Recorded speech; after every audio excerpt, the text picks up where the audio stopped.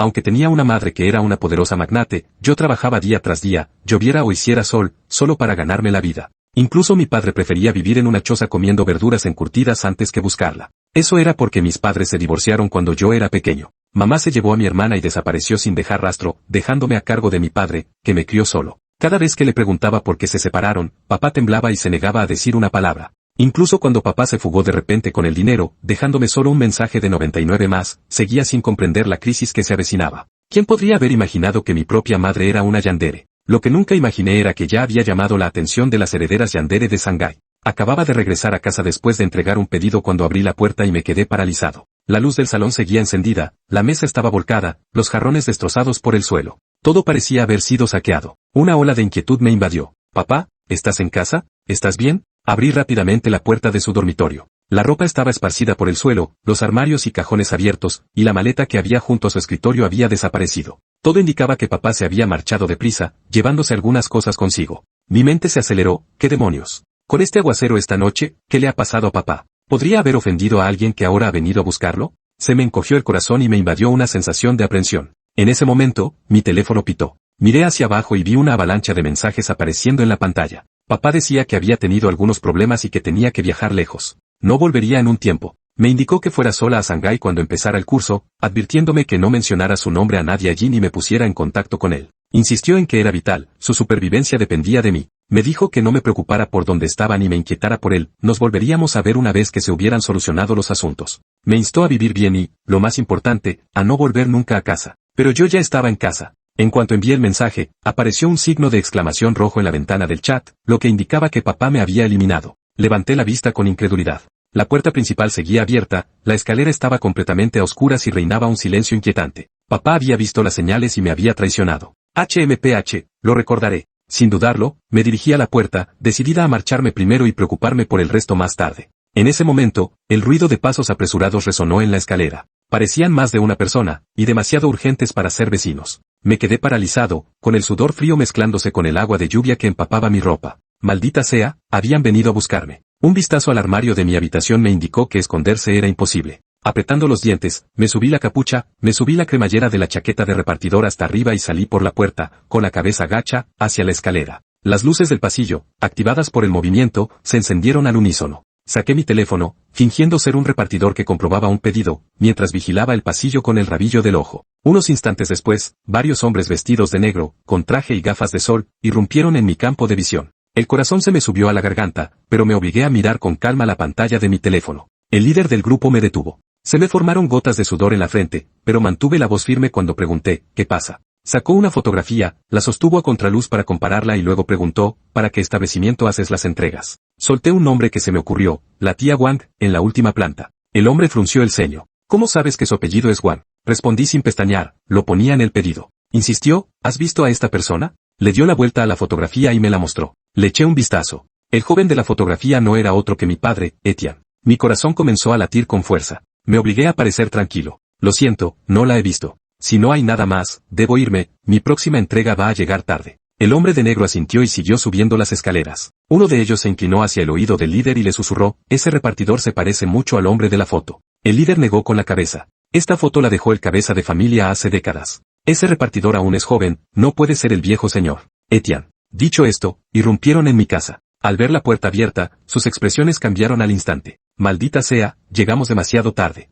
Es posible que el señor Etienne ya haya escapado con el joven maestro. Registraron el lugar, pero no encontraron nada. Entonces, una voz femenina lánguida crepitó en el auricular, ¿y bien? ¿Lo has traído? La figura vestida de negro respondió con gravedad, mi señora, el señor ha huido con el joven señor. La voz de la mujer se rió burlonamente, Xiao Luo, he ganado esta apuesta. En las puertas de la finca, una mujer de mediana edad con un vestido de noche negro sonrió desde el interior de una limusina negra. A su lado se sentaba una chica vestida de negro al estilo Lolita, que presionaba ansiosamente su rostro contra la ventana, limpiando el vaho para mirar hacia la entrada. En la noche, solo vio una figura amarilla que salía corriendo, sin poder distinguir su rostro. La chica abrió bruscamente la puerta y salió corriendo, exclamando, esto no puede ser. Debo ir a casa de mi hermano. El conductor se apresuró a seguirla, sosteniendo un paraguas. Señorita, está lloviendo a cántaros. La mujer de mediana edad permaneció sentada sola en el coche, sacando una fotografía arrugada de su cuello. En la foto, Etienne estaba tomando un baño. Apoyó la barbilla en una mano y su sonrisa enfermiza se volvió cada vez más tierna. Cariño, acordamos que vendrías a buscarme una vez que heredara el negocio familiar.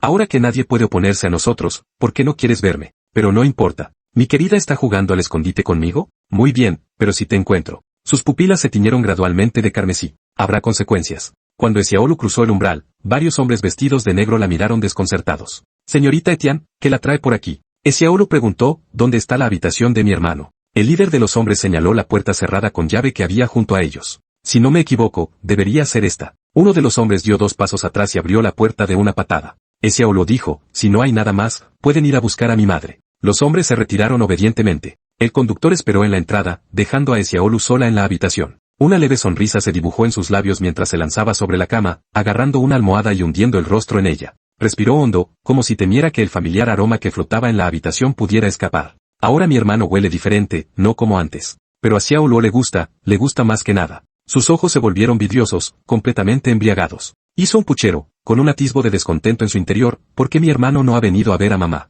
Le envió un mensaje claro a papá diciendo que iríamos a buscarlo. ¿No se lo dijo papá a mi hermano? Debe de estar jugando al escondite conmigo. Jeje, seguro que encontraré a mi hermano. ¿Qué haré cuando lo encuentre? Tras una serie de ensoñaciones, Xiaolu se levantó a regañadientes de la cama. Abrió el armario, sacó toda la ropa, la reunió delante de ella y, con la otra mano, agarró la almohada. Salió directamente de la habitación. El conductor la miró atónito. Señorita, ha venido a saquear el lugar. Xiaolu le lanzó una mirada fulminante. No es asunto suyo. El conductor volvió a preguntar, ¿quiere que la ayude a llevarlo? Xiaolu respondió, no. El conductor se calló inmediatamente, abrió su paraguas en silencio y no dijo nada más. La lluvia caía a cántaros. Corrí todo el camino y encontré refugio en una tienda lejos del complejo residencial. Solo después de confirmar que el hombre de negro no me había seguido, respiré aliviado. El tendero, al verme empapado y con cara de haber visto un fantasma, me preguntó con cautela, jovencito, ¿has venido a comprar algo? Esbocé una sonrisa incómoda. Solo estoy resguardándome de la lluvia. Ya me voy. Antes de que pudiera terminar, la puerta se cerró de golpe, empujándome hacia afuera. Resbalé y caí bajo la lluvia. Con la cara pegada a la puerta de cristal, le supliqué al tendero, por favor, me iré en un momento. Me lanzó un paraguas de plástico. Vete rápido a casa. Este te lo regalo. Suspiré profundamente, cogí el paraguas, abrí mi monedero móvil para comprobar mi saldo, apreté los dientes y escaneé el código QR para pagar. Pago realizado con éxito. Saldo, 10,06 yuanes. Nunca cojo cosas sin pagar, pero esto dejó mis bolsillos, ya vacíos, aún más mermados. Cada centavo que ganaba con mi trabajo se lo daba a papá, que administraba las finanzas del hogar. Luego se fugó con el dinero, dejándome sin un solo centavo. Esas 10 libras eran lo último que me quedaba. Papá, no te lo perdonaré. Acurrucado bajo el puente, temblando, abrí mi teléfono y pulsé un contacto. ¿Estás ahí, casera? Amigo necesitado, ¿me echarás una mano? No tengo a dónde ir ahora. ¿Puedo quedarme en tu casa por un tiempo? El alquiler será justo, puede que a veces me retrase un poco, pero lo compensaré más adelante. Espera, ya casi estoy allí. El contacto llamado casera no era en realidad una casera, sino mi buen amigo Liu Ruyan. Era propietario de varios pisos, sus padres no vivían en la ciudad de Sichuan y él vivía de los ingresos del alquiler, de ahí el apodo. Al poco rato, una chica de pelo rosa salió del coche que acababa de parar. Agarrada a una manta rosa, miró a su alrededor.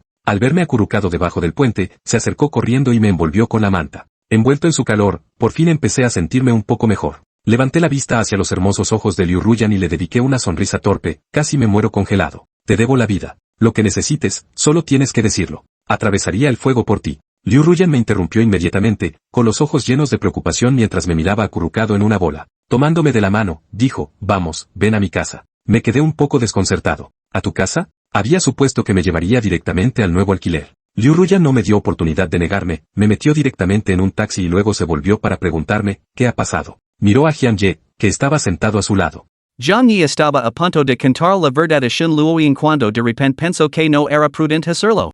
Y así los que venían a buscar a su padre centraban su atención en él. Cantar la verdad sin luoying podría meterla en problemas. Él, Jiang Yi, asumiría la responsabilidad de sus propios actos.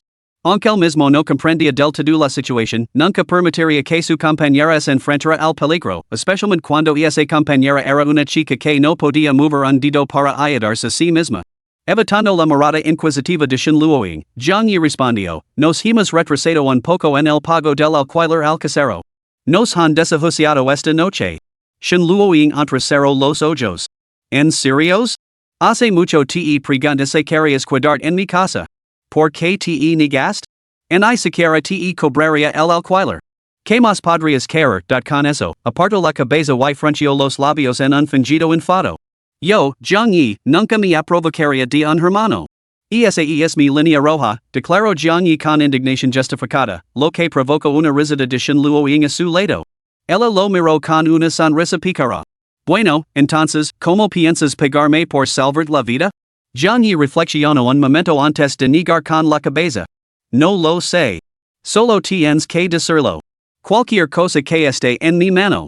Tú lo has dicho, lo lanzó Shen Luoying una mirada significativa. Jiang Yi no se lo tomó a pecho. ¿Qué podría caer su buena amiga? Probablemente solo le pediría que fuera su recadero, como cuando le había prestado dinero antes.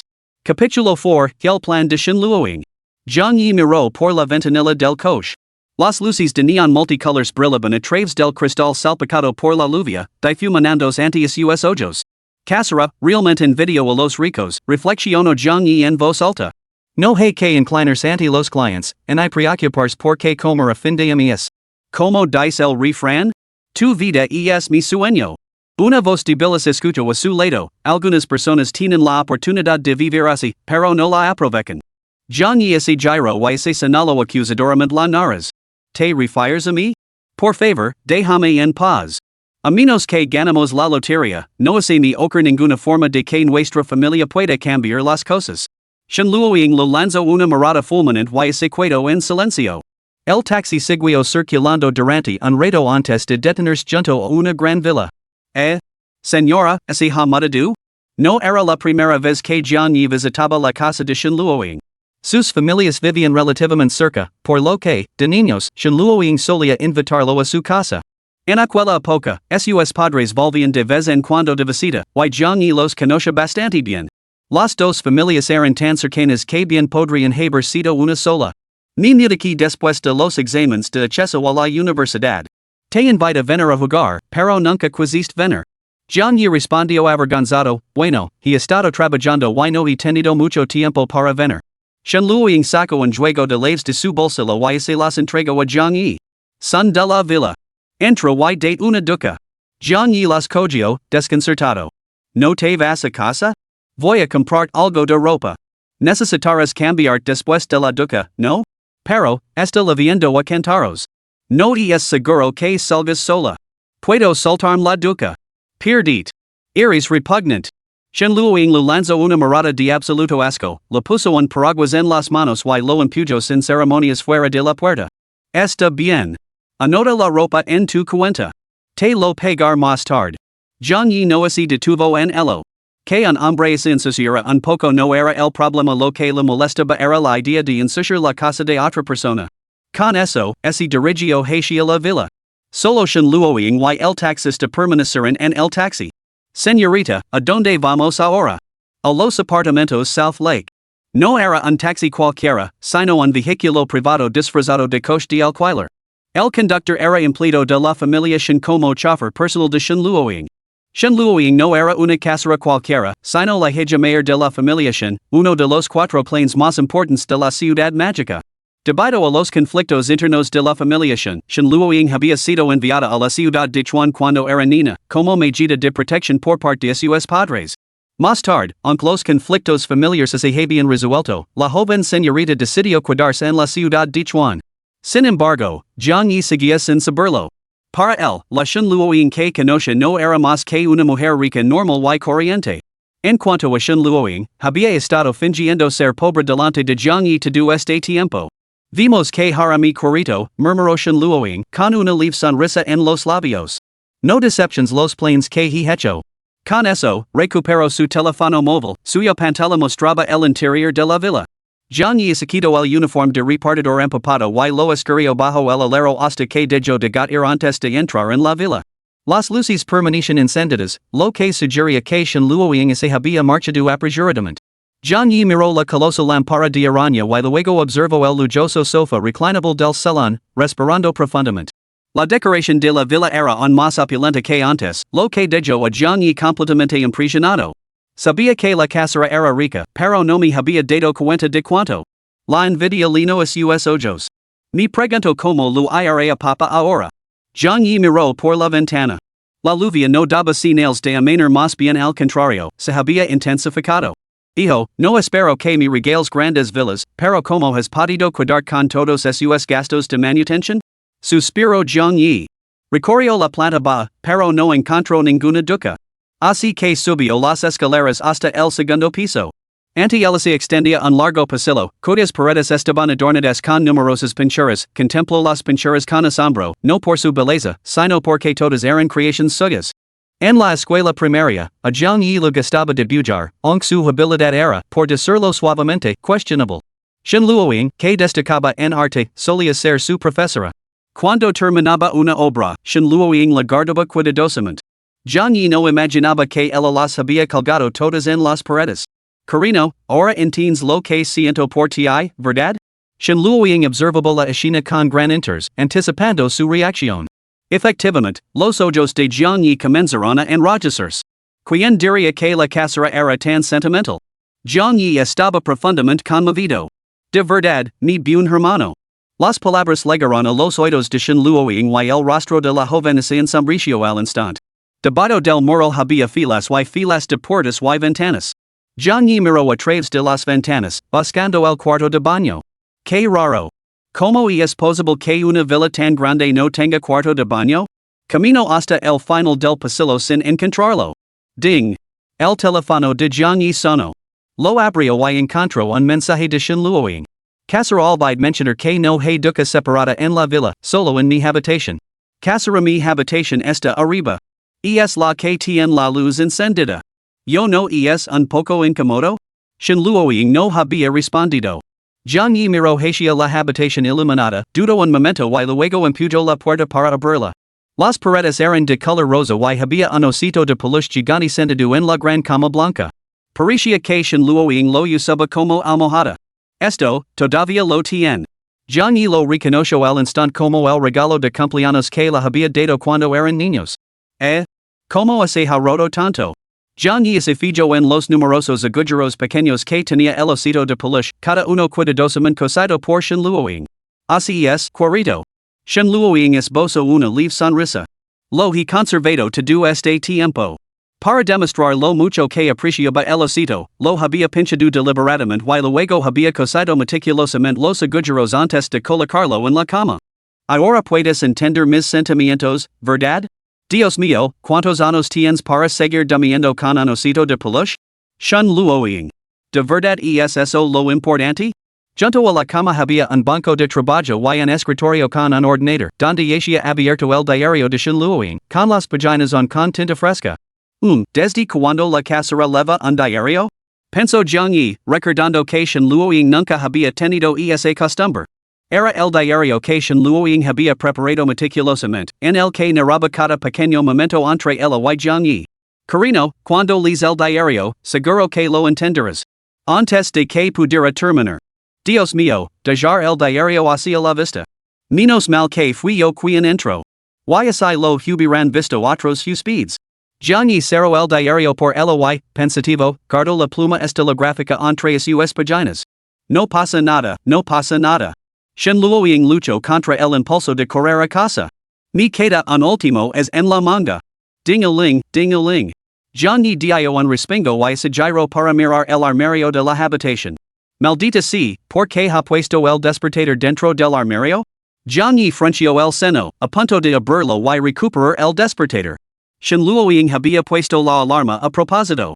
En cuanto Jiang Yi abriera el armario, descubriría que el interior estaba cubierto de fotos de los dos juntos. Esto no me parece bien. Al fin y al cabo, era el armario de una joven. Jiang Yi lo pensó mejor y retiró la mano. Se lo diré más tarde y dejaré que lo saque ella misma. ¿Qué tanto, qué tanto? En el taxi, los ojos de Shen Luoying brillaban con furia y su sonrisa se torció con ira. ¿No te has dado cuenta de mis sentimientos por ti? Pero no importa. Cuando vuelva, te haré entenderlo. Por ahora, solo cobrar un poco de interés. Sus dedos se deslizaron por la pantalla, cambiando la imagen de la cámara de vigilancia al cuarto de baño. La expresión de Shen Luoying se volvió cada vez más vívida. Jijaj, Jiang Yi, jijaj. Un rato después. Señorita, hemos llegado, dijo el taxista. El taxi se detuvo frente a un edificio de apartamentos, una de las propiedades en el cual Shen Luoying posía. Maldita sea, ¿por qué tiene que ser justo ahora? Shen Luoying guardó su teléfono a regañadientes. Entonces, señorita, ¿qué es lo que quiere exactamente? Nada. Esperamos aquí. Shen Luoying salió, abrió el maletero y sacó una bolsa blanca. ¿No vamos a comprar ropa para el señor Jiang? Preguntó el conductor, desconcertado. Shen Luoying no respondió. Cargando con el saco, desafió el aguacero, subió las escaleras y entró en uno de los pisos. Tenía el pelo empapado por la lluvia, pero no le prestó atención. ¿Dónde es mejor colocarlas? Abrió el saco y reveló su contenido, innumerables cámaras en miniatura. Bajo la tenue luz, Shen Luoying pareció olvidar controlar su expresión y, sin darse cuenta, le goteó saliva de la boca. Déjame decorar adecuadamente tu nuevo hogar. Capítulo 5, Banandos. En el cuarto de baño, Jiang Yi seguía ajeno a todo esto. Por senderos sinuosos, escarpados y empinados. Siguiendo el resplandor disperso de la luz de la luna hasta la cima de la montaña. Tarareaba su melodía favorita, dejando que el agua caliente bañara su cuerpo cansado. ¿Cuánto tiempo ha pasado? ¿Por qué no ha vuelto todavía la casera? That Jiang Yi conoce bien Chuanchan y recordaba que debía haber una tienda de ropa cerca. Empezó a preocuparse y estaba a punto de coger su teléfono para preguntar. Cuando se oyó un fuerte golpe en la planta baja, la casera había vuelto. Con pasos apresurados, Shen Luoying subió corriendo a su habitación. Jiang Yi, ¿has terminado de bañarte? Te he traído algo de ropa. Gracias. ¿Cuánto cuesta? Lo anotar y te lo pagar más tarde. Y ese despertador que tienes en el armario no ha dejado de sonar. Apágalo, por favor. Shen Luoying se sintió un poco incómoda, pero, afortunadamente, Jiang Yi no le preguntó por qué tenía el despertador en el armario. Al poco tiempo, el sonido del despertador cesó abruptamente. Un breve silencio se apoderó de la habitación. Pero pronto, la voz de Shen Luoying volvió a oírse, anidar el coste de la ropa a tu alquiler cuando llegue el momento. En realidad, ella no había comprado la ropa, así que, naturalmente, no tenía una idea de cuánto costaba. Jiang Yi no le dio mucha importancia y aceptó de buen grado. Muy bien, entraré a darte la ropa. Abra la puerta rápidamente. Esto, solo pasamela. Envuelto en una toalla, se acercó a la puerta del baño y la abrió un poco. Jiang Yi, que decano, refunfuno Shen Luoying descontenta, agarrando la bolsa mientras se acercaba a la puerta del baño. Pronto, un brazo delgado y pálido se colorado por la abertura y le entregó la bolsa a Jiang Yi. Te esperaré en la habitación. Date prisa y vestit. Jiang Yi abrió la bolsa. Al instante, una fragancia tenue y persistente llegó a su nariz, lo que le hizo fruncir el seno al instante. ¿De qué tienda es esta ropa perfumada? ¿Ahora las tiendas rochan deliberadamente perfume en la ropa cuando la venden? ¿Y por qué me resulta tan familiar este aroma? Jiang Yi murmuró para sí mismo, aunque no le dio más vueltas. Cogió un par de calzoncillos y así los puso con destreza. Caramba, me quedan bastante ajustados. Señora, quizás los compró una tala más pequeña? La voz de Shen Luoying sonó ligeramente agravada. No sabía tu tala. Nunca antes te había comprado ropa. Oh, está bien, entonces, Jiang Yi se encogió de hombres con indiferencia. No le importaba que le quedara un poco ajustada, siempre y cuando le valiera. Volvió a rebuscar en la bolsa y sacó unas bragas. Miró fijamente las braguitas rosas adornadas con bonitos dibujos animados y se quedó pensativo. Señora, nunca imaginé que me compraría algo así. Una voz indignada llegó desde fuera de la puerta, de prisa y puntelas. Si dices otra palabra, no te volveré a hablar. Como era de esperar, las braguitas también parecían un poco ajustadas. Pero no importaba, solo tenía que lavarlas puestas un día. Al mirar la bolsa, que seguía abultada, una ola de cálidas invadió a Jiang Yi. Quien hubiera pensado que la casera era tan considerada y la había comprado toda la ropa que necesitaría para los próximos días. Las talas no eran las adecuadas, pero a Jiang Yi, mientras le quedaran bien, le daba igual. Muy bien, me lavará esta ropa por ahora.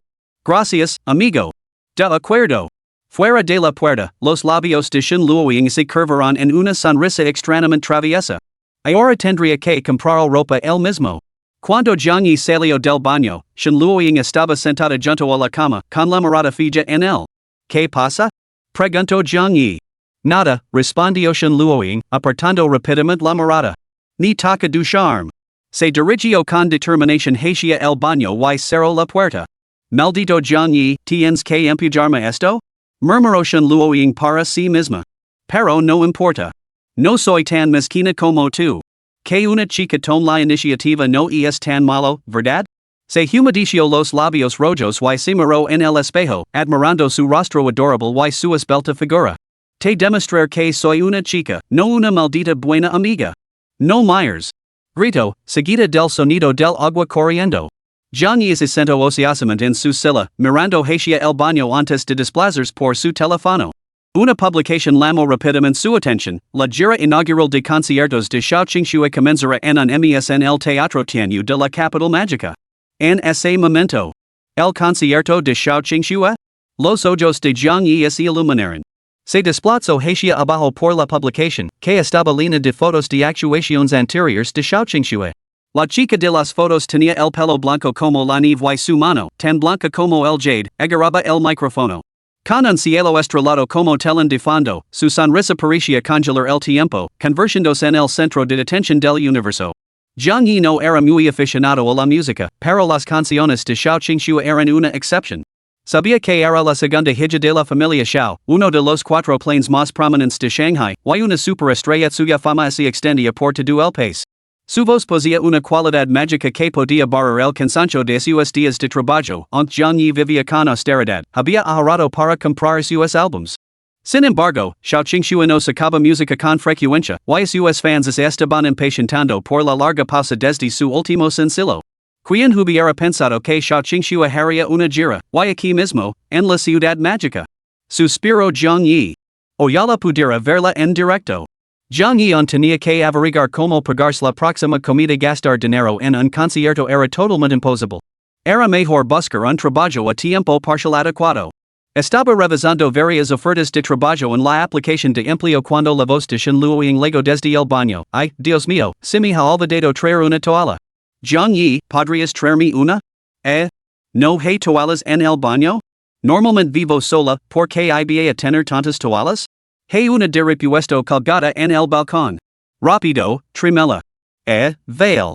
Jiang Yi se levantó, cogió la toalla que colgaba en el balcón y se dirigió a la puerta del baño. Pasa. El tono de Shen Luoying no revelaba nada inusual. Jiang Yi dudó de sus propios oídos, ¿qué es dica? Entra, repitió Shen Luoying. Jiang Yi? ¿Era la casera tan directa? ¿O era así como funcionaban las familias adineradas? El cuerpo de Jiang Yi parecía estar lleno de plomo, incapaz de moverse. Se quedó clavado en el sitio, completamente nervioso. ¿Qué haces ahí parado? Entra. El tono de Shen Luoying seguía siendo totalmente natural, como si estuviera hablando de algo completamente trivial. Bueno, puede que seamos hermanos, pero los hermanos no pueden tener tanta intimidad entre ellos. Jiang Yi intentó sonar recto. ¿Por qué no? Bromeó Shen Luoying. ¿Por qué eres una chica? Así que sabías que era una chica, murmuró Shen Luoying con tono coqueto. Bueno, entonces. Shen Luoying esbozó una sonrisa pícara. Clic. Jiang Yi oyó girar el pomo de la puerta. Espera, casera, ¿qué estás haciendo? Jiang Yi cerró rápidamente los ojos y se dio la vuelta. Shen Luoying se deslizó detrás de él y se inclinó para susurrar al oído. ¿Qué pasa, Jiang Yi? Una fragancia tenue y persistente llegó a sus fosas nasales. Con la calefacción encendida en la habitación, las palabras de la joven se mezclaban con olidas de calor, como una corriente eléctrica invisible que recorría su cuerpo. Jiang Yi sintió un cosquilleo por todo el cuerpo y se le puso la piel de gallina. No es un poco exagerado bromir así entre hermanos. ¿Qué pasa? ¿Somos buenos hermanos, no? ¿No deberían los buenos hermanos ser completamente sinceros entre sí? La voz de Shen Luoying era suave, en marcado contraste con su forma de ser habitual. La sinceridad a la que te refieres puede que no sea la misma que la que yo entiendo. Jiang Yi dio un paso adelante, intentando escapar. ¿Qué demonios está haciendo? ¿Por qué Shen Luoying parece hoy diferente? Antes de que Jiang Yi pudiera retirarse por completo, Shen Luoying le agarró la muñeca. Como un duendecillo danzante, giró sobre sí misma para bloquear el paso. Una cálida luz inundó la habitación. La chica se puso de puntillas y apoyó la frente contra la de él. Jiang Yi, es que no lo entiendes, su delicada voz parecía capaz de robar el alma a cualquiera. Jiang Yi se quedó paralizado, inmóvil como una estatua. Alvar esto, sin luego en continuo, en realidad, yo, creo que. Espera. Señora, lo entiendo. John y cerró los ojos, puso la mano sobre la frente de la chica, tiró la toalla sobre la cama y salió corriendo hacia la puerta. Pum. Tropezó con una silla y se estrelló contra el suelo. Ignorando el dolor, se levantó rápidamente y corrió hacia la puerta. Sin luego en ese quedó atrás, completamente desconcertada. Bang. La puerta principal de la villa se cerró de golpe. John y se había ido. Capítulo 6, Tien's Fiber. Sin luego miró fijamente en la dirección en la que se había marchado John y. John y parecía haberla recazado. Su expresión se ensombreció de repente. J.E. John y, ¿esta es tu respuesta? Claramente, he llegado hasta aquí. Dos lágrimas transparentes resbalaron por las mejillas de Sin luego mientras un adorador brillo carmesí volvía a destellar en sus ojos. La ira y la tristeza inundaron su mente, y su respiración se volvió entrecortada. John y. La joven murmuraba sin cesar, girando la cabeza para abrir de un golpe el armario. Se quedó mirando las fotografías apertujadas en su interior y luego las arrancó con frenesí. Sus manos temblaban ligeramente mientras agarraba las fotos, hollándolas como una persona que se ahoga y se aferra a un último clavo ardiendo. Su hogar se tensó sin piedad, dejando arrugas en las imágenes. Las fotos capturaban los momentos que habían compartido, desde el día en que se conocieron hasta su graduación en el instituto. Solo al mirar esas fotos la chica encontraba un poco de consuelo. John y, sin luego jadeaba, con las mejillas sonrojadas. ¿Por qué no pudiste entenderlo? ¿Por qué fuiste de mis sentimientos? Estuve a punto de decírtelo. ¿Por qué tuviste que huir? Hemos pasado por tantas cosas juntos, ¿por qué me rechazas? John y, te odio. Sin luego dirigió su mirada al osito de peluche que estaba en la cama. Se acercó lentamente, lo cogió por un brazo y lo llevó al banco de trabajo. Cogió un cutter de la mesa y lo clavó con cena en la cabeza del osito. El algodón brotó de la cabeza del oso como sangre, salpicando toda la mesa. Te odio. Punalada tras punalada, el osito de peluche se volvió irreconocible. John y, ¿por qué? Los ojos inyectados en sangre de Sin luego miraban fijamente el osito de peluche que tenía en las manos. Habla, John y. Sacudió sin cesar al John y que tenía en las manos, esperando que respondiera a su pregunta. Ya veo. No me quieres lo suficiente, así que no puedes aceptar mis sentimientos por ti, ¿verdad? Lo intentes todo, pero finges ignorarlo, engañándome todo este tiempo, engañándome durante tantos años. ¿Estoy en lo cierto, John y? El John y que sostenía permaneció completamente inmóvil, reconociendo en silencio la acusación de la chica. J.E. Lo sabía. Pero no importa, cariño. Cultivaré nuestro vínculo poco a poco, hasta que aparezca en tu mundo. Mi apoderar de todo tu mundo solo me tendrá a mí y solo podrá tenerme a mí. La mirada de Sin luego se volvió borrosa, completamente perdida en su propia ilusión. Apretaba con fuerza el osito de peluche contra su pecho, aplastándolo hasta hacer pedazos bajo su hogar, mientras el releno blanco explotaba por todo el suelo.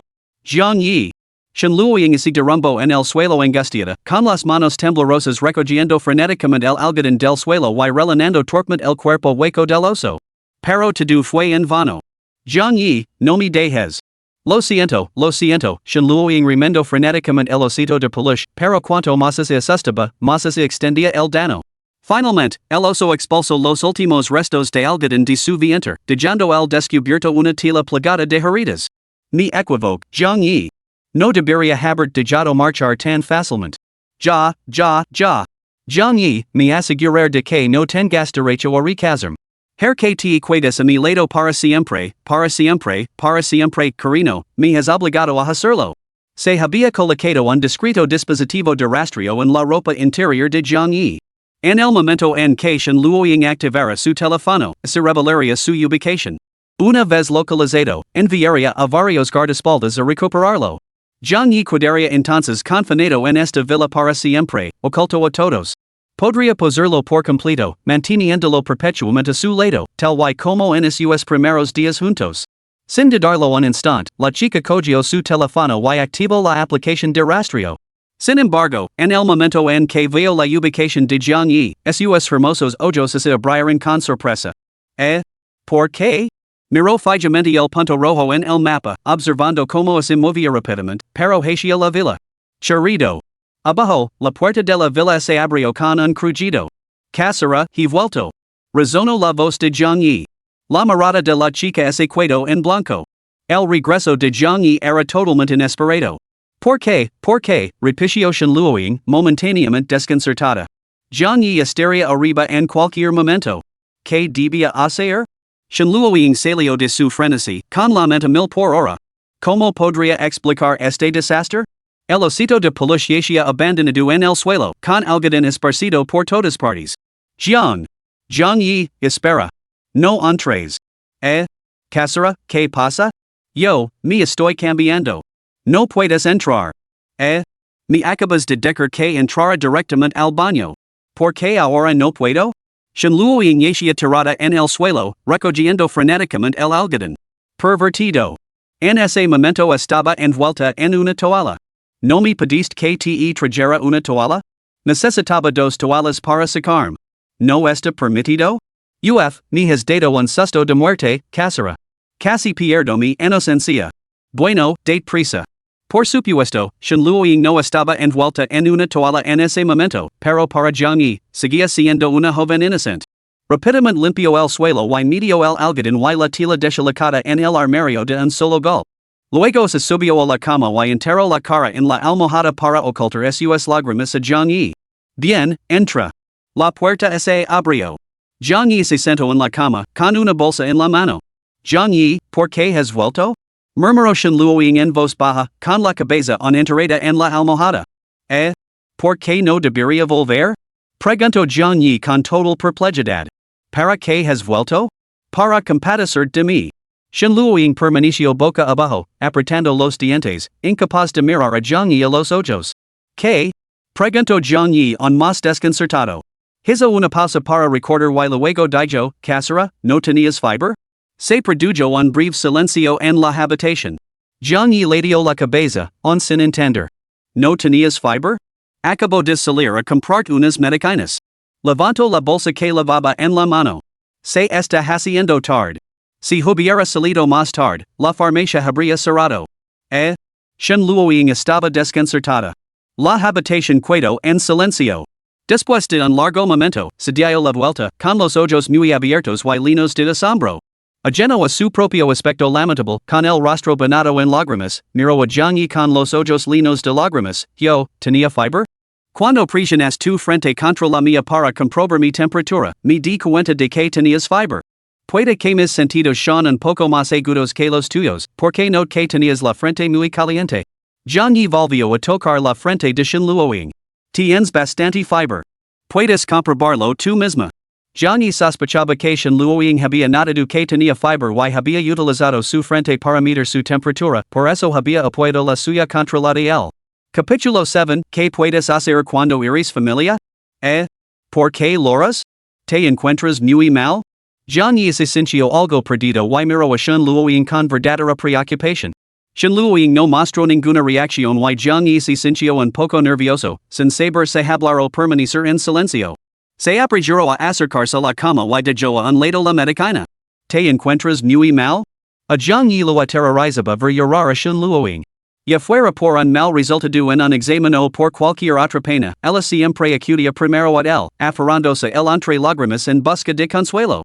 Él siempre se quedaba pacientemente a su lado. Lo que preocupaba a Zhang Yi era que no tenía una idea de cómo consolar a una chica dada veces, sus palabras solo la hacían llorar más. Así que ahora, al ver a Shenluoying con las mejillas manchadas de lágrimas y haciendo pucheros, se sentía desconsolado y completamente perdido. Supuso que sus lágrimas se debían a la fiber, que la hacía sentir miserable. Con ese pensamiento, buscó las palabras adecuadas, aunque no lo resultó fácil. Me di cuenta de que tenías fiber, así que salí corriendo a comprar medicinas. Sé que no te encuentras bien.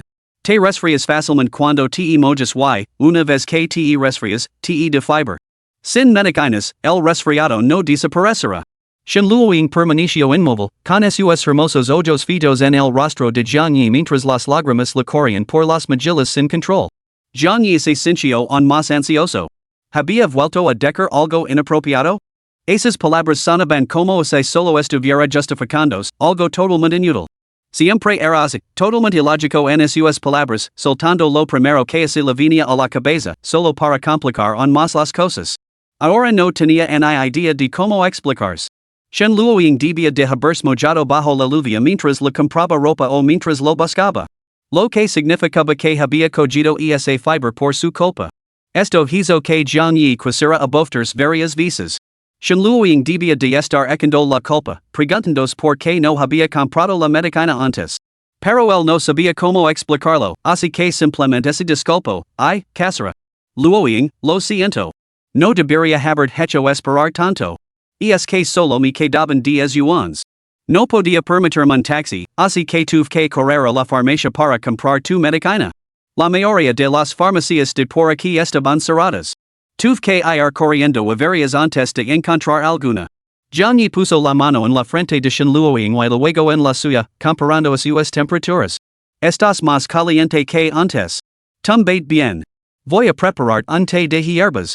Se giró para levantarse y coger la tetera, pero de repente le tiraron de la manga. ¿No había de dejarlo escapar? Jiang Yi sintió como si el cielo se le caera encima. Se volvió, con un destello de miedo en los ojos, miedo de que la casera se enfadara con él. También sintió una panzada de arrepentimiento, no debería haber enviado a una chica a comprar ropa bajo una lluvia tan intensa. Pero, sobre todo, sintió vergüenza, había hecho llorar a Shen Luoying, falando en su deber como hermano. ¿Estás enfadada? Preguntó Jiang Yi con cautela. En absoluto. Quizás debido a la fiber, un ligero rubor tino las mejillas de Shen Luoying. Esta sensación le resultaba extrañamente familiar. Habían crecido juntos desde la infancia, ya que los padres de Shen Luoying rara vez estaban presentes. Cuando ella enfermaba, la niñera de la familia la cuidaba. Sin embargo, cada vez que ella se daba de baja por enfermedad, Jiang Yi la visitaba en su casa. A veces lo traía los deberes, otras veces la ayudaba a ponerse al día con las clases perdidas y, de vez en cuando, incluso ayudaba a la niñera a cuidarla. A medida que crecía, su salud parecía mejorar considerablemente y rara vez se ponía enferma.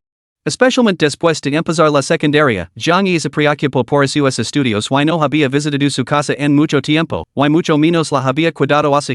Bien, voy a preparar la medicina, dijo Jiang Yi, poniéndose de pie. No te atrevas a Jiang Yi. Un fuerte tirón lo agarró la camisa, haciendo perder el equilibrio y caer sobre la cama. Entonces, un cuerpo suave lo envolvió por detrás. Jiang Yi tengo mucho miedo, dijo una voz suave, tenida de un lieve celoso. ¿Qué pasa? Jiang Yi sospechó que Shen Luoying podría estar delirando por la fiber.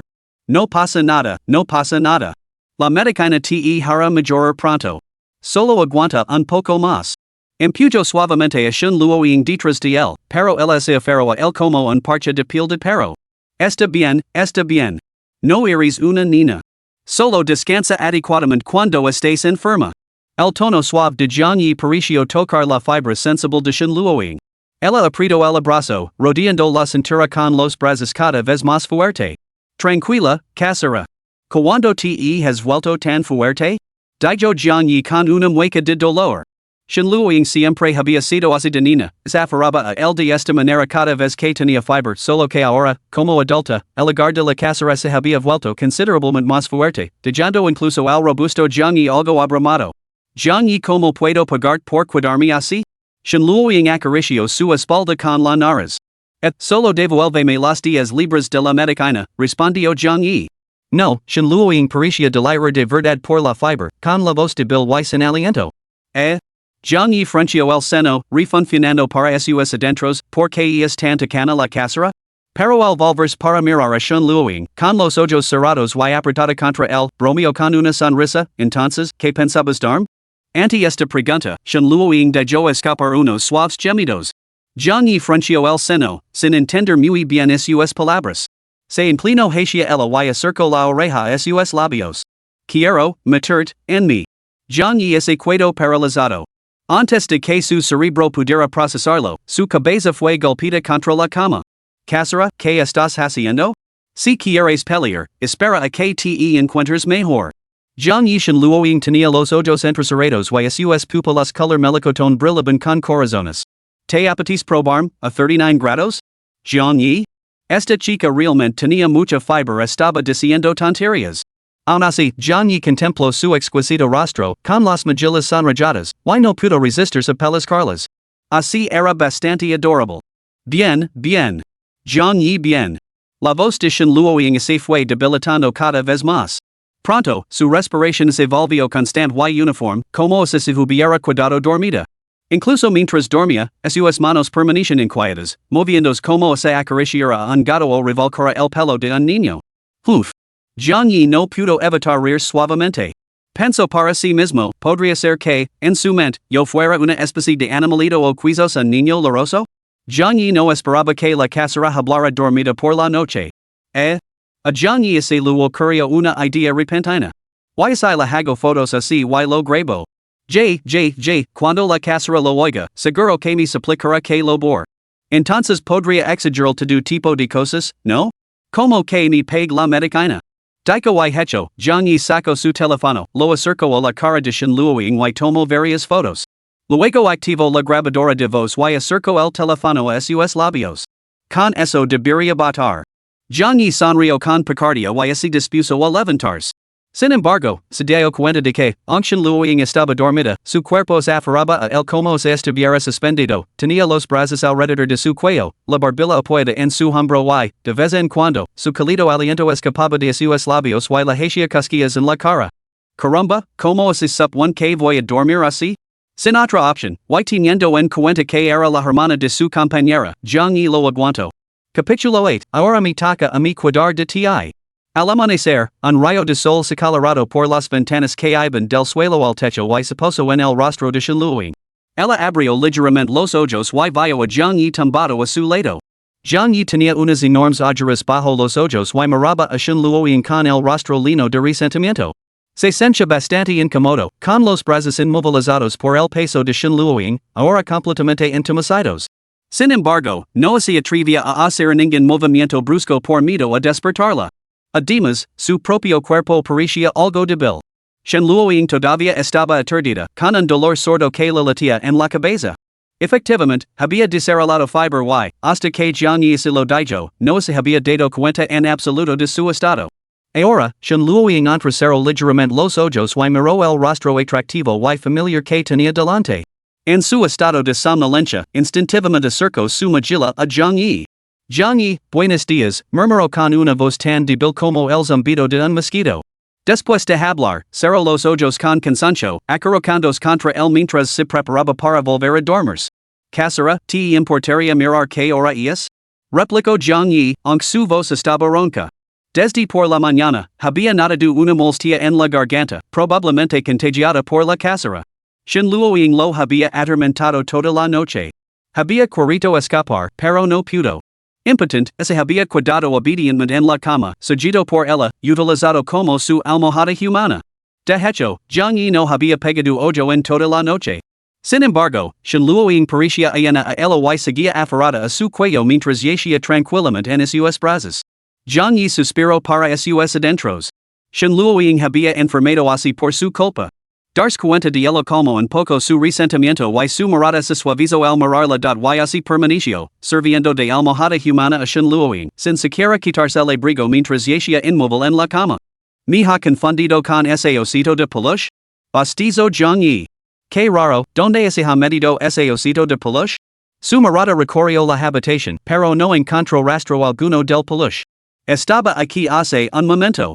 No fue hasta el mediodía cuando Shen Luoying finalmente abrió los ojos. Se sentía considerablemente más despierta que antes, su mente se iba despejando poco a poco de la niebla que la envolvía. Señora, ¿ha dormido bien? Preguntó John Yi a su lado, pronunciando cada palabra deliberadamente. Ha sido bastante cómodo. ¿Y tú, John Yi? ¿Has dormido bien? Shen Luoying se incorporó cómodamente y se estiró perezosamente. La luz del sol se filtraba a través de su camisón transparente, dejando entrever su esbelta figura. Bueno. ¿Vamos a ver el piso? Comenzó John Yi, intentando incorporarse. Pero antes de que pudiera terminar, Shen Luoying lo empujó de nuevo hacia la cama. Señora, ¿qué está haciendo? ¿Estás enfermo? Shen Luoying detectó rápidamente el tono inusual en la voz de John Yi. Lo miró, sus hermosos ojos reflejaban una luz desconocida. Este Johnny era muy diferente de su yo habitual. Ante ella, siempre había irradiado una energía ilimitada. Incluso debajo del puente, donde había temblado de frío, no había mostrado ningún signo de cansancio cuando Shenluoing lo encontró. Para ella, Johnny siempre había mantenido la imagen de un joven brillante y alegre. Sin embargo, ahora, Johnny yacía inmóvil en la cama, con la mirada perdida y un ligero rubor extendiéndose desde sus mejillas hasta la punta de la nariz.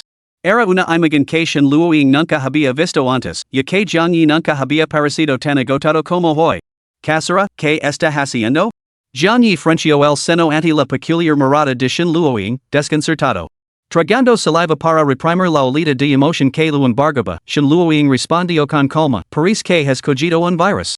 Será mejor que te quedes en la cama y descanses hoy. Oh, pensé que era algo grave, Johnny negó con la cabeza con una sonrisa irónica. No es nada. He trabajado en conditions peores, con fiebre tan alta que me falaban las piernas, y aún así conseguí terminar mi turno completo en mi trabajo a tiempo parcial. ¿Cuándo fue eso? No tenía ni idea. Shenluoing, el resto, ya no se molestó en admirar la virgen maltrecha de Jiangyi. En cambio, le dio un golpe sincero en la cabeza. ¿Fue durante las vacaciones? Ni siquiera me dijiste que estabas enfermo. No pasa nada, no pasa nada. ¿Quién le cuenta a su pareja cada vez que se encuentra mal? No hay tiempo que perder, vamos a ver pisos. En hablar, la voz de Shenluoing era firme. Quédate en casa y descansa. Cuando te encuentres mejor, te llevará a ver pisos. Ahora que lo pienso, la voz de Shenluoing se apagó. Nunca te he cuidado cuando has estado enfermo. Jiangyi gozaba de excelente salud y rara vez enfermaba. En las pocas ocasiones en las que sufrió enfermedades graves, nunca se lo contó a Shenluoing, simplemente lo soportó solo dado su padre la había instado varias veces a que acudiera al hospital, pero él se había negado cada vez, insistiendo en que las dolencias leves no justificaban una visita. En consecuencia, Shenluoing nunca había cuidado de Jiangyi cuando él estaba enfermo. En cambio, siempre era Jiangyi quien acudía a cuidarla cuando ella enfermaba. Esto le brindaba una oportunidad perfecta que Shenluoing, naturalmente, no había a dejar pasar. Sin embargo, la enfermedad de Jiangyi parecía estar relacionada de alguna manera con ella. No recordaba lo que había hecho cuando Jiangyi se marchó, pero recordaba claramente cómo lo había utilizado como almohada toda la noche anterior. Shenluoing mantuvo la mirada fija en su nariz y su nariz en su corazón. Cada vez que Jiangyi sacaba el tema, ella fingía estar demasiado enferma para recordar nada. Jiangyi yacía en la cama, completamente abatido.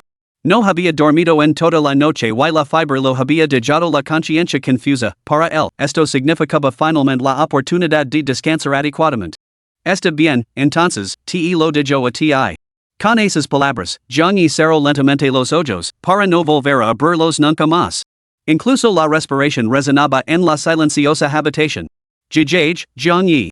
Al ver que había perdido completamente el conocimiento, Shenluoing se agachó junto a la cama, con una leve sonrisa en los labios. Déjame cuidar bien de ti, Vale. Extendió la mano y lo acarició la mejilla. La cara de Jiangyi estaba como una bola de fuego, enrojecida.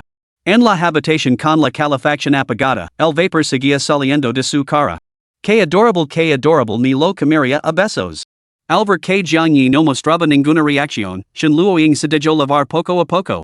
Sus propias mejillas parecían atraídas magnéticamente, presionándose con fuerza contra las de él. Como un gatito, se frotó contra su mejilla, sintiendo el calor abrasador quemando su propia piel como llamas. La expresión de Shenluoing se retorció gradualmente, completamente perdida en la sensación.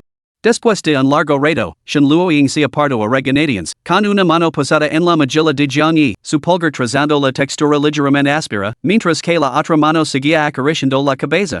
Jiangyi, bien chico, murmuró como una madre, calmando al ahora dormido Jiangyi. Encantada, permaneció agachada donde estaba, sin prestar atención a su propio cuerpo dolorido. Jiangyi ha sido un chico tan bueno. ¿Qué recompensa debería darte? Mi amor debe de tener hambre a estas alturas. Déjame darte comer algo delicioso. Capítulo 9, El teléfono. Shenluoing salió de la habitación, cogió una rebanada de pan de la cocina y volvió a la cama.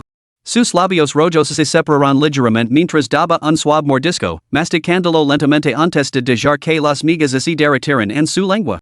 Jiangyi tenía la nariz completamente taponada, lo que lo obligaba a respirar únicamente por la boca. Al ver los labios de Jiang Yi temblar ligeramente, shenluoing sintió una punzada de emoción. Un deseo inexplicable surgió en su interior.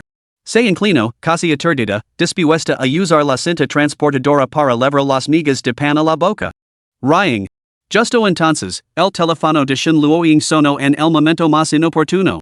Y sintiéndose un poco culpable por su travesura, el repentino tono de llamada la sobresaltó. La comida de la cinta transportadora se lo escapó de las manos y cayó al suelo. Se quedó paralizada durante unos segundos, y su expresión se ensombreció al instante. ¿Quién demonios la llamaba a esas horas? Se sintió bastante molesta. Pero no importaba, fuera cual fuera el motivo de la llamada, no la contestaría. Nadie iba a estropear su pequeño plan. Con ese pensamiento, ignoró el timbre de su bolsillo, dio otro mordisco al pan y se dispuso a repetir su maniobra anterior. Excepto que Jiang Yi parecía molesto por el ruido. Se movió inquieto, se dio la vuelta y le dio la espalda a shenluoing. Esto arruinó por completo el plan de shenluoing de alimentarlo en secreto. Consideró la posibilidad de dar la vuelta, pero temía déspota a Jiang Yi. Tras dudar un momento, abandonó la idea. Sus labios se crisparon ligeramente antes de darse la vuelta, con el rostro serios, y dirigirse con determinación hacia la puerta. El resentimiento lino a sus ojos cuando sacó el teléfono, era su madre quien llamaba. Hola. La voz de shenluoing era apática. Luoing, ¿estás en casa? Una suave voz femenina llegó desde el otro extremo.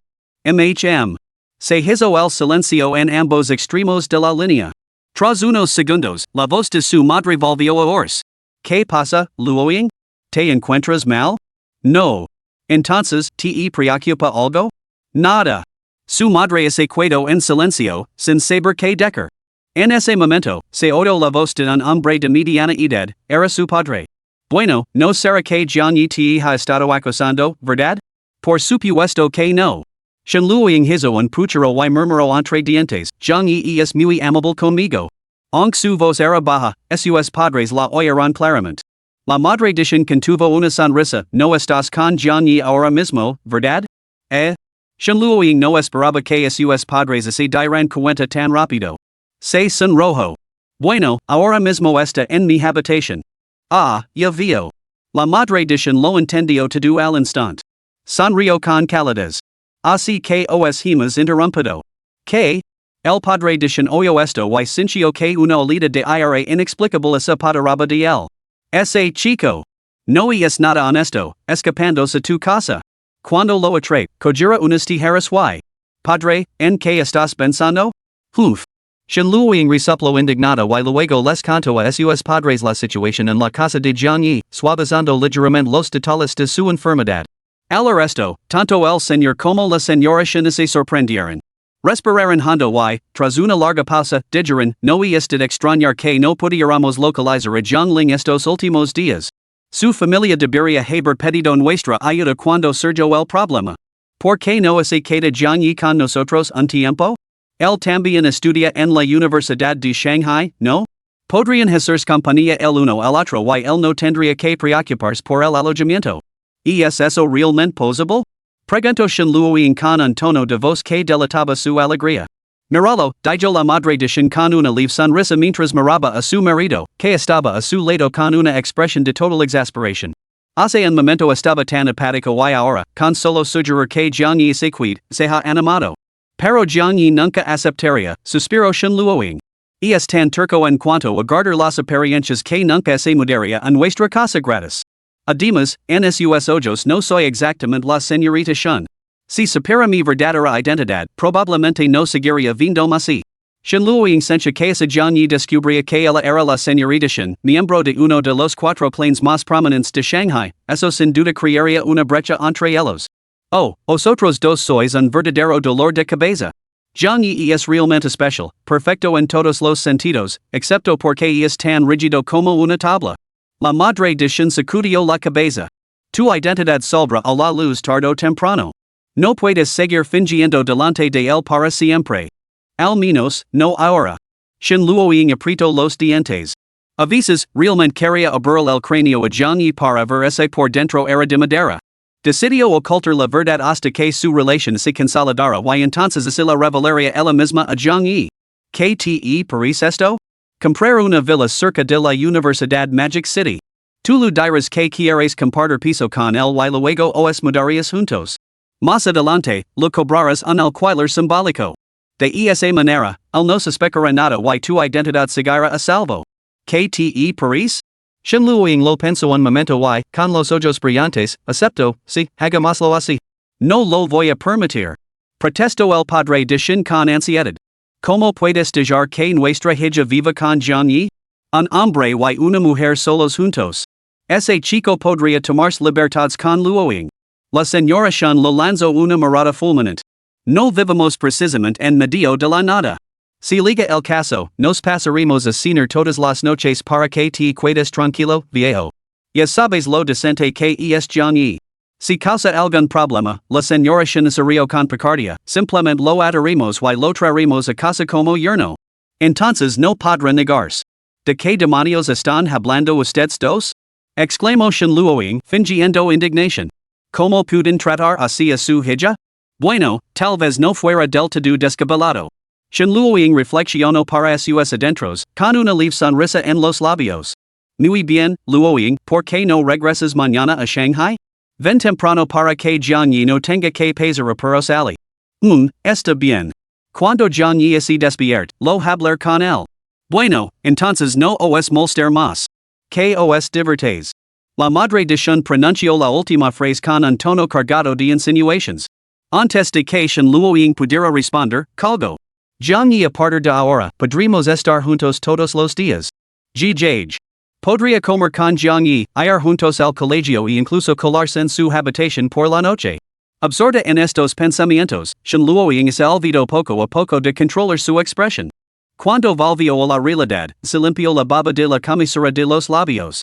Era una pena que la cámara que había colocado en el piso alquilado se hubiera vuelto inútil de repente. Capítulo 10, una verdadera pesadilla. ¿Dónde estoy? Jiang Yi abrió los ojos y se encontró en una pequeña habitación oscura, desconocida y en ruinas. La habitación estaba completamente a oscuras. Jiang Yi estaba sentado en una silla de madera desgastada, con las manos y los pies fuertemente atados, luchó violentamente, pero las cuerdas parecían poseer un poder mágico, cuanto más luchaba, más lo ataban. Un rayo de sol se filtraba a través del extractor de aire que giraba lentamente y le daba en la cara. Las sombras proyectadas por las aspas del ventilador barrían suavemente los rasgos de Jiang Yi, como una mano del abismo que acariciaba suavemente su piel. Al mismo tiempo, el rayo iluminó otra figura a su lado. ¿Papa? Gritó Jiang Yi. ¿Qué haces aquí? Sin embargo, Jiang Ling parecía ajeno a la llamada de su hijo, con la mirada perdida mientras miraba al frente, con todo su ser tan inerte como una estatua. Papa, Jiang Yi balanceó su cuerpo, desplazando lentamente su silla hacia Jiang Ling. 5 metros, 3 metros, 1 metro. Jiang Yi estaba a punto de alcanzar a su padre cuando una sombra negra lo envolvió, bloqueando el único rayo de sol que se filtraba a través del extractor. Una indescriptible sensación de opresión lo invadió. Sentía como si algo pesado lo estuviera presionando en un instante, perdió el equilibrio y se derrumbó en el suelo. Salvame, papa. Papa? Papa? La presión asfixiante no disminuyó, sino que se intensificó. Las cuerdas que lo ataban parecían apretarse aún más con la invasión de la sombra. Pronto, toda la luz fue envelada por la oscuridad, sumiendo el mundo de Jiang Yi en una negrura absoluta peor aún, algo parecía obstruir las fosas nasales y la boca, privando de la capacidad de respirar. El instinto de supervivencia impulsó a Jiang Yi a actuar. Intentó liberarse, pero con las extremidades inmovilizadas, lo único que pudo hacer fue sacudir violentamente la cabeza, con la esperanza de deshacerse del peso desconocido que lo oprimía. Ahora, Jiang Yi se sentía como si se estuviera ahogando, luchando desesperadamente por levantar la cabeza por encima de la superficie. Sin embargo, parecía que un monstruo invisible en el agua había envuelto a sus manos alrededor de todo su cuerpo, tirando de él hacia abajo. No podía resistir tal fuerza, la única parte de su cuerpo que podía mover era la cabeza. ¿Voy a morir aquí? Jiang Yi no podía hablar, pero su corazón gritaba la pregunta. No puedo morir aquí todavía. Padre. ¿Dónde está padre? Miró a su alrededor con terror, pero Jiang Ling no estaba por ninguna parte. Todo lo que veía Jiang Yi ante sus ojos parecía una ilusión brillante, que se rompía constantemente en fragmentos. No puedo morir todavía. Todo era inútil. Jiang Yi se sentía como si se hubiera sumergido en las profundidades oscuras del océano. Su consciencia se volvía cada vez más confusa, y entonces. Zhang Yi abrió los ojos de gol. La fuerza explosiva lo impulsó a incorporarse en la cama, lanzando a Shen Luo en lejos de él. Pum. Ella cayó de espaldas al suelo y soltó un gemido. Jadio. Zhang Yi jadiaba, casi asfixiado en su sueño. ¿Por qué demonios había tenido un sueño tan extraño? Hacía mucho tiempo que no tenía pesadillas y, cuando las tenía, solía olvidarlas rápidamente al despertar. Sin embargo, este sueño lo parecía absurdo y perturbadoramente real, era como si algo lo hubiera atado con fuerza, lo hubiera inmovilizado en la cama y lo hubiera tapado la nariz y la boca. Casera, ¿por qué estás durmiendo en el suelo? Zhang Yi vio a Shen Luoying tirada en el suelo, desconcertado. Shen Luoying se levantó lentamente, alisándose el pelo. El rubor no había desaparecido del todo de sus mejillas. Se secó los labios con la manga y murmuró con torpeza, nada, solo me cae. No lo diría a Zhang Yi que lo había sujetado, inmovilizado debajo de ella y besado a la fuerza mientras estaba inconsciente. Sí. Zhang Yi entrecerró los ojos, observando la mirada evasiva de Shen Luoying. Entonces, ¿qué es esto? Preguntó Zhang Yi mientras recogía varios mechas de pelo rosa del edredón. Esta es mi cama. Es normal que mi pelo esté aquí. Entonces, ¿por qué también lo tengo en la cara? Preguntó Zhang Yi mientras se quitaba más pelos rosas de la mejilla. Quería comprobar la temperatura de tu frente para ver si te había bajado la fibra. Así que te toco brevemente la frente con la mía. Zhang Yi sintió que tenía cierta lógica, pero aún así algo no lo cuadraba. ¿Te encuentras mejor? Preguntaron ambos al mismo tiempo. Ahora estoy bien. Shen Luoying parecía ligeramente nerviosa, con la mirada baja hacia el suelo mientras jugueteaba con un mechón de su cabello rosa. Zhang Yi asintió. Yo también me siento mucho mejor. ¿Cuánto tiempo he estado dormido? Antes de que Shen Luoying pudiera responder, Zhang Yi miró el reloj de pared y contuvo el aliento. Ya eran las 5 de la tarde. Lo que significaba que Zhang Yi había estado acostado en la cama casi todo el día. Shen Luoying trajo una taza de agua caliente de la mesita de noche y le sonrió alegremente a Zhang Yi. He estado cuidando de ti todo el día, ¿sabes? Zhang Yi observó a Shen Luoying. Un fino brillo de sudor relucía en su frente, como se acabara de completar un intenso entrenamiento. Debes de estar agotada de cuidarme, dijo, tomando la taza con un toque de preocupación. Entonces Shen Luoying sacó el tema de compartir piso con él. Por supuesto, no tengo ninguna objeción. Compartir alojamiento podría resultar más económico que alojarse en una residencia. Zhang Yi consideró el asunto y asintió con la cabeza. No lo dio más vueltas. Vivir junto a su amiga íntima les permitiría apoyarse mutuamente y, dado que ambos habían sido admitidos en la misma universidad, ir juntos al trabajo todos los días le parecía bastante aceptable. Siempre y cuando no tuviera que compartir habitación con Shen Luoying. Entonces está decidido. Nos pondremos en marcha mañana. Shen Luoying casi saltó de alegría al ver que Zhang Yi no ponía ninguna objeción. Pero, ¿qué pasa con esta noche? Preguntó Zhang Yi. Puedes dormir en mi habitación, Zhang Yi. Se me olvidó mencionarlo, esta villa solo tiene un dormitorio propiamente dicho, el mío, así que tendrás que cuidar de aquí. Zhang Yi miró a Shen Luoying con recelo, frunciendo el seno. Además, no te ha bajado la fibra. Todavía tengo que cuidarte. Esta noche tendrás que aguantar y cuidarte en esta habitación una noche más. Shen Luoying mantuvo la mirada baja, concentrada en sus pensamientos. Tanto si Zhang Yi la cría como si no, las otras habitaciones estaban cerradas con llave y ella tenía las llaves. No había forma de que la dejara escaparse a otra habitación. Está bien. Zhang Yi encontró una manta, la extendió en el suelo y se preparó para dormir solo en el suelo. ¿No vas a venir a dormir a la cama? Zhang Yi puso los ojos en blanco. Si aguanto otra noche de tus quejas, mañana no podré levantarme. Capítulo 11, La vida en la ciudad mágica desde cero. El tren ha llegado a la estación de la ciudad mágica. Se ruega a los pasajeros que vayan del tren que comprueben su equipaje y salgan de forma ordenada. ¿Es esta la ciudad mágica? Zhang Yi salió de la estación y levantó la vista hacia el bosque de rascacielos que tenía ante sí. Había quedado la noche y las luces de neón iluminaban cada rincón de las calles. Los vehículos circulaban sin cesar, serpenteando por las carreteras elevadas entre las torres. El aroma del dinero impregnaba el aire, mezclándose con el caleidoscopio de luces para tejer un deslumbrante tapiz del paisaje nocturno de la metrópolis. Habiendo crecido en la ciudad de Sichuan, Jiang Yi conoce bien los rascacielos, pero estos palidecen en comparación con la magnitud de la metrópolis. Arrastró su maleta por la calle, mirando a su alrededor con curiosidad. La maleta, naturalmente, pertenecía a Shun Luoying. Como su leal amigo, Jiang Yi sentía que era su deber ayudarla con el pasado equipage. Y sus propias pertenencias. No tenía ninguna. Después de que su casa fuera allanada, no se atrevía a volver, y mucho menos a llevar consigo ningún equipage. Incluso el boleto para su viaje hasta Ali lo había pagado Shun Luoying. Para Jiang Yi, esto marcaba un verdadero comienzo, empezar de cero en la metrópolis. ¿Qué son esos cuatro edificios? Preguntó Jiang Yi, señalando un grupo de estructuras. Alcanzando el cielo, estas cuatro torres eclipsaban todos los demás edificios de los alrededores. Shun Luoying respondió, son los emblemas de las cuatro familias prominentes de la metrópolis. Normalmente están cerrados al público, solo se abren para recibir invitados durante los grandes banquetes de las familias. Jiang Yi asintió, con la mente llena de asombro. Esas cuatro torres dominaban el corazón mismo de la ciudad, pero permanecen cerradas la mayor parte del tiempo? ¿A cuántos invitados podría acomodar un edificio tan colosal? Bueno, son familias importantes.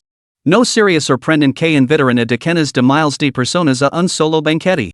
La última vez, la familia Lin celebró la salida a bolsa de su nueva empresa lanzando miles de tarjetas de invitación desde la Azadi.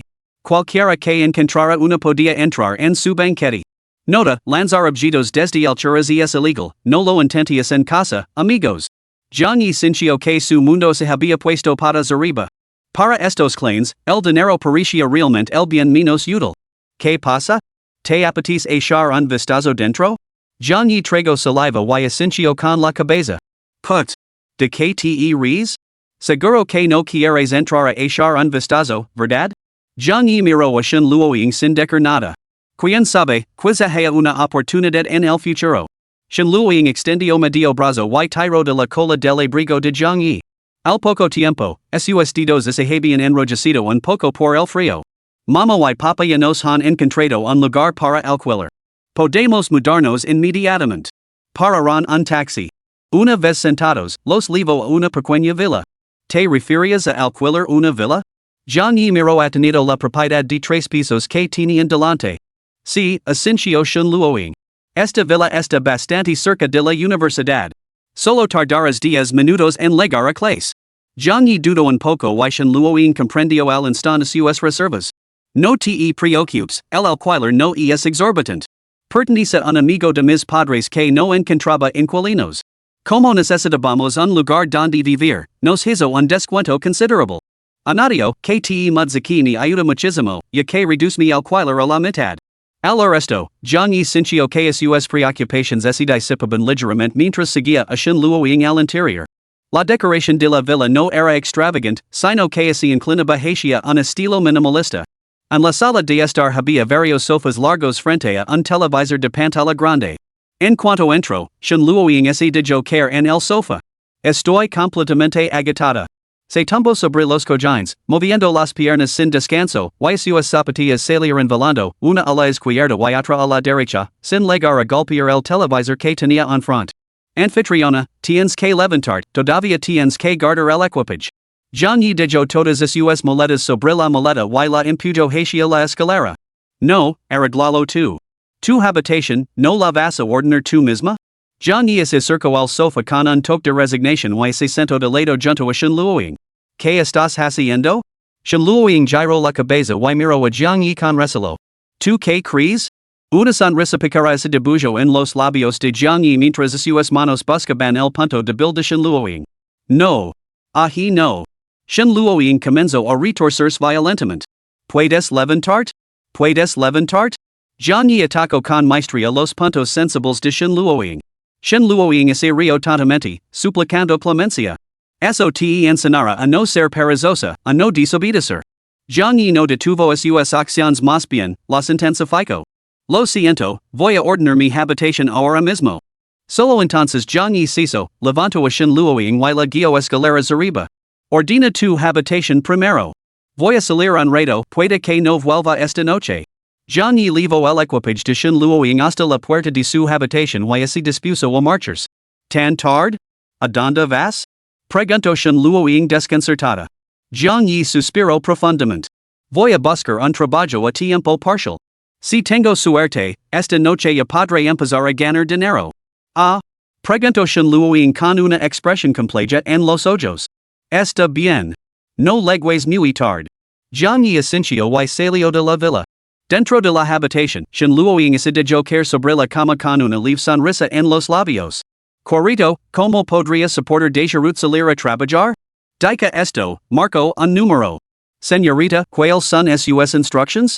Pregunto una voz al otro lado del teléfono con la mayor deferencia. ¿Se han comprado todas las tiendas más cercanas a la villa? Sí, señorita.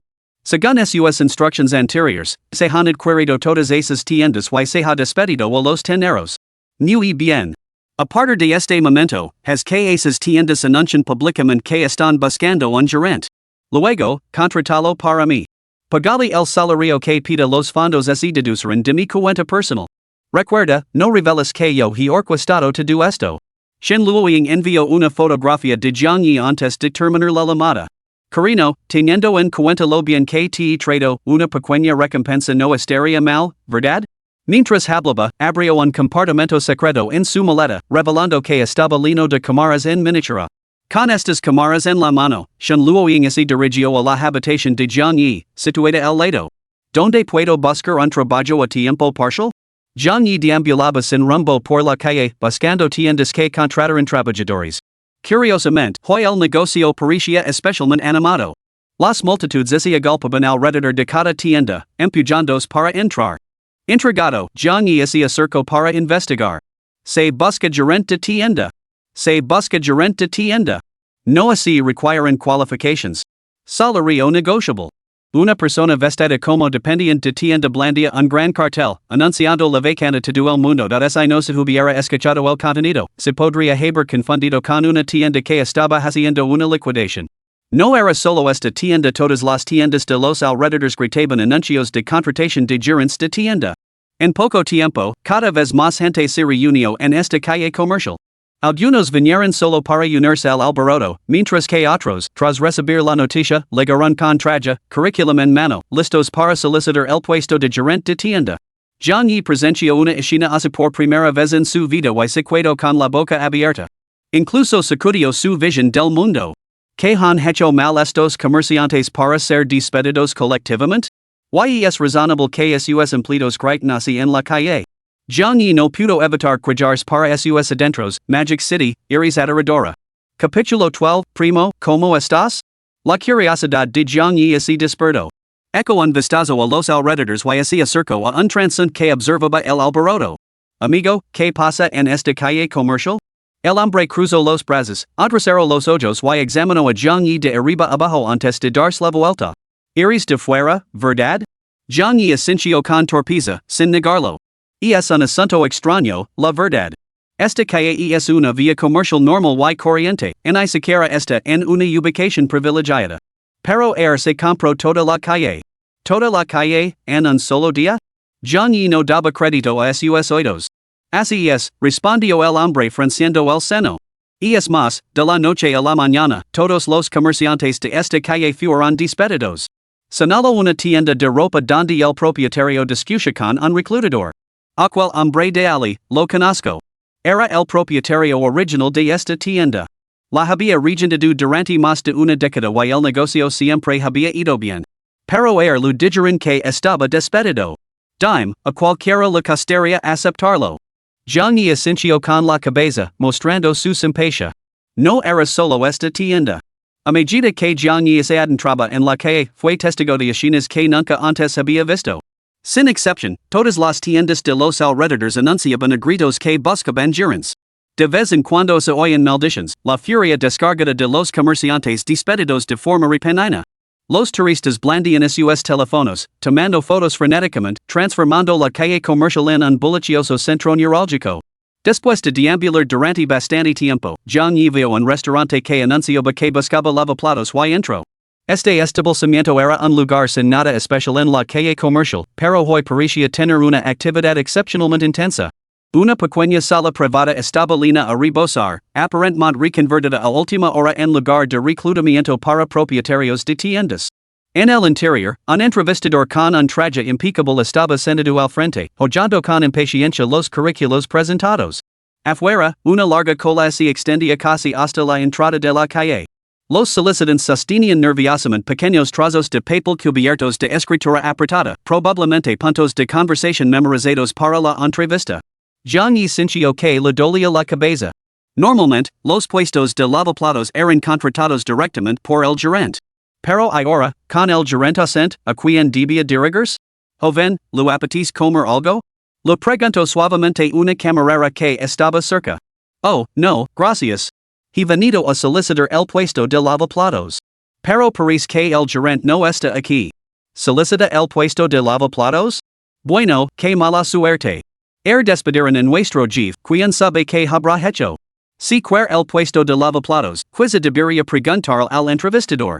Zhang Yi abrió los ojos con incredulidad. Pero no es ahí donde entrevistan para los puestos de gerente? La señora negó con la cabeza. ¿Quién sabe lo que piensan arriba? Han dado instrucciones específicas de que todos los puestos, desde el de gerente hasta el de lavaplatos, los gestion ahora ese único entrevistador. Zhang Yi oye por primera vez que para fregar platos se necesitará una entrevista.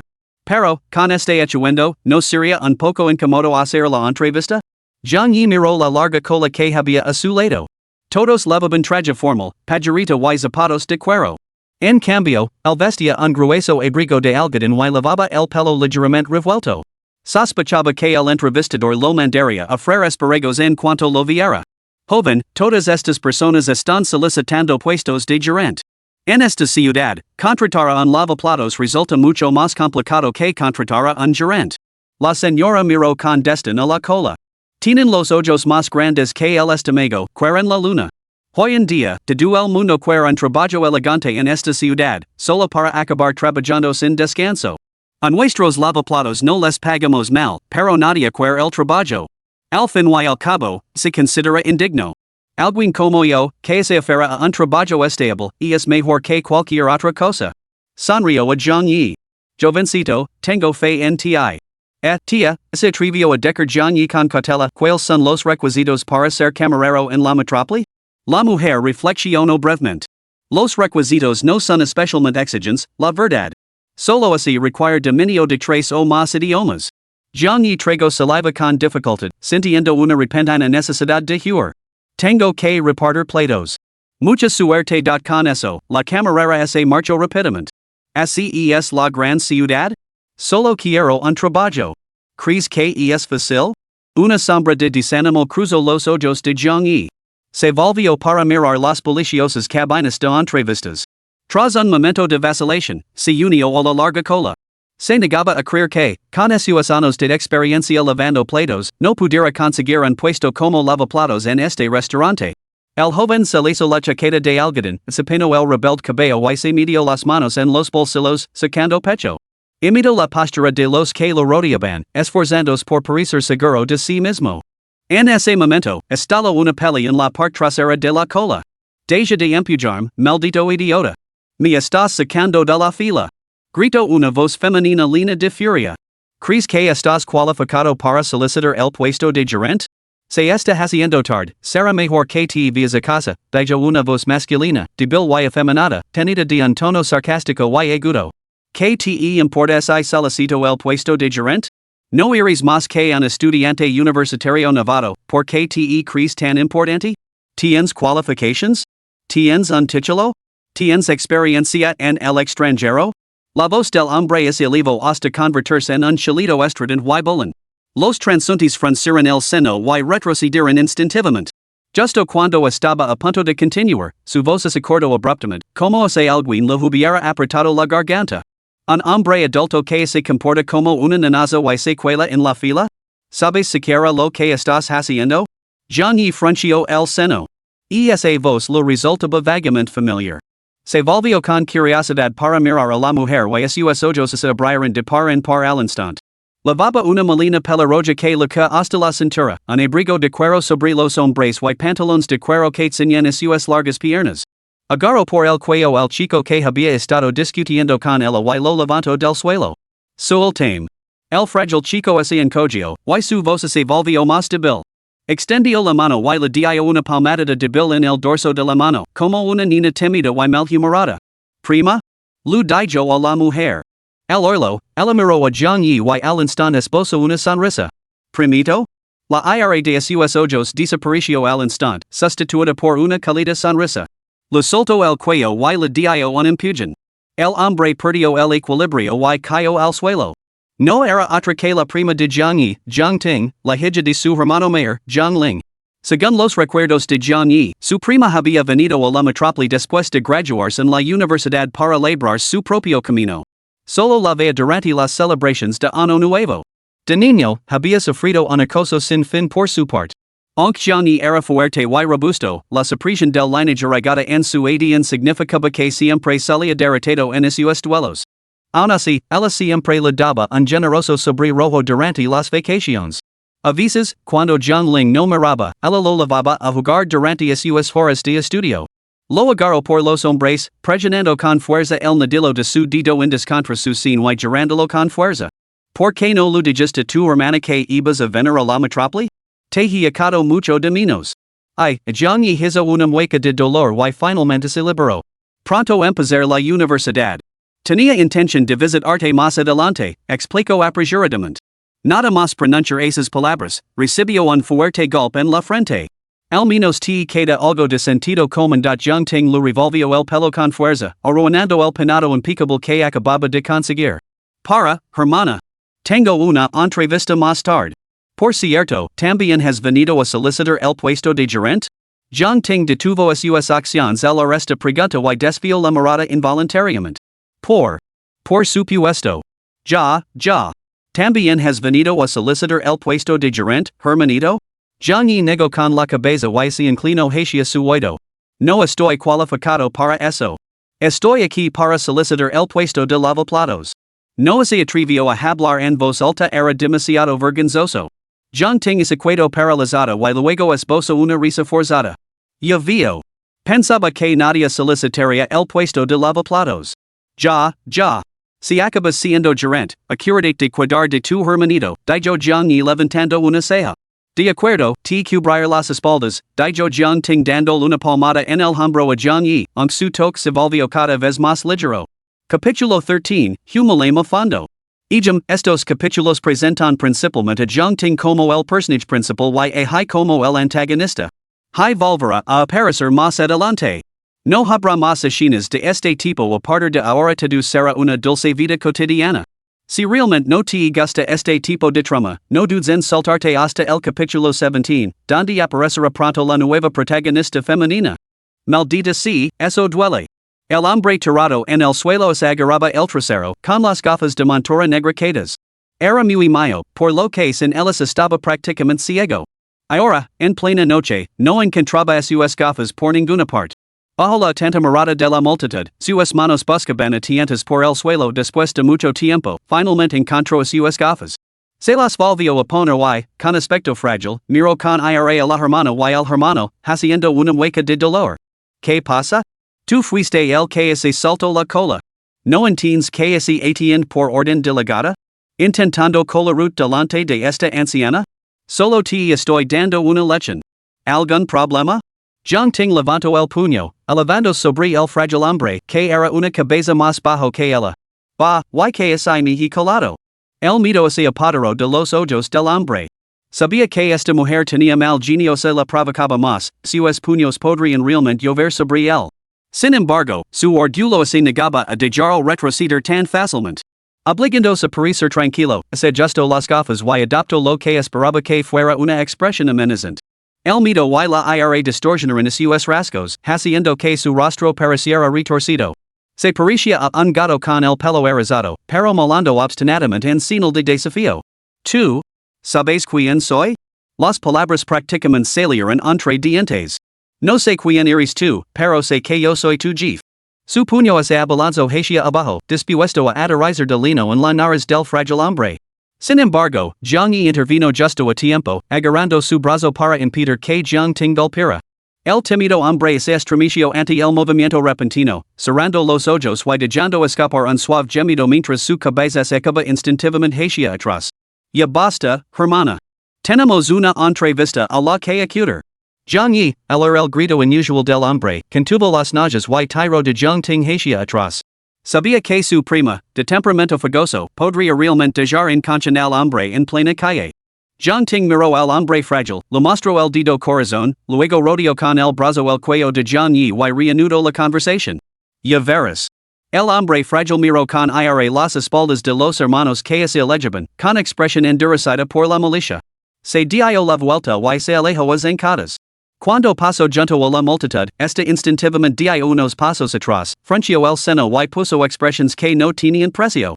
Su trasero en lo ardía intensamente.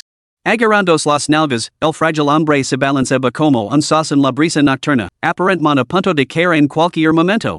Cojeando, se metió en un callejón vacío, se desplomó contra una pared y sacó su móvil para marcar un número. Joven maestro high. La voz al otro lado del teléfono pertenecía al entrevistador del restaurante. Según las instrucciones de su padre, el puesto de gerente de este establecimiento ha sido reservado para usted. Su entrevista fue solo una formalidad. Por favor, espera un poco más. Me importa un comino cualquier maldita entrevista. En el oscuro callejón, el hombre de aspecto frágil miró a su alrededor antes de atreverse finalmente a hablar. Sin embargo, su voz seguía siendo aguda, y los transeúntes podrían haberlo confundido con un cantante de ópera. Lo envié mi currículum y los datos de mi documento de identidad inmediatamente. Simplemente invent algo sobre el proceso de entrevista. El puesto de gerente es mío de todos modos. A continuación, envió fotografías de Zhang Yi y Zhang Ting, tomadas a escondidas por detrás mientras estaban distraídos cuando él se marchó. En las imágenes, Zhang Ting tenía el brazo sobre el hombro de Zhang Yi y ambos sonrían cálidamente, como se estuvieran inmersos en una conversación. Aunque sus rostros estaban ocultos, su vestimenta distintiva los hacía fácilmente reconocibles. La expresión del hombre se torció aún más mientras miraba sus sonrisas en la fotografía. Quiero que humildes a fondo a estos dos durante la entrevista. Jijaj, serio, cubriéndose la boca con una mano. No puedo esperar a veros a los dos hacer el ridículo delante de todo el mundo. Dentro de la sala de entrevistas. Myrim. Soy un doctorado que ha regresado de la Universidad de Stanford, especializado en estadísticas empresariales y un recién legado de talo con entusiasmo su formación académica y su experiencia. Frente a él, el entrevistador llegaba distraidamente con sus unas, con el currículum del recién legado bajo la palma de la mano. Con esto concluí mi presentación. A pesar de ello, el repatriado mantuvo una sonrisa profesional y realizó su presentación con soltura. Muy bien, lo entiendo. En cuanto a si es usted adecuado para el puesto, así lo comunicaremos más adelante. El tono del entrevistador era totalmente inexpresivo. Cuando el repatriado terminó, le dedicó una sonrisa perfectamente profesional. ¿Tiene alguna pregunta para mí? El repatriado se sintió algo nervioso. Esta entrevista no se parecía a ninguna otra que hubiera tenido antes. No, gracias. Muy bien. La tortuga se levantó lentamente, con la mente acelerada por sus palabras y acciones. ¿Había fallado en algo? ¿O el entrevistador lo había sometido a alguna prueba oculta que no había notado? Sus años de experiencia en entrevistas le dicen que esa respuesta solía indicar desinterés. En ese caso, probablemente quedaría fuera de la selección. El entrevistador bostezó. Hoy había visto a demasiados candidatos demasiado seguros de sí mismos. Cada uno más competente que el anterior, cada currículum más impresionante que el anterior. Pero el puesto de gerente de la tienda ya estaba reservado para el joven maestro high. No podía molestarse en seguir escuchando los discursos de esos payasos. Su presencia allí era meramente para guardar las apariencias. El llamado joven maestro high era el hijo de High Dasha, que supervisaba toda la calle comercial. Su familia parecía tener conexiones con una de las cuatro grandes familias de la metrópoli, lo que le confería un prestigio y una influencia considerables. En consecuencia, había aceptado la petición de High Dasha de nombrar al joven maestro high gerente de este establecimiento. Como uno de los entrevistadores, era muy consciente de que los altos mandos habían solicitado específicamente que se contratara a ese candidato. Pero porque alguien elegido por los poderosos se dignaría a convertirse en gerente de un pequeño restaurante? Así que simplemente decidió hacerle un favor a High Dasha. ¿Un favor que le debía a la familia High? Sabía muy bien que valdría su peso en oro. Para salir adelante en este juego, se necesita influencia y contactos. ¿De qué sirve ser un repatriado? ¿De qué serve un curriculum impresionante? Para sobrevivir en la ciudad mágica se necesita mucho más que una década de duro estudio. Capítulo 14, Humiliation. Siguiente. El asistente abrió la puerta de la sala privada. Zhang Yi se quedó de pie con las manos respetuosamente juntas delante de él, con el rostro grabado con la definición misma de docilidad. El aislamiento acústico de la sala era deficiente. Había estado escuchando a escondidas la entrevista desde el momento en que se abrió la puerta. Había estado escuchando a escondidas la entrevista dentro de la sala privada. Había estado escuchando a escondidas la entrevista dentro de la sala privada. Aunque había venido a solicitar un puesto de lavaplatos, la entrevista que acababa de presentar la había dejado sintiendo una presión inmensa. En circunstancias tan extraordinarias, el entrevistador ni siquiera se había molestado en hacer una sola pregunta antes de despedir al graduado que regresaba del extranjero. Sus propias credencials harían que lo echaran en cuanto entrara en la sala de entrevistas. Shanghai era aterradora. A por ello, Zhang Yi. Tu hermana mayor cree en ti. Zhang Ting ignoró las miradas a su alrededor, ubicó las manos para formar un megafono y gritó palabras de ánimo a Zhang Yi. ¿Esos dos también están aquí para las entrevistas? ¿No tienen que llevar traje formal para las entrevistas? ¿O tienen unas credencials realmente impresionantes o son amigos del entrevistador? Los susurros y las especulaciones se extendieron entre la multitud mientras todas las miradas se dirigían hacia el joven que estaba a punto de enfrentarse a su entrevista. Al fin y al cabo, la escena anterior con el hombre de aspecto intelectual, junto con su vestimenta totalmente inadecuada, había puesto inevitablemente Zhang Yi y Zhang Ting en el punto de mira. ¿Quién podría haber imaginado que estaba solicitando un puesto de lavaplatos? Si se corría la voz, la vergüenza sería insoportable. Zhang Yi deseaba poder fundirse con el suelo, dissolverse en un charco de lodo y escabularse por las rendijas. Maldito en silencio a los altos mandos que habían decretado que los lavaplatos también debían pasar por una entrevista. Achis. Shen Luoying, ocupada instalando cámaras en miniatura, estrenudo sin control y casi se de la silla. De hecho, la meticulosa Shen Luoying, decidida a asegurarse de que Zhang Yi se convirtiera en gerente, había ordenado específicamente que todos los puestos, independientemente de su función, requirieran una entrevista con el comité de contratación. Sabía que Zhang Yi no albergaba ninguna ambición por el puesto de gerente y que nunca lo solicitaría directamente, por lo tanto, recurrió a este método, obligarlo a presentarse ante el entrevistador independientemente del puesto que solicitara. De esta manera, el entrevistador que había visto su foto podría reconocerlo y obligarlo a convertirse en gerente. Dentro de la sala privada, Zhang Yi se sentó erguido, con las manos cruzadas y apoyadas sobre la mesa de entrevistas, como un alumno de primaria que escucha atentamente una lección. El entrevistador, que había estado cabeceando, se animó al instante. Reconoció al hombre de la foto del joven maestro y de un vistazo. No había remedio. La vestimenta de Zhang Yi y Zhang Ting era demasiado llamativa. Incluso si el entrevistador no reconoce sus rostros, solo con su ropa se les identificaría como las personas de la foto del joven maestro y sintió una olida de secreta alegría. Mientras humilara al hombre que tenía delante según sus exigencias, la familia y le debería dos favors. A partir de entonces, podría aprovecharse de la influencia de la familia y, ¿quién sabe? Quizás algún día incluso podría ganarse el favor de las fuerzas que estaban detrás de la familia y, nada menos que una de las cuatro grandes familias de la ciudad demoníaca. No era nuevo en humillar a los entrevistados. Después de todo, él era el entrevistador. Los solicitantes tenían que doblegarse a sus caprichos. ¿Qué podían hacerlo? Hola. Vengo para la entrevista. ¿Tú? ¿Solicitas el puesto de gerente de tienda? El entrevistador se apoyó la mejilla recordada con una mano, con una sonrisa burlona en los labios. Ni siquiera llevas la vestimenta adecuada, solo este traje andrajoso. ¿Has venido para una entrevista o para mendigar? Su tono resumaba sarcasmo. Bueno, yo no. A Zhang Yi le brillaban gotas de sudor en la frente mientras balbuceaba. Apretó los puños con fuerza y fijó la mirada nerviosa en la mesa de entrevistas. ¿Qué no iris? El entrevistador dio un golpe en la mesa y señaló a Zhang Yi con el dedo. He visto a muchos universitarios como tú. ¿On iris un novato y te crees capaz de solicitar el puesto de gerente de tienda? Además de recitar frases de anime, ¿qué más sabes hacer? Olvidate de venir a la gran ciudad, te tiraran al desierto, ni siquiera las bestias apestosas te mirarían dos veces. El asistente que estaba a su lado miró a Jiang Yi, curioso por saber qué tipo de persona podía provocar tal abuso por parte del entrevistador. Pero, ese rostro le resultaba vagamente familiar. Entrecerró los ojos. El entrevistador miró con desdén a Jiang Yi y se burló con frialdad. ¿Eres de un pueblo perdido, verdad? No me extraña. Vestido como un polito. ¿Qué pasa? ¿Tu familia es iruno y no pudo comprar ropa? Probablemente también hayas perdido tus maracas, porque si no, alguien te habría enseñado las reglas de la gran ciudad. Aunque eso no es del todo cierto, tu cuchara de madera probablemente siga en el campo alimentando a los chuchos del pueblo. Será mejor que vuelvas al campo cuanto antes. Este no es un lugar para gente como tú. El asistente fijó su mirada en el rostro del joven.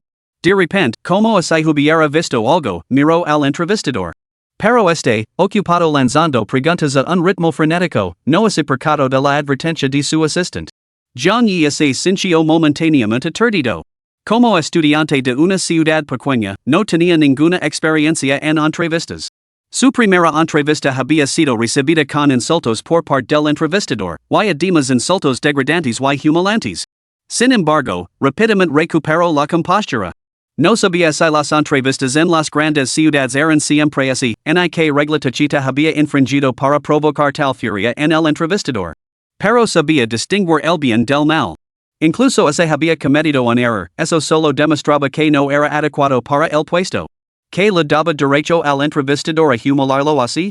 Jiang Yi apretó los puños, reprimiendo la rabia que lo invadía. Anhelaba golpear al entrevistador que tenía delante, para hacerlo comprender que incluso Jiang Yi tenía sus límites. Pero, señorita, por favor, calmes.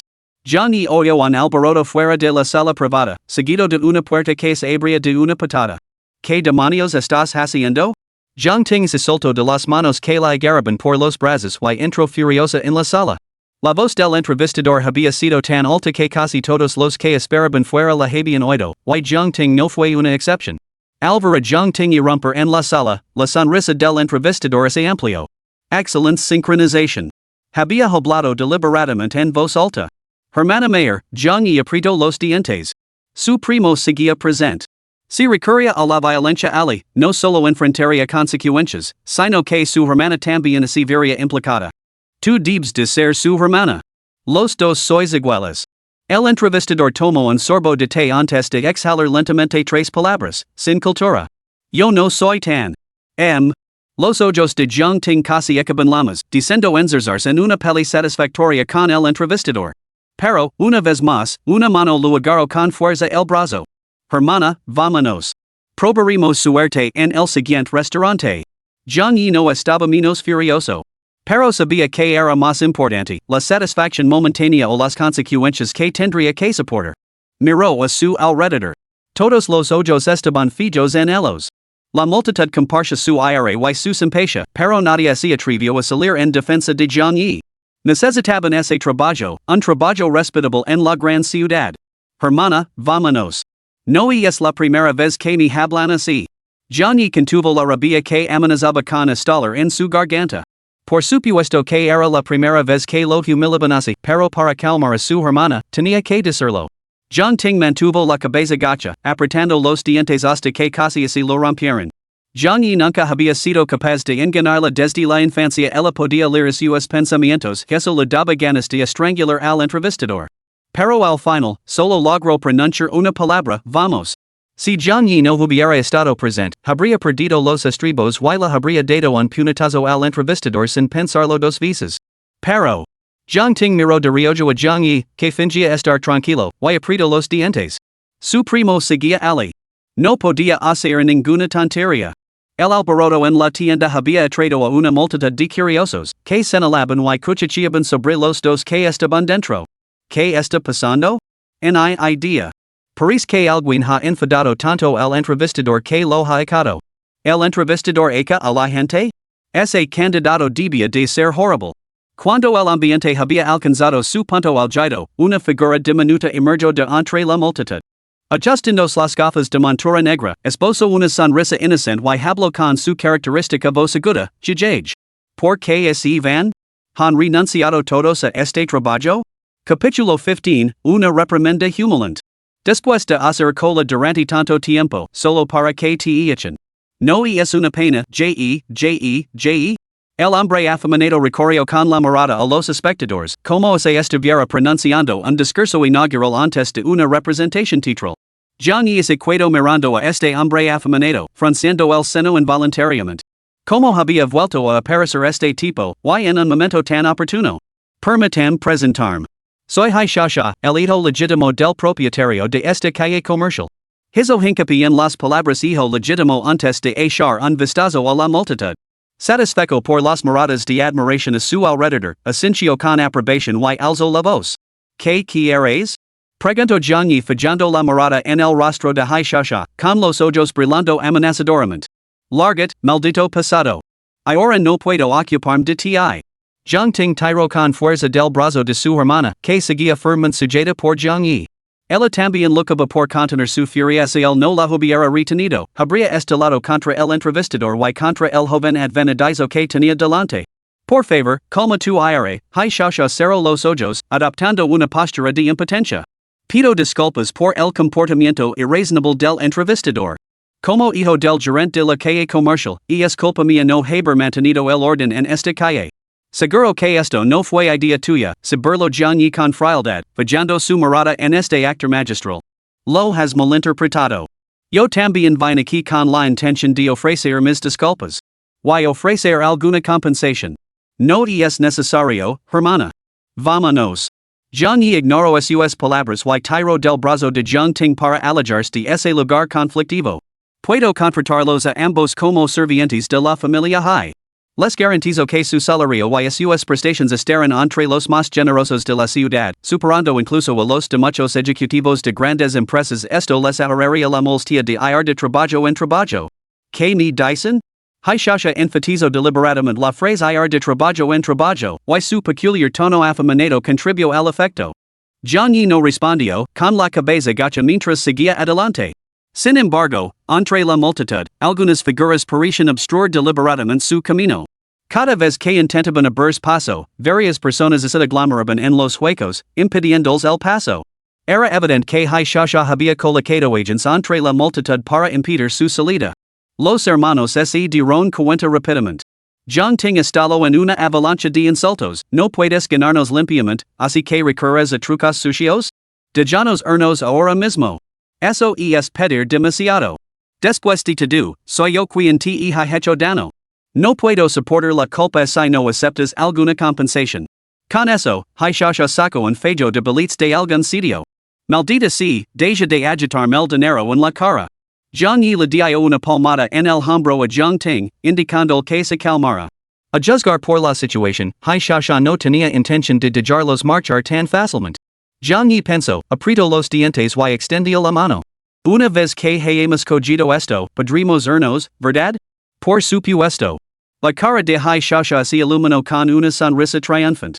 Justo cuando Zhang Yi estaba a punto de coger el fajo de billetes, la mano de Hai Shasha se quedó repentinamente flácida. Los billetes se esparcieron al instante, esparciéndose por el suelo. Mis disculpas, se me ha dormido la mano. Tendréis que recogerlos vosotros mismos. 2. Zhang Ting luchó desesperadamente, tratando de liberarse del lugar de Zhang Yi. Ambos comprendieron las intenciones de la persona que tenían delante. Este fiasco de la entrevista, incluida la situación actual, probablemente había sido orquestado por este mismo individuo. El objetivo era humillarlos completamente delante de todos. Hai Shasha sabía que ya no podía engañar más a los hermanos, así que abandonó la farsa. Acercándose a sus oídos, les susurró, hoy solo podréis iros después de recoger el dinero. Entonces fingir que no ha pasado nada. Esto debería duraros un tiempo, Bien, entonces daos prisa y recoged el dinero que hay a mis pies. Por supuesto, Hai Shasha pronunció estas palabras en voz baja, inaudible para los espectadores. Esperad. Una figura corpulenta salió disparada del restaurante. En su prisa, tropezó con el umbral, perdió el equilibrio, se tambaleó y dio varias vueltas de campana por el suelo antes de aterrizar en medio de la multitud. Sin preocuparse, se puso en pie rápidamente, agarró a Zhang Yi por el hombro y se inclinó, con el rostro sonrojado por la vergüenza. Joven. No estaba prestando atención hace un momento y he hablado demasiado alto. Por favor, perdonadme. Además, has sido contratado como gerente de este establecimiento. Puedes presentarte mañana para empezar a trabajar. La multitud que los rodea quedó en un silencio sepulcral. Todos se quedaron paralizados en el sitio, sin poder articular palabra durante un buen rato.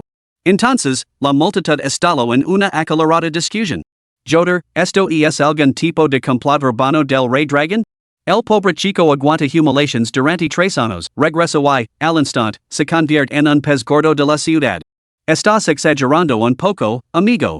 Solo es un puesto de gerente de tienda. ¿Cuál crees que es su origen? El entrevistador lo estaba reprendiendo hace un momento y ahora es tan diferente. ¿Es todo un cambio, no? La gente charlaba entre sí, discutiendo la situación actual. Hai Xiaoxia se sintió momentáneamente aturdido. Miró al entrevistador con ojos llenos de ferocidad. ¿Qué estás haciendo? El entrevistador le lanzó una mirada antes de continuar con su tono adulador. Antes me dejé llevar por prejuicios ciegos, juzgando por las apariencias. Si fuera tan amable de pasar por Alto Michiganero, podría tratarme como a un montón de basura cada vez que nos cruzamos? O como a un pedazo de basura, así lo prefiero. Minutos antes, el asistente finalmente había intervenido, alertando al entrevistador. Ese chico sin un centavo parecía ser la persona que los altos mandos les habían ordenado contratar. El entrevistador había visto la fotografía de Jiang Yi, pero nunca imaginó que el hombre se presentaría a este humilde restaurante, y mucho menos que se hubiera cruzado en el camino del joven maestro Hai. Durante su anterior diatriba, no había prestado atención a los rasgos de Jiang Yi. Esto provocó el pánico en el entrevistador.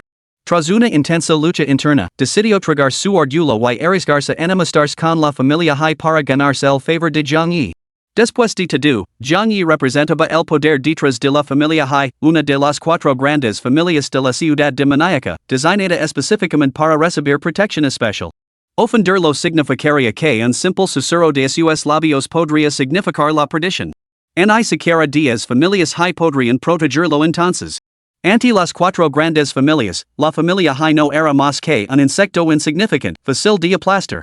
El entrevistador, un veterano experimentado del mundo empresarial, comprendía muy bien el peso de las prioridades. Ahora deseaba poder abotarse a sí mismo por el tanto que había sido apenas unos minutos antes. Se le había presentado la oportunidad de llegar a la cima, pero la había desperdiciado obstinadamente en un callejón sin salida. Ahora solo le quedaba rezar para que el joven no lograra rendir. Capítulo 16, La Bofetada. Jiang Yi miró fijamente el entrevistador, que estaba a punto de arrodillarse ante él. Inconscientemente, soltó a Jiang Ting. Él se abalanzó hacia el entrevistador, levantó la mano, dudó y reprimió el impulso de golpearlo. Anhelaba abofetar tanto al entrevistador como a Hai Xiaoxia.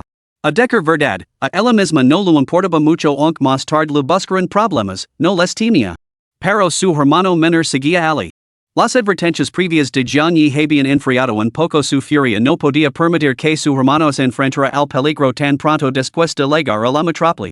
Señaló con el dedo acusador la nariz del entrevistador, pero verlo casi a punto de echarse a llorar lo pareció absurdo, dejándola momentáneamente sin palabras. Hai Xiaoxia, aunque se libró de los golpes, tenía la cara llena de moretones y estaba claramente furioso. Sin embargo, delante de la multitud, no podía enfrentarse directamente al entrevistador. Al fin y al cabo, tenía que mantener su imagen pública refinada y amable. Esbozó una sonrisa forzada y se colocó delante del entrevistador como para mediar. No hay necesidad de esto. Ya me he disculpado con estos 2 caballeros. Ahora, levanted y disculpad con ellos. Dejemos esto atrás. ¿Qué te parece? Incluso el noto que algo no iba bien. ¿Cómo podía cambiar tan bruscamente el comportamiento del entrevistador? Tal comportamiento era una afrenta directa a su autoridad. Salvo en circunstancias extraordinarias, el entrevistador no se atrevería a desafiarlo en aunque tuviera 10 veces más valor. El entrevistador permaneció completamente impasible, tratando a Hai Xiaoxia, que estaba a su lado, como si fuera invisible. Con los ojos llenos de lágrimas, miró a Jiang Yi como si fueran viejos amigos que se reencontraban después de mucho tiempo. El rostro de Hai Xiaoxia ensombreció mientras observaba a la multitud que lo rodeaba. Se dio cuenta de que cada vez más personas miraban a Jiang Yi con curiosidad y envidia. Después de todo, este joven había sido un extraño hacia unos momentos y ahora, de repente, se había convertido en el gerente de la tienda. ¿Quizás tenía algún pasado oculto? En la ciudad demonio, conseguir un puesto directivo no era tarea fácil. Era evidente que este joven tenía una influencia considerable ali, lo que le había permitido ser nombrado gerente sin siquiera pasar por una entrevista. A sus ojos, el joven estaba haciendo el tonto para atrapar al tigre. ¿Cómo puede ser? Pensó Shasha con el rostro ensombrecido. Esto era totalmente contrario a sus expectativas. En su plan, él montaría una actuación después de que los hermanos salieran, presentándose como el comprensivo joven maestro del distrito comercial. Luego concedería a los dos forasteros una compensación ante la multitud. Esto los humiliaría públicamente y resultaría su propia imagen refinada. Él era el protagonista de esta farsa. Los hermanos no eran más que payasos. ¿Qué estás haciendo? Esbozó una sonrisa forzada y se agachó para encontrar un ángulo oculto a la vista. Su rostro se retorció en una mueca mientras miraba con ira al entrevistador. Su voz era apenas un susurro, te ordeno que los humiliaras. ¿Así es como los humilas? Al entrevistador ya no le importaba lo más mínimo la decencia. Ignorando los intentos de Shasha por detenerlo, Zaradillo ante Jiang y con un golpe sordo, en medio de los gritos de la multitud. Si on te niegas a perdonarme, entonces por favor, dame unos cuantos golpes en la cara. Todo sentido de dignidad y honor quedó un lado, ahora lo que importaba era sobrevivir. Sabía que, al haber ofendido a las cuatro grandes familias de la ciudad demoníaca, su clan tenía 1000 maneras de deshacerse de él. ¿Dices nuestro perdón, eh? Muy bien. A Jiang Ting lo pareció bastante divertida la situación. Aunque desconoce todas las circunstancias, la furia reprimida en su corazón finalmente encontró una salida. Primero, de 10 golpes en la cara. Palmada, palmada, palmada. Sin dudarlo un instante, el entrevistador balanceó el brazo y su gruesa palma golpeó una y otra vez con un fuerte ruido sordo su propia cara carnosa. Ni lo merezco, ni lo merezco. ¿Y es esto aceptable? Después de 10 bofetadas, el entrevistador miró suplicante a Jiang Yi. Jiang Yi permaneció en silencio. Jiang Ting añadió, 10 bofetadas más señaló a Shasha, que estaba cerca. El entrevistador se quedó boquiabierto, con la cabeza hinchada temblando y los ojos inyectados en sangre. Pero. Dasha miró a su alrededor y luego bajó la cabeza, inclinándose cerca de la mejilla regordeta del entrevistador. Desde el punto ciego de la mirada de la multitud, entrecerró los ojos y lo miró amenazadoramente. Te aconsejo que no te pases de la raya. Como eliges perder la cabeza y es asunto tuyo, pero atrevida a ponerme un dedo encima y la familia no te lo perdonará. El entrevistador, ya dividido entre el deber y el miedo, retrocedió ante la amenaza. No pasa nada. Te cubriremos después, murmuró Jiang Ting con una sonrisa pícara. Smack. Al arresto, la vacilación del entrevistador desapareció por completo. Una sonora bofetada aterrizó de lino en la cara de Shasha. Antes de que Shasha pudiera reaccionar, el golpe lo envió al suelo. Sus gafas de montura negra se rompieron con el impacto, esparciendo fragmentos por el suelo.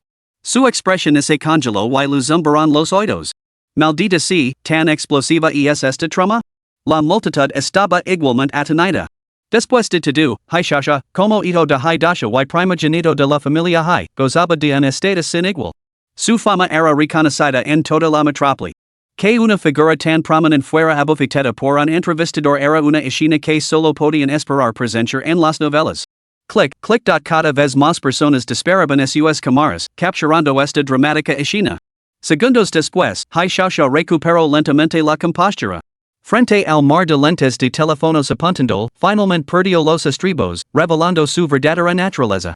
Dejen de grabar. Todos ustedes, dejen de grabar. Se esforzó por levantar la voz, pero su tono naturalmente agudo le hacía sonar como una mujer chilona en una peli callejera. Las caras sonrientes que lo rodeaban parecían demonios del abismo, devorando su alma. No ha terminado. Continúa, quedan 9 bofetadas, lo recordó Jiang Ting. El entrevistador agarró a Shasha por el cuello con una mano y lo levantó hasta que todo su cuerpo quedó suspendido ante él. Smack, smack, smack. Mientras golpeaba, gritaba furioso, todo es culpa tuya.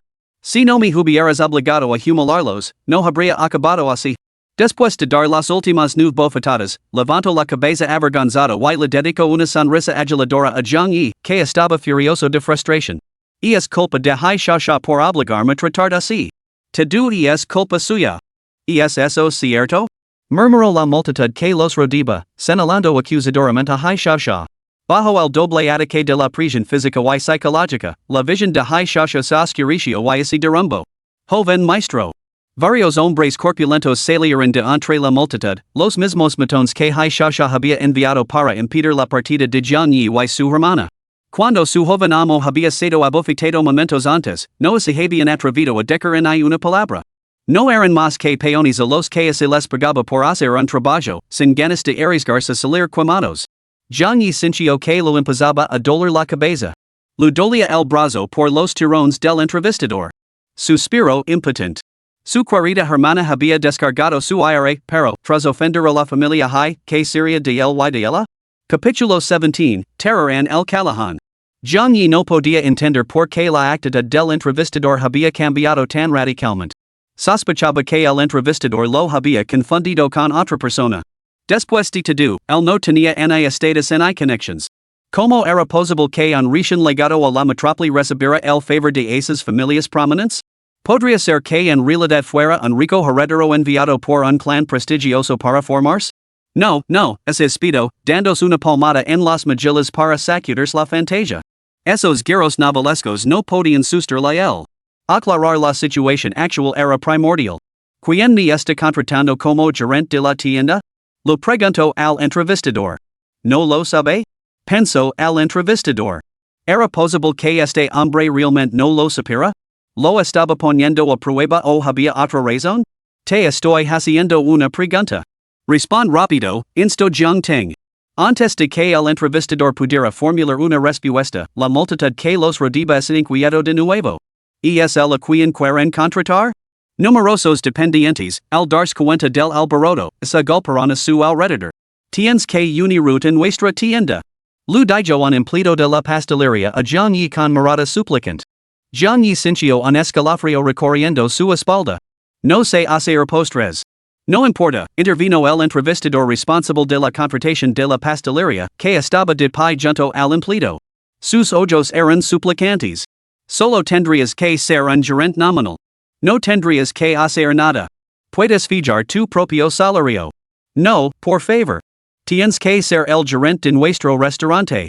El entrevistador se aferró al brazo de Jiang Yi como una sanguijuela. Mi supervivencia depende de ti. Esto es culpa tuya. ¿Por qué debería importarle a este señor ese vives o murs? Una dependiente de una tienda de cosméticos, acompañada por su entrevistador, se acercó corriendo a Jiang Yi. Por favor, venga a nuestra tienda de cosméticos. Tenemos muchas bellezas trabajando aquí y no tendría que venir a menudo. Solo tiene que pasarse cuando lo apetezca. ¿Qué le parece?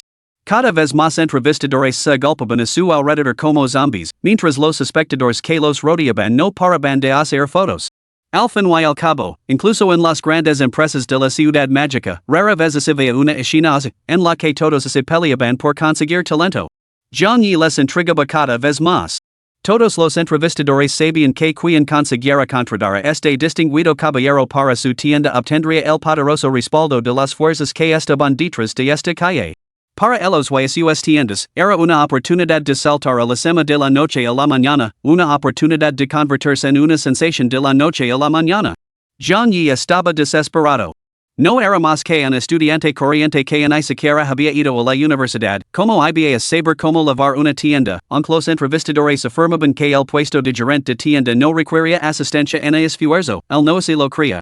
¿Quién asumiría la responsabilidad si la tienda fracasaba? No podía soportar esa carga. Él, Jiang Yi, nunca creyó en algo a cambio de nada. Necesito más tiempo para pensarlo. ¿Podrían darme un poco más de tiempo? Intentó apaciguar a todos Jiang Yi, sin comprometerse ni rechazar la oferta. Sin embargo, estos ardientes entrevistadores y empleados parecían sordos a sus palabras, impugando los contratos mientras se abalanzaban sobre él. Y no solo ellos, los curiosos blandían palos selfies, algunos incluso se subían a la cabeza de sus amigos, tomando fotos frenéticas de Jiang Yi. Una presión asfixiante se cierra sobre el siente que la multitud está a punto de engulirlo. Sin dudarlo, apartó a la multitud que se lo echaba encima y echó a correr. ¿Se ha escapado? Rápido, persigámoslo. Jiang Yi se subió la capucha y empezó a correr frenéticamente por la calle comercial. Al mirar atrás, vio una nube de polvo que se levantaba mientras los curiosos, mezclados con numerosos entrevistadores, lo perseguían. Cada vez más gente se volvía para mirar con curiosidad. Muchos dependientes del turno de noche se apoyaban en las puertas, mirando atenidos la escena. ¿Están rodando una película de zombies? Dejad de mirar boquiabiertos.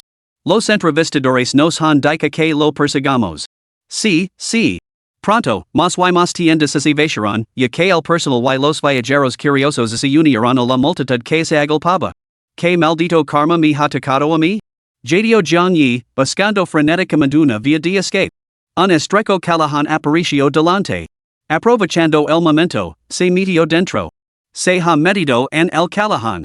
Rápido, seguidlo. El Callahan era estrecho, apenas lo suficientemente ancho para una persona, y mucho menos para una multitud tan grande.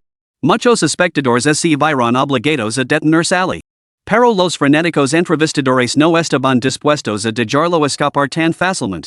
Se empujaban y se zarandeaban, cada uno desesperado por ser el primero en colarse por la estrecha entrada. El resultado fue el caos en la boca del Callahan, con todos enredados entre sí, sin que ninguno estuviera dispuesto a ceder el paso a los demás. Viejo chocho, con un pie en la tumba, ¿por qué te metes en este lío? Una entrevistadora de mediana edad, sin importar el que se le corriera el maquillaje, empujó al anciano que intentaba colarse. Deja de empujarme, o no soy tan viejo. Mira, yo voy primero y tú vas después, trato hecho? ¿O crees que me voy a tirar al suelo y hacer que todo parezca sospechoso? Un elegante anciano vestido con traje miró con indignación a la entrevistadora de mediana edad. En hablar. Yo voy primero. La mujer se negó a ceder en un centímetro. Al escuchar el alboroto fuera del Callahan, Jiang Yi finalmente respiró aliviado. Por fin me he librado de ellos. Era de noche y el Callahan estaba casi completamente a oscuras. Jiang Yi encendió la linterna de su teléfono y avanzó a tientas. Pronto llegó al final. El estrecho Callahan no tenía salida, se encontró con una pared salida. Pero esto no supuso ningún reto para Jiang Yi. Se quitó el abrigo de algodón y lo lanzó al otro lado, luego saltó y se agarró a la parte superior de la pared con ambas manos. Se balanceó con suavidad. Ahora, por fin tendrá un poco de paz. Jiang Yi desbloqueó su teléfono. Era casi medianoche. Necesitaba volver a casa primero y ordenar sus confusos pensamientos. No te muevas. Una voz fría y mecánica llegó desde detrás de él. El cuerpo de Jiang Yi se estremeció. Al segundo siguiente, sus pupilas se contrajeron como si le hubiera alcanzado un rayo. Sintió claramente algo presionando contra su espalda, un frío glacial que atravesaba la noche invernal. Si Jiang Yi había acertado, se trataba de una pistola. ¿Podemos discutir esto con calma? ¿Estás aquí para nombrarme gerente, verdad? Está bien, lo haré. Pero primero baja la pistola. Responda mis preguntas y te dejaré ir. Jiang Yi tragó saliva. Afortunadamente, parecía que solo querían respuestas. Pero ¿qué secretos sobre el justificaban tal coachan? No tenía ni idea. Está bien, pregunta. Te dire todo lo que sé. Sencha que no tenía nada que ocultar. Espera, hay una cosa. La mente de Jiang Yi se aceleró. Recordó el mensaje que le había enviado su padre, Jiang Ling, antes de marchas. Papa recuerda, en la ciudad mágica, nunca mentions mi nombre a nadie, ni pongas en contacto conmigo. Esto es crucial. Que Papa sobreviva depende de ti. En ese momento, el joven se había preguntado cómo era posible que su padre se enfrentara a un peligro mortal. Ahora, empezaba a creerlo. La ciudad mágica era realmente un lugar peligroso. ¿Podría ser que este hombre que lo apuntaba con un arma estuviera relacionado con su padre? Seguramente no era que los enemigos de su padre no lo hubieran encontrado y, en su lugar, hubieran apuntado con sus armas a Jiang Yi, ¿verdad? Capítulo 18, Agente de Shanghai? ¿Quién está detrás de ti? La voz era mecánica, totalmente desprovista de emoción. Era evidente que quien hablaba llevaba un dispositivo para alterar la voz. La primera pregunta ya había desequilibrado a Jiang Yi. ¿Es esto una virgen avanzada de adivina quién soy? ¿De esas en las que equivocar significa la muerte? Jiang Yi tragó saliva y respondió con cautela, ¿no eres tú quien está detrás de mí? Un dolor agudo lo atravesó la espalda cuando la figura que tenía detrás le clavó una pistola en el costado. Respond correctamente, exigió la voz mecánica de forma amenazante. En ese momento, una fragancia tenue y esquiva legó a las fosas nasales de Jiang Yi, dejándolo completamente desconcertado. Amigo, ¿te has puesto perfume? Huele muy bien. Ay.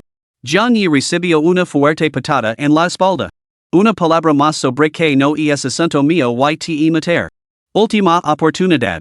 ¿Qué organización te respalda? Así que me preguntas por mis patrocinadores. Pero espera, ¿qué organización podría respaldarme? John y ese devano los CISOs. Desde que tenía memoria hasta ahora, no había sido más que un desgraciado sin un centavo. No lo sé. Grito John y para sus adentros, pero no se atrevió a decirlo en voz alta. El hombre que tenía detrás creía claramente que debía tener algún respaldo.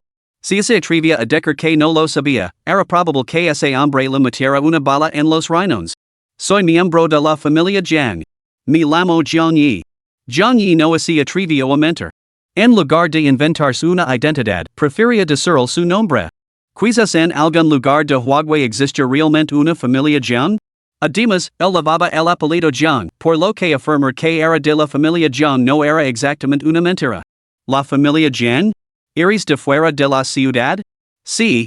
¿Con cuál de las cuatro grandes familias de la ciudad demoníaca está alineada tu familia Jiang? Jiang y se quedó paralizado, con la mente mil por hora. Así que la familia Jiang sí existe. Sin embargo, su conocimiento de la alta sociedad era prácticamente inexistente. Conoce las cuatro grandes familias de Shanghai, su influencia era tan grande que incluso un polito provinciano como él había oído hablar de ellas. Pero ¿por qué estaba tan seguro este hombre de que la llamada familia Jiang contaba con el respaldo de una de ellas? Quizás él lo sabe. Me está poniendo a prueba.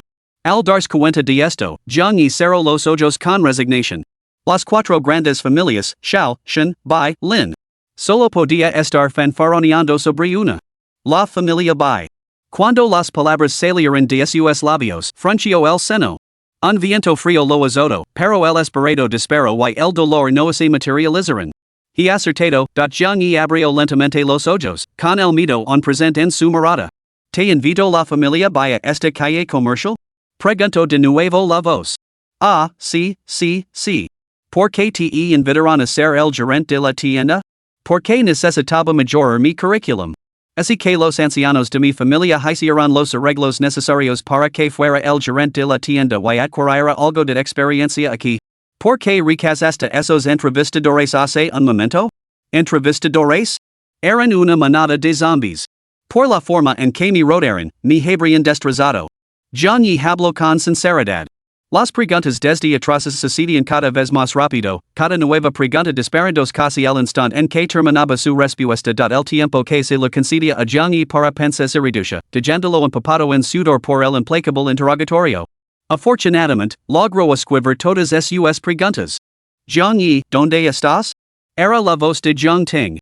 Se había visto envuelta en la multitud que lo perseguía antes. Al verlo desaparecer en el callejón, se valió de su familiaridad con la distribución de la calle comercial para llegar al otro extremo del callejón en su búsqueda. ¿Puedes dejarme ir ahora? Jiang Yi intuyo inmediatamente que había problemas. No quería involucrar a su prima en este asunto, ya que eso podría ponerla en peligro. Una última pregunta, ¿qué tienda elegirías para dirigir? No elegiría dirigir ninguna tienda. No quiero volver y enfrentarme de nuevo a esa horda de zombies. Después de que Jiang Yi respondiera, otra ráfaga de perfume pasó flotando. Sintió que la presión jalada contra el desaparecía y todo movimiento detrás de él cesaba. Miró cautelosamente hacia atrás. Más allá de la pared, no había nada. Me tapado con un agente secreto sacado directamente de una película, un escalofrío le recorrió la espalda. La ropa que el alu había tirado antes seguía intacta. Jiang Yi, ¿qué haces aquí? Jiang Ting legó en moto y miró con sorpresa a la figura temblorosa en el callejón. Solo esbozó una leve sonrisa, sin decir nada. Sentado en la moto, Jiang Yi reflexionó sobre los acontecimientos de la noche. Hermana mayor, la ciudad mágica es realmente tan aterradora? Jiang Ting negó con la cabeza. Hermano, realmente me has hecho ver con otros ojos. No estarás ocultando alguna identidad especial, ¿verdad? En absoluto. Sigo siendo el mismo hermanito que conoces. Jiang Yi se rió torpemente. Bueno, entonces, hermanito, tengo que pedir un favor. Hermana, solo tienes que decirlo. Dígaselo a tu hermanito. Jiang Yi se compromiso con sinceridad. Bueno, es solo que. Jiang Ting mostró un raro atisbo de timidez. Si acaba siendo el gerente de ese restaurante, ¿podrías contratar a tu hermana como lavaplatos? Jiang Yi? Dentro de una mansión de estilo occidental, una mujer de una belleza llamativa, casi seductora, estaba recostada en un sofá antiguo. El líquido carmesí de su copa de vino se agitaba con cada movimiento de su mano.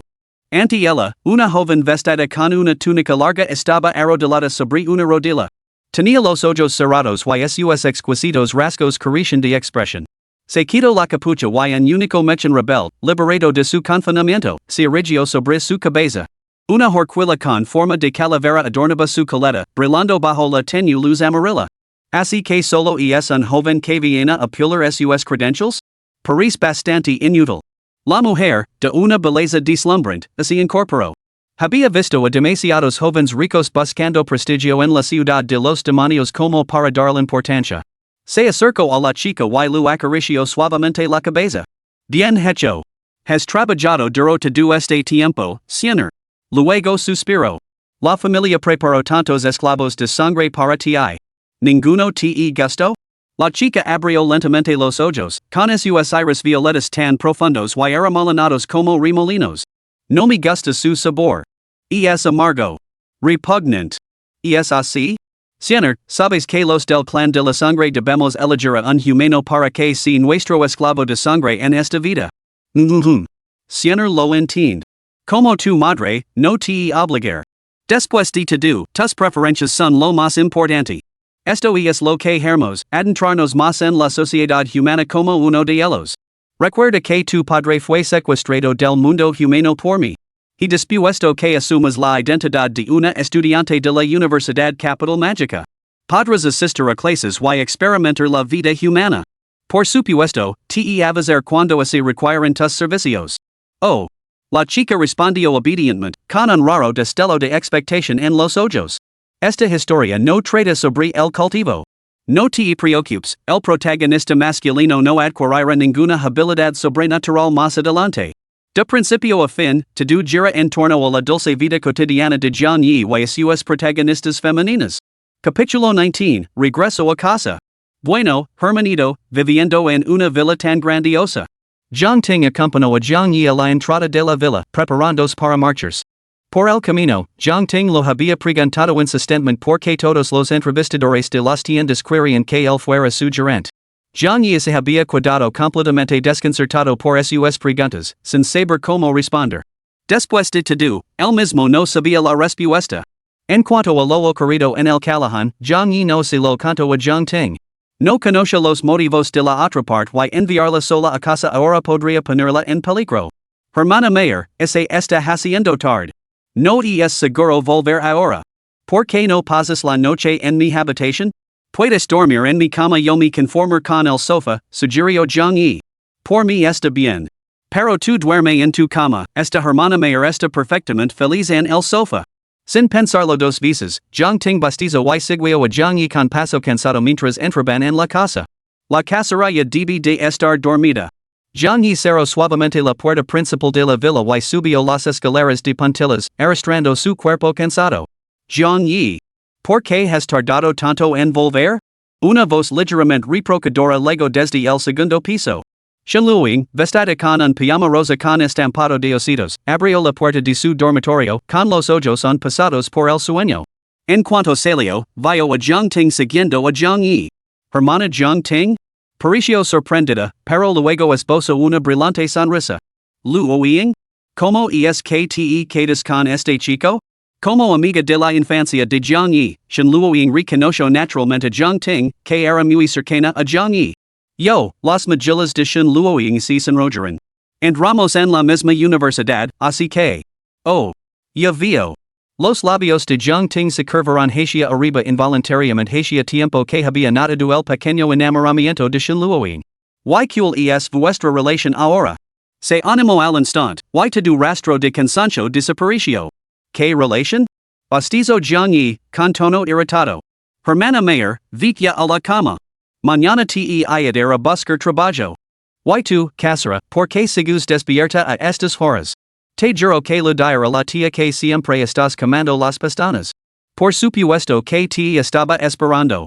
Shenluoing agarra jiangyi del brazo y, delante de jiang ting, lo impujo con fuerza hacia su habitación. Casera, ¿qué estás haciendo? Estoy agotado. Su ultime. No, tengo miedo a la oscuridad y no puedo dormir. Shenluoing se hizo la compasiva, frotando su cuerpo contra el de jiangyi mientras ponía moritos. ¿Cuántos años tienes, que todavía le tienes miedo a la oscuridad? Jiangyi le lanzó una mirada de desaprobación.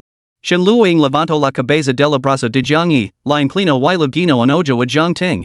Jiang Ting entendió al instante lo que quería decir. Joven, a su hermana mayor lo apetece de repente dormir en una cama de verdad. Antes de que Jiangyi pudiera reaccionar, Jiang Ting entró directamente en su habitación y cerró la puerta tras de sí. ¿Hermana? Jiangyi sintió que algo no iba bien. Ay, la hermana Jiang Ting también está cansada. ¿Por qué no la dejamos descansar como es debido? Shenluoing cerró su puerta con una mirada pícara. De verdad, vosotros dos, Jiangyi se resignó a quedarse en la habitación de Shenluoing. Y sin energía, simplemente se desplomó en una sala de la habitación de Shenluoing. En contraste ese trabajo a tiempo parcial? Lo preguntó ella, sonriendo. Recordando la serie de acontecimientos de esa noche, Jiangyi volvió a suspirar. No. Tendré que levantarme temprano mañana y buscar en algunas tiendas más lejos. Shenluoing parecía desconcertada. Lógicamente, Jiangyi debería ser el gerente de alguna tienda a estas alturas. Jiangyi le contó los acontecimientos del día, aunque omisió el incidente del Callahan. Ya vio, la sonrisa de Shenluoing se desvaneció mientras escuchaba. Jiangyi miró a Shenluoing, suya expresión se había vuelto notablemente sombría. Sinceramente, solo quería un trabajo a tiempo parcial. ¿Por qué es tan difícil? Con Shenluoing, Jiangyi no sentía la necesidad de contenerse y descargó todas sus frustraciones. Ella se sentó junto a la cama, escuchando sus incesantes quejas, con la cabeza gacha, perdida en sus pensamientos. Media hora más tarde, Jiangyi finalmente sucumbió al cansancio y se quedó dormido allí mismo, en la silla. Carino, por fin te has dormido. Ya no podía esperar más. Levantó lentamente la cabeza, sin poder ocultar la sonrisa en su rostro. Shenluoing acercó la silla a su propia cama y acostó suavemente a Jiangyi sobre ella. De un chico. Enseguida estar contigo. Por ahora, vimos como aquellos que te acosarán reciben su merecido. Después de arropar a Jiangyi, sacó su teléfono y marcó un número. TSK. ¿Por qué esos dos no hacen ruido? ¿Será que el chico no está a la altura?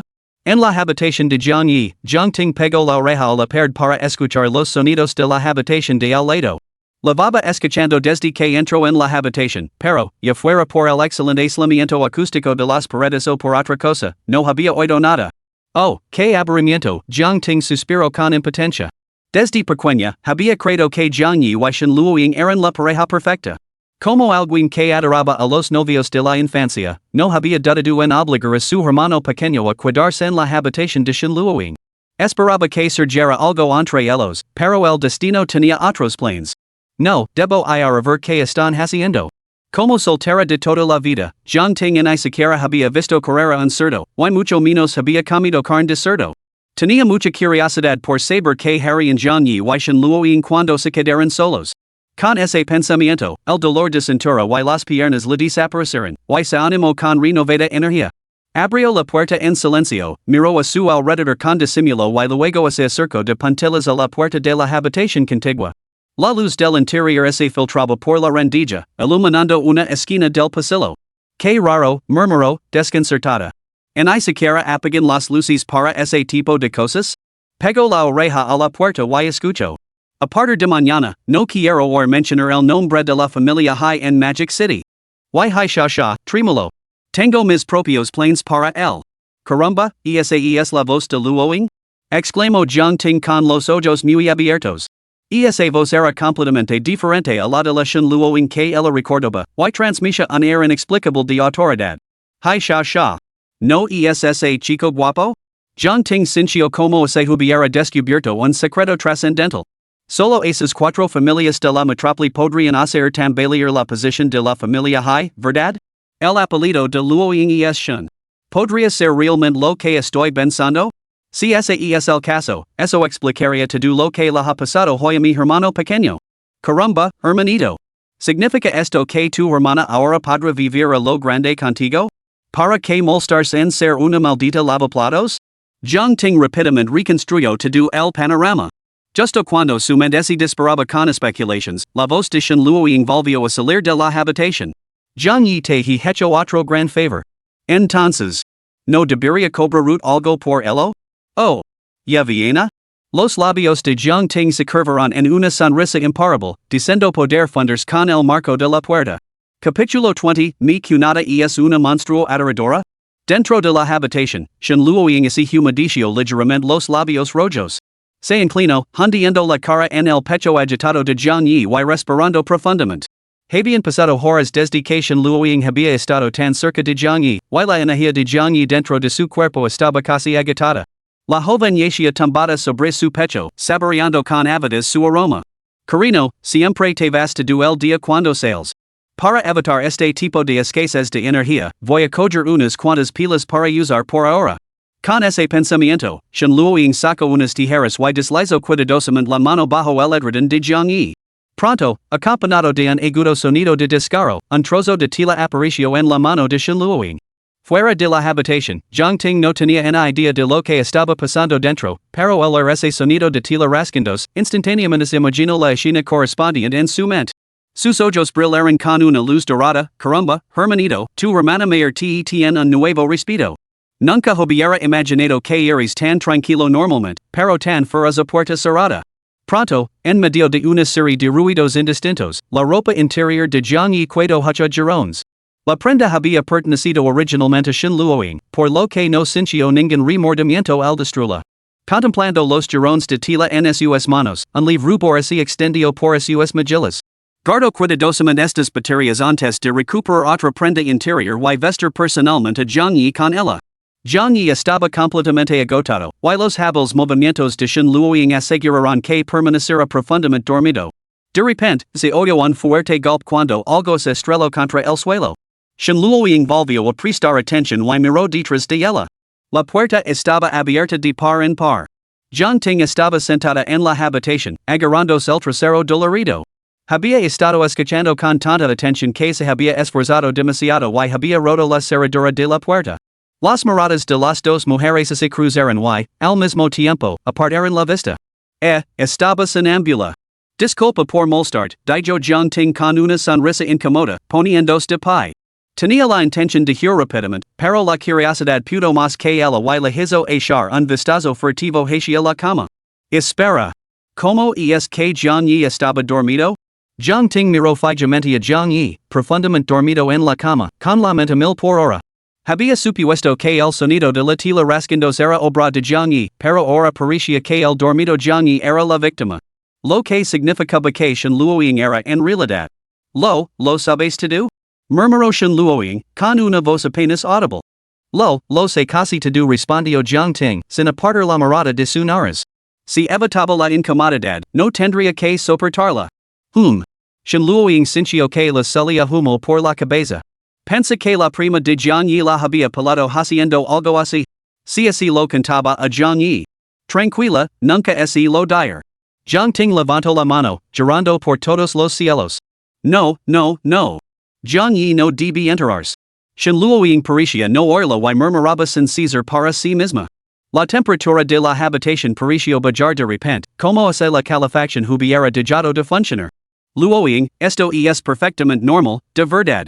Jiang Ting tenía el rostro cubierto de un fino velo de sudor mientras explicaba con sinceridad, vosotros dos siempre habéis sido muy amigos, yo siempre he tenido grandes esperanzas puestas en vosotros. Así que no os traicionar bajo ningún concepto. Aunque seas un pervertido, no importa. La hermana mayor os apoya plenamente a los dos. No. Así que no veo por qué tanto alboroto. Los dos sois adultos. Hacer algo divertido es lo más natural. No.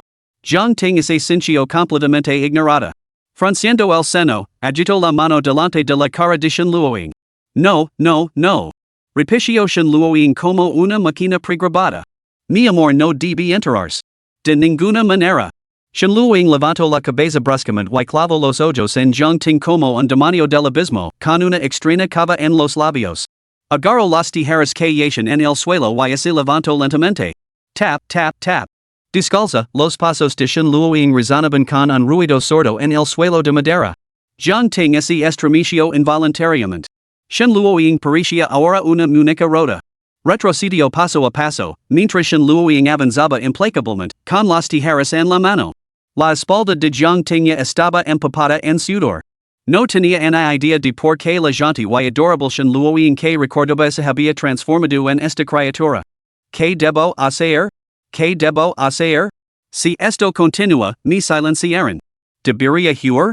Pero adonde, that Jiang Ting sabía que en la ciudad demoníaca escapar de las garras de la familia Shen, una de las cuatro grandes familias, era tan difícil como escalar los cielos. Shen Luoying parecía ahora completamente fuera de sí, y sus palabras se volvían cada vez más inintelligibles. Jiang Ting solo podía distinguir las sílabas Jiang Yi, repetidas sin cesar por sus labios. Empujada contra el marco de la puerta, Jiang Ting se lanzó al vacío y salió corriendo. Tap, tap, tap. Los pasos de Shen Luoying siguieron a Jiang Ting fuera de la habitación, firmes y sin prisa. Jiang Ting bajó corriendo las escaleras, lanzándose hacia la puerta principal de la villa. Primero, correr. Correr nunca estaba mal. Para lo que para, si no corría, ella, Jiang Ting, podría muy bien encontrar su fin allí mismo, ese mismo día. Se le pasó por la cabeza resistirse, pero el estado actual de Shen Luoying le heló la sangre. Podía sentir la intensa intención asesina que irradiaba cada fibra de su ser. Dio tres pasos en dos, luego a la puerta y giró frenéticamente el pomo. Maldita puerta, abrit. Jiang Ting tiró con fuerza del pomo, pero parecía como si estuviera soldado, negándose a ceder. ¿Qué pasa? ¿Por qué no se abra? Jiang Ting miró hacia atrás. Shen Luoying había bajado las escaleras y su mirada recorrió la sala de estar antes de fijarse en la posición de Jiang Ting. Sus pupilas color melocotón brillaban con una inquietante luz carmesí en la oscuridad mientras se movía lentamente hacia Jiang Ting. La ventana. Sí, la ventana. Jiang Ting tropezó en su prisa y cayó al suelo. Haciendo un gesto de dolor, se arrastró hacia la ventana del salón, que había del suelo al techo. Extendió la mano y giró la manivela que controlaba el mecanismo de la ventana. Cri, cri, cri. Evidentemente, la ventana del suelo al techo no se había abierto en mucho tiempo. La manivela estaba oxidada y no se movía. Shen Luoying se acercó aún más, ahora a solo unos 3 pasos de distancia. Capítulo 21, Vive bien. Jiang Ting se desplomó débilmente en el suelo, con los ojos llenos de terror, mientras se arrastraba lentamente hacia la esquina. La temperatura de la habitación había bajado hasta alcanzar niveles gélidos. Con la espalda pegada a la pared, no tenía ningún sitio el que retirarse. Las tijeras trazaron un elegante arco en el aire en las manos de Shen Luoying antes de ser agarradas en una sujeción inversa. La voluntad de sobrevivir superó el terror de Jiang Ting. Fijando su mirada en las tijeras en la mano de Shen Luoying, agarró la muñeca que sostenía la joya en el instante en que se abalanzó sobre ella. La mano de Shen Luoying parecía delicada y sin huesos, pero ahora desplegaba una fuerza asombrosa. Jiang Ting apretó los dientes, luchando desesperadamente contra esa inmensa fuerza. En ese momento, Shen Luoying murmuraba sin cesar. Jiang Ting no podía distinguir las palabras exactas, pero discernía vagamente que casi todas las expresiones giraban en torno al nombre Jiang Yi.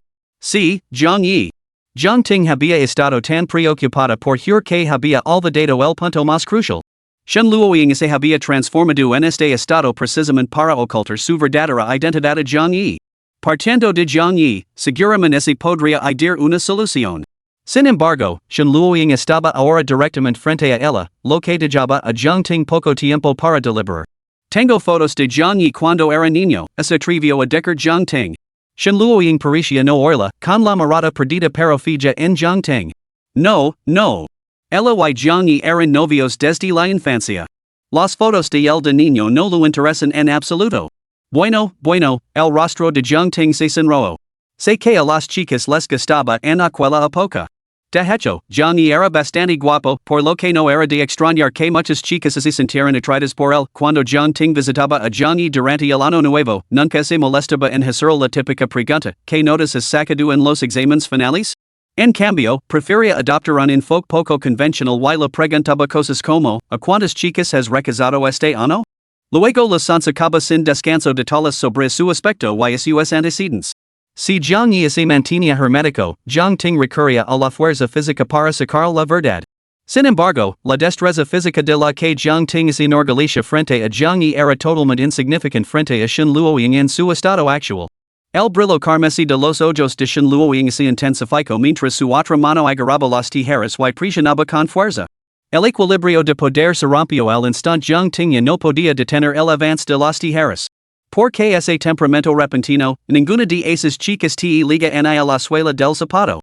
Jiang Ting sintió un grave peligro cuando las tijeras se acercaron cada vez más a su garganta. ¿Qué demonios podría pertenecer a Jiang Yi que lo interesará a este monstruo? Espera, ella es un monstruo. Un monstruo seguramente le gustan las cosas monstruosas. Jiang Ting se maldijo a sí misma por no haber pensado en eso antes. ¿Qué podría ser lo suficientemente monstruoso? Tengo las bragas de Jiang Yi. Soltó. Por supuesto que no era cierto, pero la supervivencia lo exigía. En el peor de los casos, le pediría prestadas unas a Jiang Yi más tarde.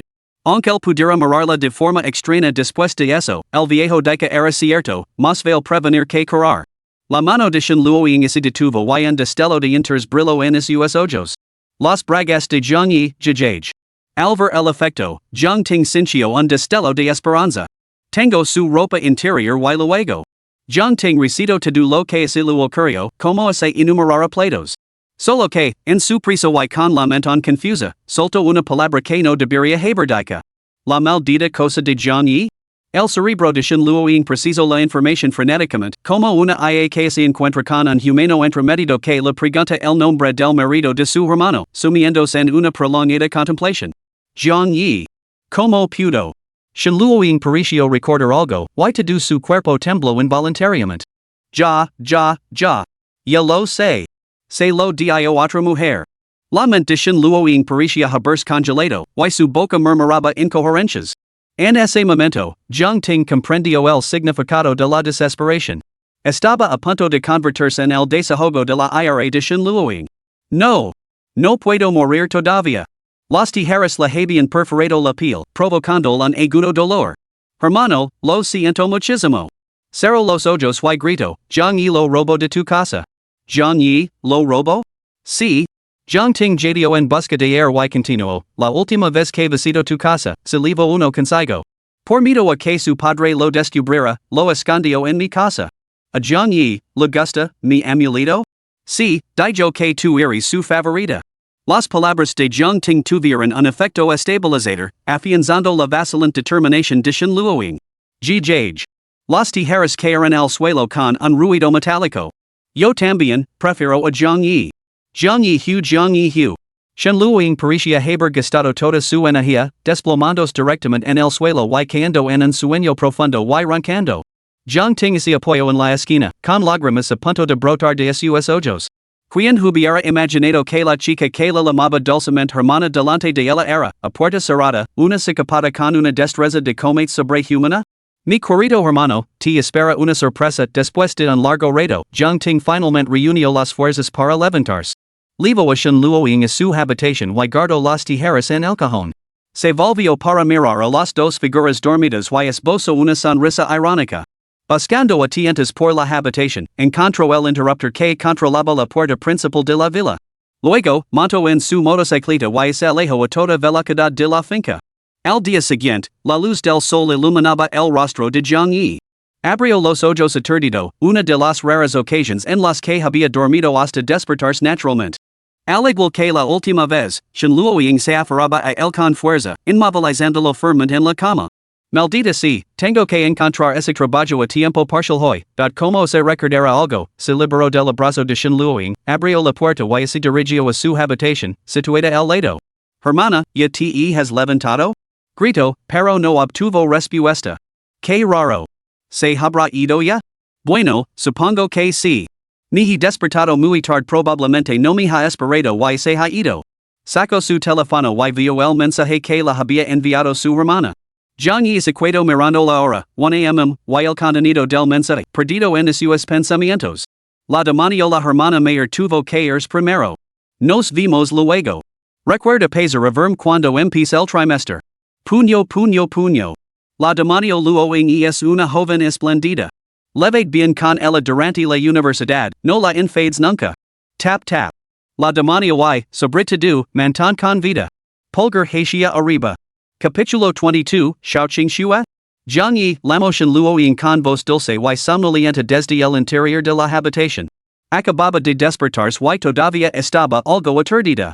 De los acontecimientos de la noche anterior, solo recordaba haber recogido esas baterías antes de que una ola de cansancio la invadiera y la hiciera quedarse dormida abrazada a Jiang Yi había olvidado por completo los acontecimientos relacionados con Jiang Ting. Estúpido Jiang Yi, otra vez por su cuenta, murmuró, abriendo su aplicación de mensajería. Cariño voy a mi trabajo a tiempo parcial. Te he preparado el desayuno y lo he dejado en la mesa. Recuerda comerlo cuando te levantes. Cariño si se ha enfriado, mételo en redo en el microondas. Shen luoying se levantó alegremente de la cama y bajó las escaleras hasta la mesa del comedor. Efectivamente, Ali la esperaba un plato humante de congee con huevos en conserva y carne magra de cerdo. Justo cuando iba a coger el cuenco y los palillos, su teléfono volvió a sonar. Mama ha pasado algo con la familia Hai. Has sido tú?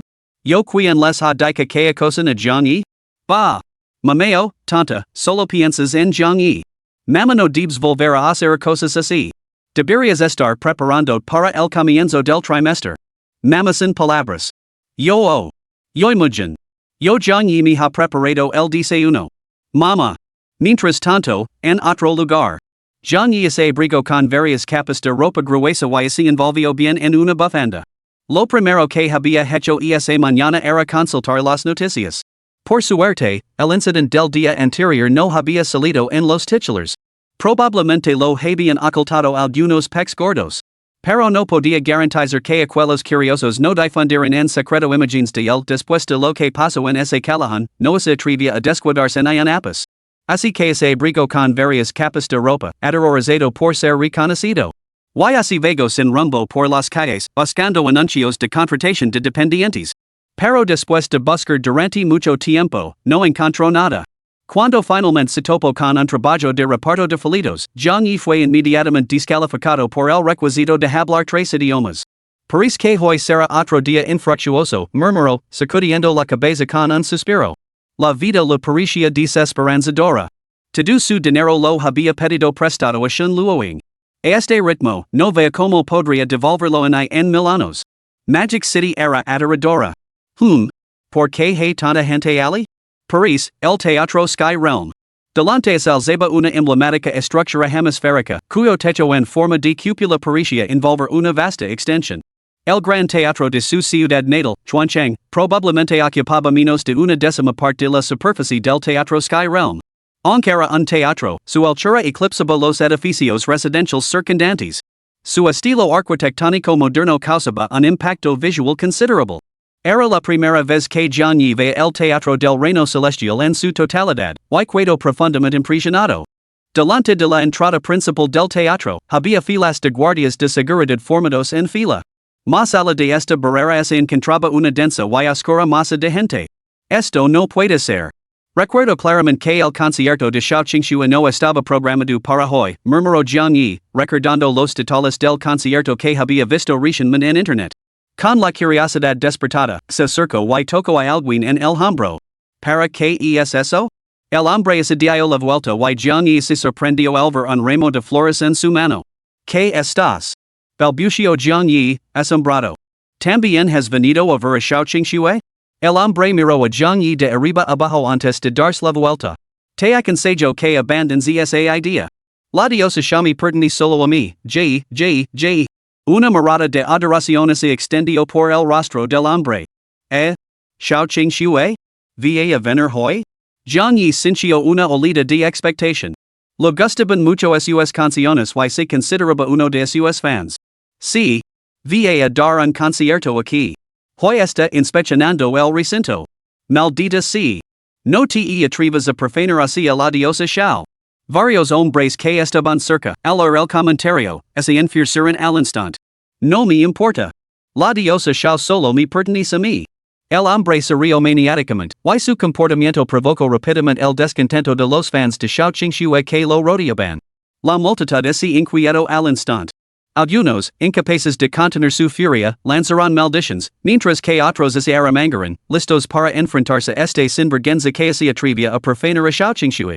En poco tiempo, la situación se descontroló. Lo que comenzó como un enfrentamiento a puñetazos se convirtió en una batalla de objetos en la que volaban flores y botellas. Xiao Qingxue nunca debe ser manipulada por los hombres. Protegida la purísima Qingxue. Gritó una fan, con una voz tan aguda como el alito de un lobo bajo la luna. Su grito fue rápidamente secundado. Protegida la purísima Qingxue. Protegida la purísima Qingxue. Protegida la mejor Qingxue. En un instante, numerosas chicas se unieron a esta caótica refriega, uniéndose contra los fans masculinos mientras les tiraban del pelo con todas sus fuerzas. Los fans descerebrados de Xiao Qingxue están completamente fuera de lugar, pensó Jiang Yi, sorprendido, y decidió mantener la distancia. Sin embargo, su mirada permaneció fija en el teatro Sky Realm. Él también esperaba con impaciencia la oportunidad de ver a Xiao Qingxue en persona. Ahí viene. Gritó alguien entre la multitud, y todas las manos dejaron de actuar simultáneamente. En medio del rugido de los motores, una caravana de Maybach negros emergió desde la distancia, flanqueando una limusina alargada en el centro, mientras se acercaban al teatro Sky Realm. Y es la comitiva de Xiao Qingxue. La multitud estalló en vitres. Xiao Qingxue. Xiao Qingxue. Xiao Qingxue. Como se tratara de un acuerdo tácito, las mismas personas que momentos antes se impujaban y se peleaban ahora corrían el nombre de su ídolo al unísono. La multitud se abalanzó como si se hubiera abierto una compuerta, corriendo hacia la comitiva. Sin embargo, el personal de seguridad formó rápidamente una barrera humana, bloqueando el paso de la multitud hacia la carretera. La comitiva se acercó lentamente a la entrada del teatro Sky Realm y se detuvo ante las puertas principales. Xiao Qingxue. Xiao Qingxue. Los fans corrían sin descanso, algunos con la voz ronca por el esfuerzo. Aunque Jiang Yi permanecía sereno, su mirada se fijó intensamente en las puertas traseras de la lujosa berlina, con los ojos brillantes de expectación. En medio de los gritos angelans, un guardia de seguridad abrió la puerta trasera del lujoso sedán. Thump, thump, thump, thump. Innumerables pétalos de lirio brotaron de los tecos solares de los coches más pequeños que lo rodeaban. En medio del remolino de pétalos blancos, una joven con un vestido blanco salió con elegancia. Una leve sonrisa adornaba su rostro mientras se inclinaba lentamente hacia la multitud. Ah. Los gritos estallaron entre los fans que se agolpaban. Una ambulancia. Rápido, llamada una ambulancia. Algunos fans ya se habían desmayado por la emoción. Jiang Yi se quedó mirando a Xiao Qingxue que parecía una doncella celestial con el telón de fondo de las flores, momentáneamente paralizado. Solo la había visto en fotografías antes, sin imaginar que la verdadera Xiao Qingxue pudiera superar en belleza a las imágenes. O tal vez, para una mujer de tanta gracia, las fotografías simplemente no podían capturar su verdadero resplandor. Después de interactuar brevemente con sus fans, Xiao Qingxue entró en el teatro Sky Realm, rodeada por una multitud de personal de seguridad. Jiang Yi volvió a la realidad y se dio una palmada en la cabeza con frustración. ¿Cómo se me ha podido olvidar hacer fotos? Era una oportunidad única en la vida. Si hubiera hecho unas cuantas fotos para compartirlas en sus redes sociales, sus amigos se habrían puesto verdes de envidia. Capítulo 23, no repitas este error. ¿Quizás podría ir ahora y tomar algunas? La idea cruzó por la mente de Jiang Yi después de todo, esas oportunidades eran poco frecuentes. Xiao Qingxue nunca había prohibido a sus fans tomar fotos, siempre se había mostrado generosa y abierta en público. Pero colarse ahora para tomar fotos, bueno, eso podría no estar del todo bien. Después de todo, a los fans se les había prohibido entrar al teatro Sky Realm. ¿Debería esperar a que ella saliera? ¿Quién sabía cuándo sería eso? Además, observó a la densa multitud, todos admiradores de Xiao Qingxue, cuyos gritos ahogaban cualquier otro sonido. Incluso si ella saliera, probablemente solo captaría las cabezas de los fans. Los guardias de seguridad estaban bien entrenados ante unos fans tan fervientes, no dejarían pasar a nadie. Jiang Yi dio una vuelta alrededor del teatro Sky Realm. Se dio cuenta de que los guardias solo bloqueaban la entrada principal. Otras zonas, como los muros perimetrales, no estaban vigiladas. Si lo deseaba, podía escalar fácilmente el muro y conseguir la foto que quería. Así, dos pequeñas figuras aparecieron en la mente de Jiang Yi. Y es una oportunidad única. Solo tienes que trepar y hacer una foto rápida, lo instó una de las figuras con una sonrisa pícara. No, eso no es ético, protestó apresuradamente la otra figura, tratando de disuadirlo. Nadie lo sabrá. Hacer una foto no es gran cosa. En que se diferencia eso de los paparazzi que hacen fotos a escondidas? Por supuesto que sí. Ellos lo hacen por las visitas y por el dinero. Tú solo lo vas a compartir en tus redes sociales. ¿Qué hay de malo en eso? Johnny se agarró la cabeza con angustia. Anhelaba sinceramente fotografiar a la cantante que había adorado durante años, para compensar el hecho de haberse perdido el concierto de Xiaoqingxue. Ah, ¿qué más da? ¿A quién lo importa? De todos modos, nadie se enterara. Camino sin rumbo aparente por el muro que rodeaba el Sky Realm Theater, buscando un lugar menos concurrido. Con la determinación reforzada, di unos pasos atrás, preparándose para correr y saltar la barrera. Disculpe, joven. Una voz melodiosa llegó desde detrás de él. Aunque era suave, le causó una sacudida. Su pie izquierdo tropezó con el derecho, haciendo que cayera al suelo. ¿Estás bien? Al ver esto, un par de delicadas manos agarraron el brazo de Jiang Yi y lo ayudaron a levantarse. Estudiante, ¿qué estabas haciendo? Jiang Yi carraspeó torpemente, sacudiéndose el polvo de la ropa. Sin mostrar en ahí una pizca de vergüenza, respondió, soy estudiante de atletismo. Solo estaba practicando mi postura de salida. Jiang Yi fijó la mirada en la chica que tenía delante. Llevaba una chaqueta gruesa acalcada, gafas de sol y una bufanda alrededor del cuello que le cubría la mayor parte de la cara. En la bufanda había cosido deliberadamente un peluche con forma de frisa, que le bajaba ligeramente ese lado y dejaba al descubierto media mejilla de piel clara tenida de color rosado. Y esa cara estaba marcada por una total perplejidad. ¿Necesitas algo? Jiang Yi cambió rápidamente de tema. En realidad, nada. Solo quería preguntarte si eres fan de Xiaoqingxue? Jiang Yi se quedó paralizado, maldiciendo interiormente su suerte. ¿Acaso había leído sus pensamientos?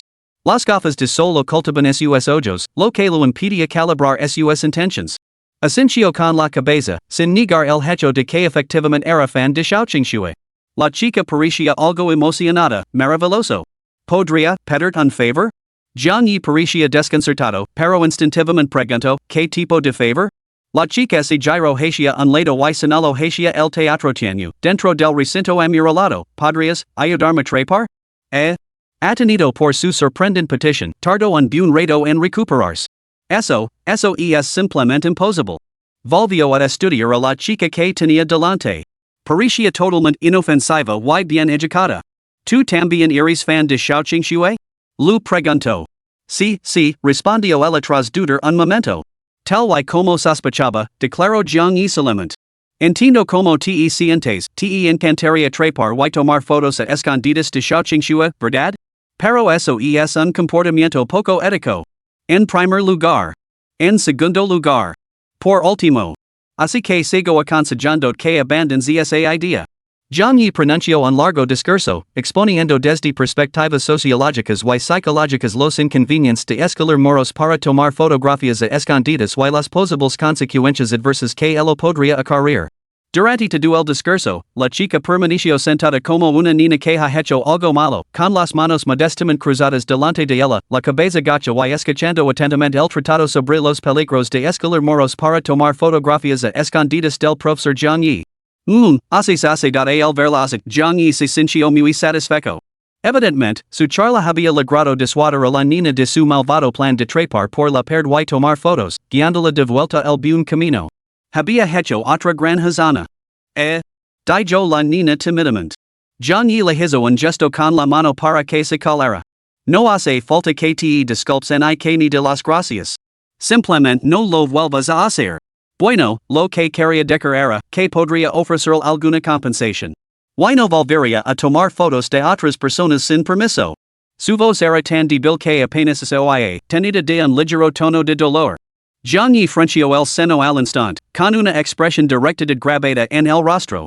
¿Acaso parezco ese tipo de persona? En lugar de una recompensa insignificante, prefiero que te dé cuenta de tu error. El señor Shuren dijo una vez, el buen carácter supera a la riqueza infinita. Al ver que Jiang Yi estaba a punto de lanzarse a otro largo discurso, la chica lo interrumpió apresuradamente. ¿Serían suficientes 100 yuans? La verdad es como el oro, supera a 10,000 taels de oro auténtico. Entonces, ¿1000? La verdad y la integridad superan a la riqueza y las riquezas, dejando un aroma que dura toda la vida. Entonces, 100,000? El dinero es un medio de intercambio finito y paracetero la verdadera verdad es. John y abrió mucho los ojos mientras examinaba a la chica que tenía delante de pisa cabeza una vez más. ¿Así son las personas de la ciudad demonio? 100,000 yuan solo por hacerse una foto con un abanico? La ciudad demonio es aterradora. Bajo la mirada escrutadora de Zhang Yi, la chica se encogió instintivamente. No. ¿No es suficiente? Puedo añadir más. Zhang Yi lo agarró la mano bruscamente, haciendo que ella diera dos pasos atrás. Su rostro se sonrojó como una manzana madura. Yo, no puedo, no puedo. Sus palabras se desvanecieron incoherentes. Zhang Yi observó su expresión desconcertada y luego miró su propia mano, apretada por la excitación nerviosa. Rápidamente la soltó y lo ofreció repetidas disculpas. Su respiración siguió siendo entrecortada durante un largo momento antes de estabilizarse. ¿Puedes ayudarme ahora? Por supuesto. Pero recuerda esto.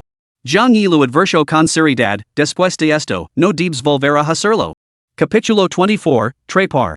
Entonces. ¿Cómo entramos? La voz de la chica era tímida, con una mano agarrada al dobladillo de su vestido mientras bajaba obedientemente la mirada. Déjame pensar. Esta pregunta realmente dejó perplejo a Zhang Yi. La pared no era excepcionalmente alta, pero tampoco era baja. Para alguien como él, escalarla sería fácil. Sin embargo, para la chica que tenía delante. Zhang Yi miró a la chica, una cabeza más baja que él, y se sumió en sus pensamientos. Solo hay una manera. De repente, Zhang Yi tuvo una inspiración. Se acercó a la pared, se agachó y se volvió hacia la chica, guiñando un ojo. Subid a mi espalda. Subir sobre ti? La voz de la chica denotaba incredulidad y sus mejillas descubiertas se sonrojaron. Sí. Zhang Yi se volvió y la instó, date prisa. Y si viene alguien. ¿No sería muy incómodo para los dos? Oh, está bien. Vacilante, la chica dio pequeños pasos hacia Zhang Yi. Yo voy a subir ahora. Se agarró a sus hombres y su cuerpo se balanceó mientras se apretaba contra su espalda. Sus delgadas piernas se balancearon, una tras otra, ahorcajadas sobre su cuerpo. Luego rodeó su cuello con ambos brazos. Mama, ¿qué están haciendo? Un niño pequeño a su lado lamía una pirulita y señalaba a Zhang Yi y a la chica con ojos curiosos. Una mujer que sostenía la mano del niño miró a la pareja y luego cubrió rápidamente los ojos del pequeño. A plena luz del día. No tienen vergüenza. Las parejas jóvenes de hoy en día, de verdad. Si no hacen esas cosas en una habitación, tienen que salir aquí para sentir la emoción. Las palabras de la mujer fueron lo suficientemente altas como para llegar a los oídos de la pareja. Es tan vívida la imaginación de la gente en la ciudad mágica? El rostro de Zhang Yi se ensombrició y un ligero rubor se apoderó de sus mejillas. Se volvió hacia la chica y lu dijo, ¿ves? Esta es la consecuencia de desafiar la moralidad. Así que no vuelvas a hacer algo así nunca más. ¿Me estás escuchando? Lo sé. La voz de la chica temblaba por las lágrimas. Casi había perdido la capacidad de pensar, y de su cabeza se elevaban volutas de niebla blanca. Agarrate fuerte. Dijo Zhang Yi, enderezándose lentamente. Caramba, eres sorprendentemente ligera. No como la casera, que podría aplastar a alguien cuando está encima. Achis. Shenluoing, tumbada en el sofá viendo la tela, estrenudo sin previo aviso. Podría ser que mi amor esté pensando en mí. Entrecerró los ojos. Pero espera, ¿no es supone que está buscando un trabajo a tiempo parcial? No ha vuelto. ¿No ha encontrado nada? Sintió una punzada de preocupación. Como hija mayor de la familiación, era muy consciente de la feroz competencia que existe en la metrópoli, lo que había provocado el incidente anterior. Quizás, debería ver si puedo ayudar más. Con ese pensamiento, desbloqueó su teléfono y abrió una aplicación de rastreo de ubicación con facilidad. El punto rojo parpadeante indicaba la ubicación exacta de Zhang Yi. De hecho, un dispositivo de rastreo en miniatura permanecía oculto dentro de la ropa interior que llevaba puesta. ¿El teatro Sky Realm? ¿Qué diablos está haciendo Ali? Shenluoying frunció el seno, confundida. Pero hoy es el día en que Xiao Qingxue inspecciona la sala de conciertos. Shenluoying frunció aún más el seno y su mirada se volvió gelada. Ese inútil de Zhang Yi. No iré a ver a Xiao Qingxue, ¿verdad? Como amiga de la infancia de Jiang Yi, Shenluoying conoce casi todos sus intereses, incluido su fanatismo por Xiaoqingxue. Ese inútil de Jiang Yi. Una cosa es que no se cuida en casa conmigo, pero ahora ha dejado de buscar trabajo a tiempo parcial para ir a ver a Xiaoqingxue? ¿Eso significa que Xiaoqingxue trabajo a tiempo parcial yo? Eso no puede ser. Jiang Yi, ¿cómo puede otra chica tener prioridad sobre mí? Los labios de Shenluoying se curvaron en una sonrisa casi imperceptible mientras abría la puerta de la villa y salía al exterior. Tenía la intención de ver por sí misma que estaba tramando su inútil Jiang Yi. Aga. Cuando Jiang Yi se movió, la chica que lavaba en hombres soltó una serie de gritos. Solo que estos gritos eran suaves y delicados, y a los demás les sonaban como varios transeúntes lanzaron miradas despectivas a la pareja. Claramente, al igual que esa mujer, los confundieron con una joven pareja en pleno apogeo de la pasión. Jiang Yi cerró los ojos con total desesperación. Por esos 100,000 yuans, estaba dispuesto a arriesgarlo todo. ¿Qué tal?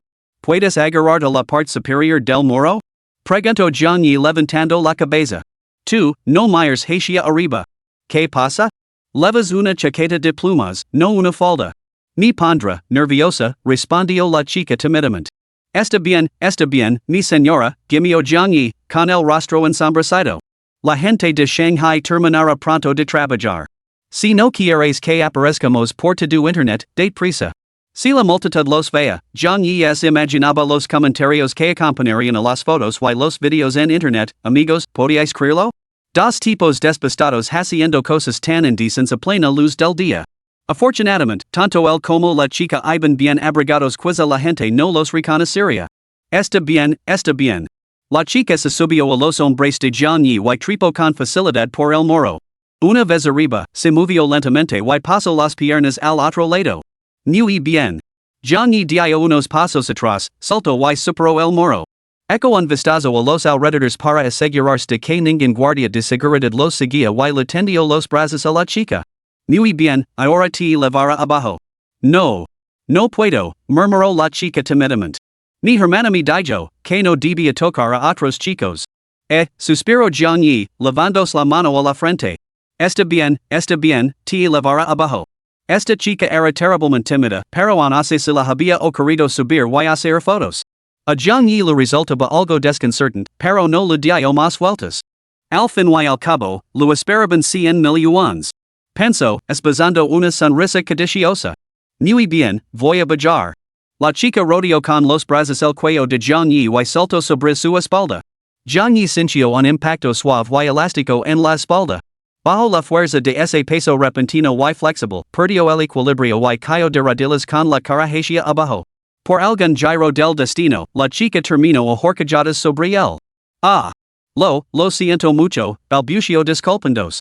No pasa nada. Jiang Yi se encogió de hombres, pero cuando giró la cabeza, su rostro se sumergió en un profundo barranco. Jiang Yi se giró apresuradamente.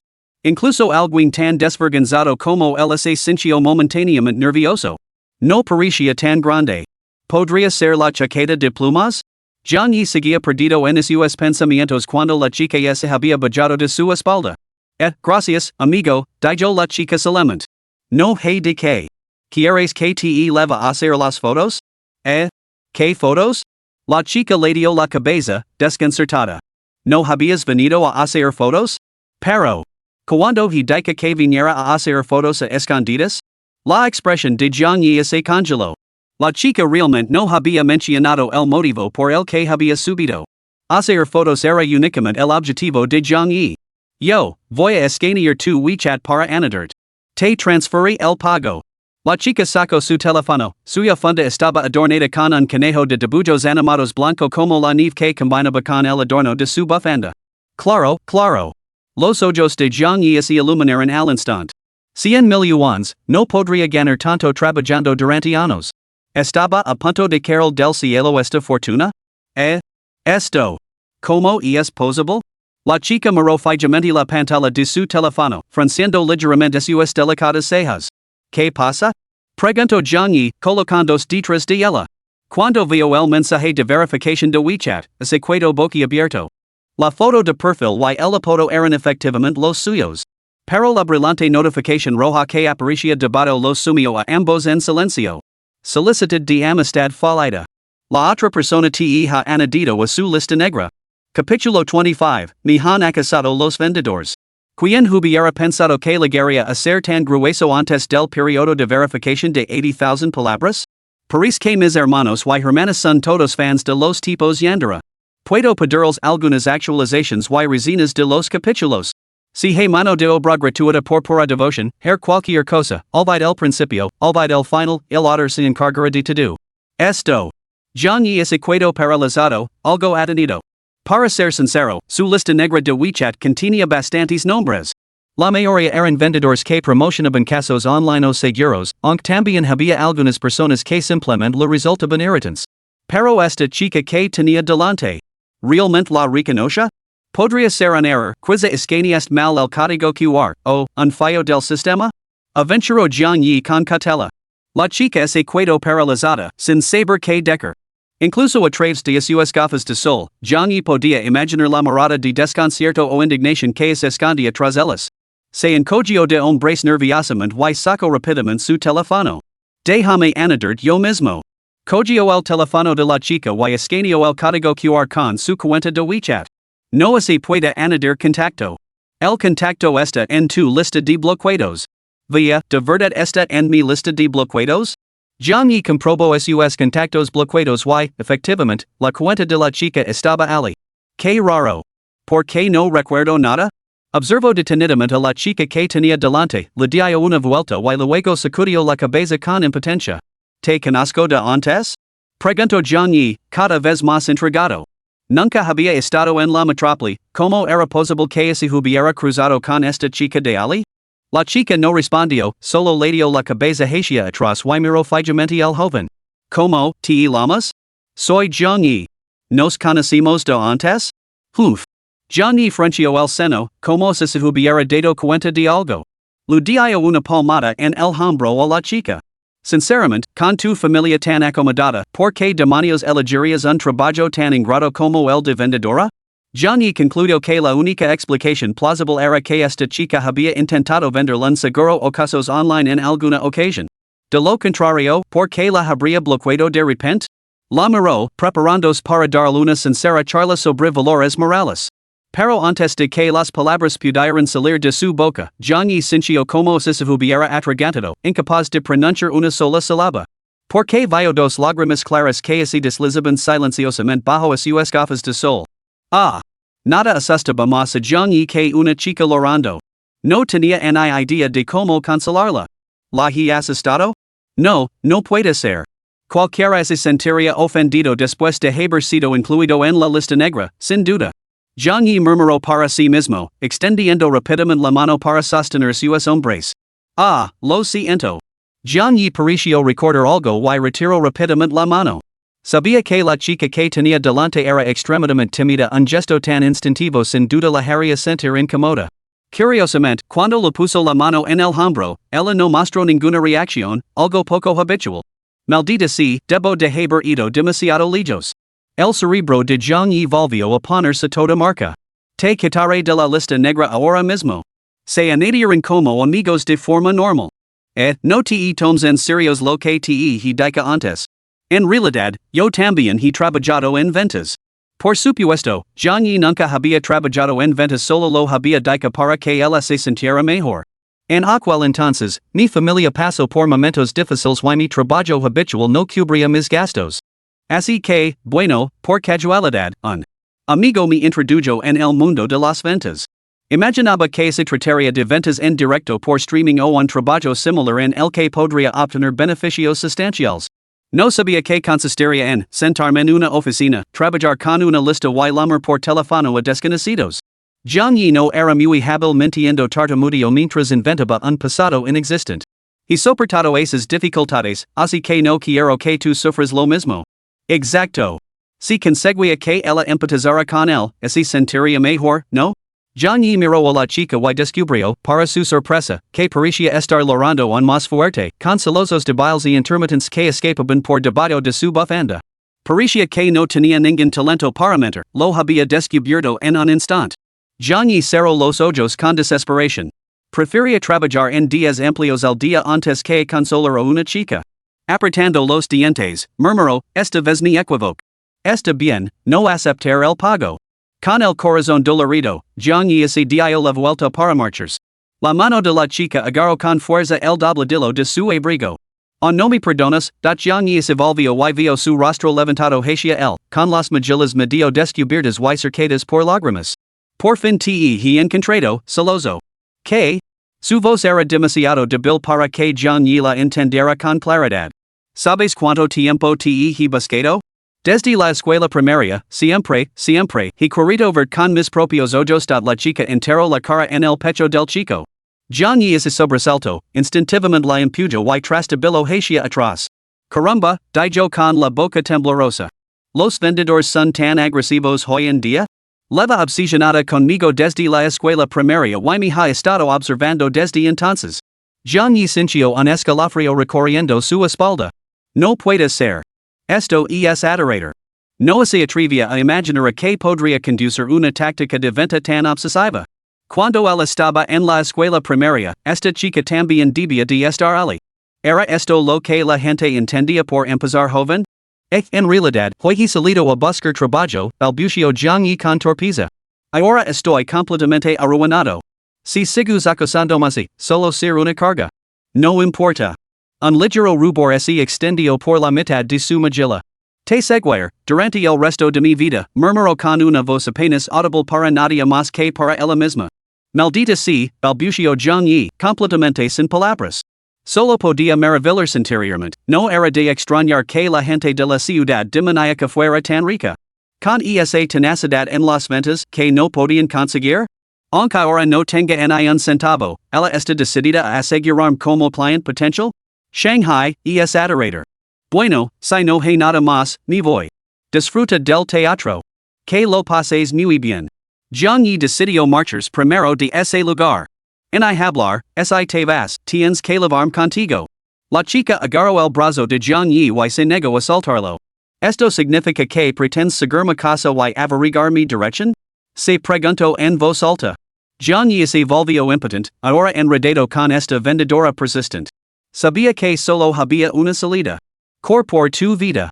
Aprovechando el momento en que la chica se quedó paralizada, Jiang Yi liberó su brazo y aceleró, saltando por encima del muro. Solo la chica se quedó atrás.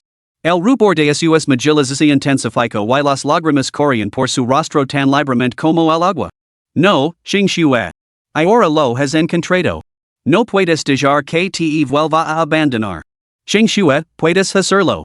Agárralo y luego. Xingxue, puedes hacerlo. Xingxue, puedes hacerlo. Como se recetara un hechizo, una siniestra cava se formó gradualmente en las comisuras de la boca de la chica.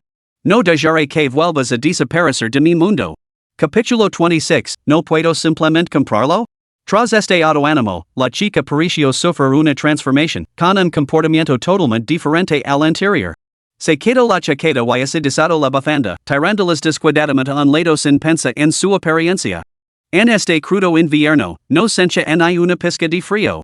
En cambio, un rubor inusual se extendió por sus mejillas, y el vapor se elevaba de su cuerpo mientras irradiaba calor, pareciendo un horno humante en pleno funcionamiento. Ha, ha. Abrumada por la emoción, seguía exhalando para liberar el calor que se acumulaba en su interior.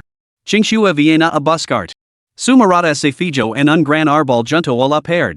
Dio unos pasos atrás, se lanzó hacia adelante y saltó, aferrándose a una gruesa rama con una fuerza que parecía provenir de ninguna parte. Su cuerpo era ligero y la rama soportaba perfectamente su peso. Desde la altura de la rama, escudriñó la zona más alta del muro, fijando su mirada en Jiang Yi mientras este huía en la distancia. Xingxue te ha encontrado. La chica se rió tonamente, y su esbelta cintura se tensó de repente. La rama a la que se aferraba se balanceó con su movimiento.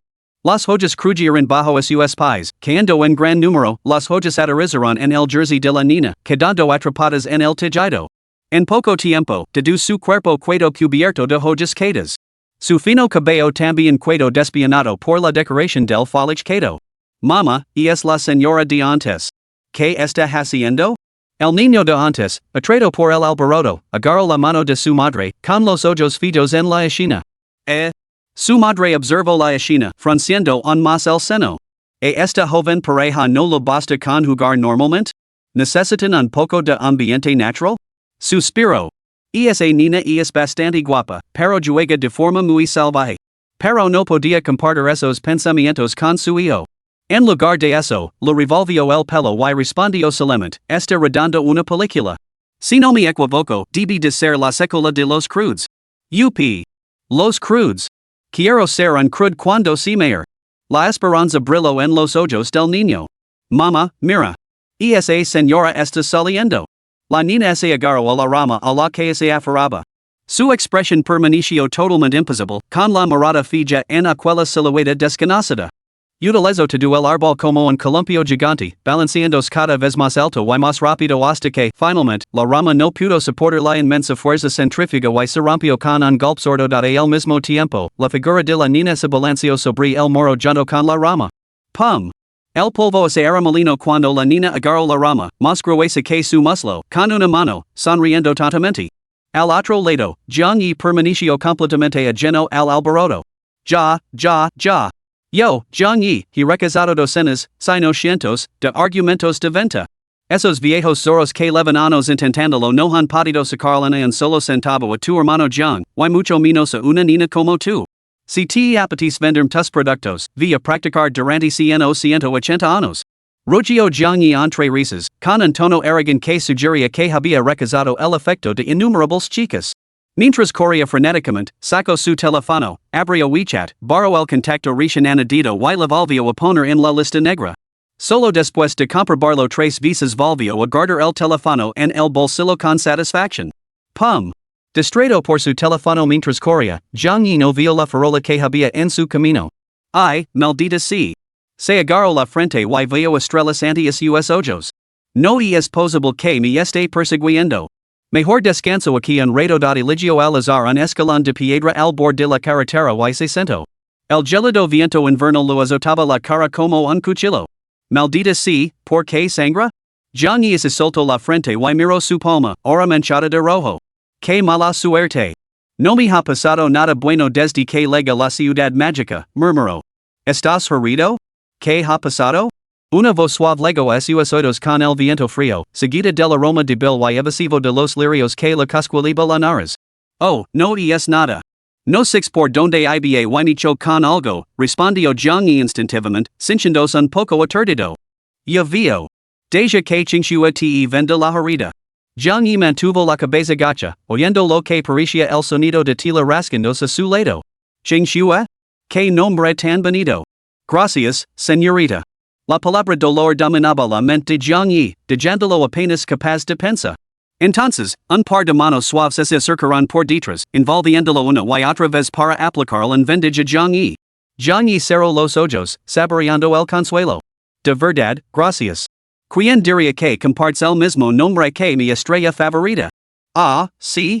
Bueno, eso es maravilloso. Su voz era exuberante, tan melodiosa como el canto de un pájaro. Por alguna razón, Jiang Yi sintió de repente que el dolor de su frente se aliviaba y su ánimo mejoraba considerablemente. Tararía una de las canciones de Xiao Qingxue, inhalando el aroma de los lirios que parecía llegar desde algún lugar, perdido momentáneamente en el momento. Esta melodía me resulta muy familiar. La persona detrás de él parecía sorprendida. Oh, ¿tú también eres fan de Xiao Qingxue? No realmente. Ya veo. Tiene sentido, la verdad. Las canciones de Xiao Qingxue gustan a mucha gente, incluso a quienes no son fans. Entonces, ¿te gusta mucho Xiao Qingxue? La voz detrás de él de repente tembló ligeramente. Sí. Jiang Yi no le dio mucha importancia. Bueno, hay algo que no entiendo muy bien. Jiang Yi's ánimo, yo también soy fan desde hace mucho tiempo. Dispara, debería poder responder a cualquier pregunta. La figura detrás de él se inclinó más cerca y le susurró al oído a Jiang Yi. Entonces, ¿por qué fuiste? A Jiang Yi se le puso la piel de gallina al instante. Sus pupilas se contrajeron bruscamente mientras giraba la cabeza para mirar a la chica. Una leve sonrisa llegaba en las comisuras de sus labios mientras miraba el rostro de Jiang Yi con expresión soñadora. Jiang Yi no podía discernir sus ojos a través de las gafas de sol. Su expresión chocaba completamente con sus rasgos exquisitamente bonitos, haciendo que su rostro pareciera algo distorsionado. En ese instant, Jiang Yi sintió miedo, no el miedo a la persecución persistente de la chica, sino el temor primitivo que siente una criatura al encontrarse con algo verdaderamente aterrador. Tropiezo y cayó por los escalones de piedra. Incapaz de levantarse inmediatamente, se sentó en el suelo, raspando la tierra con las manos y pateando salvajemente con los pies, impulsando su cuerpo hacia atrás. La chica no mostró ninguna reacción, con su sonrisa fija mientras observaba al aterrado Jiang Yi. Solo después de retroceder una distancia considerable, Jiang Yi se fijó en la gruesa rama que ella sostenía en la mano. Todo encajó en su sitio al instante. Maldita sea, esta chica es un gorila? Acaba de balancerse hasta aquí con una rama? Perdona, amigo.no, señora, lo siento mucho. ¿Qué vende? ¿Seguros? No hay problema, lo comprar. Incluso comprar uno para mi viejo. Si son quesos en línea, mejor aún. Todos mis amigos están aburridos en casa durante las vacaciones. Perfecto, les comprar algunos quesos para matar el tiempo. Solo déjame ir y lo comprar. ¿Lo comprar, de acuerdo? Capítulo 27, Conditions para el amor. Ah, sí. La chica se enderezó, se levó un dedo a los labios y acarició la mejilla con la otra mano. Entonces, ¿qué tal es mi vendo a ti? ¿Te parece bien? Se contoneo, con un tono de voz coqueta. No hay problema. Si lo que vendes, yo.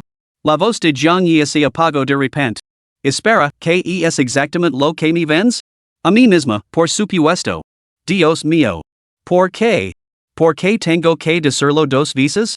Su voz se volvió más débil, como si volviera a ser la joven tímida que había sido antes. Esta afirmación hizo que el cerebro de Jiang Yi se sobrecalentara. Le costaba comprender lo que quería decir. ¿Qué quieres decir con venderme ti? Jiang Yi inclinó la cabeza y la sacudió repetidamente mientras luchaba por organizar sus pensamientos. De repente, tuvo una revelación y formó su propia conjetura. Solo que esta conjetura le provocó un escalofrío. No me extraña. No me extraña. Jiang Yi asintió frenéticamente en medio de su confusión, sintiendo que había comprendido el quid de la cuestión. Siempre me pregunté cómo una vendedora podía llegar tan lejos, murmuró Jiang Yi para sí mismo. ¿Podría ser que ella no fuera la vendedora en absoluto? Ella era la mercancía. Su anterior petición de ayuda, prometiendo 100,000 yuans, era todo mentira, solo una excusa. Su verdadero objetivo era acercarse a mí y luego forzarse a mí. Esto debe de implicar una enorme red de tráfico de personas. Preparan a las chicas jóvenes desde la infancia para que sean totalmente dóciles y luego les enseñan cómo acercarse a los clientes antes de venderse para pagar a la organización criminal. Y si no completan sus tareas, se enfrentan a un castigo inimaginable. Por eso no me dejaba marchar, incluso siguiendo hasta la metrópoli. Las imágenes de películas y series pasaron por la mente de Jiang Yi. Al unirlas, reconstruyó rápidamente la verdad del asunto. No me extraña que me persiguieras sin descanso, tenías tus razones. Jiang Yi suspiró y se puso de pie. Se acercó a la chica y le dio una palmada en el hombro. Todos estos años ha sido culpa mía. Si lo hubiera sabido antes, esta chica no habría sufrido tanto. En silencio, decidió ofrecer algunas palabras de consuelo. Sin embargo, esto tocaba un punto débil en el repertorio de Jiang Yi. Después de mucho deliberar internamente, se armó de valor y declaró solemnemente, todos estos años, has soportado muchas dificultades. Tú, la chica se quedó paralizada al oír estas palabras. La ramita que tenía en la mano cayó al suelo, levantando una nube de polvo. Tú, lo sabías todo desde el principio. Las lágrimas le corrían por la cara sin poder controlarlas. Te he estado buscando, con la esperanza de verte en el mundo real. Mientras pudiera estar contigo, Xingxua podía soportar cualquier dificultad, cualquier injusticia, sola. Desconcertada, la joven arrastró su cuerpo hacia Jiang Yi, tambaleándose instablemente. Debe de haber fracasado en su misión y haber sufrido un castigo severo, observó Jiang Yi, incapaz de sentir repugnancia por su estado. Solo sentía una sincera compasión por ella. ¿Debería llamar a la policía? No, eso solo haría que la banda criminal la castigara aún más severamente. Pero no tengo ese dinero. No puedo ayudarla. Jiang Yi decidió preguntar al primero cuáles eran sus conditions y luego decidir. Entonces, ¿qué debo hacer para llevar conmigo? Jiang Yi se armó de valor. Ayudaría a esta pobre chica en la medida de sus posibilidades. Al fin y al cabo, era un ser humano. No podía permitir que se tratara a un ser humano como una mera herramienta para obtener beneficios. Por favor, levada Qingxue. Hagos lo que hagas con ella, si lo que dices, Qingxue estará de acuerdo. La chica enterró el rostro en el pecho de Jiang Yi y celoso en silencio. Dime, ¿cuáles son tus conditions? Jiang Yi lo acarició el pelo con suavidad y la ayudó a levantarse de su abrazo. ¿Conditions? Bueno, las conditions son. Tras una larga pausa, respondió, ¿debes querer la mitad de lo que yo te quiero a ti? Jiang Yi? La chica miró la expresión imposible de Jiang Yi y bajó la mirada. ¿Es Qingxue demasiado codiciosa? Entonces, un tercio sería suficiente. Jiang Yi? ¿No es aceptable? Entonces un cuarto estaría bien. Una quinta parte. Una décima parte. Solo un poquito de amor sería suficiente. Espera, estoy pensando. La mente de Jiang Yi estaba en crisis.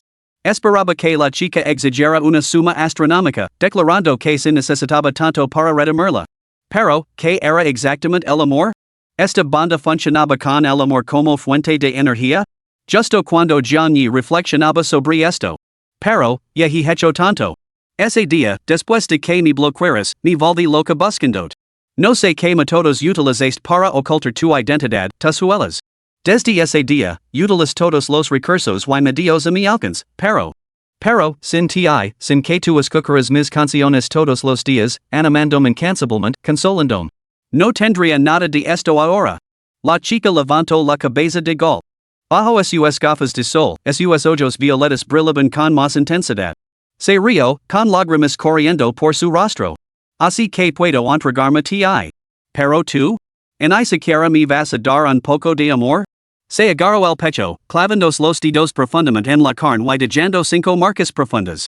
Era como si quisiera arrancarse el corazón. Ahora, comete. Podemos hablarlo con calma. Jiang Yi estaba completamente atenido. Por fin se dio cuenta de que las cosas no eran tan sencillas como había imaginado. Salvo que hubiera alguna sorpresa, se había metido en un buen lío. De repente, las manos de la chica se curvaron como garras y se abalanzaron sobre el pecho izquierdo de Jiang Yi. Al mismo tiempo, empujó con todas sus fuerzas. Antes de que él pudiera reaccionar, la inmensa fuerza lo lanzó al suelo. Entonces, dos enormes montículos lo inmovilizaron como si fuera un artefacto sólido, manteniéndolo firmemente en su sitio. Via, la hermana mayor es increíble. El niño que estaba cerca, testigo de la escena, aplaudió y Vittorio emocionado. ¿Es que estos dos nunca van a terminar? Su madre, echando miradas furtivas al alboroto mientras tiraba de su hijo, los alejó rápidamente. Las caras de la niña se tensieron, rasgando al instante un enorme agujero en la chaqueta de Jiang Yi. El releno de algodones esparció en el frío viento como copos de nieve, envolviéndolos a ambos.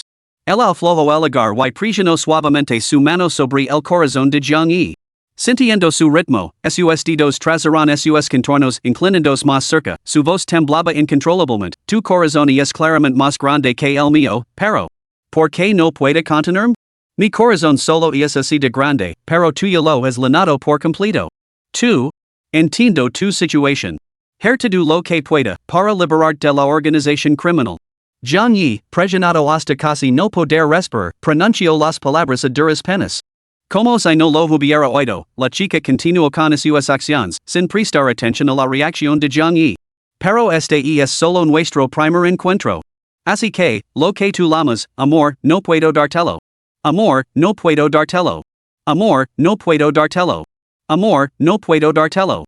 Las últimas palabras de Jiang Yi golpearon como un rayo, congelando a la chica en el sitio como una estatua. Después de un largo momento, volvió a la realidad, con la mirada fija en Jiang Yi, que yacía debajo de ella. Jiang Yi cerró los ojos con desesperación, seguro de que había llegado su fin. Se preparó para una avalancha de insultos, incluso para un castigo físico.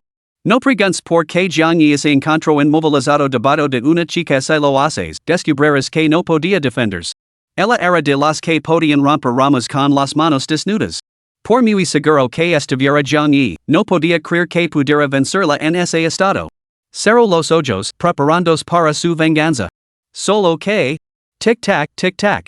Lágrimas del tamaño de una cuenta cayeron sobre el rostro de Jiang Yi, lo que le hizo abrir lentamente los ojos. No pasa nada, ya lo sabes, puedo hacer concesiones. El discurso de la chica se aceleró cada vez más, con el rostro lleno de ansiedad y desesperación. Entonces, ¿qué te gusta? ¿Un gatito? Puedo convertirme en un gatito, ya ves. Escucha. Miau, miau, miau. ¿Te gusta? Mientras te gusta, puedo convertirme en lo que dices. No solo un gatito, también puedo ser un perrito. Guau, guau, guau, guau, guau, guau. A continuación, la chica imitó los molidos de varios animales pequeños. Si hubiera escuchado esos sonidos mientras veía videos normalmente, a Jiang Yi le habrían parecido absolutamente adorables. Pero ahora, Jiang Yi abrió mucho los ojos cuando una intangible sensación de asfixia envolvió su cuerpo. Al amo no le gustan los animalitos. ¿Qué es lo que le gusta exactamente al amo? Puedo ser tu mesa, tu silla, tu inodoro, tu avión. Nada está más allá de mis capacidades, solo más allá de la imaginación del amo. Capítulo 28, Loca? La chica se tumbó sobre Jiang Yi, imitando torpemente los estados de varios objetos. Jiang Yi se quedó boquiabierto, mirando a la chica que estaba encima de él, abrumado por una oleada de repulsión. Para un extraño, podría haber parecido que estaba haciendo acrobacias. Jiang Yi no pudo evitar admirar su imaginación y sus dotes interpretativas. Se arqueó hacia atrás, con las manos apoyadas en el suelo, y se declaró un taburet, lo que significaba que Jiang Yi podía sentarse directamente sobre su estómago. Luego se tumbó en el suelo, con la boca abierta, insistiendo en que era un avión. La expresión de Jiang Yi era compleja. Claramente, la chica que tenía delante no se detendría ante nada para ganar su afecto. ¿Cómo había terminado con una persona tan peculiar? El joven tembló mientras extendía la mano, apretando los dientes para mantenerse firme agarrándola por los hombres. La chica pareció aturdida por un momento, confundiendo su reacción con que se había conmovido por su sinceridad. Una sonrisa peculiar se dibujó en sus labios. Maestro, puede complacerse. Apoyó la frente contra su mejilla, inclinándose para susurrar al oído, y dominarme. Después de hablar, apartó la mirada y se quedó mirando al suelo, con las mejillas sonrojadas envueltas en una neblina. Sin embargo, los acontecimientos no se desarrollaron como la chica esperaba. Jiang Yi apretó los dientes y, aprovechando el momento en que ella bajó la guardia, la empujó con todas sus fuerzas. Jadeaba pesadamente, exhalando nubes de vapor blanco en el gélido aire nocturno de invierno. La chica se arrodilló atenida a su lado, con una expresión vacía y desconcertada. Así se quedaron sentados uno frente al otro, con los ojos de Jiang Yi fijos en los de ella. A través de sus gafas de sol oscuras, su rostro llenaba las pupilas de ella. Cerró los ojos y suspiró. Lo siento. No puedo aceptar esto. ¿He oído mal? La chica miró fijamente la expresión sincera de Jiang Yi, sacudiendo la cabeza casi imperceptiblemente. Debo de haber oído mal. ¿Verdad? No puedo dar ese supuesto amor. No he oído eso. He oído mal. Es todo mi imaginación. ¿Tengo que repetirlo? No puedo dar ese supuesto amor. Todo es una ilusión, murmuró la chica para sí misma, aparentemente sorda a sus palabras. Jiang Yi también permaneció en silencio, limitándose a mirar a la chica que tenía delante, con los ojos llenos de complejidad. Al no tener experiencia en el amor, se sumió en una prolongada reflexión. Sin embargo, sabía que no sentía nada parecido al amor por la chica que tenía delante. Aunque ella lo suplicara con una desesperación inhumana, él no accedería. No sabía por qué ella ligaba a tales extremos por él, ni que era realmente ese amor que ella exigía. Solo sabía que el amor que ella necesitaba no era en absoluto eso. Aunque tener a una chica totalmente dedicada a él era innegablemente tentador, pero ¿quién era Jiang Yi? La madera de alta calidad que Shen Luoying no había podido conseguir en todos estos años representaba una línea que él no podía cruzar bajo ningún concepto. No conocía toda la historia, solo sabía que aceptar solo haría daño a la chica y arruinaría su vida. ¿Por qué? La chica parecía haber salido de su propio mundo, sus ojos bajo las gafas de sol llenos de furia y incredulidad. He hecho todo por ti. Sacrificaría todo por ti, y ni siquiera te dignas a darme una pizca de afecto. Su voz era suave pero baja, creando un contraste discordante entre dulzura y amenaza. ¿Dignarme? Jiang Yi negó con la cabeza. Esas cosas no se pueden considerar. Sé que me has buscado durante mucho tiempo con algún propósito, y no dudo de tu amor por mí, pero, Jiang Yi habló deliberadamente, tu supuesto amor no se puede suplicar.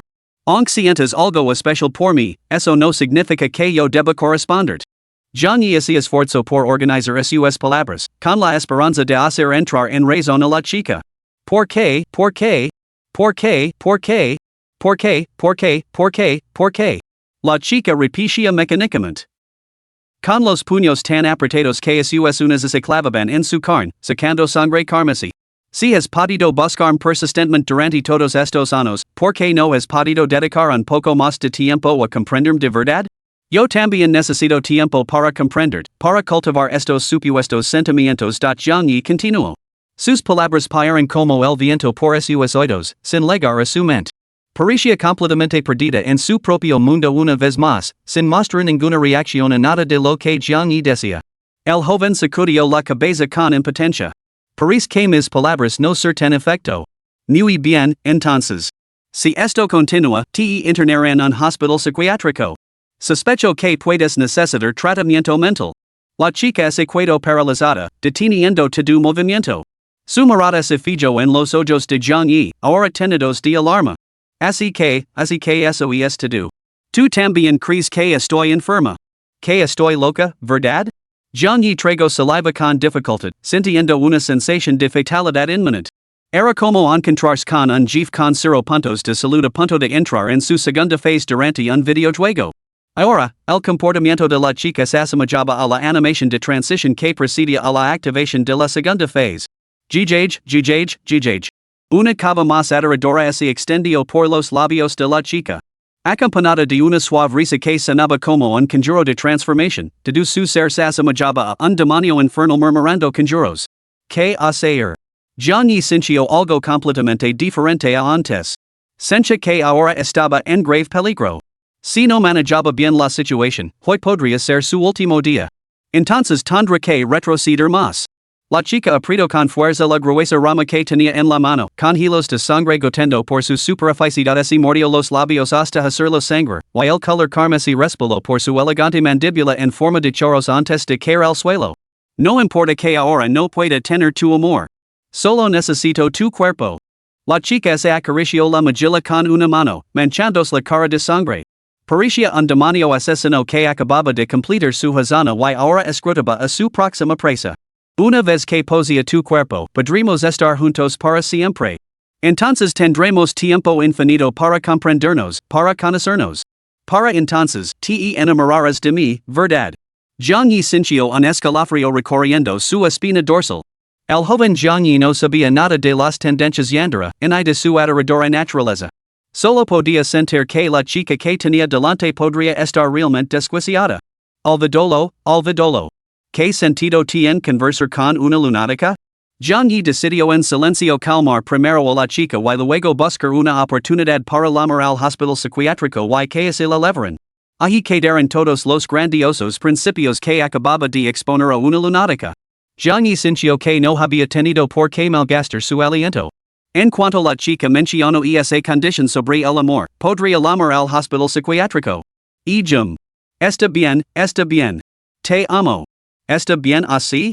John y decidió apaciguarla primero, para evitar cualquier acción precipitada. Al resto, los ojos de la chica bajo sus gafas de sol se abrieron lentamente. Se quedó paralizada en el sitio y la rama cayó al suelo con estrépito. ¿Qué, has dicho? Se tambaleó unos pasos hacia John y, agarrándolo por los hombres antes de enterrar la cara en su pecho. Levantó la cabeza y parecía completamente desolada, enmarcado contraste con su actitud anterior.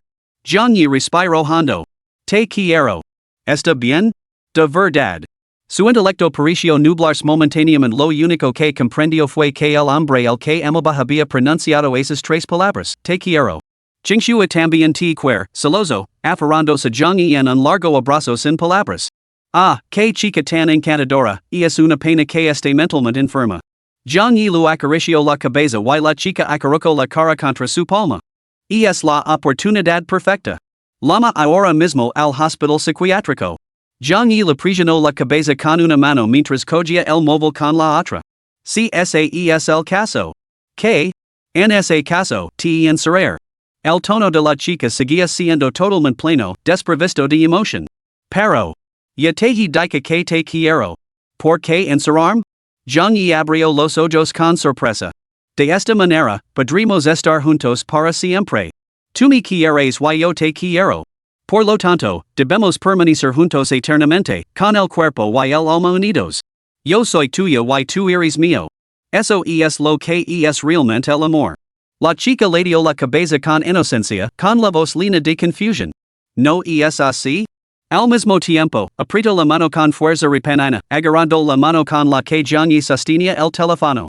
El dispositivo cayó al suelo con un ruido sordo. ¿Cómo puedes estar jugando con el teléfono mientras tocas a tú? Lo regañó la chica en tono juguetón.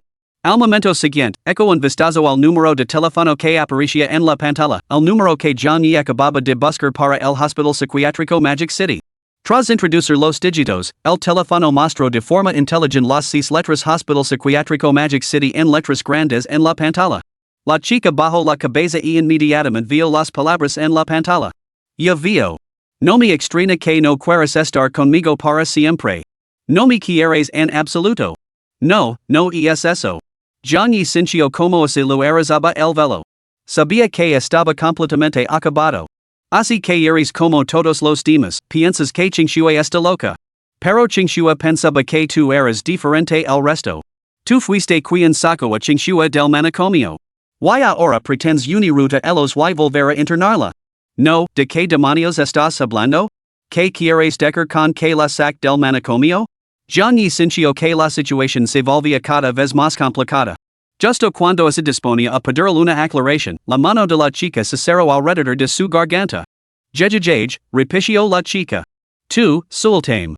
Johnny agarró la mano que lo apretaba el cuello, tratando de liberarse. Pero la chica tenía una fuerza sorprendente por mucho que se esforzara, era inútil. La chica permaneció en silencio, continuando con su reservación. Capítulo 29, Escapar y matar. Johnny esbozó una sonrisa inocente, con el rostro marcado por la docilidad.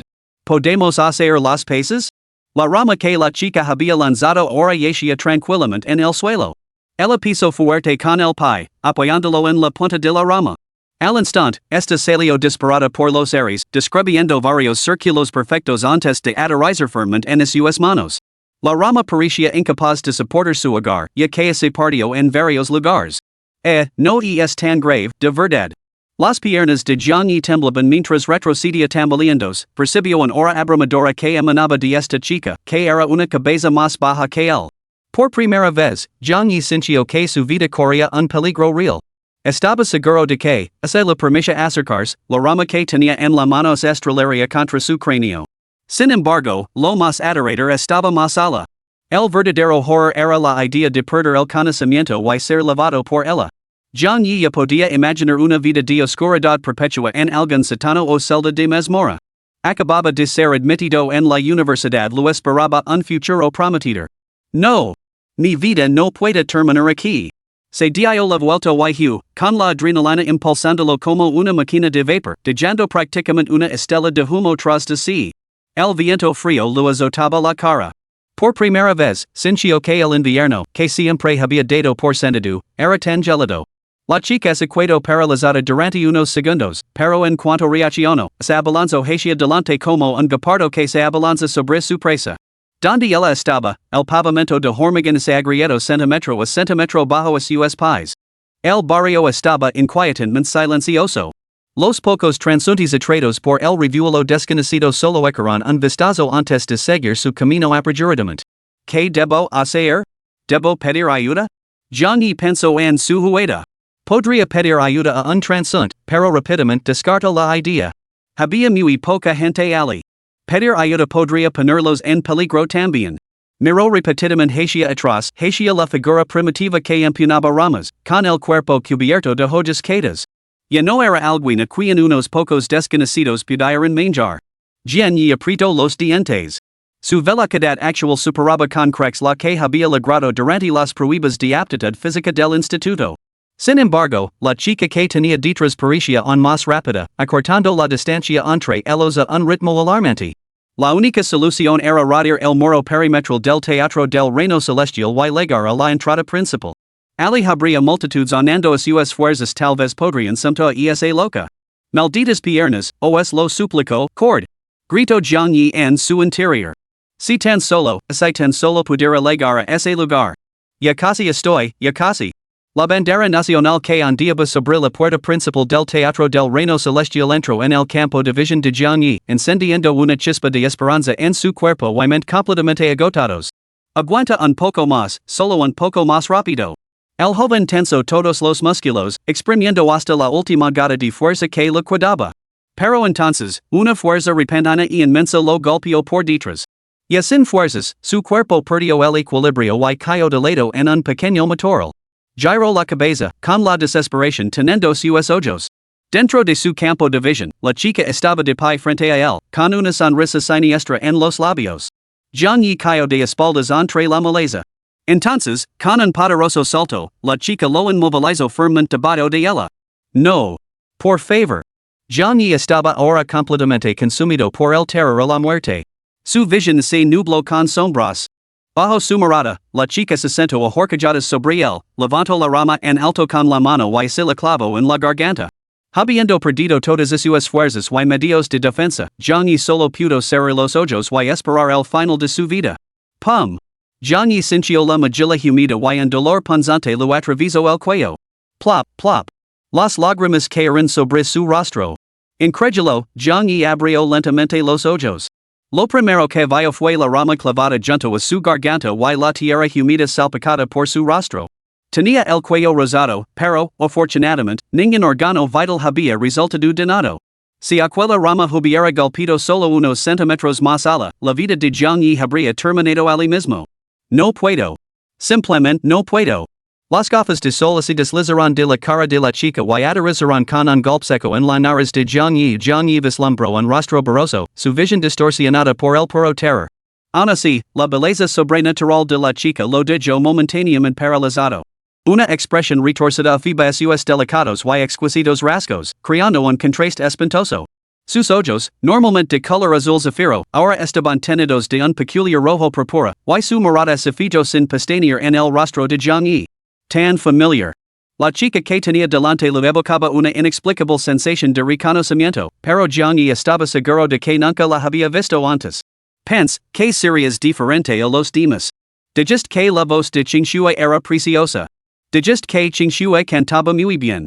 Dijiste que Qingxue era la chica más trabajadora que habías conocido nunca. Dijiste que lo que más te gustaba de mí era mi carácter alegre y vivaz. Dijiste que la enfermedad de Qingxue se curaría algún día y que entonces se convertiría en una gran cantante. Que me buscarías, te sentarías entre el público y aplaudirías mi canto. Me mentiste. Ya. Desde el principio, trataste a Qingxue como una lunática, igual que todos los demás. La chica soltó una serie de risas desesperadas y bajas mientras las lágrimas le corrían por las mejillas. Qingxue te odia tanto. Te matar y luego te instalar una grabadora en el estómago que solo reproduzca te quiero. Pero. La chica temblaba, luchando por contener su furia. Pero, sin ti. Aparte de ti y de mi hermana, Qingxue realmente no tiene nada más. Jiangyi abrió la boca, buscando palabras, pero realmente no podía recordar dónde se había cruzado con esta chica. ¿Por qué le diste esperanzas a Qingxue, solo para aplastarlas con tus propias manos? Hubiera sido mucho más sencillo dejar que Qingxue muriera sola y olvidada en ese hospital psiquiátrico. ¿Hospital psiquiátrico? Jiangyi sintió que le daba vueltas la cabeza. ¿Así que realmente se escapó de un hospital psiquiátrico? ¿Cuándo conoció a algún paciente de un hospital psiquiátrico? Entonces, ¿qué es supone que debo hacer ahora? La chica colocó sus manos alrededor del cuello de Jiangyi, temblando, pero sin apretar. ¿Qué demonios debo hacer? Respondím. La chica parecía haber perdido todas sus fuerzas y se balanceaba instablemente. Sus manos se deslizaron gradualmente del cuello de Jiangyi y cayeron flácidas a los lados. Permaneció inmóvil, con los ojos muy abiertos. ¿Estás bien? Preguntó Jiangyi con cautela. Espera. Desprevenido, Jiangyi sintió que todo el cuerpo de ella se desplomaba hacia su rostro. Esta vez no lo derribó, sino que la sujetó con delicadeza, con una expresión compleja. En realidad, era muy ligera, delgada y menuda, y su peso era suave contra él. Sin embargo, de ese cuerpo había brotado una fuerza tremenda momentos antes. ¿Se ha quedado dormida? Pero tiene los ojos abiertos. Jiangyi le cerró suavemente los párpados y la sujetó por los hombros mientras la sentaba lentamente. Solo entonces pudo ver claramente su rostro y se sorprendió. ¿Por qué ese país tanto a Xiaoqingxua? Jiang Yi pensó que debía de estar equivocado, se frotó los ojos y volvió a mirar. Qué extraño, es realmente inquietante. Acaba de llamarse a sí misma Qingxue. Podría ser. Una idea pasó por la mente de Jiang Yi. Rápidamente, negó con la cabeza. Imposible. Xiaoqingxua sigue dentro del teatro del reino celestial. Coincidencia. Pura coincidencia. Jiang Yi intentó levantar a la chica, pero se encontró completamente sin fuerzas. Solo pudo arrastrar su cuerpo y acostarla en un banco. La chica emitía leaves ronquidos, tan dócil como un gatito durmiendo en el parque. Esto debería ser el final. Si la dejó ahora, nunca volverá a encontrarme. Desaparecer por completo de su vista y entonces. Por alguna razón, este pensamiento despertó una pizca de compasión en Jiang Yi. Pero solo fue una pizca. En circunstancias normales, esta chica debería haber tenido su propia y hermosa juventud, al igual que Xiaoqingxue. Sus recientes acciones parecen haber destruido inadvertidamente algo precioso en su corazón. ¿Había cometido un error? El pensamiento pasó por la mente de Jiang Yi antes de que lo extinguiera rápidamente. ¡Qué tontería! Casi me mata. Si no hubiera sido porque me superaba, la habría golpeado hasta dejarla inconsciente y la habría enviado directamente al manicomio. Quizás sus palabras eran solo delirios incoherentes. Quizás me confundió con otra persona, alguien importante para ella. Jiang Yi imaginó innumerables posibilidades en su mente, tratando de armarse de valor para marcharse. Si no hacía bien ahora, podría perder la vida. Pero. Jiang Yi apretó los puños con fuerza. Es verdad. Realmente, sin darme cuenta, he afectado a esta chica. ¿Qué sería de ella si simplemente la abandonara? Imagino a la chica despertándose, con los ojos vacíos y indefensos. La imagino mirando fijamente el techo gris de la habitación del hospital. La imagino existiendo como un cadáver andante, atrapada en los recuerdos día tras día. Si era cierto, como ella afirmaba, que lo había buscado durante todos estos años, y él la había tratado con tanta indiferencia. ¿En qué se diferenciaría eso de un simple recién nacido? Tras un periodo de autoflagelación, Jiang Yi vaciló. Jiang Yi, no podía ser tan despiadado. Simplemente la ayudó. Capítulo 30, el teléfono móvil de la chica. Las manos de la chica estaban cubiertas de cicatrices, heridas impactantes que contrastaban con su piel pálida y delicada. Todavía manaba sangre de las laceraciones, manchando sus palmas de color carmesí. ¿De verdad esta chica no siente dolor? Se preguntó Jiang Yi frunciendo el seno y mirando fijamente a sus manos llenas de cicatrices. Si esas heridas hubieran aparecido en su propio cuerpo, probablemente se habría desmayado del dolor hacía mucho tiempo. Si no se trataban, las heridas podrían empeorar. La prioridad inmediata era vendarlas para evitar infecciones. Jiang Yi decidió sacrificar su propia ropa. Sin embargo, su chaqueta de plumas había sido acribillada a agujeros por la chica anteriormente, y su releno interior estaba casi agotado. Solo le quedaba un jersey y una camiseta interior de Bajo. El jersey no era adecuado para vender heridas. Después de pensarlo mucho, decidió sacrificar su camiseta interior. Tendrá que volver a pedir el dinero prestado a la casera para comprar una nueva. De todos modos, esta me queda un poco ajustada últimamente. Es la excusa perfecta para comprar una nueva. El inocente Jiang Yi, ajeno al profundo significado que tenía su ropa interior, no lo pensó dos veces. Arrancó un pequeño trozo de tela y lo ató alrededor de la mano herida de la niña. Eso debería bastar. Jiang Yi examinó el cuerpo de la chica. Afortunadamente, solo tenía la mano gravemente herida, el resto eran solo rasguños, nada grave. A continuación, Jiang Yi metió la mano en el bolsillo de la chica, rebuscó y sacó su teléfono móvil.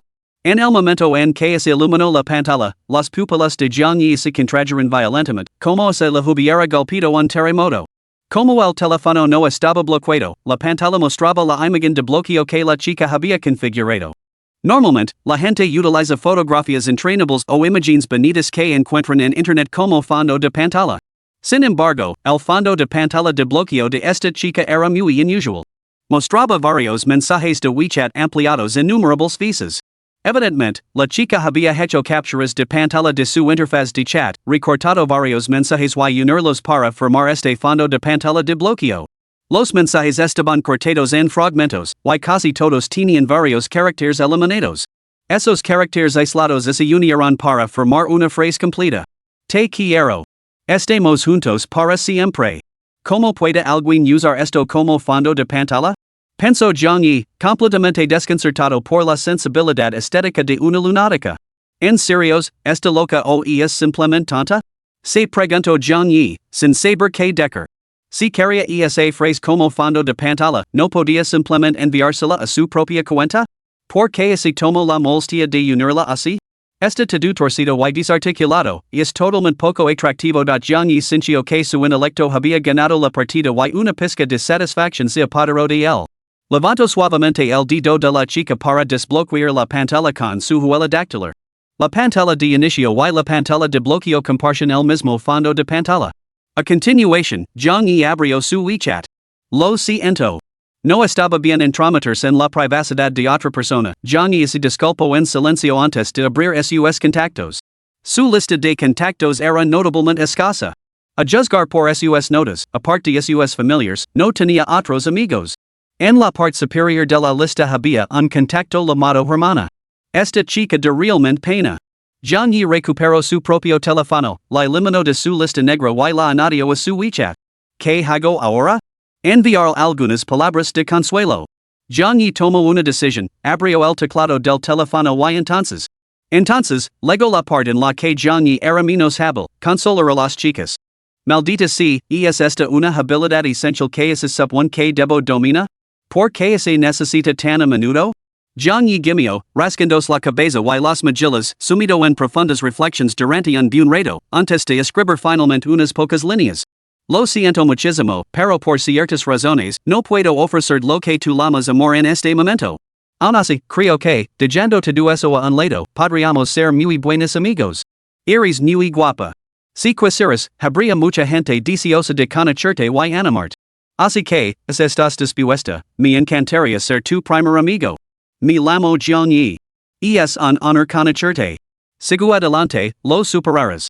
Eso debería bastar, concluyó Zhang Yi.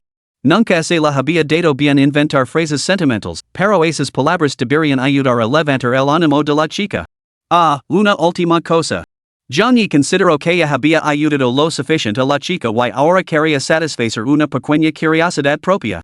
Si realmente la conoce antes, entonces nuestro historial de chat debería estar guardado en alguna parte. Zhang Yi estaba ansioso por descubrir lo que suyo anterior la había dicho realmente. Cogió el teléfono de la chica y deslizó el dedo hacia arriba. Cargando. Zhang Yi tragó saliva y miró fijamente la pantalla. Cargando. Un destello blanco iluminó la pantalla antes de que la aplicación de mensajería se colgara abruptamente. Se quedó paralizado, descartándolo como un fallo técnico, pero los repetidos intentos dieron el mismo resultado cada vez. ¿Qué teléfono tan inútil?, murmuró Zhang Yi. ¿Cómo es posible que los teléfonos de esta gente de Shanghai no sean tan fiables como mi Samsung? Al menos el mío no se cuelga cuando uso WeChat. Zhang Yi no le dio más vueltas. Abrió la ventana de chat de hermana, lo envió una ubicación y volvió a meter el teléfono en el bolsillo de la chica. Qué raro. ¿Por qué funciona enviar mensajes a su hermana? Mientras el sol se ocultaba tras el horizonte, Zhang Yi, con el bolsillo roto y la ropa hecha jirones, caminaba con dificultad hacia la lejana. Adiós. La luz dorada del sol alargaba la silueta del joven. Miró hacia atrás a la chica dormida y sonrió mientras negaba con la cabeza. Así parece bastante adorable. Qué frío. Dentro del teatro Tianyu, una mujer con un vestido blanco caminaba nerviosa por el camerino. Para mantener su imagen pública, su hermana lleva vestidos incluso en invierno. Este maldito teatro. Hemos venido hoy a inspeccionar el recinto y nos han dicho que hay un corte de electricidad. La calefacción del camerino no funciona. Tu hermana se está congelando. ¿No ha legado Chingshua? La mujer se frotó los brazos, temblando violentamente. Señorita, hemos enviado a gente a buscarla. Su hermana menor debería llegar en breve para reunirse con usted. Un guardaespaldas vestido de negro se encontraba cerca y lo ofreció un abrigo. Esto no debería estar pasando. Acordamos que ella entraría a escondidas después de que nosotros ya hubiéramos entrado. ¿Por qué no ha llegado aún? ¿Podría haber pasado algo? Una sensación de aprensión se apoderó de ella. Ding. Sonó una notificación. Saco su teléfono y sus pupilas se contrajeron bruscamente al leer el mensaje. Empujó la puerta y salió apresuradamente. Señorita, el personal del teatro sigue cerca, advirtió el guardaespaldas. No pasa nada. Diles que he terminado de inspeccionar el lugar. La mujer tenía una expresión frenética, no podía perder ni un momento en esos detalles. Se puso las gafas de sol, sacó por encima el abrigo que lo entregó el guardaespaldas y se marchó a zancadas. Xiao Qing Xue. Xiao Qing Xue. En la entrada del teatro, el público lavaba casi todo el día gritando sin descanso. Sus ojos se fijaron al instante en la figura que salía del teatro. Sin embargo, al ver su atuendo, la descartaron como una de las guardaespaldas de Xiao Qingxue y no le prestaron mucha atención. La mujer salió del teatro, cogió un patinete eléctrico compartido de la acera, aceleró al máximo y se alejó a toda velocidad en la dirección que lo indicaba el GPS de su teléfono. Capítulo 31, Sueño Primera Parte. Qingxue, Papa ha llegado a casa. Debemos irnos. Ahora. ¿Dónde estoy? La niña abrió lentamente los ojos. La luz del sol entraba por las ventanas de cristal de la villa, bañando su rostro con una suave calidez. Yacía en una cama molida y profunda, suya superficie estaba salpicada de varios peluches ligeramente desgastados. Una serie de pasos apresurados resonaron al otro lado de la puerta. Antes de que la niña pudiera reaccionar, la puerta de su dormitorio se abrió violentamente. Bang! La puerta golpeó contra la pared, haciendo que se desprendieran trozos de yeso blanco. La niña levantó la cabeza confundida y fijó la mirada en la figura que había al otro lado de la puerta, una niña con sus mismos rasgos. Aunque aparentemente tenían la misma edad, esta chica la superaba en altura. Era la hermana gemela de la joven, Xiao Qingying. Qingxue, ven conmigo. No hay tiempo. El rostro de Xiao Qingying reflejaba un terror extremo y, debajo de él, una ira feroz que lucaba por reprimir. La hermana menor permaneció inmóvil, con las manos agarradas con fuerza a las sábanas y los ojos bajos, como si estuviera luchando con alguna decisión interna. ¿A qué esperas? Al ver la inacción de su hermana, la mayor se adelantó y la agarró del brazo.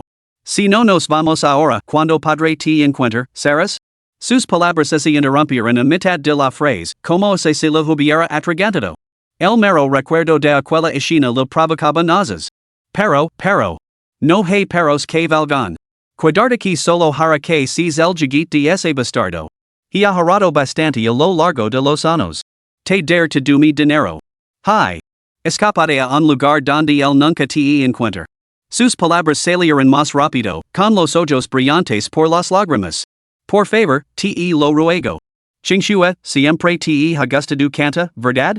Puedo arreglarlo con esos estudios para que te proporcionen los recursos necesarios para debutar. Algún día te convertirás en una gran estrella.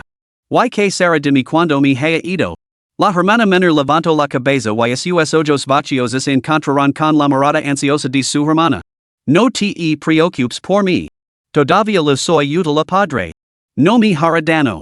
Pero, ¿a dónde podría ir? A cualquier parte. Incluso si te secuestran unos traficantes, no podrías estar peor que aquí. La hermana mayor finalmente perdió el control de sus emociones y lágrimas del tamaño de frijoles rodaron por sus mejillas. Lo siento, hermana. Las palabras de la hermana menor no mostraban ninguna fluctuación emocional. Qingxue es demasiado estúpida para ayudar a papá. Qingxue es inútil. No es así. Qingxue, me malinterpretas. Lo que quería decir. No, ahora no es el momento para esto. Ese bastardo volverá pronto. Debemos darnos prisa. Crujido. El sonido de una puerta al abrirse resonó desde abajo. Oh, no. La hermana apretó los dientes. Es demasiado tarde. Qingxue, sé buena. Si lo que oigas a continuación, no hagas ruido, ¿de acuerdo? Te lo ruego, hermana, te lo ruego por última vez. Los ojos de su hermana estaban rojos y le temblaban ligeramente las piernas. Esbozó una sonrisa forzada, se levantó y retrocedió lentamente. Todo irá bien, Qingxue. Esto terminará pronto. Qingxue, no tengas miedo. No tengas miedo. Clic, golpe sordo. Su hermana cerró suavemente la puerta tras de sí. Dentro de la habitación, la joven se sentó en la cama y se mordió el labio. No debo llorar. Si Loro, papa me reganará. Qingxue, no debes molestar a papa y a tu hermana. Qingxue, puedes hacerlo. Se mordió el labio hasta sangre, y unas gotas de sangre brotaron. Lucho contra el impulso de salosar, solo su nariz así contrae repetidamente. Maldita sea. Ese viejo bastardo lo ha dado acciones a mi segundo hermano? Y es completamente absurdo. Toda la familia Shao debería ser mía. Mía, te lo digo yo. El estruendo de un gerón se mezcló con el rugido furioso del hombre que resonaba desde la planta baja. Shao Qingxue. Trade vuestros traseros aquí. Padre, Qingxue está dormida. Si necesitas algo, háblame a mí. ¿Dormida? Ya. ¿Acaso lo he dado permiso para dormir? Bramo el hombre. ¿Ha terminado de aprender todo lo que le dica? ¿Ha memorizado todos y cada uno de los informes de los últimos 3 años? Padre, Qingxue está realmente agitada. ¿Te he dado permiso para hablar? Zaz. Una fuerte bofetada aterrizó en la mejilla de su hermana. ¿Por qué siempre tienes que entrometer en asuntos innecesarios? Lo único que tienes que hacer es aprender a gestionar la empresa a diario, para que algún día puedas gobernar la familia Shao junto a mí. ¿Por qué no puedes comprender mis bien intencionadas instructions? Y es precisamente por tu comportamiento por lo que el anciano me desprecia. Todo es culpa tuya. Si te hubieras esforzado más, se hubieras luchado más, la familia Shao ya sería mía desde hace mucho tiempo. Tu inútil y buena para nada hermana no me traes más que penas. Os proporciono una gran mansión, os compro manjares a diario, y así es como me lo agradecias. Padre, lo siento. Qingxue lo ha intentado con todas sus fuerzas. Y es culpa mía. No he sabido seguir tus enseñanzas. Castígueme a mí en su lugar. La voz de su hermana resonó. Muy bien. Ya. Bien hecho. Verdaderamente digna de ser la hija de Shao Lingtian. Ya. Qingxue es inútil. Las voces de la planta baja llegaban a sus oídos con total claridad. Si Qingxue se esforzara un poco más, no causaría tanto sufrimiento a su hermana. Pero Qingxue realmente no sabe cómo dirigir una empresa. Sinceramente, no entiende el tomo y daca de los negocios. Shao Lingtian solía llevar a ambas hermanas a diversos banquetes de negocios. Cada vez, Shao Qingxue aferraba a la espalda de Shao Qingying como una figura transparente, encajada por el miedo. No podía comprender las conversaciones de esas reuniones. Para ella, las caras sonrientes alrededor de las mesas eran tan aterradoras como espectros infernales. Pero Qingxue aún puede hacer una última cosa por su hermana mayor. No. Las pupilas azul zafiro de Shao Qingxue temblaron ligeramente mientras los horrores de experiencias pasadas inundaban su mente. Agarrandos con fuerza a las sábanas, susurró, mi mataron a golpes. De verdad que moriré. Cerró los ojos y las lágrimas se deslizaron por debajo de sus párpados y cayeron sobre las sábanas. Pero esto es lo único que Qingxue puede hacer por su hermana. Qingxue no sabe hacer nada más, pero aún tiene este cuerpo. Si recibo los golpes de mi hermana, ella no sentirá más dolor. Entonces Qingxue finalmente será útil.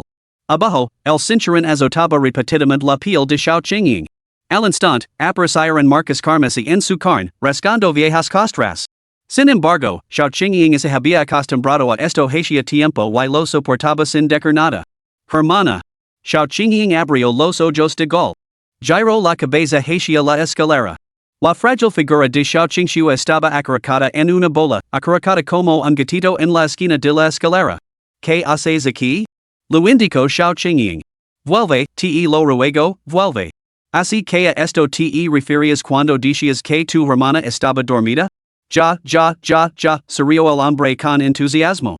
Perdonala. Ni sumtera cualquier castigo que dices infligirme. La desesperación se apoderó de la voz de Shao Qingying. Podía soportar el tormento físico, pero nunca podría soportar ver a su hermana sufrir tal daño.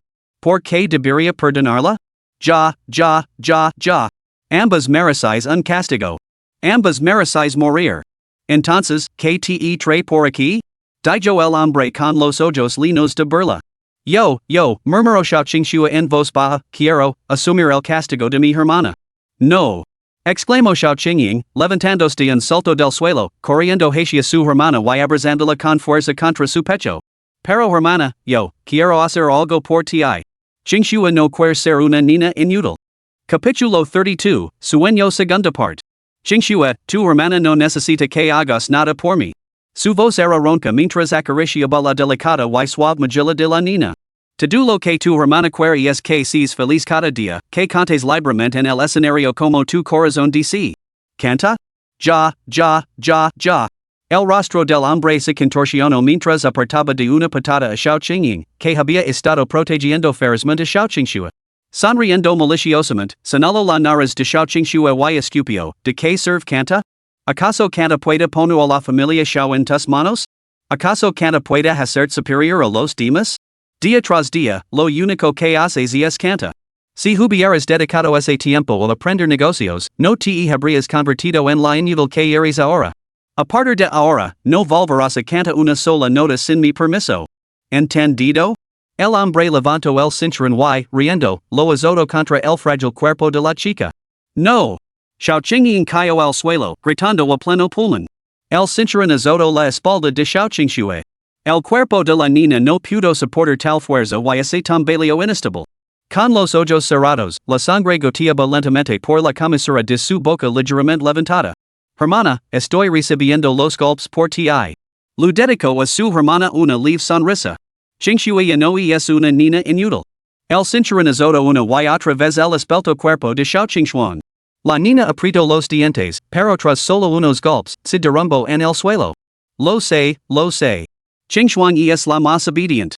Xiao Qingying se arrastró por el suelo, centímetro a centímetro, hacia su hermana. Ja. Este es el castigo que te mereces. Te hair canta. Ja. El sótano de la villa estaba envuelto en una oscuridad total. Fuera de la antigua puerta, dos voces discusión. Padre, ¿qué estás? La estoy enviando al sótano para que reflexión. ¿Qué hay de malo en eso? ¿Has perdido la cabeza?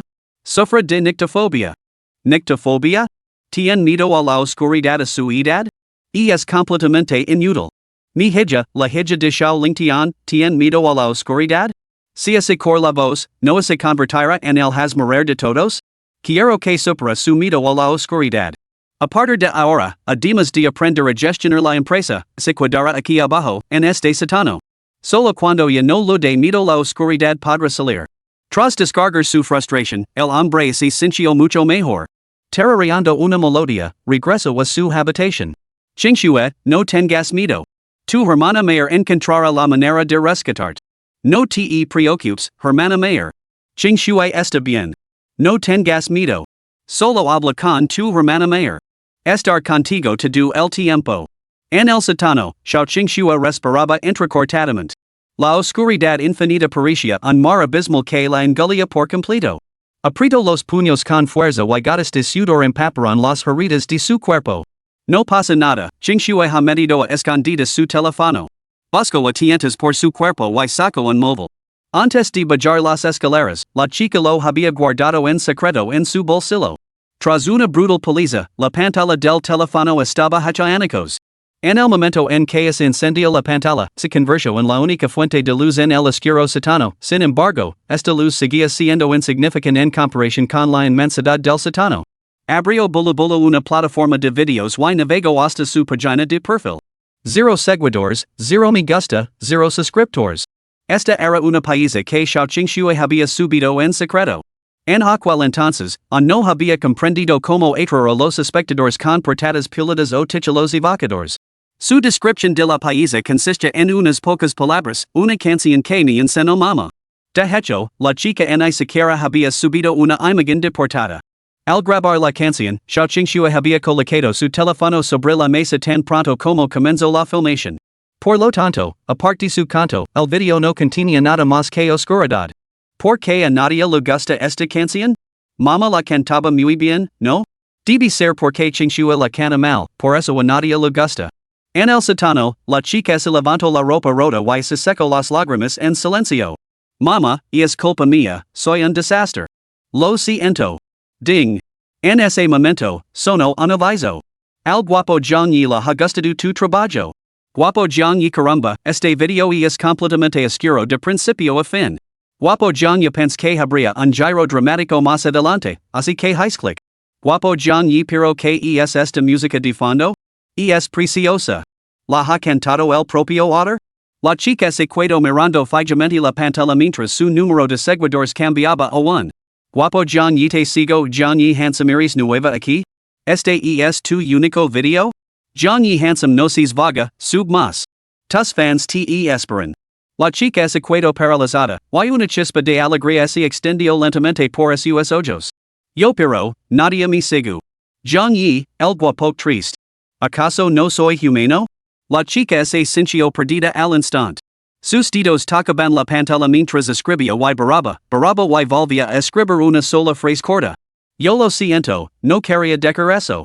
Yo por favor, no te enfades. ¿Qué quieres como compensación? Te lo puedo dar. John Yi, el guapo? El apuesto John Yi lo has malinterpretado. No estoy enfadado en absoluto, Gij. El apuesto John Yi si quieres compensarme, canta más canciones. Son realmente preciosas. El apuesto John Yi muy bien, estar esperando a escuchar tus canciones. El teléfono emitió un tenue resplandor, iluminando su sonrisa. ¿A alguien le gustan las canciones de Qingxue? Eso es maravilloso. Qingxue, ¿estás bien? Preguntó Xiao Qingying con ansiedad desde fuera de la habitación. Qingxue está bien. Ignorando el agudo dolor, la chica corrió hacia la puerta. Qingxue tiene un admirador ahora. ¿De verdad? Un toque de alegría se colorado en la voz de Xiao Qingying. Sabía que podías hacerlo, Qingxue. Pero nada más decirlo, el cuerpo de Xiao Qingxue volvió a temblar. Pero hermana, ¿cuándo podré salir? Aquí está muy oscuro, Qingxue tiene miedo. La tolerancia de Qingxue a la oscuridad estaba llegando a su límite. Qingxue, acabas de conocer a este ventilador. Debes dar las gracias como es debido. ¿Por qué no lo cantas una canción ahora? Sugirió Xiao Qingying. ¿Canta? Está bien. La voz de la chica temblaba y tenía la mirada perdida. Abrió la aplicación de video de su teléfono. El fondo del sótano, completamente oscuro, reflejaba el de su primer video. Estoy a punto de empezar a cantar. Sin embargo, su voz pareció atascarse en su garganta, permaneciendo en silencio durante un momento agonizante. La oscuridad infinita erosionó a sus sentidos, dejándola casi olvidada de cómo formar las palabras. Por el sinuoso camino que recorrimos. Bajo la luz de la luna, subimos a la cima de la montaña. Fuera de la puerta, Xiao Qingying cantaba suavemente, aunque su voz era ronca y la interpretación espantosa no se podía evitar. Xiao Qingying había nacido sin oído musical, un alma sin remedio para la música. Cumplir fielmente la promesa que te hice. Cumplir fielmente la promesa que te hice. Hasta que nuestros ojos se encuentren. Hasta que nuestros ojos se encuentren. Letra adaptada de The Last Journey el autor might ser un desastre escribiendo letras, lo siento, ya. Dos voces, similares pero claramente diferentes, se mezclarán. Guiada por su hermana mayor, Xiao Qingxue abrió la boca y comenzó a cantar suavemente. Al principio, su voz era débil, pero poco a poco, pareció olvidar la oscuridad que la rodeaba y se sumergió por completo en el momento. A mitad de la canción, Xiao Qingying soltó una risa autocrítica y, sabiamente, se quedó en silencio. El canto suave, tierno y ligeramente tosco resonó en el sótano, permaneciendo en el air mucho después de haber cesado. Después de subir el video, Xiao Qingxue bostezó, sacaruco en una caja de cartón y se quedó dormida. Fuera lo que sonara, una sonrisa de felicidad permaneció fija en sus labios. Su sueño era tan profundo que ni siquiera el tono de notificación de su teléfono logró despertarla. El guapo John Yi ha gustado tu trabajo. El guapo John Yi actualizado tan rápido. El guapo John Yi al principio había algo de ruido de fondo, pero luego se aclaró. Quizás valga la pena tenerlo en cuenta para futuras grabaciones. El guapo John Yi pero suena absolutamente encantador, realmente la canción más bonita que he escuchado nunca. Capítulo 33, Sueño Part 2. Al día siguiente. ¿Por qué el viejo nombró al segundo hermano presidente de la empresa? Todo es culpa vuestra, vosotros dos, pedazos de mierda inútiles. El hombre gritó con voz descarada por la rabia. Agarró un cinturón de cuero con fuerza y se lo enrolló el rostro. La sala de estar estaba completamente desordenada, con botellas de cerveza rotas esparcidas por el suelo y todo el cuarto impregnado del hedor del alcohol. La tenue luz amarilla que se proyectaba sobre los cuerpos de las dos jóvenes hacía que sus heridas parecieran aún más espantosas. Xiao Qingying, vestid y ven conmigo a la empresa. Xiao Qingxue, tú te quedarás en el sótano. Reflexiona sobre tus actos. El hombre tiró de la mano de Xiao Qingying, cogió su abrigo del sofá con indiferencia y se lo puso.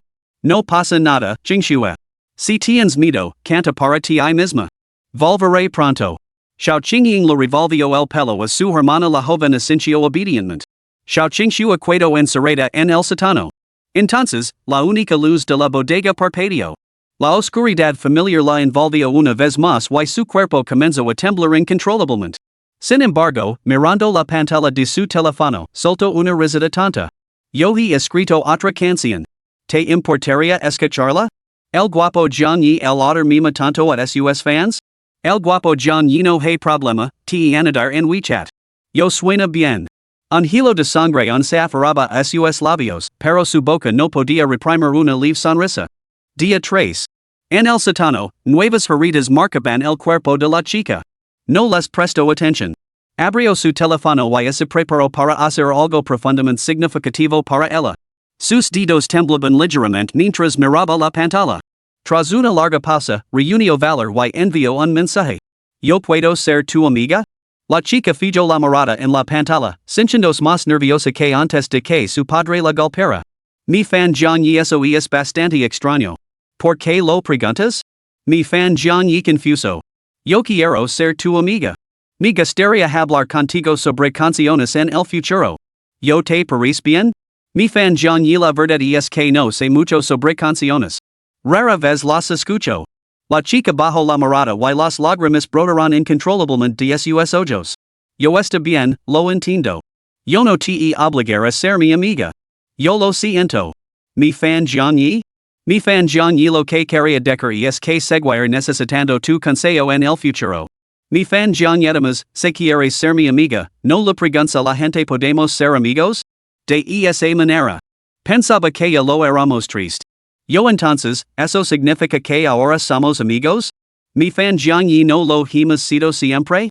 La chica lloró en silencio, aferrándose a su teléfono, con el rostro radiante de felicidad. A partir de ese día, entre los contactos de WeChat de la chica, apareció una persona a la que etiquetó como amigo. Día 4. ¿Yo qué opinas de esta letra? Mi amiga John y si fuera yo, la cambiaría por. Yo de acuerdo, la modificar ahora mismo. Mi amiga John yo, no, solo era una sugerencia. Si te gusta, Qingxue, no la cambies. Yo de verdad? ¿No sería eso un poco egoísta por parte de Qingxue? Mi amigo John y cómo podría ser eso? Qingxue, ¿estás dispuesta a compartir tus canciones conmigo? ¿Cómo podrías ser egoísta? Solo creo que podrías tener tus propias ideas, ¿sabes? No siempre tienes que preguntarme. ¿Yo mis propias ideas? Mi amigo John y sí. Todas las canciones que escribes son preciosas. En cuanto a canta, no soy en idolillos tan bueno como tú. Avergonzado. ¿Yo en serios? La chica dudó un momento. Yo gracias. Hay gente que dice que soy un inútil, incapaz de aprender en ni siquiera las cosas más sencillas. Mi amigo John y tonterías. La voz de Qingxue es preciosa. Con el desarrollo adecuado, podría convertirse en una gran estrella. Yo ser una estrella no tiene sentido. Papa dice que canta es una carrera sin futuro. Mi amigo John y tonterías. Mi padre me dijo que aunque cabra mendigando en la calle, me apoyaría siempre y cuando fuera lo que yo quisiera. Yo tu padre es muy amable. Yo quiero canta, pero el mío no me apoya. Mi amigo John y no pasa nada, yo te apoyar. Día 7. Yo te cantaré en secreto, pero no se lo digas a nadie más. Mi amigo John y ¿sí? ¿Cuál es el secreto? Yo en realidad, lo tengo mucho miedo a la oscuridad. El médico del hospital me dijo que se llama nictofobia. Mi amigo John y nunca había oído hablar de eso. En realidad, yo también le tengo miedo a la oscuridad, pero mi padre se queda conmigo, así que no me da miedo. Mi amigo John y Qingxue, podrías decírselo a tu padre. No te avergonces por ello, incluso yo soy así, y soy un chico jaja. Yo mi padre no se queda conmigo. Mi amigo John y ¿por qué no? Yo no puedo decírtelo, porque mi padre me prohíbe contárselo a nadie. Mi amigo John y entonces, si tienes miedo a la oscuridad, ven a buscarme. Te haré compañía. Un mes después. ¿Por qué demonios la ha cedido el anciano toda la empresa al segundo hermano? ¿Por qué no dices nada? ¿Por qué no te esforzaste más? Xiao Qingxue yacía tirada en el suelo, completamente agitada. La policía había adormecido a sus sentidos y sus ojos no mostraban ningún rastro de miedo por el dolor. Los colores a su alrededor se desvanecieron lentamente. Durante el último mes, la habían lavado al límite absoluto. Bang! La puerta principal de la villa se abrió de una patada. Varios hombres con uniformes de policía irrumpieron en el interior. Tras ellos iban Xiaoqingying, su tío y su abuelo. Bestia. Sin vergüenza. El anciano patriarca golpeó a Xiao Lingtian con un revés, tirándolo al suelo. Qing Xue. Xiaoqingying se apresuró a acercarse y abrazó el cuerpo de su hermana mientras lloraba desconsoladamente. La chica no respondió. La sangre manchaba todo el suelo. Señor Xiao Lingtian, los sospechamos de falsificar cuentas y cometer violencia doméstica. Por la presente, queda detenido. Los agents miraron a las hermanas antes de cerrar los ojos al unísono. Imposible. Como lo han descubierto. El rostro de Xiao Lingtian se retorció de terror. Un recuerdo pareció golpearla y se giró para mirar con ira a Xiaoqingying, que estaba vendando las heridas de su hermana. ¿Fuiste tú? Su segundo hermano negó con la cabeza. Xiaoqingying no hubiera estado reuniendo pruebas a tu lado, bastardo, habrías conseguido tu objetivo. Varios médicos se levaron a Xiaoqingying en una camilla. Su tío segundo le dio una palmada en el hombro a Xiaoqingying, con una expresión compleja. Según nuestro acuerdo, me ayudaste a descubrir las actividades fraudulentas de tu padre. Una vez que esto se resuelva, te proporcionar fondos suficientes para que ambos podáis vivir cómodamente el resto de vuestros días. Xiaoqingying se quedó mirando fijamente, sin responder. Su tío segundo suspiró con sincero pesar. Esto es lo que hermos. Tu tío y yo nunca hemos tenido hijos. A partir de hoy, vivirás con nosotros. Cuando me jubile, pondré la empresa en tus manos. De ahora en adelante, serías conocidas como la primogénita y la segunda hija de la familia Xiao. ¿Cómo está mi hermana? Preguntó Xiaoqingying con ansiedad al médico que salía de la habitación del hospital. Su hermana está fuera de peligro inmediato. Puede estar tranquila en ese sentido. Sin embargo, el médico frunció el seno. La señorita Xiao sufre actualmente una depresión grave. Además, la exposición prolongada a la oscuridad ha agravado su nictofobia. Los entornos oscuros pueden desencadenar una serie de problemas fisiológicos, que podrían incluso suponer un riesgo mortal. Aunque se desconoce la causa, su capacidad para soportar la oscuridad hasta ahora es poco menos que milagrosa. Bajo ninguna circunstancia debe volver a exponerse a la oscuridad. ¿Estoy aquí? Yo, Qingxue, me siento muy triste. ¿Puedo hacer compañía a Qingxue y hablar con ella? Mi hermana se ha ido, dijo que tenía algo que hacer y que no volverá a hacer compañía hasta esta noche. Dijo que se me aburría, debía ir a buscar para charlar. ¿Estoy aquí? ¿Estoy aquí? Yo, estoy aquí. En la sala del hospital, la niña yacía en la cama gris. Sus ojos azules afiero parecían velados por la niebla mientras miraba fijamente el techo, completamente inmóvil. Ding. La niña se incorporó de un salto y su mirada recuperó al instante su brillo. En la habitación tenuemente iluminada, sus ojos brillaban como piedras preciosas, reflejando un destello de emoción. Zhang yi hola, Qingxue. ¿Qué pasa? ¿Estás enferma? Zhang yi lo siento, se acercan los exámenes finales, así que puede que no tenga tanto tiempo para charlar contigo. Yo ahora estoy en el hospital. El médico dice que tengo que quedarme en observación durante un tiempo. Zhang yi sí? Bueno, recuerda descansar bien. Zhang yi no, espero que te recuperes pronto. Zhang yi se está haciendo tarde, papá me dice que me vaya a la cama. Buenas noches. La chica pensó en enviar otro mensaje, pero lo pensó mejor. No debo molestar el descanso de Zhang yi. Cayó la noche, tranquila y silenciosa. La chica yacía con los ojos cerrados, pero el sueño no llegaba. Un leve sonido llegaba desde fuera de la puerta, la enfermera nocturna estaba viendo videos para matar el tiempo. Hoy hablar de lo que realmente significa el amor. ¿Cómo se manifiesta el amor? En primer lugar, actúa como una fuerza de resistencia, impidiendo la separación entre dos personas. El amor es una dependencia, como la propia fuerza gravitatoria, que te impide alejar del otro. La joven escuchaba en silencio. No querer que el otro se vea. Hacer que te resulte imposible alejar del otro. Imagino un día en el que Zhang yi no le prestara atención. No. La joven negó con la cabeza, borrando todos esos pensamientos de su mente. ¿Acaso Qingxue es incapaz de alejarse de él? ¿Qingxue lo ama? Cuando amas a alguien, inevitablemente quieres poseerlo, continuó el creador de contenido. Cuando amas a alguien, debes perseguirlo con violencia, utilizando todos los medios para conquistarlo. Señores, persigamos el amor en nuestros corazones. La chica no capto el resto del contenido. Una noche de insomnio. Yo John Yi, mi dejaras? Mi amado John Yi no lo sé. Mi amado John ya papa mi dijo que algún día todo en nuestro mundo desaparecerá. Yo entonces, mi amas? Mi amado John Yi? Mi amado John Yi no lo sé. ¿Qué crees que es el amor? Yo quieres que te deje? Mi amado John ya por supuesto que no. Yo si te dejara, estarías triste?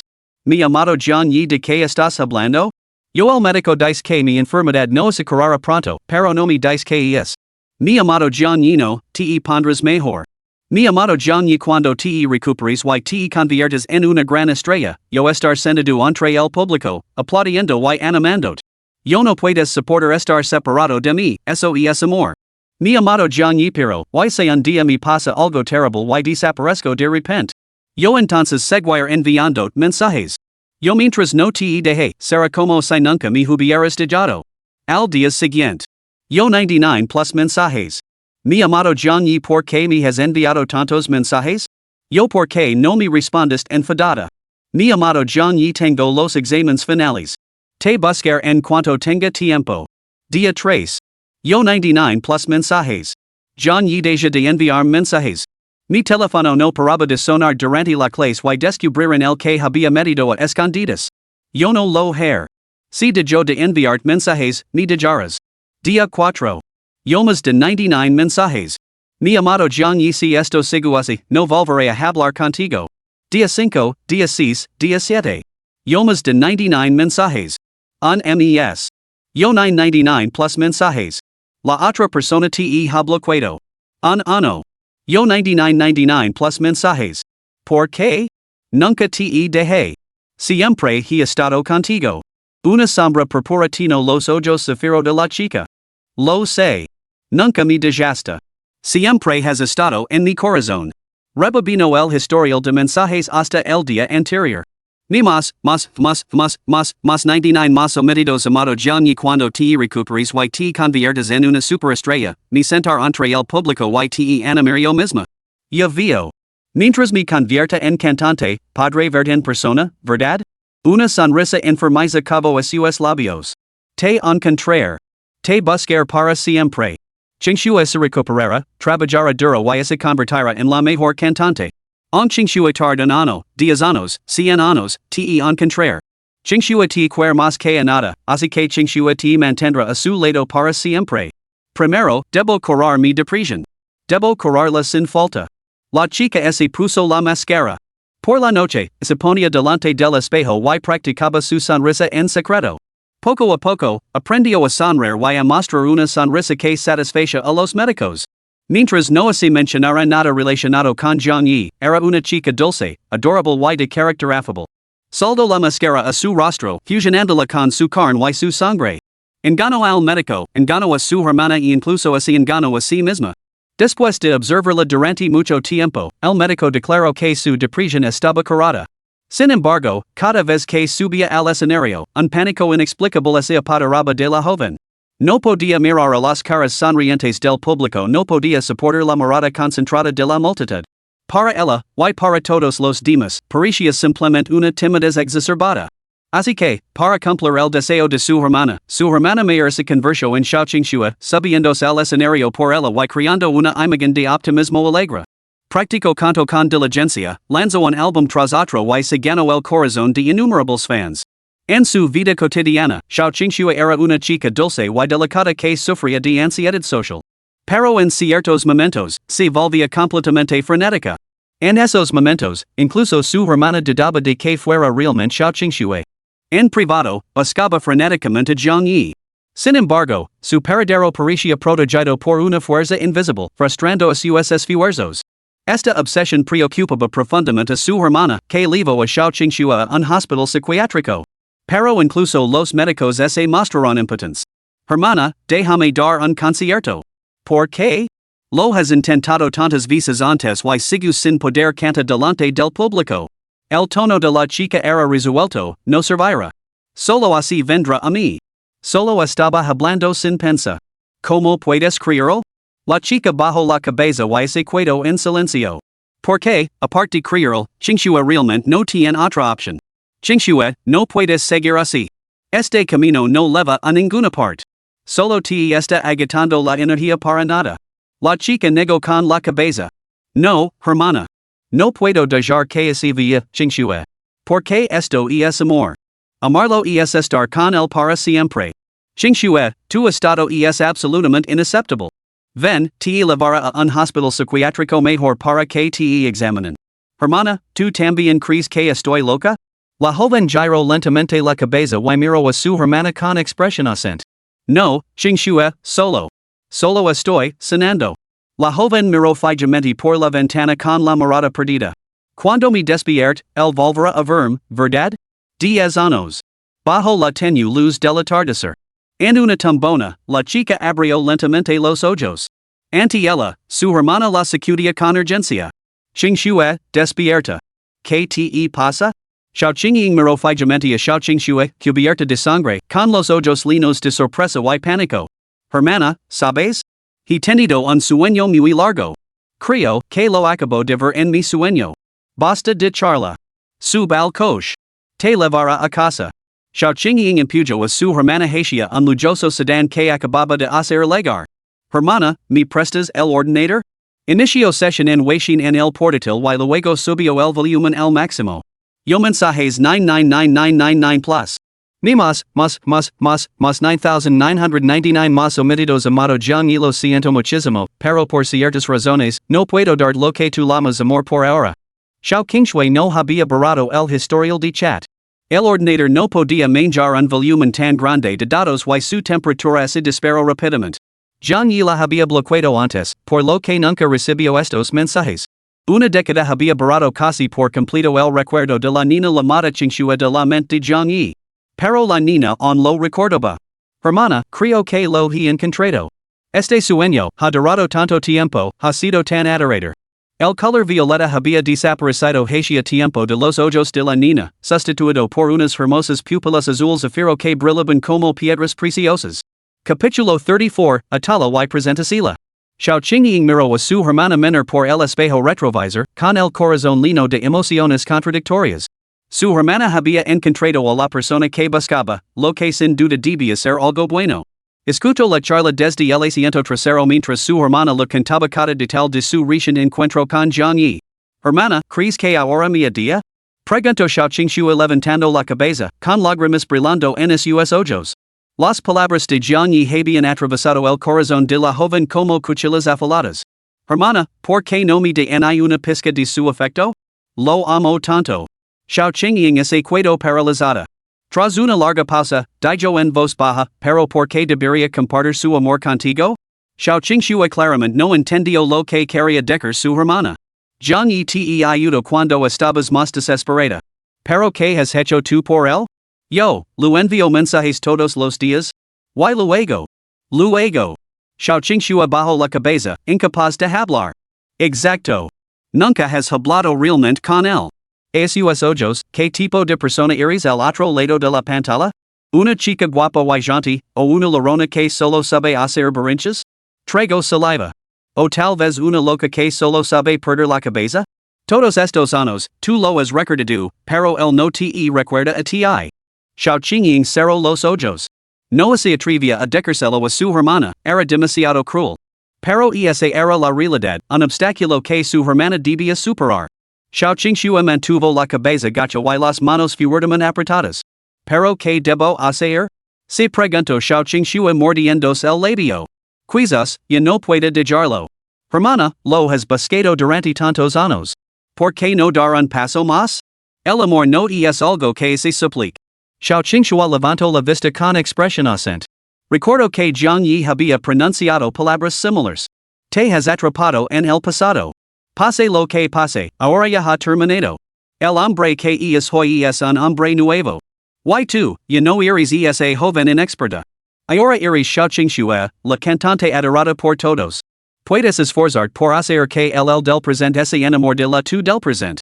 Además, parece que es tu fan, ¿sabes? Entonces, quizás ya lo gustas?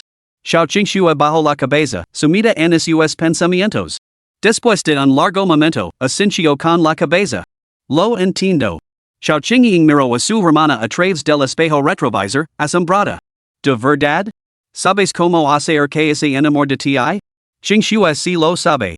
A Xiao Qingying se le llenaron los ojos de lágrimas. Por fin había visto la luz su hermana, esperaba que Xiao Qingxue dijera algo como, yo lo amo, así que él debía amarme ahora. Una sonrisa de alivio se extendió por su rostro. Al fin y al cabo, parecía que la gente majoraba su querida hermana por fin podía dejar atrás el pasado. Entonces, dime, ¿qué debo hacer ahora? Las mejillas de Xiao Qingxue se sonrojaron mientras reflexionaba con seriedad. Xiao Qingying sonrió, anticipando su respuesta. Qingxue lo sabe, ya lo verás. ¿Me lo cuentas? Xiao Qingying sencha curiosidad, ¿qué estrategia diría esta hermana tonta y enamorada para conquistar a Jiangyi? Qingxue ha memorizado sus rasgos, ya lo verás.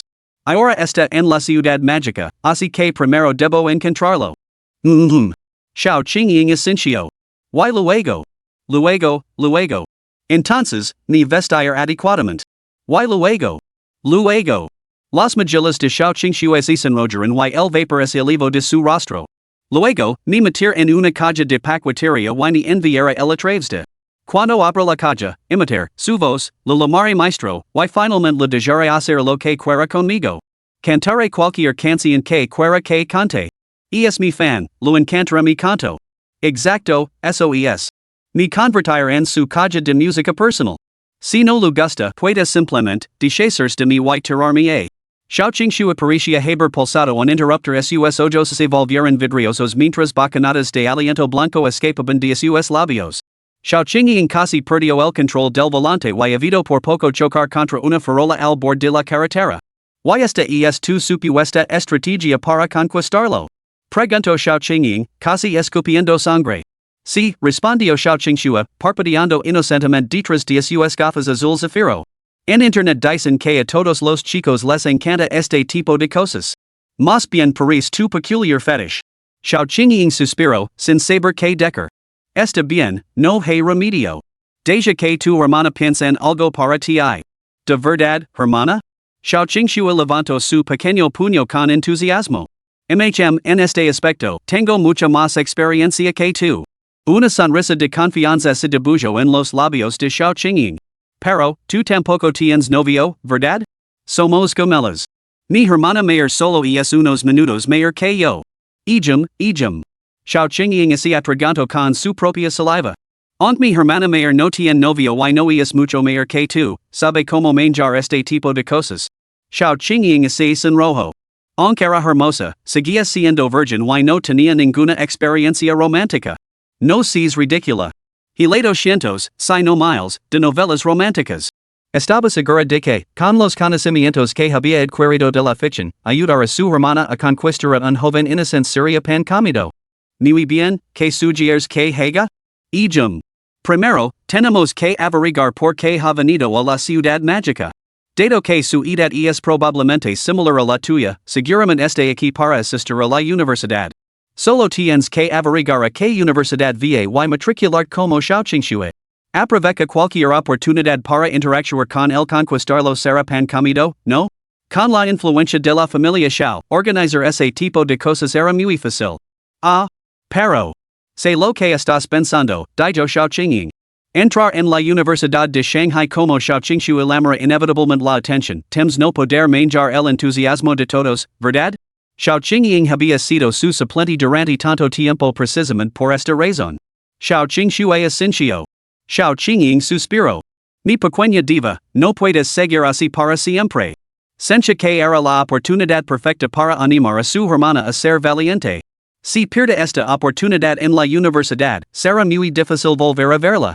Xiao Qingying eco más lina al fuego, y se Jiangyi encuentra a una chica que le gusta en la universidad. No. Xiao Qingxue negó con la cabeza. Ahí lo tienes. Xiao Qingying esbozó una sonrisa pícara. Entonces, ¿te has decidido? Qingxue sabe que es lo correcto. Bien. Xiao Qingying exhaló profundamente. Al fin y al cabo, los libros no mencionan, el poder del amor es realmente magnífico. Entonces deberíamos adorar a Jiangyi. Así no tendrá novia, Primero lo atar y luego me ataré él. Así nunca nos separaremos. Xiao Qingying. Capítulo 35, de que te ríes? El libro se encuentra ahora en periodo de verificación. Por favor, soliciten actualizaciones y digan resinas de los segmentos. El autor lira atentamente todos sus comentarios y sugerencias. ¿Cómo demonios puedo hacer entrar en razón a mi excéntrica hermana? Reflexiono Xiaoqing en silencio. No importa. Lo der tiempo para que lo piense detenidamente. Para ella, dedu lo que estaba sucediendo ahora le parecía completamente repentino. Parecía natural que, en el calor del momento, su mente hubiera conjurado ideas tan extrañas. Después de todo, Xiaoqing se había acostumbrado a las peculiares costumbres de su hermana. Decidió acompañar primero a Xiaoqing a casa y luego pensa en sus próximos pasos. ¿Te quedarás conmigo esta noche en casa del tío Preguntó Xiaoqing. No, por favor, llévame a mi casa. Pero tus heridas, expresó su preocupación. No pasa nada, Qingxua puede ocuparse de ellas ella misma. Además, Qingxua tiene algunos asuntos que atender esta noche, respondió Xiaoqing obedientemente. Muy bien, entonces. Xiaoqing no le dio mucha importancia, en ese fijo en la leave cava de los labios de su hermana. Qué raro, pensó Xiaoqing mientras agarraba el volante y miraba por el espejo retrovisor a los vehículos que venían detrás. ¿Por qué tengo la sensación de que un coche nos ha estado siguiendo todo el tiempo? Sus años de experiencia como doble de celebridades habían agudizado su sentido de la inquietud. Desde que ella y su hermana habían salido, un sedán los seguía. A juzgar por su apariencia y marca, parecía bastante caro. Podría ser que algún fan de cerebrado me haya visto salir del teatro y ahora esté tratando de seguirme? Xiaoqing frunció el seno. Eso no debería ser posible. Me disfraz perfectamente. ¿Cómo podrían haberme reconocido?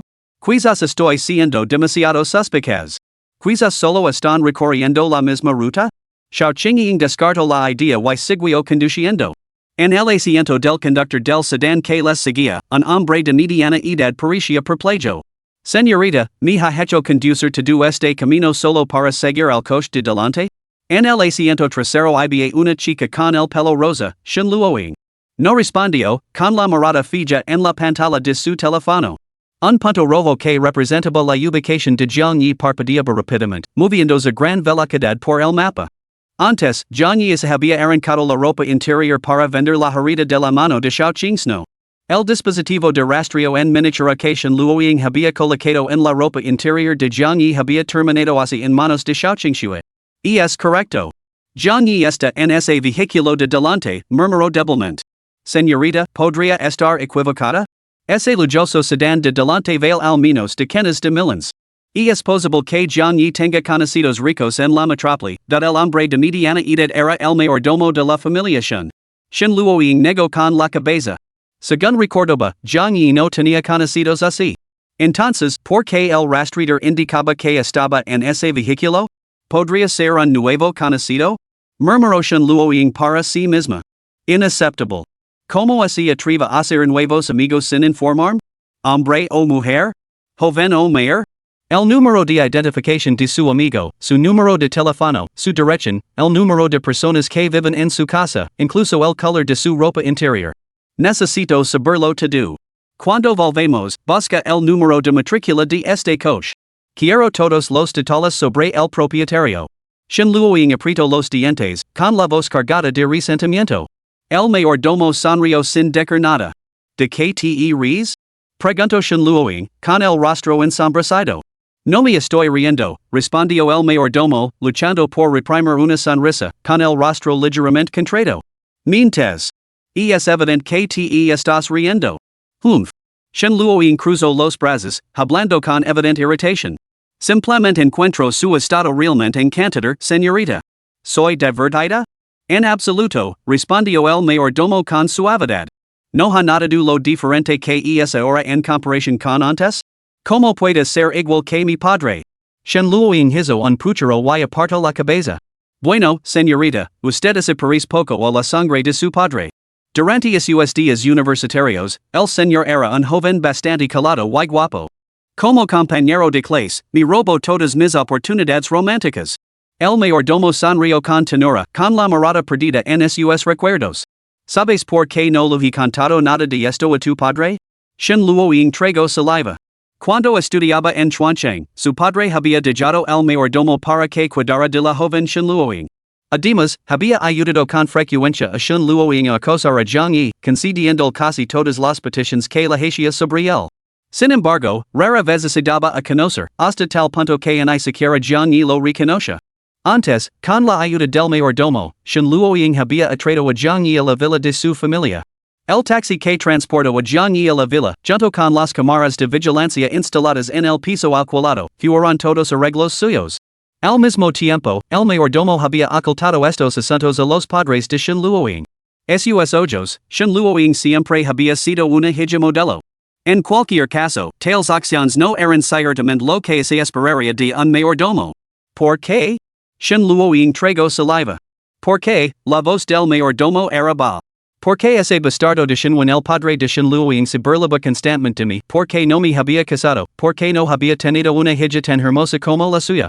Lo odiaba. Así que buscó venganza, para hacerlo presentar como su preciosa hija, su única hija obediente, quedaba completamente casada por Jiang Yi. Por eso te ayuda a conquistar a Jiang Yi. Quiero ver a ese bastardo llorando en tu boda. Quiero ver su desesperación cuando sentir de que tu y Jiang Yi os besáis, os abrazáis y os revolqué en la cama. Ya. Si no fuera por él, si todas las chicas no se sintieran atraídas por él, ¿seguiría soltero después de los 40? Ya. A Shun Luoying se le cayó la mandíbula al suelo por la sorpresa y se le enrojó la cara. Tú y mi padre eres muy amigos. ¿Amigos? Y una mierda. Espera a que tenga la oportunidad de calarme en la cocina y echarle una bolsa entera de sal en el cuenco de arroz. Entonces le diré que el peso combinado de todas mis exnovias ni siquiera iguala la sal que se ha comido. Que ese atragant con ella. Ja. But Shun Luoying no pudo evitar reír. ¿De qué te ríes?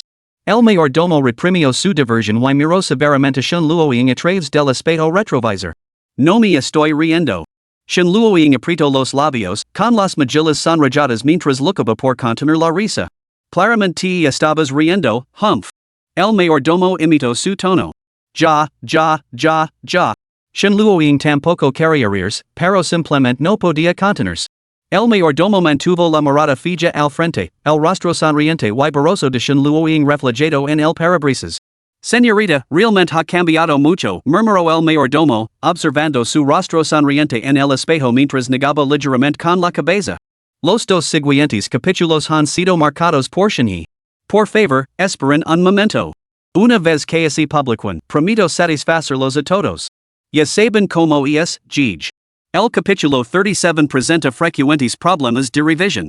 Pueden saltarse directamente al capítulo 38 sin que ello afecte el desarrollo de la historia.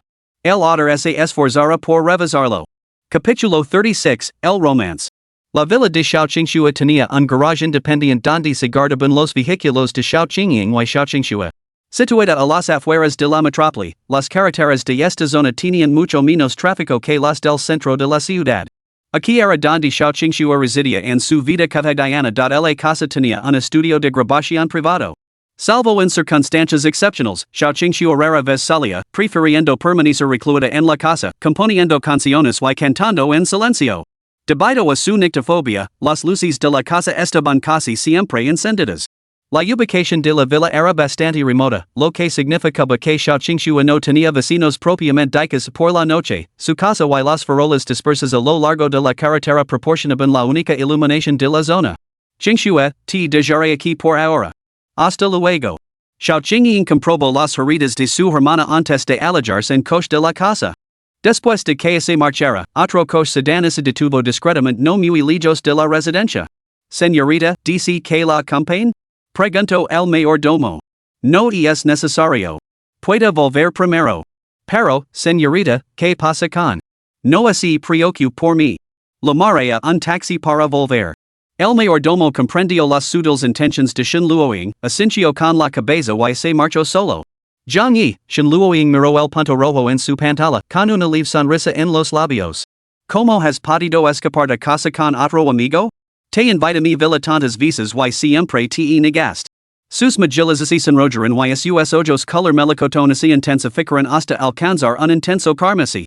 Acabas de conocer a este amigo y te has ido a jugar a su casa. Jejajade Shun Luoying se rio siniestramente. Carino, te voy a dar una última oportunidad para que confieses y obtengas clemencia. Abrio su aplicación de mensajería y lo envío un mensaje a Zhang Yi. Yos muy tarde, ¿por qué no has vuelto todavía? Unos minutos más tarde, Zhang Yi respondió. Carino encontrado un trabajo a tiempo parcial adecuado y ahora me estoy preparando para una entrevista. Probablemente no volveré esta noche. Jaja, Zhang Yi, has desperdiciado tu última oportunidad. Carino estás siendo bastante deshonesto. Shenluoing aprieto los dientes y una siniestra cava se formó en las comisuras de su boca. Este deshonesto Zhang Yi necesita una disciplina adecuada. Primero voy a ver que está tramando mi cuerito. Abrio la aplicación de rastreo y activo dos ajustes operativos. Como hija mayor de la familiación, como iba a utilizar un rastreador normal y corriente? Este dispositivo había sido encargado especialmente por Shenluoing, y el mayordomo se había encargado de personalizarlo.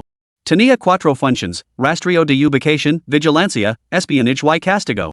Acababa de activar las funciones de vigilancia y espionage. Se puso los auriculares y fijo la mirada en la pantalla del teléfono, deseando poder atravesarla para llegar al otro lado. Varios minutos antes. Dentro de la villa, Xiao Qingxue estaba sentada frente a su tocador. Aunque se llamaba tocador, rara vez se maquilaba. Lo único útil que había en él era un pequeño espejo. Como era su rutina diaria, la joven practicaba sonreír frente al espejo. Este hábito se había mantenido durante una década. Necesitaba ponerse delante del espejo, forzar las comisuras de la boca hacia arriba y esforzarse por que su sonrisa pareciera más serena y amable. Solo que hoy la parecía como si nunca hubiera practicado. Su sonrisa era rígida y poco natural. No porque estuviera triste, sino porque, simplemente no podía reprimir la cava ascendente de sus labios. Zhang Yi, ya verás. Que te enamores de mí. Había vuelto a caer en ese estado peculiar, con sus pupilas reflejando un brillo violeta en el espejo. Su mente estaba ocupada con la sugerencia de su hermana. ¿Debería ir realmente a su escuela haciendo un pasar por cantante? Dudo Xiao Qingxue. Para ella, era sin duda la forma más directa de acercarse a Zhang Yi. Pero Qingxue tiene mucho miedo. Zhang Yi, lo siento. Durante todos estos años, Xiao Qingxue había intentado superar este problema. Sin embargo, el terror de ser el centro de atención parecía estar grabado en su ADN, imposible de borrar. Su familia creía que se debía a su timidez. Solo ella sabía que, cuando se encontraba ante otras personas, una inexplicable sensación de inferioridad se apoderaba de ella. Cuando los demás la elogiaban o la animaban, se desencadenaba en ella una poderosa resistencia subconsciente. Por eso evitaba los lugares concurridos, para minimizar la interacción con los demás. También por eso había comprado esta villa. De behavior otra manera. Puede que lleve más tiempo, pero Qingxue no tiene prisa. Qingxue podría pasar toda una vida ganándose tu afecto. Zhang Yi, seguro que acabarás enamorando de mí, ¿verdad? Zhang Yi, ansio entregarme ti. Perdida en estos pensamientos, la chica se alejó de su línea de pensamiento original.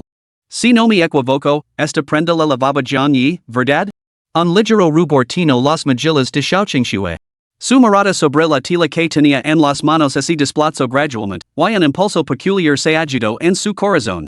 Desenroló lentamente la tela y la colocó en la palma de su mano para examinarla meticulosamente. No. Un grito escapó de sus labios sin previo aviso. ¿Cómo pude tener tales pensamientos? ¿Cómo pude acercarme ti? Qingxue merece morir, Qingxue merece morir. Su expresión se volvió cada vez más frenética. Después de hablar, envolvió la tela alrededor de su palma y se golpeó con fuerza en la cara. Qingxue sabe que ha hecho mal, No, Qingxue no sabe que ha hecho mal. Qingxue acepta voluntariamente el castigo. Smack, smack, smack. Tres golpes secos resonaron mientras las mejillas de la chica se hinchaban. Se golpeó la cara repetidamente con la mano envuelta en tela, sin prestar atención a las heridas de su propia palma. Después de un largo rato, se derrumbó en el suelo como si se hubiera quedado sin fuerzas. Fuera de la villa, unos débiles ruidos llegaron a los auriculares de Shenluoing, acompañados por el chirrido de un objeto no identificado que raspaba el suelo. La pantalla permanecía completamente negra. Shenluoing había sido descuidada y había olvidado añadir visión nocturna a la cámara. Sin embargo, al escuchar esos sonidos, Shenluoing ya había adivinado exactamente lo que Zhang Yi estaba haciendo. Así que eso es. Mi amor también tiene esos deseos, ¿verdad? Si yo puedo satisfacer perfectamente porque buscar a otra mujer? Si no hubiera estado aquí hoy, mañana mi amor y esta mujer estarían esperando un hijo. Carino, yo tampoco quería recurrir a esto, pero, tú te lo has buscado, ¿sabes? Su sonrisa se torció en una expresión de locura mientras pulsaba el botón castigo en la pantalla de su teléfono. La escena del castigo del siguiente capítulo fue censurada por Shinhee. La revisar más tarde, prometo daros a todos una emoción adecuada. Capítulo 37, El castigo de Shinluoing. En este punto, pedir un pequeño detalle no sería demasiado, ¿verdad? Gratis o de pago, cualquiera de las dos opciones está bien, Gij. Jiangyi, este es un pequeño regalo que he preparado especialmente para ti te voy a encantar. Shenluoing se agachó junto a un pequeño arbusto cerca de la puerta, mirando ensimismada la pantalla de su teléfono. Dentro de la villa, el dispositivo en miniatura conectado a la cinta emitió un sonido débil, como se activara algún interruptor. Aunque el sonido era apenas audible, Xiao Qingxue lo captó debido a la peculiar posición de la cinta. La cinta parecía estar acumulando energía. ¿Qué ha sido eso? Xiao Qingxue, en medio de su merienda nocturna, sintió que algo no iba bien. Sin embargo, absorta en su interacción con su maestro, no se dio cuenta de que este estaba acumulando poder en secreto para lanzar un golpe decisivo. Un destello de luz brotó del localizador. También completamente por sorpresa, Xiao Qingxue se puso de pie de un salto. ¿Cómo puede ser? No podía entender por qué su tentempi de medianoche la había emboscado de repente. Absorta en el placer de su tentempi, sus pensamientos ya estaban algo confusos. ¿Podría ser esto una sorpresa que has preparado para mí? Iluminando toda la habitación. Desde lejos, Xiao Qingxue parecía un Godzilla preparando un aliento atómico. La habitación, que estaba tenuemente iluminada, se transformó instantáneamente en plena luz del día. Esta fuerza no era particularmente fuerte. Después de todo, era simplemente el método de Shinluoing para recompensar a Jiangyi. Ella no la haría daño, por lo que su magnitud no era letal. Dentro de la habitación, Xiao Qingxue se sentía como si estuviera cenando. ¿Sabes lo que has hecho mal? En el sueño, Jiangyi hablaba lentamente, dando la espalda. Una luz dorada se arremolinaba a su alrededor, haciéndolo parecer divino. Maestro, no lo sé. ¿No lo sabes? Uf. Jiangyi seguía de espaldas. No saberlo es la mayor falta. Qingxue sabe que se ha equivocado, wow. Imposible. Debo darte una lección. La voz de Jiangyi transmitía una autoridad que no admitía réplica. En el sueño, Jiangyi era como un dios, con solo mover un dedo. Qué raro. ¿Por qué es esta mujer la que está haciendo ruido? Fuera de la villa, Shinluoing frunció el seno y miró las ventanas iluminadas. Sus luces están claramente encendidas, pero mi pantalla no muestra nada más que oscuridad. Shinluoing se sumió en sus pensamientos. Cuanto más reflexionaba, más inquieta se sentía. El localizador estaba claramente en la ropa de Jiangyi, pero era esta mujer la que había sido atacada. Esto significaba que la ropa de Jiangyi había entrado en contacto físico con ella, mientras que él no la había tocado, lo que indicaba que Jiangyi no había entrado en contacto con sus propias prendas. Solo había una conclusión, la mujer se había puesto la ropa de Jiangyi. Habían intercambiado sus atuendos. Carino, así que este es el tipo de chica que te gusta? Shinluoing captó el quid de la cuestión y su expresión es ensombreció mientras una peligrosa cabeza de bujaba en sus labios. Resoplo con frialdad, pero todo esto son cosas de segunda mano que me pertenecen a mí. Después de todo, la propietaria original de la ropa de Jiangyi no era otra que la propia Shinluoing. Esas tácticas eran creación suya. Y hace un momento. ¿Lo ha llamado Cuarito Maestro? Así que Jiangyi cae en ese tipo de cosas. No me extraña que mis insinuations nunca lo hubieran funcionado antes. Shinluoing tomó nota de ello en silencio. Aunque es bastante vergonzoso.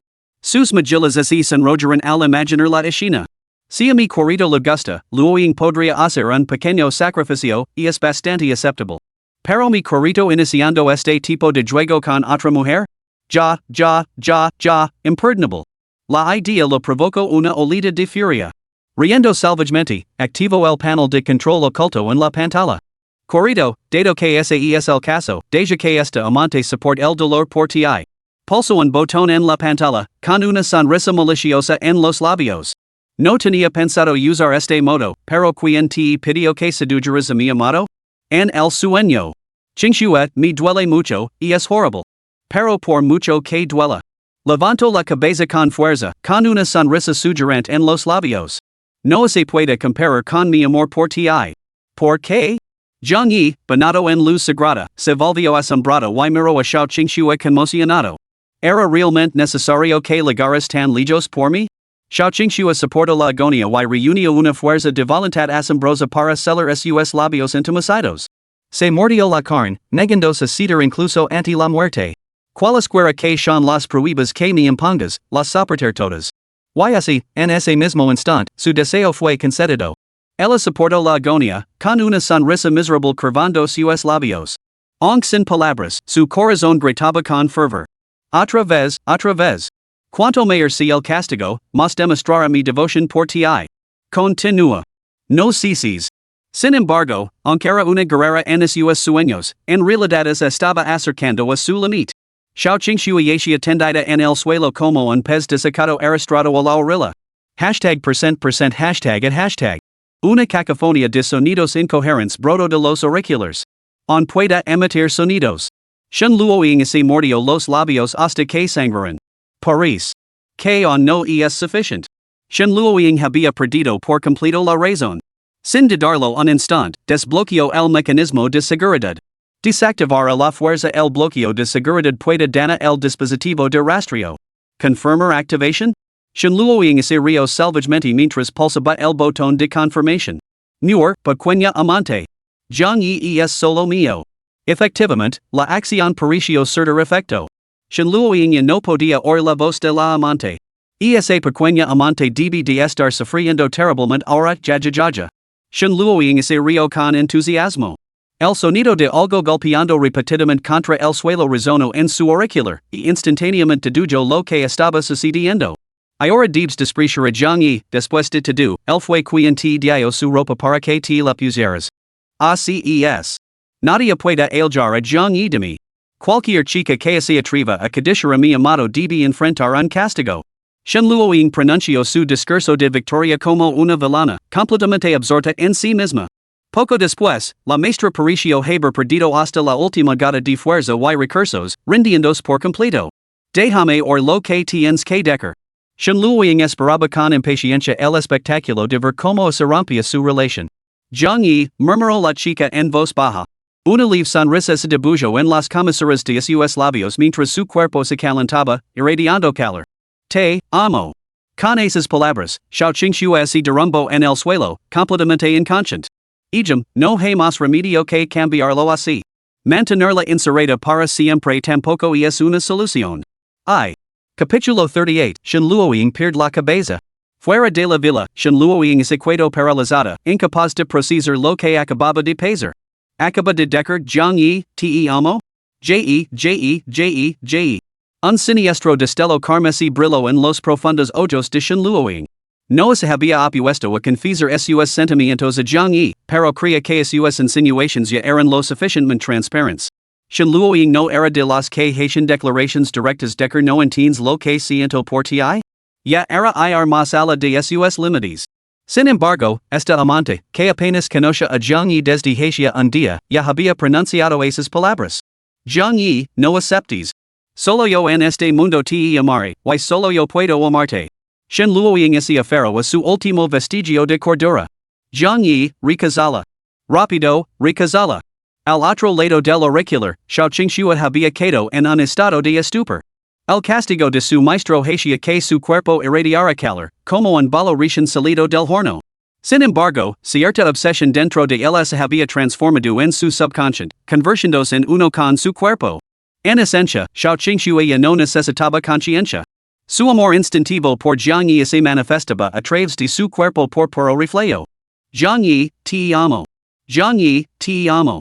Zhang Yi, te amo. Incluso cuando su conciencia se desvaneció por completo, esas 5 palabras continuaron saliendo de sus labios en ráfagas entrecortadas y tartamudeantes. Fuera de la villa, la mente de Shen Luoying soportaba un tormento inhumano. Carino, ¿por qué no la has recazado todavía? Date prisa. Con cada palabra de Xiao Qingxue, la racionalidad de Shen Luoying se erosionaba aún más. Luchó desesperadamente por mantener el control. No, Zhang Yi no debe verme así. Si se entera, seguramente me despreciará. Jiangyi, te amo. No, no. Jiangyi, te quiero. Carino, te lo ruego. Recazala. Shenluoing segaro la cabeza, sintiendo que, en cuestión de segundos, un impulso primitivo dentro de ella se apoderaría por completo de su cuerpo. Jiangyi, te quiero. Jiangyi, te quiero. Jiangyi, te quiero.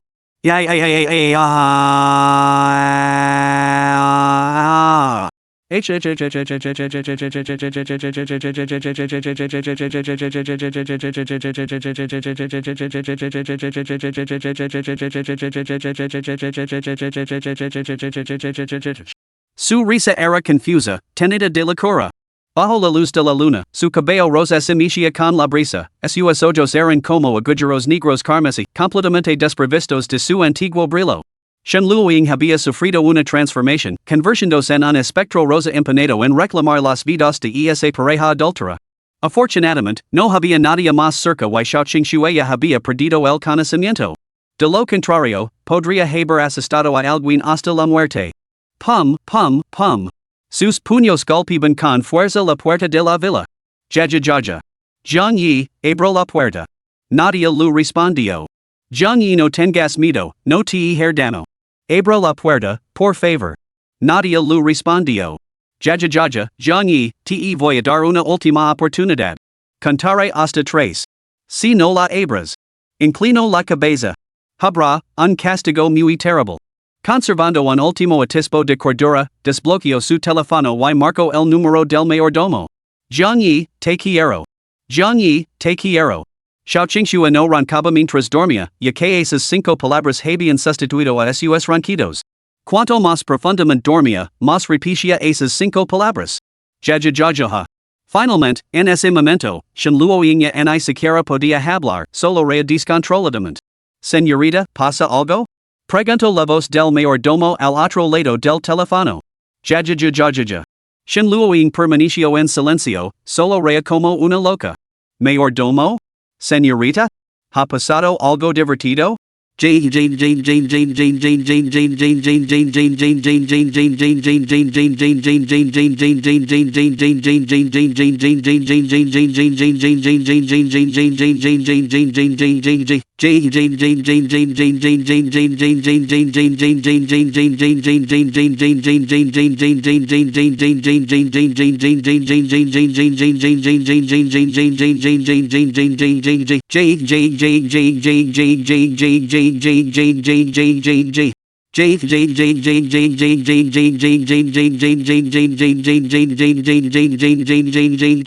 La ama de las adivino la situación, pero aún así le costa bacrilo, no debería ser así. Jiangyi acaba de hacer una nueva amiga, ¿cómo podría Luoying reaccionar así? Podría ser. Una sonrisa chismosa se extendió por el rostro de la ama de Laves. Luoying, ya te lo dije antes, si no lo confieses tus sentimientos pronto, Jiangyi podría dejar de ser tuyo al final. Ah, igual que tu padre en su día. Dio la vuelta el coche y aceleró hacia la villa por la que acababan de pasar. Jajajaja, Carino, me has obligado, jajajaja. Shenluoing sacó una pequeña tira de tela de su bolsillo y se la llevó a la nariz. En realidad, no era más que su batería portátil. Podía recargar su energía Jiangyi en cualquier momento y en cualquier lugar. Shenluoing absorbió la energía con gran atención. Después de un buen rato, la carga de la batería se había transferido por completo a su cuerpo. Entonces, con una fuerza asombrosa, saltó a un gran árbol junto a la villa. Doblando las radilas, empujó las ramas con todas sus fuerzas, impulsándose hacia el balcón de la villa. La rama en la que aterrizó se rompió con un golpe sordo, cayendo al suelo y dejando una gran aboladura en la hierba. Shenluoing trazó un arco en el aire, llegando hasta el borde del balcón inmediatamente, extendió una mano y agarró el borde del balcón. Pronto, 5 huellas dactilares aparecieron en el parapito de hormigón. SLAs.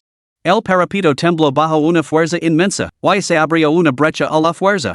Las manos de Shenluoing estaban cubiertas de sangre, pero una sonrisa permanecía fija en su rostro. Jajajaja Carino, he venido a por ti. Su otra mano agarró la barrera de hormigón. Con un poderoso impulso, balanceó su cuerpo sin esfuerzo por encima de la barandilla hasta el balcón de la villa. La puerta del balcón era transparente. A través del cristal, vio a Xiaoqingxua, inconsciente. Jajaja, así que esta es la pequeña amante? Jajaja, donde así ha metido mi amor? Jajajaja mi amor debe de estar escondido en algún sitio, no pasa nada, cariño. Jajajaja si mato a esta pequeña amante, mi amor saldrá, ¿no? Shinluoing rugio de risa mientras rompía la ventana de cristal en mil pedazos. Los fragmentos de cristal volarán por los aires, lacerando las manos. Sin embargo, en ese estado, Shinluoing no sentía ningún dolor. Su rostro se contorsionó mientras se acercaba lentamente a Xiaoqingxue y se agachaba a su lado. Jajajaja que chica tan guapa. Jajajaja que pena. La inteligencia de Shinluoing se había evaporado por completo. Extendió la mano hacia la garganta de Xiaoqingxue. Jajajaja te estrangular. En el instante en que sus dedos tocaron el cuello de Xiaoqingxue, la electricidad acumulada en el cuerpo de Xiaoqingxue se descargó instantáneamente en Shinluoing. Ha. Completamente desprevenida, la corriente recorrió cada centímetro de la piel de Shinluoing. Sin embargo, Shinluoing carecía de la aterradora resistencia eléctrica de Xiaoqingxue. Tras unos cuantos espasmos convulsivos, cayó rígida junto a Xiaoqingxue, echando espuma por la boca. Capítulo 39, La Nina. Mientras tanto, en otro lugar. Casera es muy tarde, ¿por qué no has vuelto todavía? Yo he encontrado un trabajo a tiempo parcial adecuado y me estoy preparando para solicitarlo ahora. Probablemente no volveré esta noche. Zhang Yi dejó el teléfono y fijó la mirada en la obra que tenía delante. Estaban contratando albañiles. Después de preguntar, Zhang Yi se enteró de que el sueldo era bastante bueno y que no se requerían títulos académicos. En la ciudad mágica, esto realmente se consideraba una oportunidad única. Sin embargo, Zhang Yi observó a su alrededor. Esta zona no estaba en el centro de la ciudad y pasaba poca gente. La mayoría despreciaba el trabajo de albañil por considerarlo indigno. El anuncio de contratación llevaba días colgado, pero pocos se habían presentado. Una bendición del cielo. Pensó Zhang Yi, sintiendo que su suerte cambiaba. Pedirá más dinero prestado a la casera lotería a una deuda hasta el año siguiente. De hecho, gracias a su padre, Zhang Yi no tenía un centavo y dependía de los préstamos de Shinluoing para sus gastos diarios. Sin embargo, esto tenía conditions. No solo tendría que devolver el dinero en el futuro, sino que también se encargaría de limpiar la habitación de Shinluoing, cocinar para ella, lavar los pies. Aunque Zhang Yi consideraba que estas conditions eran algo peculiares para un hermano, le resultaba incómodo pedir el dinero prestado a su hermana. Así que aceptó. Excepto por banar a Shinluoing, lo cual rechazó rotundamente, Zhang Yi aceptó todas las demás conditions, que eran más razonables. Ahora, por fin tenía la oportunidad de alcanzar la independencia económica. Cerca de él, había una mesa apoyada contra la barrera de la obra, junto a la cual se sentaba un hombre de mediana edad vestido de forma bastante limpia. Era el capataz de la obra. Zhang Yi se arregló el aspecto y se acercó. Hola, me gustaría solicitar el puesto de albañil. Me gustaría ser albañil. Dos voces hablaron al mismo tiempo, lo que hizo que Zhang Yi mirara de reojo sorprendido. Maldita sea. Dio unos pasos hacia atrás. Señorita, ¿cuándo ha llegado? ¿Cómo es que no la he visto antes? Ante él había una chica con el pelo negro azabache recogido en una coleta y una pinza con forma de calavera adornaba la coleta. Más notable aún era un mechón de pelo semicircular que se erguía en lo alto de su cabeza. A primera vista, parecía tener unos 16 años. Zhang Yi frunció el seno, confundido. ¿Cómo no se había dado cuenta de que había alguien de ese tamaño aquí cuando se acercó? La chica no respondió, solo repitió, quiero ser esta albañila. Zhang Yi se quedó ligeramente paralizado, examinando a la chica que tenía delante. Apenas lo ligaba al pecho. ¿También estás aquí para solicitar este puesto? Preguntó Zhang Yi, algo incrédulo. La chica levantó la cabeza y miró a Zhang Yi, con el mechón de pelo temblando con el movimiento. ¿Tú también quieres ser albañil? Preguntó con un tono completamente pleno. Caramba, ¿de verdad quieres ser albañil? Preguntó Zhang Yi, agachándose para examinar su rostro. La chica tenía un rostro clásico, como el de una muñeca, y unos ojos violeta oscuro como agatas purpuras que brillaban a la luz de la luna. Pobrecita. ¿Tan joven y tienes que colocar ladrillos para mantener a tu familia? Zhang Yi murmuró para sí mismo, con los ojos llenos de compasión. A su edad, él tampoco había trabajado nunca en turnos de noche. Lo que significaba que esta chica lo tenía aún más difícil de lo que él lo había tenido en su día. ¿Qué estás mirando? Pregunto la chica, con expresión totalmente inexpresiva. Iris Mona. Que hay de malo en mirar? Solto Jiang Yi, sintiendo al instante que algo iba terriblemente mal. Maldita sea, la he fastidiado, pensó Jiang Yi, sintiéndose como un viejo lascivo que hacía insinuaciones inapropiadas a una joven menuda. Miró al capataz de la obra. Efectivamente, el hombre lo miraba con recelo. Si vuelves a mirar, te mato, dijo la niña con voz suave y dulce, pero con una expresión totalmente imposible. Ya. Si río Jiang Yi. Encontró a esta niña absolutamente adorable, tanto en apariencia como en personalidad, igual que su propia hermana en sus recuerdos. Me pregunto cómo estará Xianin, Jiang Yi sintió una melancolía inexplicable. Ahora debería estar en la escuela secundaria, más o menos de la misma edad que esta niña. Jovencita, ¿por qué estás trabajando? Pasa algo en tu casa, Jiang Yi la miró a los ojos mientras lo preguntaba. Vuelve a mirar y te mato. Jiang Yi? Por amabilidad, insistió, entonces. ¿Cuántos años tienes? ¿Tu familia sabe que estás trabajando? Vuelve a preguntar y te mato. Su voz era feroz, pero su rostro permanecía completamente imposible, como un cuadro congelado. Jiang Yi. ¿Con qué tipo de gente me estoy encontrando hoy? Apenas escapé de un lunático y ahora me encuentro con esta chica robótica y sin emociones. Está bien. No preguntar más. Sacudiendo la cabeza ante su comportamiento, pensó, a menos que sea una circunstancia excepcional, su familia seguramente no dejaría que una niña trabajara así. Su mente ya había tejido toda una historia. Una versión era así, la chica no tenía apoyo familiar, solo vivía con su abuela. Ahora, con su abuela gravemente enferma, era la única fuente de ingresos. Qué pena, pensó Jiang Yi. Quizás debería dar mi trabajo. Con eso, se dio la vuelta y empezó a alejarse. Quiero este trabajo de albañil. La niña ignoró a Jiang Yi y se dirigió al capataz. El capataz se secó el sudor de la frente. Las normas establecen que no podemos emplear mano de obra infantil. No soy una trabajadora infantil. Cumplí la mayoría de edad, respondió la niña. El capataz la miró con incertidumbre. Bueno. ¿Cuántos años tienes? 108, respondió ella. Ya. Tanto Jiang Yi como el jefe de obra se acabaron a reír al mismo tiempo. El jefe de obra había supuesto que la chica simplemente parecía joven, pero que en realidad era mayor de edad. Ahora parecía que había pensado demasiado en ello. Sí, sé que eres mayor de edad, dijo el jefe de obra riendo. Pero las normas son las normas. Si te he encontrado como albañil, yo mismo me enfrentaré a sanciones. Después de eso, volvió a llamar a Jiang Yi, señor, ¿ha venido por el trabajo? Podemos discutir los detalles. Muy bien. Al ver que la chica no cumplía los criterios de contratación, Jiang Yi se dispuso a aceptar el puesto. El encargado de la obra sacó una pirulita de su bolsillo, era para mi hija. Ahora puede cuidársela usted. La niña no cogió el piruli. Se giró hacia un lado y miró a Jiang Yi. ¿Te apetece competir conmigo? Se dirigió al capataz, soy más fuerte que él. Jiang Yi sonrió, sin tomarse en serio las palabras de la niña. Al contrario, le pareció aún más entrenable. Lo siento, pequeña, hoy estoy un poco ocupado. No puedo competir contigo. Jiang Yi respondió. Y es cierto, niña. Vida casa ahora. Si realmente estás atascada, puedo ayudar con el dinero del viaje, ofreció el capataz. Si te niegas a competir, te matar, afirmó la niña con frialdad. Oh, querido señor. No hay necesidad de perder el tiempo, bostezó el capataz. Estaba a punto de irme a casa. Ya que estás aquí, resolvamos este asunto rápidamente. No pasa nada, solo unos minutos. Sus palabras le recordaron una vez más a su propia hermana. Cuando eran pequeños, ella siempre le retaba a competir. Si él no la dejaba ganar, ella montaba una rabieta y se negaba a comer. Como eco de menos aquellos días. Una lágrima empanó los ojos de Jiang Yi. Está bien, hermanita. Tu hermano mayor lo intentará. Si pierdo, debes ir a casa obedientemente, ¿de acuerdo? La niña asintió. Si pierda, este trabajo es mío. Muy bien.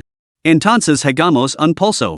Jiang Yi se sentó casualmente junto a la mesa y extendió su mano izquierda. Que conste que no vas a llorar si pierda. Capítulo 40, ¿qué es un amigo? El autor ha estado recibiendo cada vez más regalos últimamente. Gracias a todos por apoyar a un nuevo escritor. Vuestras peticiones de actualizaciones, comentarios y regalos son la motivación del autor para crear. Gracias a todos. Para mostrar nuestro agradecimiento por vuestro apoyo, hoy se añade un capítulo extra. De ahora en adelante, es el valor total de los regalos recibidos en un día determinado supera los 20, se añadirá un capítulo extra. Esto se establecerá como una característica permanente. Que todos los entusiastas de las Yanderes son buscados por hermosas chicas Yandere que primero, os besan, luego os abrazan con fuerza, y finalmente os cuelgan, y os aprietan con locura. La chica se sentó frente a Jiang Yi, extendió su pálida mano y la apoyó sobre la mesa, adaptando la postura para un comete de pulsos. Jiang Yi se quedó mirando su mano, momentáneamente atenido. Levantó la mirada de nuevo y utilizó la lámpara de escritorio para examinar su rostro con minucioso detalle. Esa piel es increíblemente pálida, murmuró entre dientes. ¿Podría ser extranjera? Jiang Yi recordó la tez clara y fría de los extranjeros que había conocido y negó ligeramente con la cabeza. Ni siquiera la de ellos puede ser tan blanca. Apenas se parece a la piel humana. Bajo la lámpara, su mano brillaba como una pantalla de cristal, refractando una luz tenue. Como había pocas fuentes de luz cerca, no se había fijado en ese detalle antes. Ahora, iluminado por la lámpara de mesa, sintió una pizca de asombro. Vamos, dijo la niña con voz totalmente imperturbable mientras agitaba su pequeña mano. Jiang Yi no le dio mucha importancia y extendió su propia mano para acercarla a la de ella y compararlas brevemente. Su palma era casi 2 nudillos más grande que la de ella. Si ella cerrara el puño, estaba completamente seguro de que podría envolver toda su mano perfectamente. Maltratar a una niña tan pequeña, realmente soy. Jiang Yi sacudió ligeramente la cabeza. Por un momento, se sintió como un paria social que se aprovechaba de los débiles. Bueno, es tarde. Será mejor que la deje llegar a casa temprano. Cuando le cogió la mano, un frío glacial se extendió por su palma. No parecía que estuviera cogiendo una mano, sino más bien un gran bloque de hielo. Maldita sea, ¿esto es siquiera un ser humano? Jiang Yi volvió a mirar el rostro de la niña. Un par de ojos, una nariz, 2 orejas, una boca. Sí, sin duda era un ser humano. ¿Ya has terminado de mirarme? Si sigues mirando, te matar. La voz hueca resonó una vez más. Es eso todo lo que sabes decir. Murmuró Jiang Yi para sus adentros. Sencha que describirla como un híbrido entre humano y máquina era halagador para ella. Después de todo, ni siquiera la inteligencia artificial respondería hacia los usuarios. Aunque sus manos estaban heladas, eran tan suaves como las de la mayoría de las chicas, agradables al tacto. Muy bien. Cantaré desde 3. Tiraremos juntos. 3, 2, 1. Ya. Jiang Yi aplicó una suave presión, midiendo con cautela la fuerza de la chica. No se atrevió a desplegar toda su fuerza de golpe, por miedo a hacer el daño. Por lo tanto, decidió probar primero los límites de su fuerza y luego ejercer un poco más que ella. De esta manera, podría ganar mientras garantizaba su seguridad y lo ahorraba la vergüenza de una derrota aplastante. Jiang Yi tenía una considerable experiencia compitiendo contra niños. Después de todo, en su juventud, a menudo había empleado esas tácticas para mantener a Jiang Xianin obediente, incluso cediendo deliberadamente la derrota en ocasiones. Pero, ¿no siento ninguna resistencia? Jiang Yi notó la falta de tensión en su hogar, algo no estaba bien. Esto no debería estar pasando. ¿De verdad esta niña es tan débil? ¿Tan débil y quiere lavar ladrillos? ¿Cómo de grave debe de ser la situación de su familia? Aún así, es muy sensata. Jiang Yi se siente en conflicto, a la vez compasiva y conmovida. Quizás debería adaptarla como mi hermana pequeña. O invitarla a nuestra casa a jugar. Jiang Yi reflexionó, puede que no parezca muy inteligente, pero es muy entrenable. No solo yo, sino que la casera también la adoraría. Levantó la cabeza, con una suave sonrisa en los labios, y preguntó, ¿cómo te llamas? Ya se lo había preguntado una vez, pero la niña no había respondido. No debí parecer lo suficientemente amable, pensó. Tengo que comportarme como un hermano mayor como es debido. Vuelve a preguntármelo y te mato. El mechón de pelo de la niña se erizó ligeramente, dejando de estar liso. Su reacción era totalmente previsible. Tras pensarlo un momento, lo intentó de nuevo, bueno, entonces. ¿Te gustaría ser mi amiga? A su lado, el entrevistador miró a Jiang Yi con recelo, como se observara a un pervertido con segundas intenciones hacia la niña. Al darse cuenta de la reacción del entrevistador, Jiang Yi carraspeó torpemente. ¿Amiga? ¿Qué es eso? Excelente. Esta niña por fin ha dejado de gritar sobre asesinatos. Jiang y ascencio con satisfaction. Sin embargo, rápidamente se puso en guardia y abrió los ojos con sorpresa. Espera, ¿qué acabas de decir? ¿No sabes lo que es un amigo? El supervisor parecía igualmente asombrado. Incluso su hija, que acababa de empezar el jardín de infancia, entendía lo que era un amigo. ¿Cómo era posible que ella no lo supiera? Un amigo. Que es, la niña permaneció inexpresiva, pero su mechón de pelo se movió, formando un signo de interrogación sobre su cabeza. Jiang y se elevó la otra mano a la frente, momentáneamente sin saber qué decir. Pedirle a una persona normal que explicara que es un amigo era, en sí mismo, una petición anormal. Jiang y estaba seguro de que esta niña debía de provenir de una familia terriblemente trágica. De lo contrario, incluso alguien sin amigos no debería desconocer lo que es la amistad. Un amigo es. Dios mío, ¿cómo explicarlo? El cerebro de Jiang y se puso a 1000 por hora. Es, alguien con quien formas un vínculo profundo en la vida. Oh. La chica se detuvo 2 segundos antes de preguntar, ¿qué es, un vínculo? Jiang y? ¿Responsable? Esto es real.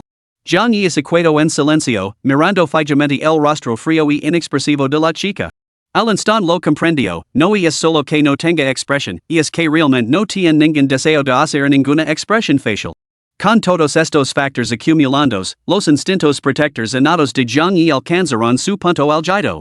Una chica tan inocente en la sociedad, se aprovecharon completamente de ella. Pensó Jiang y. Decidió proteger a la chica que tenía delante a toda costa. Anhelaba llevarla a casa y protegerla del peligro para siempre. Una chica tan inocente en este mundo, se aprovecharon de ella, pensó el supervisor, mirando a Jiang y con desagrado. Era evidente que el joven que tenía delante albergaba intenciones inapropiadas hacia la chica. La emoción es simplemente como percibes a una persona o una situación, intentó explicar Jiang y. La chica escuchó, asintiendo con la cabeza con una mirada de medio entendimiento. Ya veo. ¿Continuamos con la competición? Jiang y asintió. Casi se había olvidado de la competición de pulsos. Muy bien, ahora voy a aplicar un poco de presión. Tenlo en cuenta. Jiang y apretó ligeramente el puño. Esto debería ser suficiente, ¿no? Capítulo 41, Pulsos. Jiang y aplicó un poco más de presión, observando atentamente la expresión de la chica. Si mostraba algún signo de dolor, inmediatamente aflojaría. Sin embargo, para su sorpresa, la chica permaneció completamente impasible, con el rostro inexpresivo, imposibilitándole sus pensamientos. Su muñeca no se movió ni un centímetro, aparentemente sin verse afectada por la fuerza de Jiang y. Al fin y al cabo, tienes fuerza. Te subestime, pequeña, pensó Jiang y para sí mismo, aumentando ligeramente la presión. ¿Es demasiado? Se preocupó. Después de todo, la fuerza que había utilizado al echar un pulso a la casera era comparable a esta. La casera poseía una fuerza considerable para ser una mujer. Esta niña probablemente no podría soportar tal fuerza. Sin embargo, la mano de la niña permanecía firmemente suspendida en el aire, tan inmóvil como una escultura. ¿Qué estás haciendo? Deprisa, gruñó el supervisor, mirando el lugar bloqueado de Jiang y con expresión cada vez más sombría. Sospechaba que el pulso era solo un pretexto para algún comportamiento lascivo. ¿Eso es todo lo que tienes? Preguntó la niña con frialdad. ¿Estás a la altura o no? ¿Qué? Las palabras incendiaron una ira inexplicable en Jiang y. Después de todo, esto tocaba un código fundamental grabado en el ADN de un hombre nunca debe admitir la derrota. Se pueden criticar directamente las deficiencias específicas de un hombre, pero nunca se debe insinuar, con vagos insinuations, que eres inadecuado. Además, cuando ese comentario proviene de alguien percibido como más débil, el dolor es doblemente patente, especialmente cuando la persona que tenía delante era una chica que no podía levantar un puño. La cara de Jiang y se sonrojó. No era por el esfuerzo, ni por la vergüenza de coger la mano de la chica. Era simplemente calor. No es más que una niña. No puedo dejar que esto me afecte. Exacto. Comete. Respira hondo. Jiang y se esforzó por mantener una sonrisa plácida, pero la furia reprimida no encontraba salida. Lo subió a la cabeza, enrojeciendo el rostro y haciendo que los salieran volutas de vapor por la nariz. Parecía una máquina de vapor liberando presión. Se dijo a sí mismo que no debía dejar que las palabras de una niña lo afectaran, pero su hogar se tensó involuntariamente. No había remedio, para un joven rebosante de vigor juvenil como Jiang Yi, este instinto primario era imposible de reprimir. Sin embargo, para su sorpresa, la niña no se vio afectada por su fuerza. Seguían enzarzados en un empate. No puede ser. ¿De verdad tiene tanta fuerza? Pensó Jiang Yi con incredulidad. Espera. Yo. ¿Seguro que no voy a perder? Una idea inquietante surgió en la mente de Jiang Yi mientras miraba a la frágil niña que tenía delante. Imposible. ¿Cómo podría perder? En el instituto, pocos compañeros de clase podían ganar en un pulso. En ni siquiera el representante de educación física era rival para él. Aparte su padre, Jiang Ling y Jiang Ting, que tenían una ventaja natural sobre él, Jiang Yi nunca había encontrado a nadie que la superara en un concurso de pulsos. ¿Te queda algo de fuerza? ¿Qué has dicho? Jiang Yi no lo había procesado. ¿Te queda algo de fuerza? Jiang Yi? Jiang Yi dirigió su mirada hacia la niña que tenía delante, que lo observaba imposible. Si ese es tu limite, dar por terminado el combate. La niña hablaba como si se tratara de un asunto trivial, como si pudiera hacerlo perder cuando quisiera. Tú, tienes que estar bromando. Jiang Yi jadiaba buscando así que esta niña no lo había tomado en serios en absoluto? Muy bien, jovencita. Hoy, tu hermano mayor te dará una lección. La lastima en los ojos de Jiang Yi se desvaneció como el humo, sustituida por una furia indescriptible que lo robó la razón. Lo único que quedaba era un ardiente deseo de victoria. Jiang Yi no se contuvo, reuniendo cada gramo de fuerza para darlo todo. Imagino a la niña perdiendo el combate en el instante siguiente y luego haciendo una rabieta. El pensamiento lo invadió como una emoción inexplicable, saturando cada célula. De hecho, una niña tan presuntuosa merecía una lección adecuada. La obsesión por la victoria tiró de las comisuras de la boca de Jiang Yi. Grito. Acaba con ella. Acaba. Acaba. Acaba. Jiang Yi miró a sus manos con incredulidad, con las pupilas dilatadas. Sus manos no se habían movido ni un centímetro. Hoy estoy completamente agotado. Ya. El supervisor, al presenciar esto, no pudo evitar intervenir. ¿Cuánto tiempo más piensan jugar? Por el amor de Dios, terminen. Mi esposa y mis hijos me esperan en casa. Miró a Jiang Yi con ira. Jiang Yi levantó la cabeza para encontrarse con la mirada del hombre. Jiang Yi estaba empapado en sudor, con los ojos muy abiertos, y negaba frenéticamente con la cabeza el supervisor. El supervisor estaba desconcertado. ¿Qué le pasaba a este chico? ¿Se había vuelto adicto al pulso? ¿Acaba de una vez, quieres? Lo instó el gerente Jiang Yi. Jiang Yi tenía toda la cara humante, con una expresión de agonía, como si se hubiera tragado un puñado de olé. Oh, respondió la niña. Entonces. Pum. Sus manos se movieron y, en un instante, el brazo de Jiang Yi quedó inmovilizado. Maldita sea, tío, ¿a qué estás llegando? Espito finalmente el gerente. ¿Estás aquí para trabajar o para entretenerla? Que me parta un rayo. Antes de que pudiera terminar. Crack. La mesa de madera se partió por la mitad, rompiéndose en dos mitades. Al mismo tiempo, las patas de la mesa se agrietaron centímetro a centímetro, rompiéndose en pedazos. Crash. La mesa se derrumbó. Jiang Yi liberó su mano del agar de la niña. Sentía como se lo estuvieran rompiendo los huesos. La sangre brotaba de la herida donde las astillas le habían desgarrado la piel, manchando el dorso de su mano de color carmesí. La niña se quedó inmóvil, mirando la sangre que goteaba de la mano de Jiang Yi, perdida en sus pensamientos. Tú. Las pupilas del gerente se dilataron por el terror. Perdió el equilibrio y se desplomó en el suelo. Jiang Yi fijó la mirada en la niña que tenía delante. ¿Quién eres exactamente? Esto no puede ser. Esta no es una fuerza que un humano puede poseer. Jiang Yi se agarró la mano empapada de sangre, apretando los dientes. ¿Podría ser que me haya encontrado con un fantasma? Era la única posibilidad que se le ocurría. La niña se levantó lentamente y se acercó deliberadamente a Jiang Yi. Tú, no te acerques más. Las piernas de Jiang Yi temblaban ligeramente mientras retrocedía lentamente hacia la pared. Por segunda vez ese día, sintió que su vida estaba en peligro. La niña se limitó a mirar en silencio su mano, moviendo la garganta de forma casi imperceptible. Después de un largo momento, levantó la cabeza y miró directamente a los ojos de Jiang Yi. ¿Podemos ser amigos? Capítulo 42, Amigo, juegas muy bien. No hay tiempo para explications, sub al coche. El capataz de la obra, Alvaresto, salió corriendo. Cuando paso junto a la niña, ella no le prestó atención, con la mirada fija únicamente en Jiangyi. Solo quedar en Jiangyi y la niña, que se acercaba lentamente a él. ¿Podemos ser amigos? Maldita sea, ¿cómo puede haber fantasmas en este lugar?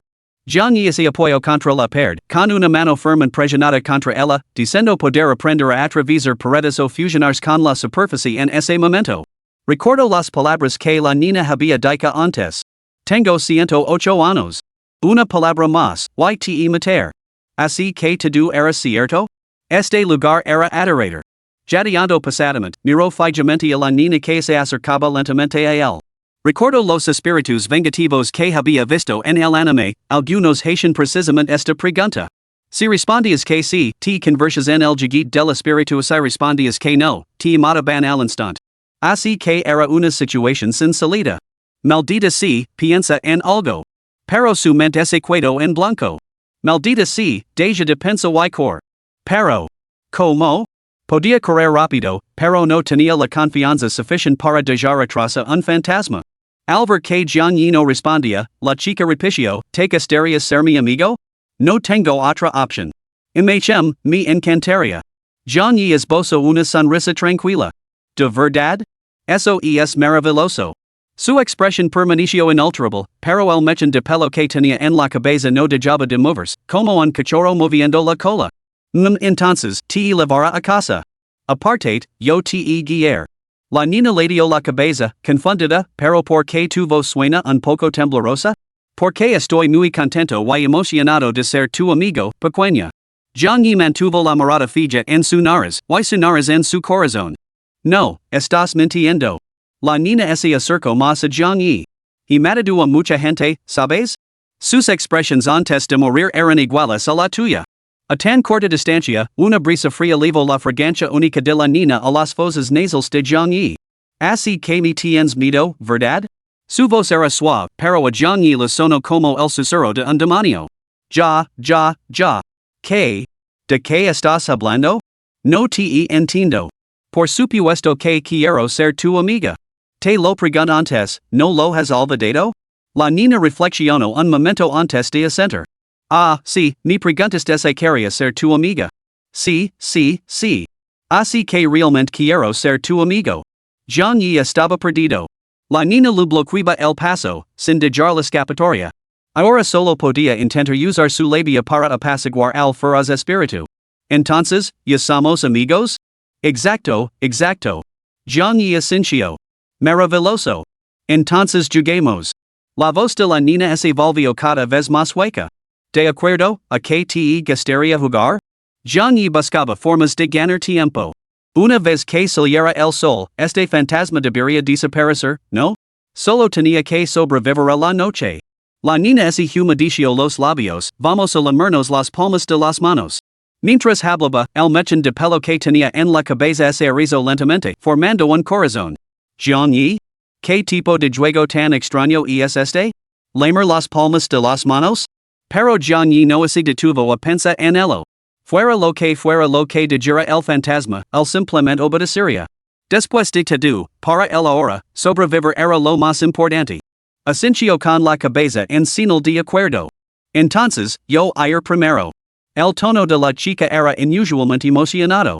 Dio dos pasos hacia adelante y agarró directamente la mano herida de Jiangyi. La sensación helada recorrió su brazo y luego hasta su cerebro, haciendo temblar involuntariamente. Al mismo tiempo, sintió que algo no estaba bien. La chica ahora era como un fantasma completamente diferente al de hacía unos momentos. Sus ojos estaban llenos de devoción extasiada mientras miraba la mano de Jiangyi, como se contemplara algún tesoro mundano. Ya. Unos hilos de aliento cálido escapaban de sus labios, cada vez más rápidos y pronunciados con cada exhalación. Una niebla de vapor se enroscaba alrededor de la palma de Jiangyi, aportando un ligero calor a su mano helada. Maldita sea, ¿cómo puede un fantasma tener calor? Se quedó boquiabierto Jiangyi, completamente incrédulo. Entonces, la chica levantó suavemente su mano hasta sus labios, cerró lentamente los ojos y la besó con ternura. Jiangyi nunca había experimentado una sensación así. En el momento en que sus labios tocaron su mano, su cuerpo se estremeció como se le hubiera alcanzado un rayo y instintivamente intentó retirar la mano, pero los dedos de la chica se cerraron como un tornillo de banco, agarrando la muñeca con firmeza. Entonces, una suavidad indescriptible invadió su palma.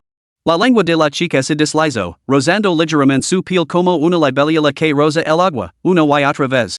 A Jiang Yi lo recordó a como su gato lamía el agua de su cuenco, con la lengua entrando y saliendo con cada suave caricia. Esto es bastante agradable. La lengua de la chica transmitía una pizca de calidez, y Jiang Yi sucumbió momentáneamente a esta fantástica sensación. ¿En qué demonios estoy pensando? Minutos más tarde, Jiang Yi sacó a sus pensamientos de las nubes. ¿Ya hemos terminado? Preguntó Jiang Yi. Preguntó. Como así lo hubiera oído perfectamente, se acercó aún más. Con una mano lo agarró la muñeca y con la otra lo acarició los dedos, colocando la palma de la mano plana delante de ella. Luego, cambiando de ángulo, comenzó a extender la sustancia por su piel con movimientos lentos y deliberados, como se entera pan con mantequilla. Via, Jiang Yi aspiró bruscamente. Esto es, jodidamente ridículo. Sorprendentemente, el dolor en su palma desapareció. La chica había lamido hasta la última gota de sangre. ¿Ya está? Sí, preguntó Jiang Yi. Pronto, la chica abrió los ojos. Sus pupilas carmesías se fijaron intensamente en él.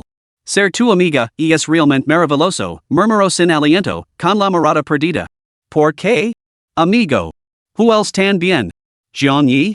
Antes de que Jiang Yi pudiera procesarlo, la chica volvió a sacar la lengua, pero esta vez su objetivo era claro, la herida en el dorso de su mano. Una sensación de suavidad mezclada con un cosquilleo recorrió el cuerpo de Jiang Yi. La chica presionó con fuerza contra su herida y, al poco tiempo, su propia herida comenzó a supurar un hilo de sangre. Espera, un momento. Esta escena parecía totalmente incorrecta, como si la chica estuviera usando su, para forzar, la palma de Jiang Yi. Las acciones de la chica resultaron efectivas. La herida de Jiang Yi, apenas curada, como una presa que se rompe, comenzó a sangrar de nuevo. Entonces, devoró con avidez su bocadillo nocturno. No importaba lo que dijera Jiang Yi, ella parecía sorda a sus palabras, totalmente absorta en su comida. Con los puños tan apretados que sus uñas se clavaban en su carne, sacando sangre carmesí. Si has podido buscarme persistentemente durante todos estos años, ¿por qué no has podido dedicar un poco más de tiempo a comprenderme de verdad? Yo también necesito tiempo para comprender, para cultivar estos supuestos sentimientos. Jiang Yi continuó. Sus palabras pasaron como el viento por sus oídos, sin llegar a su mente. Parecía completamente perdida en su propio mundo una vez más, sin mostrar ninguna reacción a nada de lo que Jiang Yi decía. El joven sacudió la cabeza con impotencia. Parece que mis palabras no surten efecto. Muy bien, entonces. Si esto continúa, te internarán en un hospital psiquiátrico. Sospecho que puedes necesitar tratamiento mental. La chica se quedó paralizada, deteniendo todo movimiento. Su mirada se fijó en los ojos de Jiang Yi, ahora tenidos de alarma. Así que eso es todo. Tú también crees que estoy enferma. Que estoy loca, ¿verdad? Jiang Yi tragó saliva con dificultad, sintiendo una sensación de fatalidad inminente. Era como encontrarse con un jefe con 0 puntos de salud a punto de entrar en su segunda fase durante un videojuego. Ahora, el comportamiento de la chica se asemejaba a la animación de transición que precedía a la activación de la segunda fase. Jijaj. Una cava más aterradora se extendió por los labios de la chica. Acompañada de una suave risa que sonaba como un conjuro de transformación, todo su ser se asemejaba a un demonio infernal murmurando conjuros. ¿Qué hacer? Jiang Yi sintió algo completamente diferente a antes. Sentía que ahora estaba en grave peligro. Si no manejaba bien la situación, hoy podría ser su último día. Entonces tendrá que retroceder más. La chica apretó con fuerza la gruesa rama que tenía en la mano, con hilos de sangre goteando por su superficie y mordió los labios hasta hacerlos sangrar, y el color carmesí respiró por su elegante mandíbula en forma de chorros antes de caer al suelo. No importa que ahora no pueda tener tu amor. Solo necesito tu cuerpo. La chica se acarició la mejilla con una mano, manchándose la cara de sangre. Parecía un demonio asesino que acababa de completar su hazaña y ahora escrutaba a su próxima presa. Una vez que posea tu cuerpo, podremos estar juntos para siempre. Entonces tendremos tiempo infinito para comprendernos, para conocernos. Para entonces, te enamorarás de mí, ¿verdad? Jiang yi cincio un escalafrio recorriendo su espina dorsal. El joven Jiang yi no sabía nada de las tendencias yandera, y de su aterradora naturaleza. Solo podía sentir que la chica que tenía delante podría estar realmente desquiciada. Olvidolo. ¿Qué sentido tiene conversar con una lunática? Jiang yi decidió en silencio calmar primero a la chica y luego buscar una oportunidad para llamar al hospital psiquiátrico y que se la llevaran. Allí quedaron todos los grandiosos principios que acababa de exponer a una lunática. Jiang yi sintió que no había tenido por qué malgastar su aliento. En cuanto la chica mencionó esa condición sobre el amor, podría llamar al hospital psiquiátrico. Y Está bien. Te amo. ¿Está bien así? Jiang yi decidió apaciguarla primero, para evitar cualquier acción precipitada. Al arresto, los ojos de la chica bajo sus gafas de sol se abrieron lentamente. Se quedó paralizada en el sitio y la rama cayó al suelo con estrépito. ¿Qué, has dicho? Se tambaleó unos pasos hacia Jiang yi, agarrando por los hombres antes de enterrar la cara en su pecho. Levantó la cabeza y parecía completamente desolada, en marcado contraste con su actitud anterior. Jiang yi respiró hondo. Te quiero. ¿Está bien? De verdad. Su intelecto pareció nublarse momentáneamente. Lo único que comprendió fue que el hombre el que amaba había pronunciado esas tres palabras, te quiero. Qingxua también te quiere, celoso, aferrándose Jiang yi en un largo abrazo sin palabras. Ah, qué chica tan encantadora, y es una pena que esté mentalmente enferma. Jiang yi lo acarició la cabeza y la chica acarició la cara contra su palma. Y es la oportunidad perfecta. Llama ahora mismo al hospital psiquiátrico. Jiang yi le presionó la cabeza con una mano mientras cogía el móvil con la otra. Si ese es el caso. ¿Qué? En ese caso, te encerrar. El tono de la chica seguía siendo totalmente pleno, desprovisto de emoción. Pero. Ya te dije que te quiero. ¿Por qué encerrarme? Jiang yi abrió los ojos con sorpresa. De esta manera, podremos estar juntos para siempre. Tú me quieres y yo te quiero. Por lo tanto, debemos permanecer juntos eternamente, con el cuerpo y el alma unidos. Yo soy tuyo y tú eres mío. Eso es lo que es realmente el amor. La chica le dio la cabeza con inocencia, con la voz llena de confusión. ¿No es así? Al mismo tiempo, apretó la mano con fuerza repentina, agarrando la mano con la que Jiang yi sostenía el teléfono. El dispositivo cayó al suelo con un ruido sordo. ¿Cómo puedes estar jugando con el teléfono mientras tocas a tú? Lo regañó la chica en tono juguetón. Al momento siguiente, echó un vistazo al número de teléfono que aparecía en la pantalla, el número que Jiang yi acababa de buscar para el hospital psiquiátrico Magic City. Tras introducir los dígitos, el teléfono mostró de forma inteligente las 6 letras Hospital Psiquiátrico Magic City en letras grandes en la pantalla. La chica bajó la cabeza y inmediatamente vio las palabras en la pantalla. Ya vio. No me extraña que no quieras estar conmigo para siempre. No me quieres en absoluto. No es eso. Jiang yi sintió como si lo arrasaba el velo. Sabía que estaba completamente acabado. Así que eres como todos los demás, piensas que Qingxua está loca. Pero Qingxua pensaba que tú eras diferente al resto. Tú fuiste quien sacó a Qingxua del manicomio. ¿Y ahora pretendes unirte a ellos y volver a internarla? No, ¿de qué demonios estás hablando? ¿Qué quieres decir con que la sac del manicomio? Jiang yi sintió que la situación se volvía cada vez más complicada. Justo cuando se disponía a pedir una aclaración, la mano de la chica se cerró alrededor de su garganta. Jejejej, repitió la chica. Tú, suéltame. Jiang yi agarró la mano que lo apretaba el cuello, tratando de liberarse. Pero la chica tenía una fuerza sorprendente por mucho que se esforzara, era inútil. La chica permaneció en silencio, continuando con su risivacia. Capítulo 29, Escapar y matar. Jiang yi esbozó una sonrisa inocente, con el rostro marcado por la docilidad. ¿Podemos hacer las paces? La rama que la chica había lanzado ahora yacía tranquilamente en el suelo. Ella pisó fuerte con el pie, apoyándolo en la punta de la rama. Al instante, esta salió disparada por los aires, describiendo varios círculos perfectos antes de aterrizar firmemente en sus manos. La rama parecía incapaz de soportar su agar, ya que se partió en varios lugares. No es tan grave, de verdad. Las piernas de Jiang yi temblaban mientras retrocedía tambaleándose, percibió una aura abrumadora que emanaba de esta chica, que era una cabeza más baja que él. Por primera vez, Jiang Yi sintió que su vida corría un peligro real. Estaba seguro de que, hacia la permisa acercarse, la rama que tenía en la mano estrelaría contra su cráneo. Sin embargo, lo más aterrador estaba más allá. El verdadero horror era la idea de perder el conocimiento y ser levado por ella. Jiang Yi ya podía imaginar una vida de oscuridad perpetua en algún sótano o celda de mazmorra.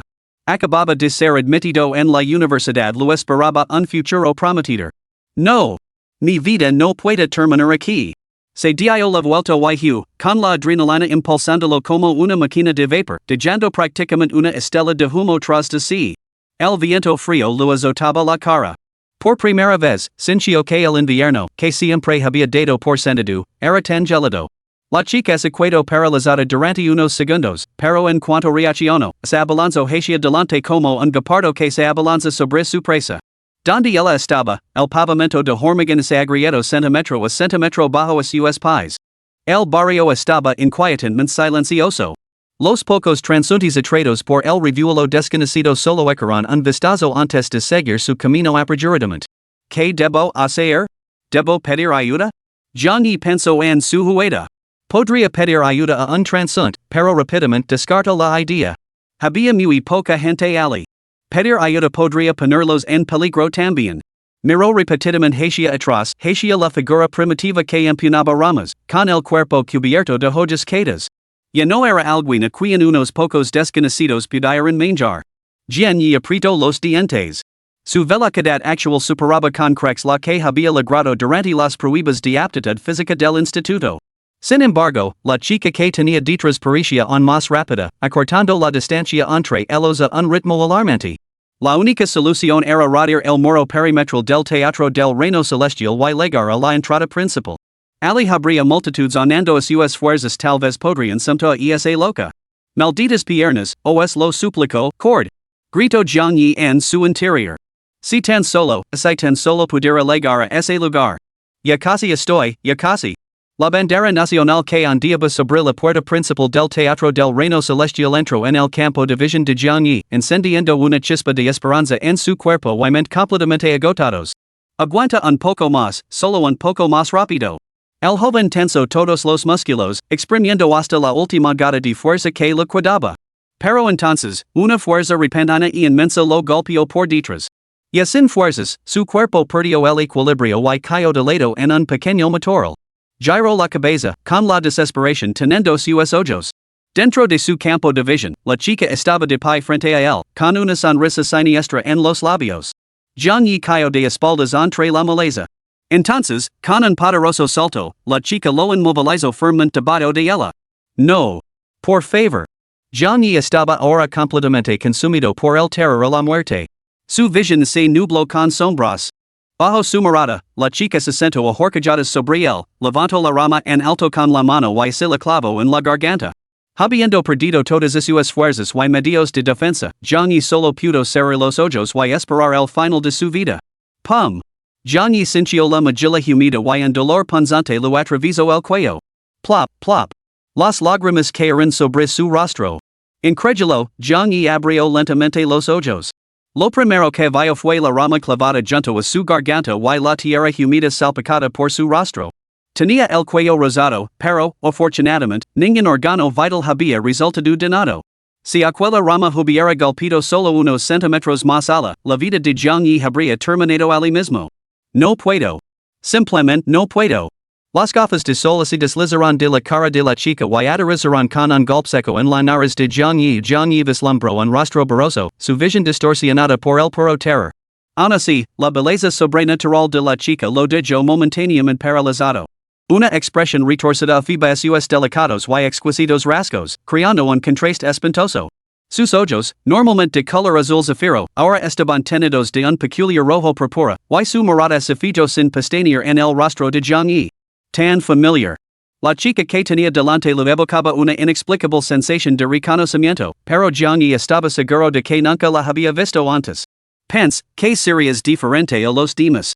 Dijiste que la voz de Qingshui era preciosa. Dijiste que Qingshui cantaba muy bien. Dijiste que Qingshui era la chica más trabajadora que habías conocido nunca. Dijiste que lo que más te gustaba de mí era mi carácter alegre y vivaz. Digest que la enfermedad dichinchua se carrera algún día y que entonces se convertiría en una gran cantante. Que me buscarías, te sentarías entre el público y aplaudirías mi canto. Me mentiste. Ya. Desde el principio, trates de chinchua como una lunática, igual que todos los demás. La chica soltó una serie de risas desesperadas y bajas mientras las lágrimas le corrían por las mejillas. Chinchua te dia tanto. Te matar y luego te instalar una grabadora en el estómago que solo reproduzca te quiero. Pero. La chica temblaba, luchando por contener su furia. Pero, sin ti. Aparte de ti y de mi hermana, chinchua realmente no tiene nada más. Zhang Yi abrió la boca, buscando palabras, pero realmente no podía recordar dónde se había cruzado con esta chica. ¿Por qué le diste esperanzas a Chinchua, solo para aplastarlas con tus propias manos? Hubiera sido mucho más sencillo dejar que Chinchua muriera sola y olvidada en ese hospital psiquiátrico. ¿Hospital psiquiátrico? Zhang Yi sintió que le daba vueltas la cabeza. ¿Así que realmente se escapó de un hospital psiquiátrico? ¿Cuándo conoció a algún paciente de un hospital psiquiátrico? Entonces, ¿qué es supone que debo hacer ahora? La chica colocó sus manos alrededor del cuello de Zhang Yi, temblando, pero sin apretar. ¿Qué demonios debo hacer? Respondím. La chica parecía haber perdido todas sus fuerzas y se balanceaba instablemente. Sus manos se deslizaron gradualmente del cuello de Zhang Yi y cayeron flácidas a los lados. Permaneció inmóvil, con los ojos muy abiertos. ¿Estás bien? Preguntó Zhang Yi con cautela. Espera. Desprevenido, Zhang Yi sintió que todo el cuerpo de él se desplomaba hacia su rostro. Esta vez no lo derribó, sino que la sujetó con delicadeza, con una expresión compleja. En realidad, era muy ligera, delgada y menuda, y su peso era suave contra él. Sin embargo, de ese cuerpo había brotado una fuerza tremenda momentos antes. ¿Se ha quedado dormida? Pero tiene los ojos abiertos. Zhang Yi le cerró suavemente los párpados y la sujetó por los hombros mientras la sentaba lentamente. Solo entonces pudo ver claramente su rostro y se sorprendió. ¿Por qué ese parece tanto a Xiao Chinchua? Zhang Yi pensó que debía de estar equivocado, se frotó los ojos y volvió a mirar. Qué extraño, y es realmente inquietante. Acaba de lamarse a sí misma Chinchua. Podría ser. Una idea pasó por la mente de Zhang Yi. Rápidamente, negó con la cabeza. Imposible. Xiao Chinchua sigue dentro del teatro del reino celestial. Coincidencia. Pura coincidencia. Zhang Yi intentó levantar a la chica, pero se encontró completamente sin fuerzas. Solo pudo arrastrar su cuerpo y acostarla en un banco. La chica emitía leaves ronquidos, tan dócil como un gatito durmiendo en el parque. Esto debería ser el final. Si la dejo ahora, nunca volverá a encontrarme. Desaparecer por completo de su vista y entonces. Por alguna razón, este pensamiento despertó una pizca de compasión en Zhang Yi. Pero solo fue una pizca. En circunstancias normales, esta chica debería haber tenido su propia y hermosa juventud, al igual que Xiao Chinchua. Sus recientes acciones parecen haber destruido inadvertidamente algo precioso en su corazón. ¿Había cometido un error? El pensamiento pasó por la mente de Zhang Yi antes de que lo extinguiera rápidamente. ¡Qué tontería! Casi me mata. Si no hubiera sido porque me superaba, la habría golpeado hasta dejarla inconsciente y la habría enviado directamente al manicomio. Quizás sus palabras eran solo delirios incoherentes. Quizás me confundió con otra persona, alguien importante para ella. Zhang Yi imaginó innumerables posibilidades en su mente, tratando de armarse de valor para marcharse. Si no se iba ahora, podría perder la vida. Pero. Zhang Yi apretó los puños con fuerza. Y es verdad. Y realmente, sin darme cuenta, he afectado a esta chica. ¿Qué sería de ella si simplemente la abandonara? Imagino a la chica despertándose, con los ojos vacíos y indefensos. La imagino mirando fijamente el techo gris de la habitación del hospital. La imagino existiendo como un cadáver andante, atrapada en los recuerdos día tras día. Si era cierto, como ella afirmaba, que lo había buscado durante todos estos años, y él la había tratado con tanta indiferencia. ¿En qué se diferenciaría eso de un simple recién nacido? Tras un periodo de autoflagelación, Zhang Yi vaciló. Él, Zhang Yi, no podía ser tan despiadado. Y simplemente la ayudó. Capítulo 30, el teléfono móvil de la chica. Las manos de la chica estaban cubiertas de cicatrices, heridas impactantes que contrastaban con su piel pálida y delicada. Todavía manaba sangre de las laceraciones, manchando sus palmas de color carmesí. ¿De verdad esta chica no siente dolor?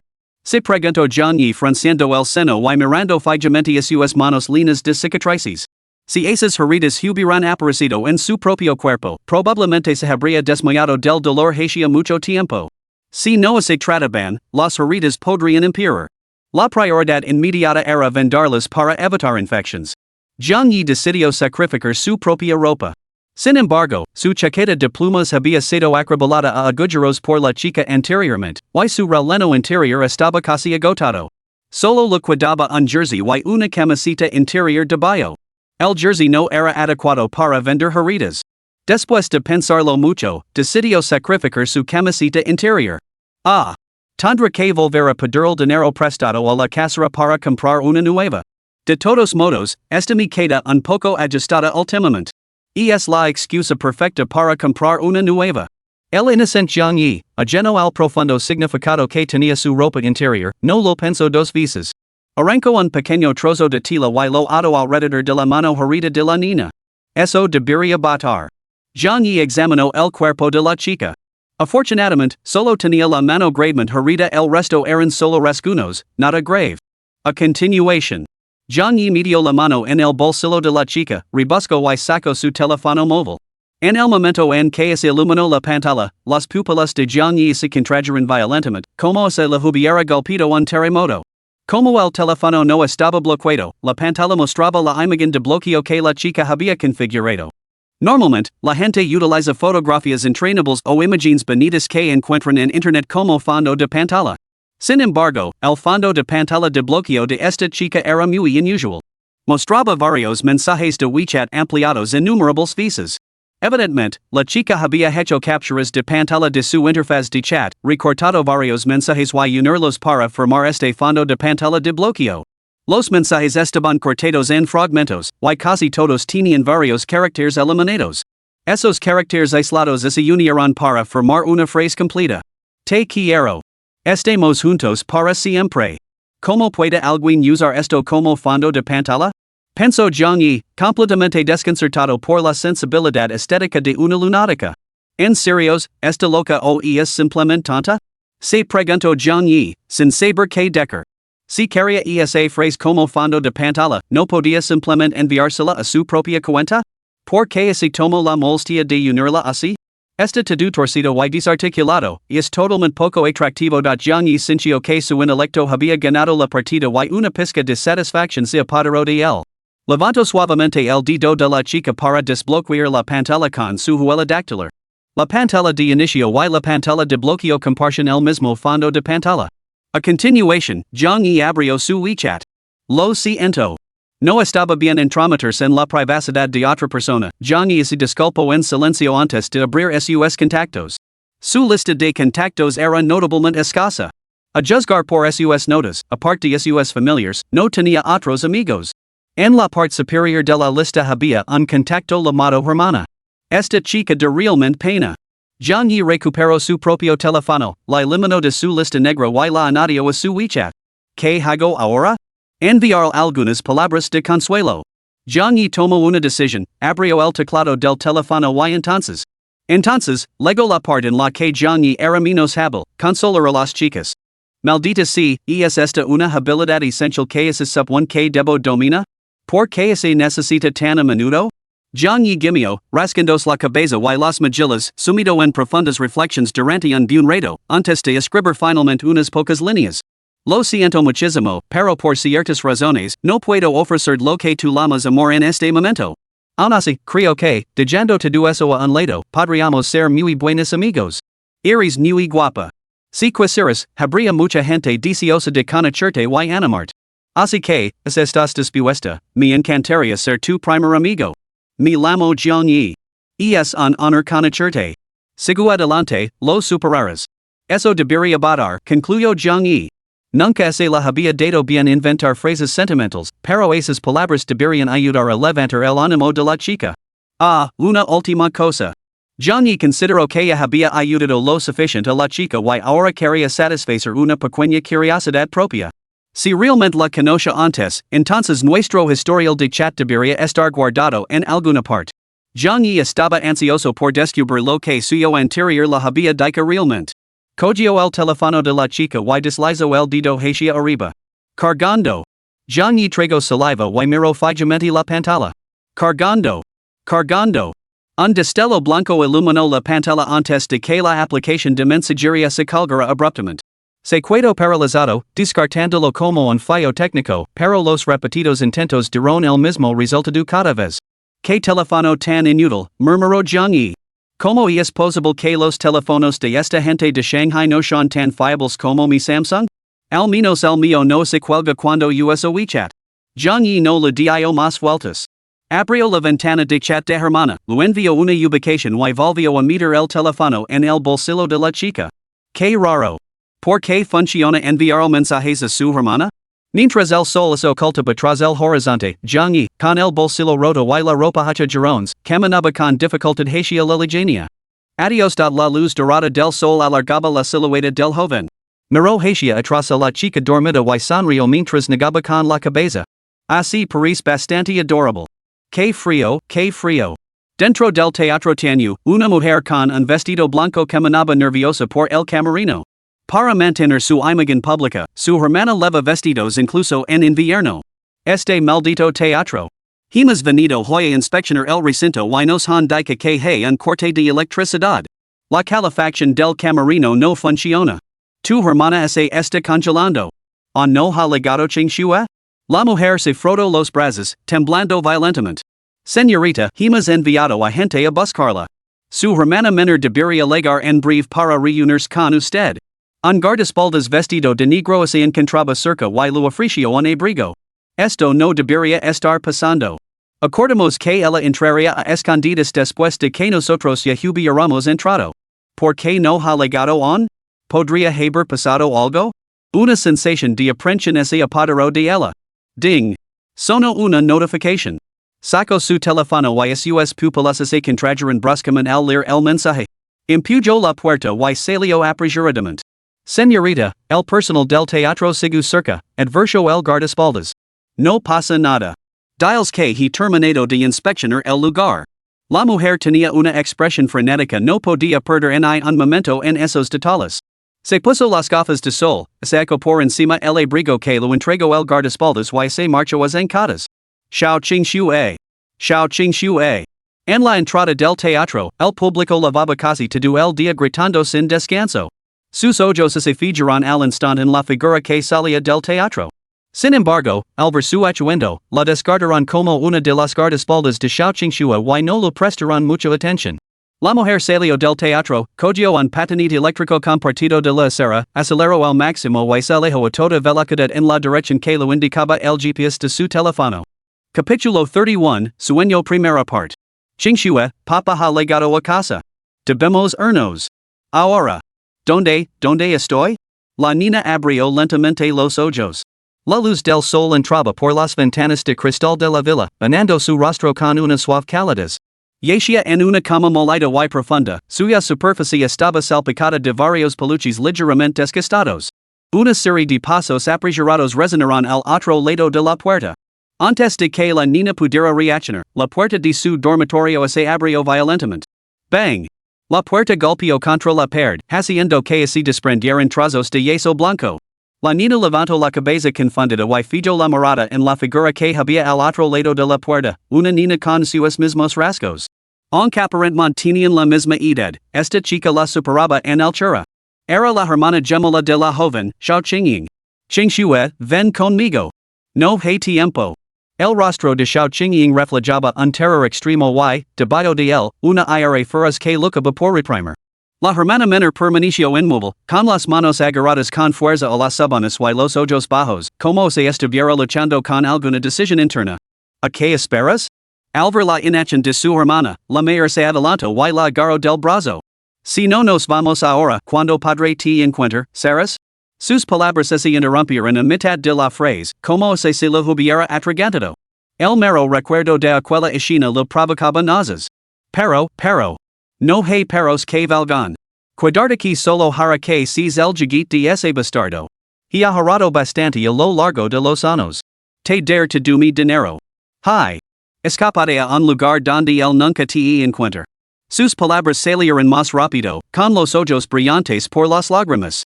Por favor, te lo ruego. Qingxue, siempre te ha gustado canta, ¿verdad? Puedo arreglarlo con esos estudios para que te proporcionen los recursos necesarios para debutar. Algún día te convertirás en una gran estrella. Y que será de mí cuando me haya ido. La hermana menor levantó la cabeza y sus ojos vacíos se encontraron con la mirada ansiosa de su hermana. No te preocupes por mí. Todavía le soy útil a padre. No me hará daño. Pero, ¿a dónde podría ir? A cualquier parte.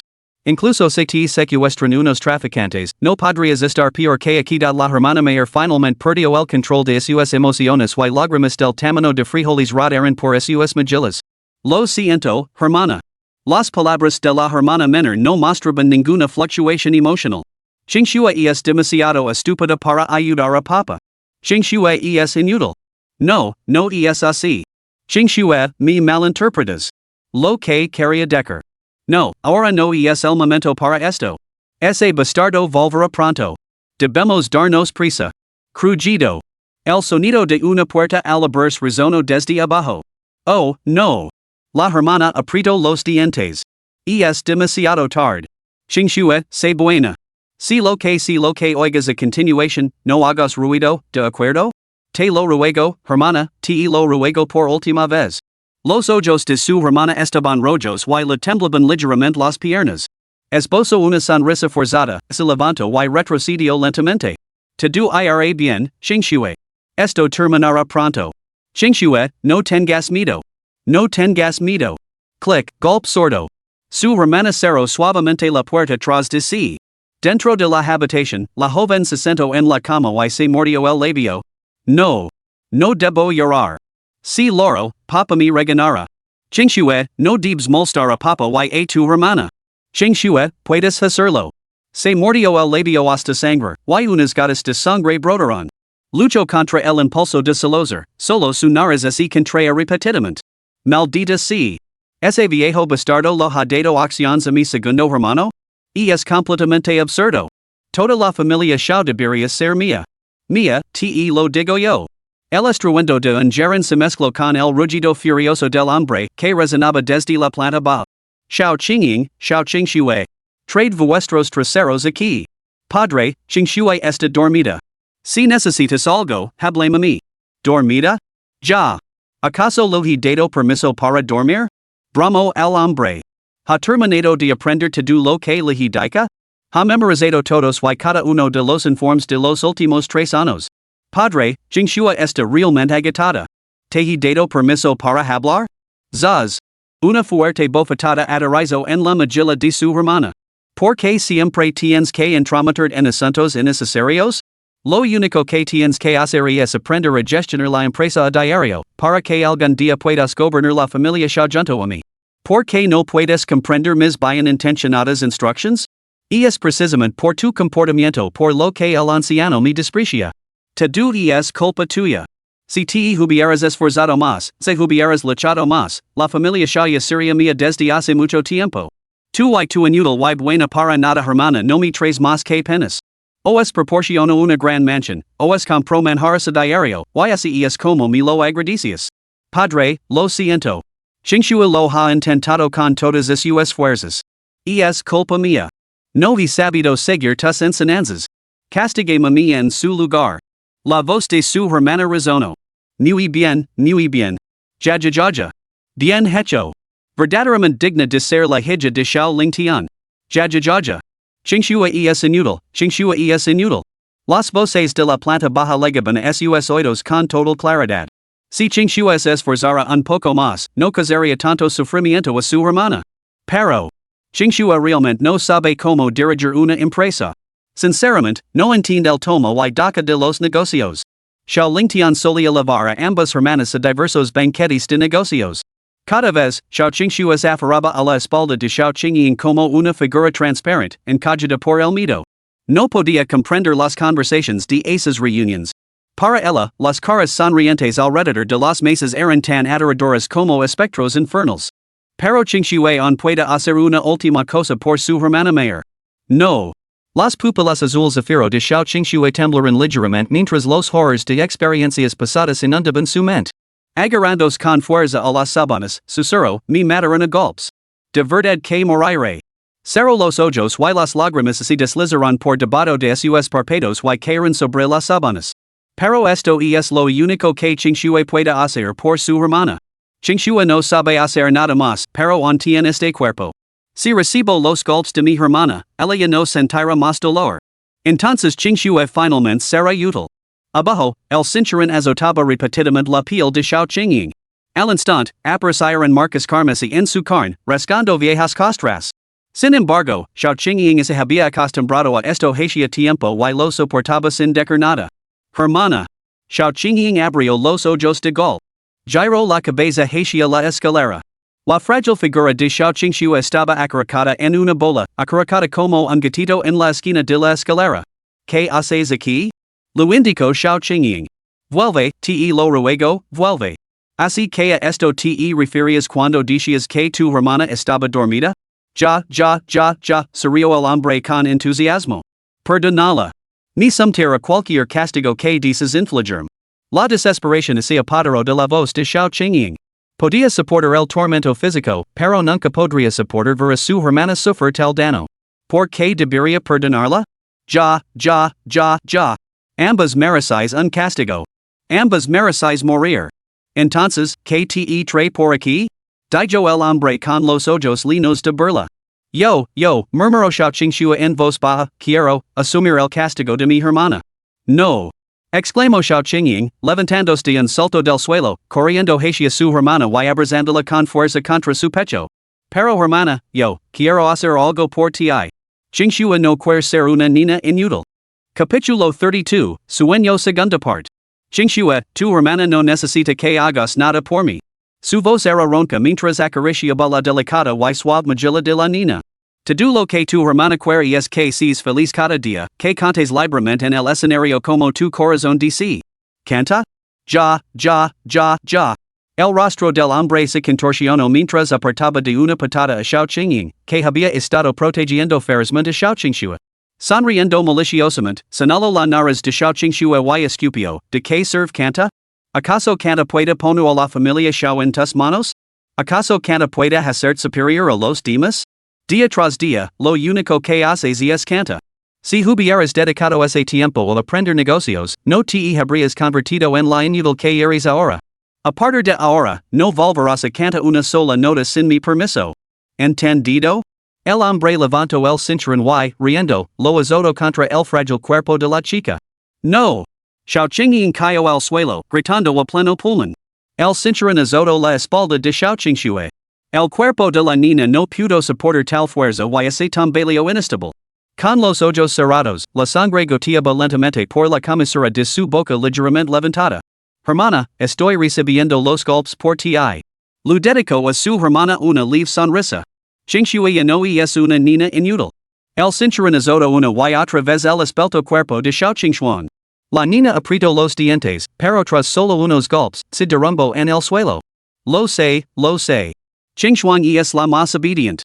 Xiao Qingying se arrastró por el suelo, centímetro a centímetro, hacia su hermana. Ya. Este es el castigo que te mereces. Te hair canta. Ya. El sótano de la villa estaba envuelto en una oscuridad total. Fuera de la antigua puerta, dos voces discusión. Padre, ¿qué estás? La estoy enviando al sótano para que reflexión. ¿Qué hay de malo en eso? ¿Has perdido la cabeza? Sufre de nictofobia. ¿Nictofobia? ¿Tien miedo a la oscuridad a su edad? Es completamente inútil. Mi hija, la hija de Xiao Lingtian, ¿tien miedo a la oscuridad? Si se cor la voz, ¿no se convertirá en el hazmorer de todos? Quiero que supera su miedo a la oscuridad. A partir de ahora, además de aprender a gestionar la empresa, se quedará aquí abajo, en este sótano. Solo cuando ya no lo de miedo la oscuridad podrá salir. Tras descargar su frustración, el hombre se sintió mucho mejor.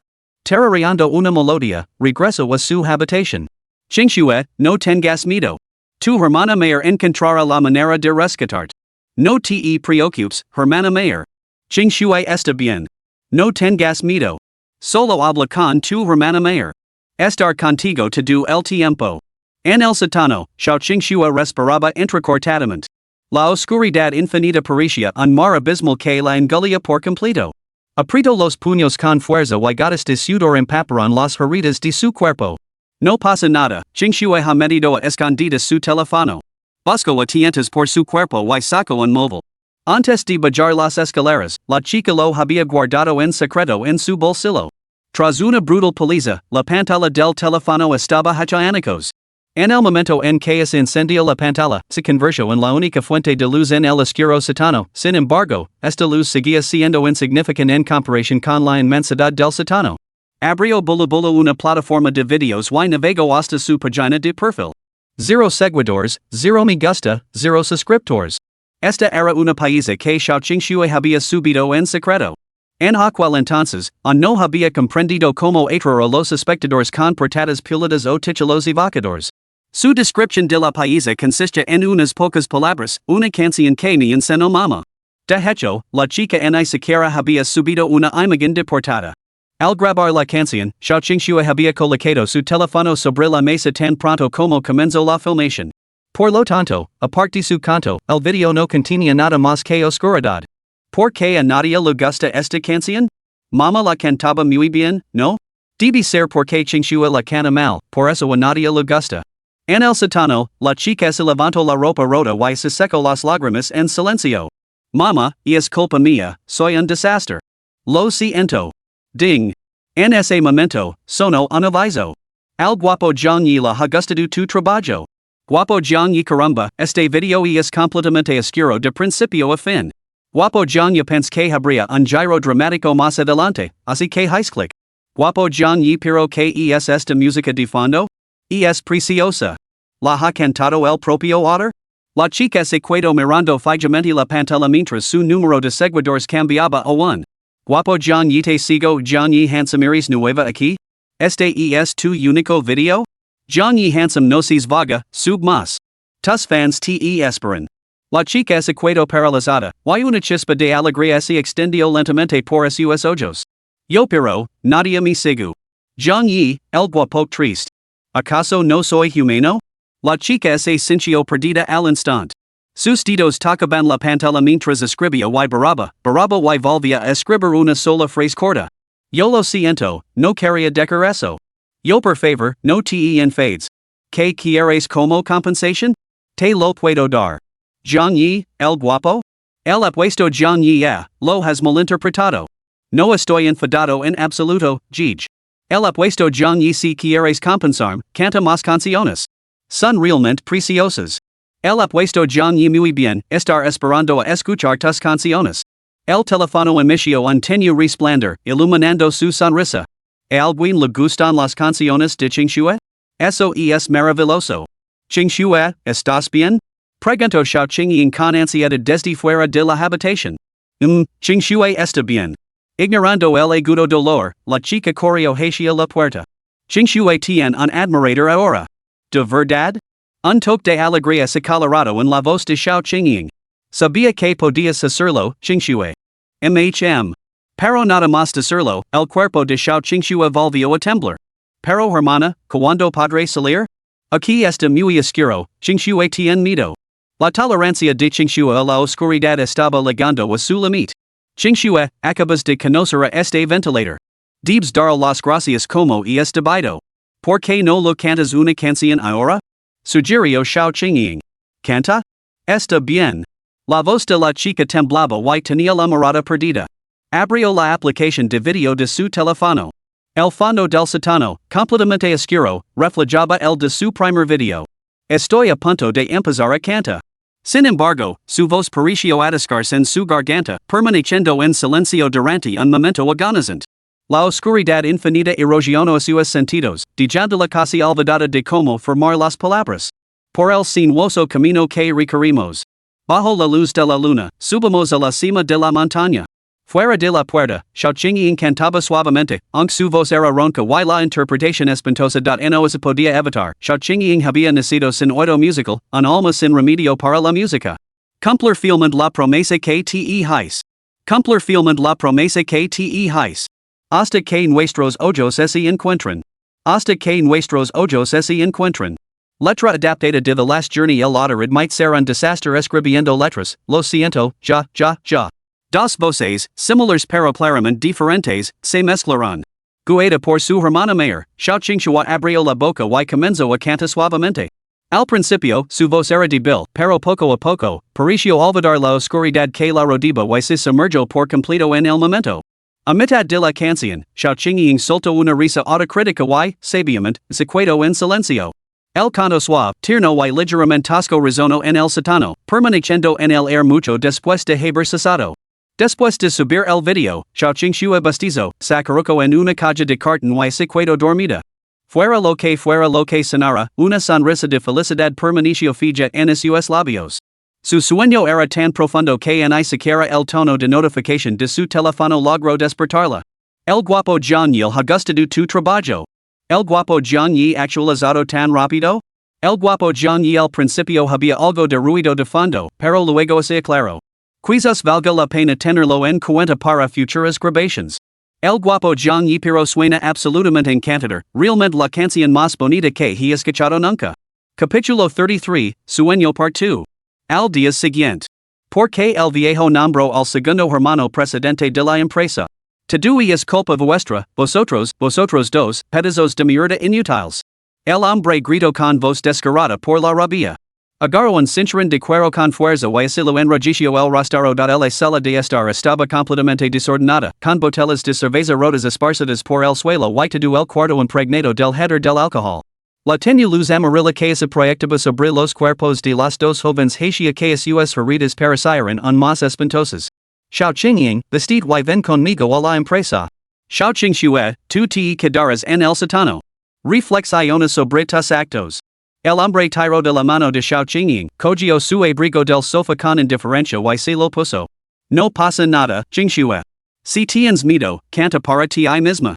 Volveré pronto. Xiao Qingying le revolvió el pelo a su hermana la joven asintió obedientemente. Xiao Qingxua quedó encerrada en el sótano.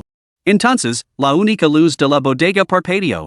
La oscuridad familiar la envolvió una vez más y su cuerpo comenzó a temblar incontrolablemente.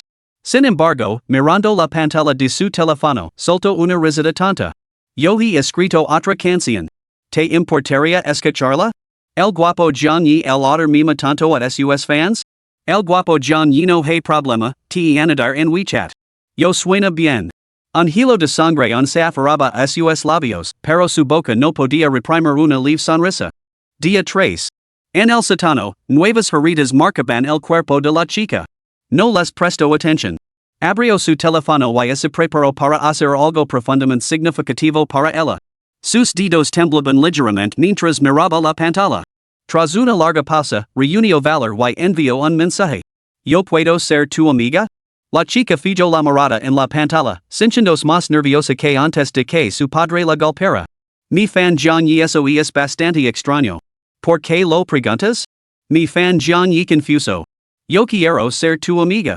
Me gustaría hablar contigo sobre canciones en el futuro. ¿Yo te parece bien? Mi fan John y la verdad es que no sé mucho sobre canciones. Rara vez las escucho. La chica bajó la mirada y las lágrimas brotaron incontrolablemente de sus ojos. Yo está bien, lo entiendo. Yo no te obligar a ser mi amiga. Yo lo siento. Mi fan John y? Mi fan John y lo que quería decir es que seguir necesitando tu consejo en el futuro. Mi fan John y además, si quieres ser mi amiga, ¿no le preguntas a la gente podemos ser amigos? De esa manera. Pensaba que ya lo éramos triste. Yo entonces, ¿eso significa que ahora somos amigos? Mi fan John y no lo hemos sido siempre? La chica lloró en silencio, aferrándose a su teléfono, con el rostro radiante de felicidad. A partir de ese día, entre los contactos de WeChat de la chica, apareció una persona a la que etiquetó como amigo. Día 4. ¿Yo qué opinas de esta letra? Mi amiga John y si fuera yo, la cambiaría por. Yo de acuerdo, la modificar ahora mismo. Mi amiga John yo, no, solo era una sugerencia. Si te gusta, Qingxua, no la cambies. Yo de verdad? ¿No sería eso un poco egoísta por parte de Qingxua? Mi amigo John y cómo podría ser eso? Qingxua, ¿estás dispuesta a compartir tus canciones conmigo? ¿Cómo podrías ser egoísta? Solo creo que podrías tener tus propias ideas, ¿sabes? No siempre tienes que preguntarme. Yo mis propias ideas? Mi amigo Jiang Yi si. Todas las canciones que escribes son preciosas. En cuanto a canta, no soy en idolillos tan bueno como tú. Avergonzado. Yo en serios? La chica dudó un momento. Yo gracias. Hey gente que dice que soy un inútil, incapaz de aprender en ni siquiera las cosas más sencillas. Mi amigo Jiang Yi tonterías. La voz de Qingxua es preciosa. Con el desarrollo adecuado, podría convertirse en una gran estrella. Yo ser una estrella no tiene sentido. Papa dice que canta es una carrera sin futuro. Mi amigo Jiang Yi tonterías.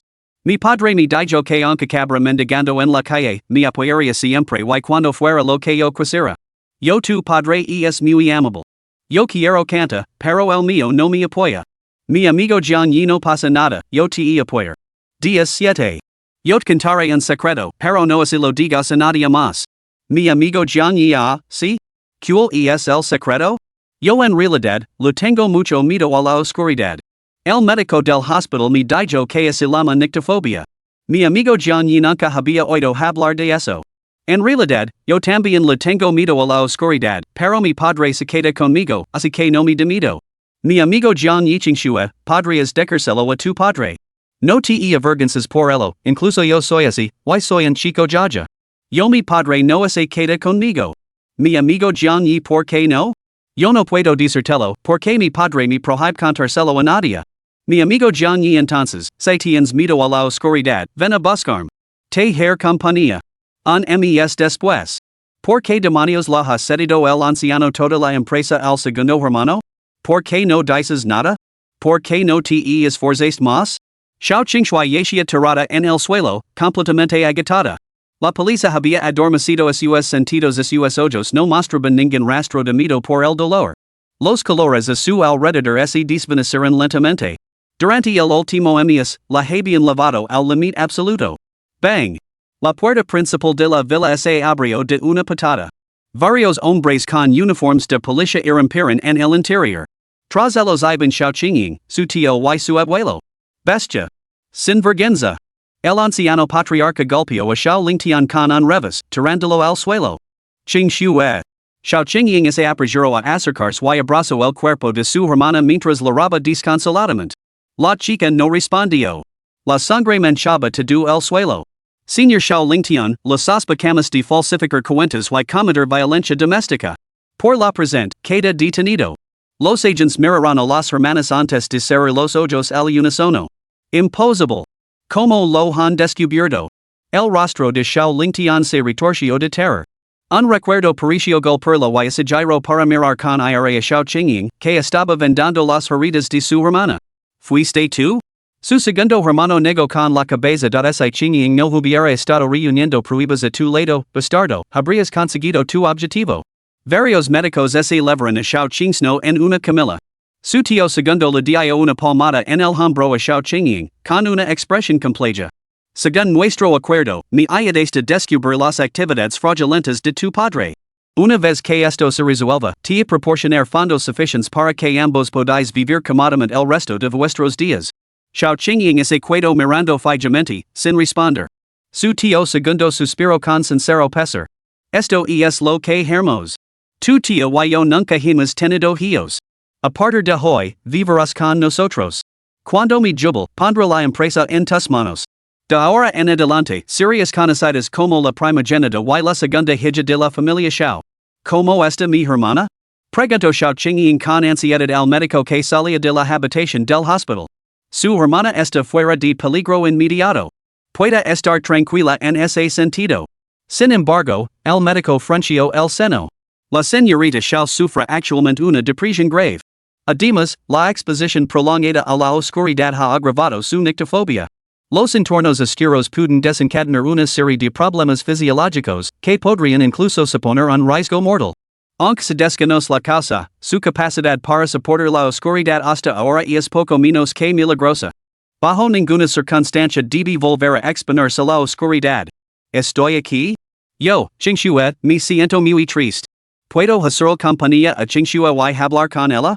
Mi hermana se ha ido, dijo que tenía algo que hacer y que no volverá a hacer compañía hasta esta noche. Dijo que se me aburría, debía ir a buscar para charlar. Estoy aquí?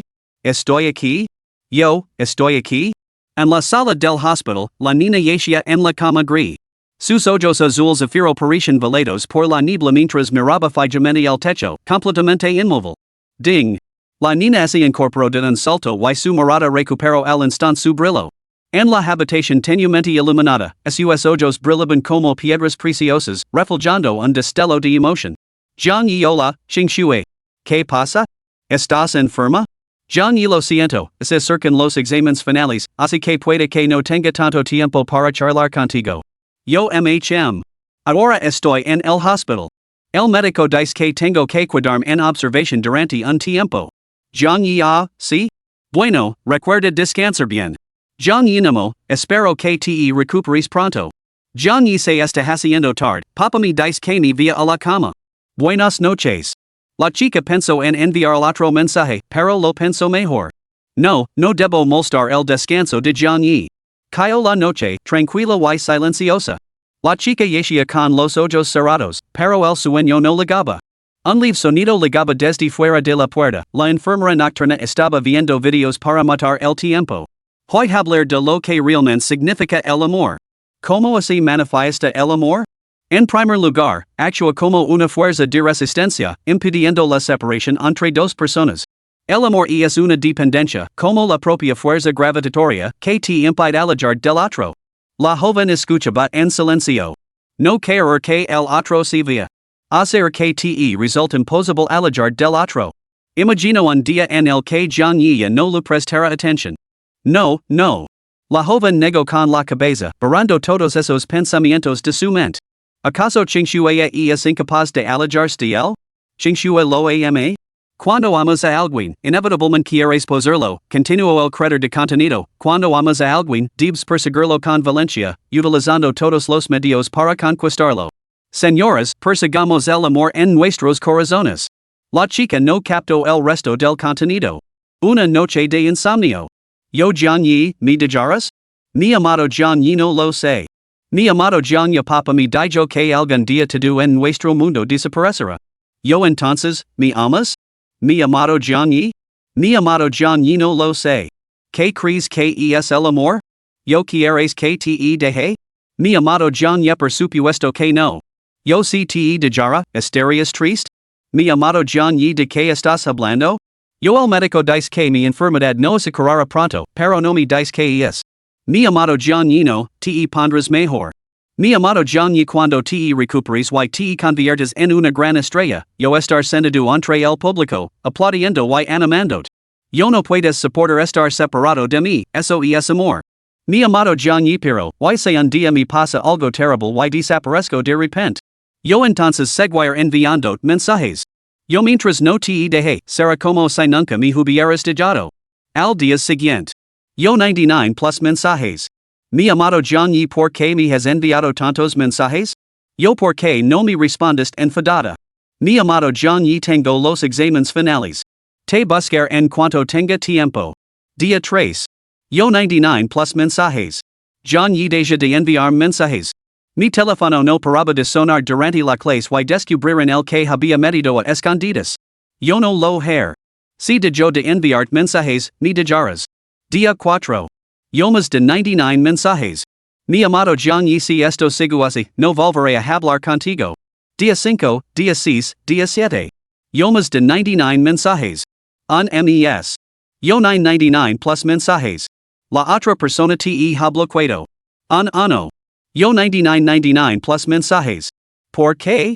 Nunca te dejé. Siempre he estado contigo. Una sombra purpura tino los ojos zafiro de la chica. Lo sé. Nunca me dejaste. Siempre has estado en mi corazón. Rebobino el historial de mensajes hasta el día anterior.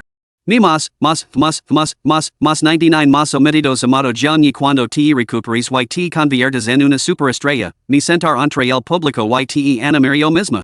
Ya veo. Mientras me convierta en cantante, podré verte en persona, ¿verdad? Una sonrisa enfermiza cavo a sus labios. Te encontrar. Te buscar para siempre. Chingshua se recuperara, trabajara dura y se convertira en la mejor cantante. En Chingshua tard ano, 10 años, 100 años, te encontrar. Chingshua te quer más que nada, así que Chingshua te mantendrá a su lado para siempre. Primero, debo curar mi depresión. Debo curarla sin falta.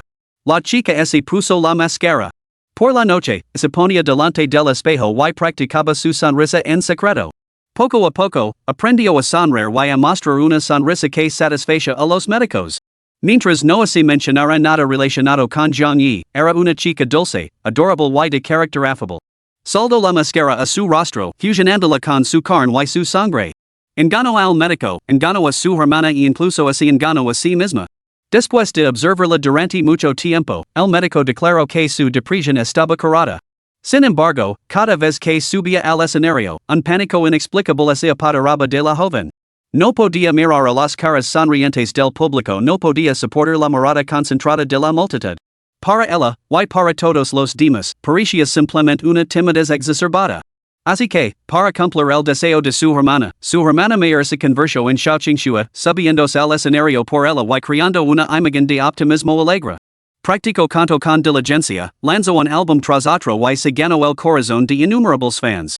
En su vida cotidiana, Xiao Qingxue era una chica dulce y delicada que sufría de ansiedad social. Pero en ciertos momentos, se volvía completamente frenética. En esos momentos, incluso su hermana dudaba de que fuera realmente Xiao Qingxue. En privado, buscaba frenéticamente a Zhang Yi. Sin embargo, su paradero parecía protegido por una fuerza invisible, frustrando a sus esfuerzos. Esta obsesión preocupaba profundamente a su hermana, que llevó a Xiao Qingxue a un hospital psiquiátrico. Pero incluso los médicos se mostraron impotentes. Hermana, déjame dar un concierto. ¿Por qué? Lo has intentado tantas veces antes y sigues sin poder cantar delante del público. El tono de la chica era resuelto, no servirá. Solo así vendrá a mí. Solo estaba hablando sin pensar. ¿Cómo puedes creerlo? La chica bajó la cabeza y se quedó en silencio. Porque, aparte de creerlo, Qingxue realmente no tiene otra opción. Qingxue, no puedes seguir así. Este camino no lleva a ninguna parte. Solo te está agitando la energía para nada. La chica negó con la cabeza. No, hermana. No puedo dejar que se vaya, Qingxue. Porque esto es amor. Amarlo es estar con él para siempre. Qingxue, tu estado es absolutamente inaceptable. Ven, te llevaré a un hospital psiquiátrico mejor para que te examinen. Hermana, ¿tú también crees que estoy loca? La joven giró lentamente la cabeza y miró a su hermana con expresión ausente. No, Qingxue, solo estoy cenando. La joven miró fijamente por la ventana con la mirada perdida. Cuando me despierte, él volverá a verme, ¿verdad? 10 años. Bajo la tenue luz del atardecer. En una tumbona, la chica abrió lentamente los ojos. Ante ella, su hermana la sacudía con urgencia. Qingxue, despierta. ¿Qué te pasa? Xiao Qingying miró fijamente a Xiao Qingxue, cubierta de sangre, con los ojos llenos de sorpresa y pánico. Hermana, ¿sabes? He tenido un sueño muy largo. Creo que lo acabo de ver en mi sueño. Basta de charla. Sub al coche. Te llevará a casa. Xiao Qingying empujó a su hermana hacia un lujoso sedán que acababa de hacer llegar. Hermana, ¿me prestas el ordenador? Inició sesión en Weixin en el portátil y luego subió el volumen al máximo. Yo mensajes 999999 plus. Ni más 9999 más omitidos amado Zhang y lo siento muchísimo, pero por ciertas razones, no puedo dar lo que tú llamas amor por ahora. Xiao Qingxue no había borrado el historial de chat. El ordenador no podía manejar un volumen tan grande de datos y su temperatura se disparó rápidamente. Zhang Yi la había bloqueado antes, por lo que nunca recibió estos mensajes. Una década había borrado casi por completo el recuerdo de la niña llamada Qingxue de la mente de Zhang Yi. Pero la niña aún lo recordaba. Hermana, creo que lo he encontrado. Este sueño, ha durado tanto tiempo, ha sido tan aterrador. El color violeta había desaparecido hacia tiempo de los ojos de la niña, sustituido por unas hermosas pupilas azul zafiro que brillaban como piedras preciosas. Capítulo 34, Atala y Presentacila. Xiao Qingying miró a su hermana menor por el espejo retrovisor, con el corazón lleno de emociones contradictorias. Su hermana había encontrado a la persona que buscaba, lo que sin duda debía ser algo bueno. Escuto la charla desde el asiento trasero mientras su hermana lo cantaba cada detalle de su recién encuentro con Jiang Yi. Hermana, ¿crees que ahora mi día? Pregunto Xiaoqingshu levantando la cabeza, con lágrimas brillando en sus ojos. Las palabras de Jiang Yi habían atravesado el corazón de la joven como cuchillas afiladas. Hermana, ¿por qué no me da una pizca de su afecto? Lo amo tanto. Xiaoqing se quedó paralizada. Tras una larga pausa, dijo en voz baja, pero ¿por qué debería compartir su amor contigo? Xiaoqingshu claramente no entendió lo que quería decir su hermana. Jiang Yi te ayudó cuando estabas más desesperada. ¿Pero qué has hecho tú por él? Yo, lo envío mensajes todos los días. ¿Y luego? Luego. Xiaoqingshu bajó la cabeza, incapaz de hablar. Exacto. Nunca has hablado realmente con él. A sus ojos, ¿qué tipo de persona eres al otro lado de la pantalla? ¿Una chica guapa y gentil, o una ladrona que solo sabe hacer berrinches? Traigo saliva. ¿O tal vez una loca que solo sabe perder la cabeza? Todos estos años, tú lo has recordado, pero él no te recuerda a ti. Xiaoqing cerró los ojos. No se atrevía a decírselo a su hermana, era demasiado cruel. Pero esa era la realidad, un obstáculo que su hermana debía superar. Xiaoqingshu mantuvo la cabeza gacha y las manos fuertemente apretadas. ¿Pero qué debo hacer? Se preguntó Xiaoqingshu mordiéndose el labio. Quizás, ya no puede dejarlo. Hermana, lo has buscado durante tantos años. ¿Por qué no dar un paso más? El amor no es algo que se suplique. Xiaoqingshu levantó la vista con expresión ausente.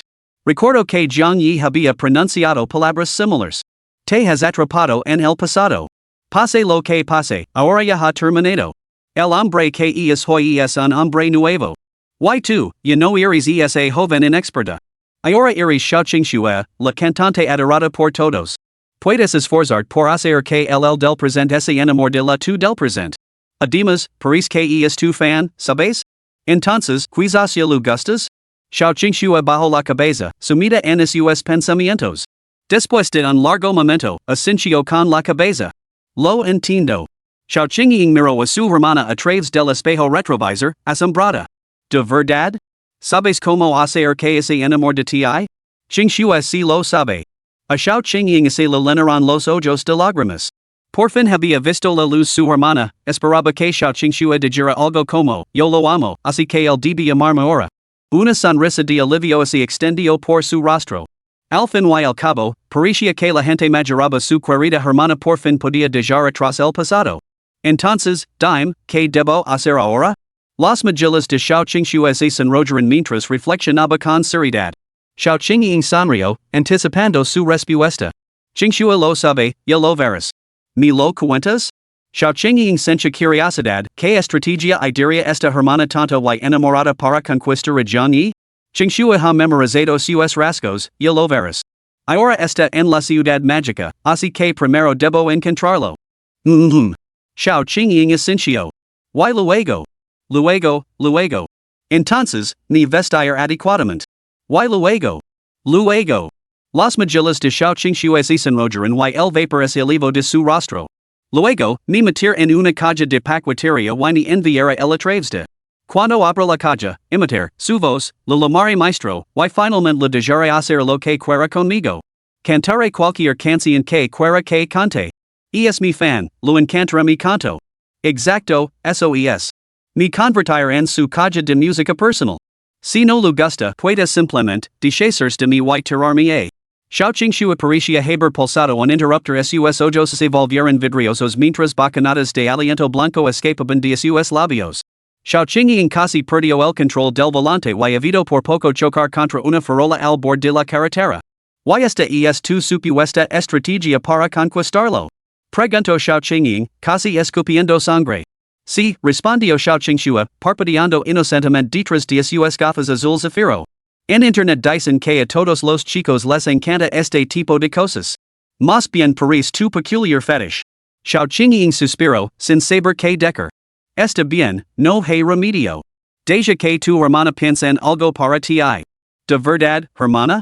Xiaoqingshu levantó su pequeño puño con entusiasmo. En este aspecto, tengo mucha más experiencia que tú.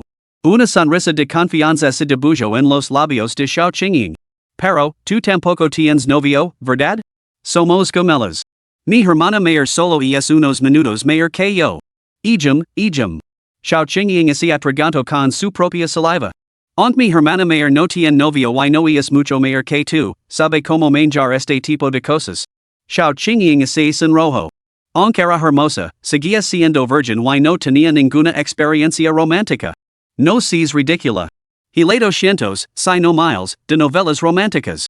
Estaba segura de que, con los conocimientos que había adquirido de la ficción, ayudar a su hermana a conquistar un joven inocente sería pan comido. Muy bien, ¿qué sugieres que haga? Ejum. Primero, tenemos que averiguar por qué ha venido a la ciudad mágica. Dado que su edad es probablemente similar a la tuya, seguramente está aquí para asistir a la universidad. Solo tienes que averiguar a qué universidad va y matricular como Xiaoqingxue. Aprovecha cualquier oportunidad para interactuar con el conquistarlo será pan comido, ¿no? Con la influencia de la familia Xiao, organizar ese tipo de cosas era muy fácil. Pero. Sé lo que estás pensando, dijo Xiaoqingying. Entrar en la Universidad de Shanghai como Xiaoqingxue llamará inevitablemente la atención, tems no poder manjar el entusiasmo de todos, ¿verdad? Xiaoqingying había sido su suplente durante tanto tiempo precisamente por esta razón. Xiaoqingxue asintió. Xiaoqingying suspiró. Mi pequeña diva, no puedes seguir así para siempre. Sentía que era la oportunidad perfecta para animar a su hermana a ser valiente. Si pierde esta oportunidad en la universidad, será muy difícil volver a verla. Xiaoqingying eco más lina al fuego, y se Jiangyi encuentra a una chica que le gusta en la universidad. No. Xiaoqingxue negó con la cabeza. Ahí lo tienes. Xiaoqingying esbozó una sonrisa pícara. Entonces, ¿te has decidido? Qingxue sabe que es lo correcto. Bien. Xiaoqingying exhaló profundamente. Al fin y al cabo, los libros no mencionan, el poder del amor es realmente magnífico. Entonces deberíamos adorar a Jiangyi. Así no tendrá novia, Primero lo atar y luego me ataré él. Así nunca nos separaremos. Xiaoqingying. Capítulo 35, ¿de qué te ríes? El libro se encuentra ahora en periodo de verificación. Por favor, soliciten actualizaciones y digan reseñas de los segmentos. El autor lira atentamente todos sus comentarios y sugerencias. ¿Cómo demonios puedo hacer entrar en razón a mi excéntrica hermana? Reflexionó Xiaoqingying en silencio. No importa. Le der tiempo para que lo piense detenidamente. Para ella, de lo que estaba sucediendo ahora le parecía completamente repentino. Parecía natural que, en el calor del momento, su mente hubiera conjurado ideas tan extrañas. Después de todo, Xiaoqingying se había acostumbrado a las peculiares costumbres de su hermana. Decidió acompañar primero a Xiaoqingxue a casa y luego pensa en sus próximos pasos. ¿Te quedarás conmigo esta noche en casa del tío Er? Preguntó Xiaoqingying. No, por favor, llévame a mi casa. Pero tus heridas, expresó su preocupación. No pasa nada, Qingxue puede ocuparse de ellas ella misma. Además, Qingxue tiene algunos asuntos que atender esta noche, respondió Xiaoqingxue obedientemente. Muy bien, entonces. Xiaoqingying no le dio mucha importancia, en ese fijo en la leaf cava de los labios de su hermana. Qué raro, pensó Xiaoqingying mientras agarraba el volante y miraba por el espejo retrovisor a los vehículos que venían detrás. ¿Por qué tengo la sensación de que un coche nos ha estado siguiendo todo el tiempo? Sus años de experiencia como doble de celebridades habían agudizado su sentido de la inquietud. Desde que ella y su hermana habían salido, un sedán los seguía. A juzgar por su apariencia y marca, parecía bastante caro. Podría ser que algún fan descerebrado me haya visto salir del teatro y ahora esté tratando de seguirme? Xiaoqingying frunció el seno. Eso no debería ser posible. Me disfraz perfectamente. ¿Cómo podrían haberme reconocido? Quizás estoy siendo demasiado suspicaz. Quizás solo están recorriendo la misma ruta? Xiaoqingying descartó la idea y siguió conduciendo. En el asiento del conductor del sedán que les seguía, un hombre de mediana edad parecía perplejo. Señorita, me ha hecho conducir todo este camino solo para seguir al coche de delante? En el asiento trasero había una chica con el pelo rosa, Shenluoing. No respondió, con la mirada fija en la pantalla de su teléfono. Un punto rojo que representaba la ubicación de Jiangyi parpadeaba rápidamente, moviéndose a gran velocidad por el mapa. Antes, Jiangyi se había arrancado la ropa interior para vender la herida de la mano de Xiaoqingxue. El dispositivo de rastreo en miniaturización luoying había colocado en la ropa interior de Jiang Yi había terminado así en manos de Xiaoqingxue. Es correcto. Jiang Yi está en ese vehículo de delante, murmuró débilmente. Señorita, ¿podría estar equivocada?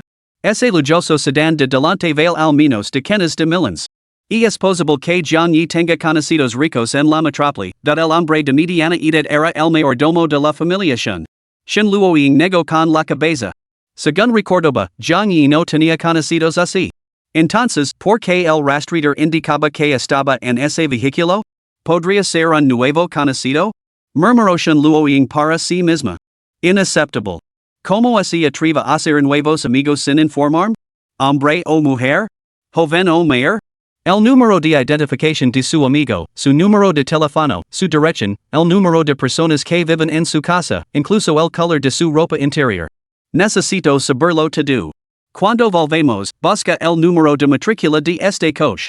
Quiero todos los detalles sobre el propietario. Shen Luoying apretó los dientes, con la voz cargada de resentimiento. El mayordomo sonrió sin decir nada. ¿De qué te ríes? Preguntó Shen Luoying, con el rostro ensombrecido. No me estoy riendo, respondió el mayordomo, luchando por reprimir una sonrisa, con el rostro ligeramente contrito.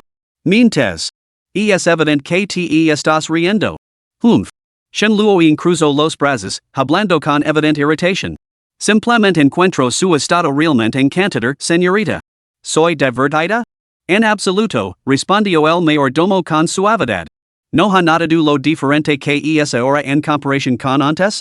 ¿Cómo puede ser igual que mi padre? Shen Luoying hizo un puchero y apartó la cabeza. Bueno, señorita, usted se parece poco a la sangre de su padre. Durante sus días universitarios, el señor era un joven bastante calado y guapo. Como compañero de clase, me robó todas mis oportunidades románticas. El mayordomo sonrió con ternura, con la mirada perdida en sus recuerdos. ¿Sabes por qué no le he contado nada de esto a tu padre? Shen Luoying tragó saliva. Cuando estudiaba en Chuancheng, su padre había dejado el mayordomo para que cuidara de la joven Shen Luoying. Además, había ayudado con frecuencia a Shen Luoying a acosar a Jiang Yi, concediendo casi todas las peticiones que le hacía sobre él. Sin embargo, rara vez se daba a conocer, hasta tal punto que ni siquiera Jiang Yi lo reconoce. Antes, con la ayuda del mayordomo, Shen Luoying había atraído a Jiang Yi a la villa de su familia. El taxi que transportó a Jiang Yi a la villa, junto con las cámaras de vigilancia instaladas en el piso alquilado, fueron todos arreglos suyos. Al mismo tiempo, el mayordomo había ocultado estos asuntos a los padres de Shen Luoying. Sus ojos, Shen Luoying siempre había sido una hija modelo. En cualquier caso, tales acciones no eran ciertamente lo que se esperaría de un mayordomo. ¿Por qué? Shen Luoying tragó saliva. ¿Por qué? La voz del mayordomo era baja. ¿Por qué ese bastardo de Shen el padre de Shen Luoying se burlaba constantemente de mí? ¿Por qué no me había casado? ¿Por qué no había tenido una hija tan hermosa como la suya? Lo odiaba. Así que buscó venganza, para hacerlo presentar como su preciosa hija, su única hija obediente, quedaba completamente hechizada por Jiang Yi. Por eso te ayuda a conquistar a Jiang Yi. Quiero ver a ese bastardo llorando en tu boda. Quiero ver su desesperación cuando sentir de que tu y Jiang Yi os besáis, os abrazáis y os revolqué en la cama. Ya. Si no fuera por él, si todas las chicas no se sintieran atraídas por él, ¿seguiría soltero después de los 40? Ya. A Shen Luoying se le cayó la mandíbula al suelo por la sorpresa y se le enrojó la cara. Tú y mi padre eres muy amigos. ¿Amigos? Y una mierda. Espera a que tenga la oportunidad de calarme en la cocina y echarle una bolsa entera de sal en el cuenco de arroz. Entonces le diré que el peso combinado de todas mis exnovias ni siquiera igual a la sal que se ha comido. Que se atragan con ella. Ya.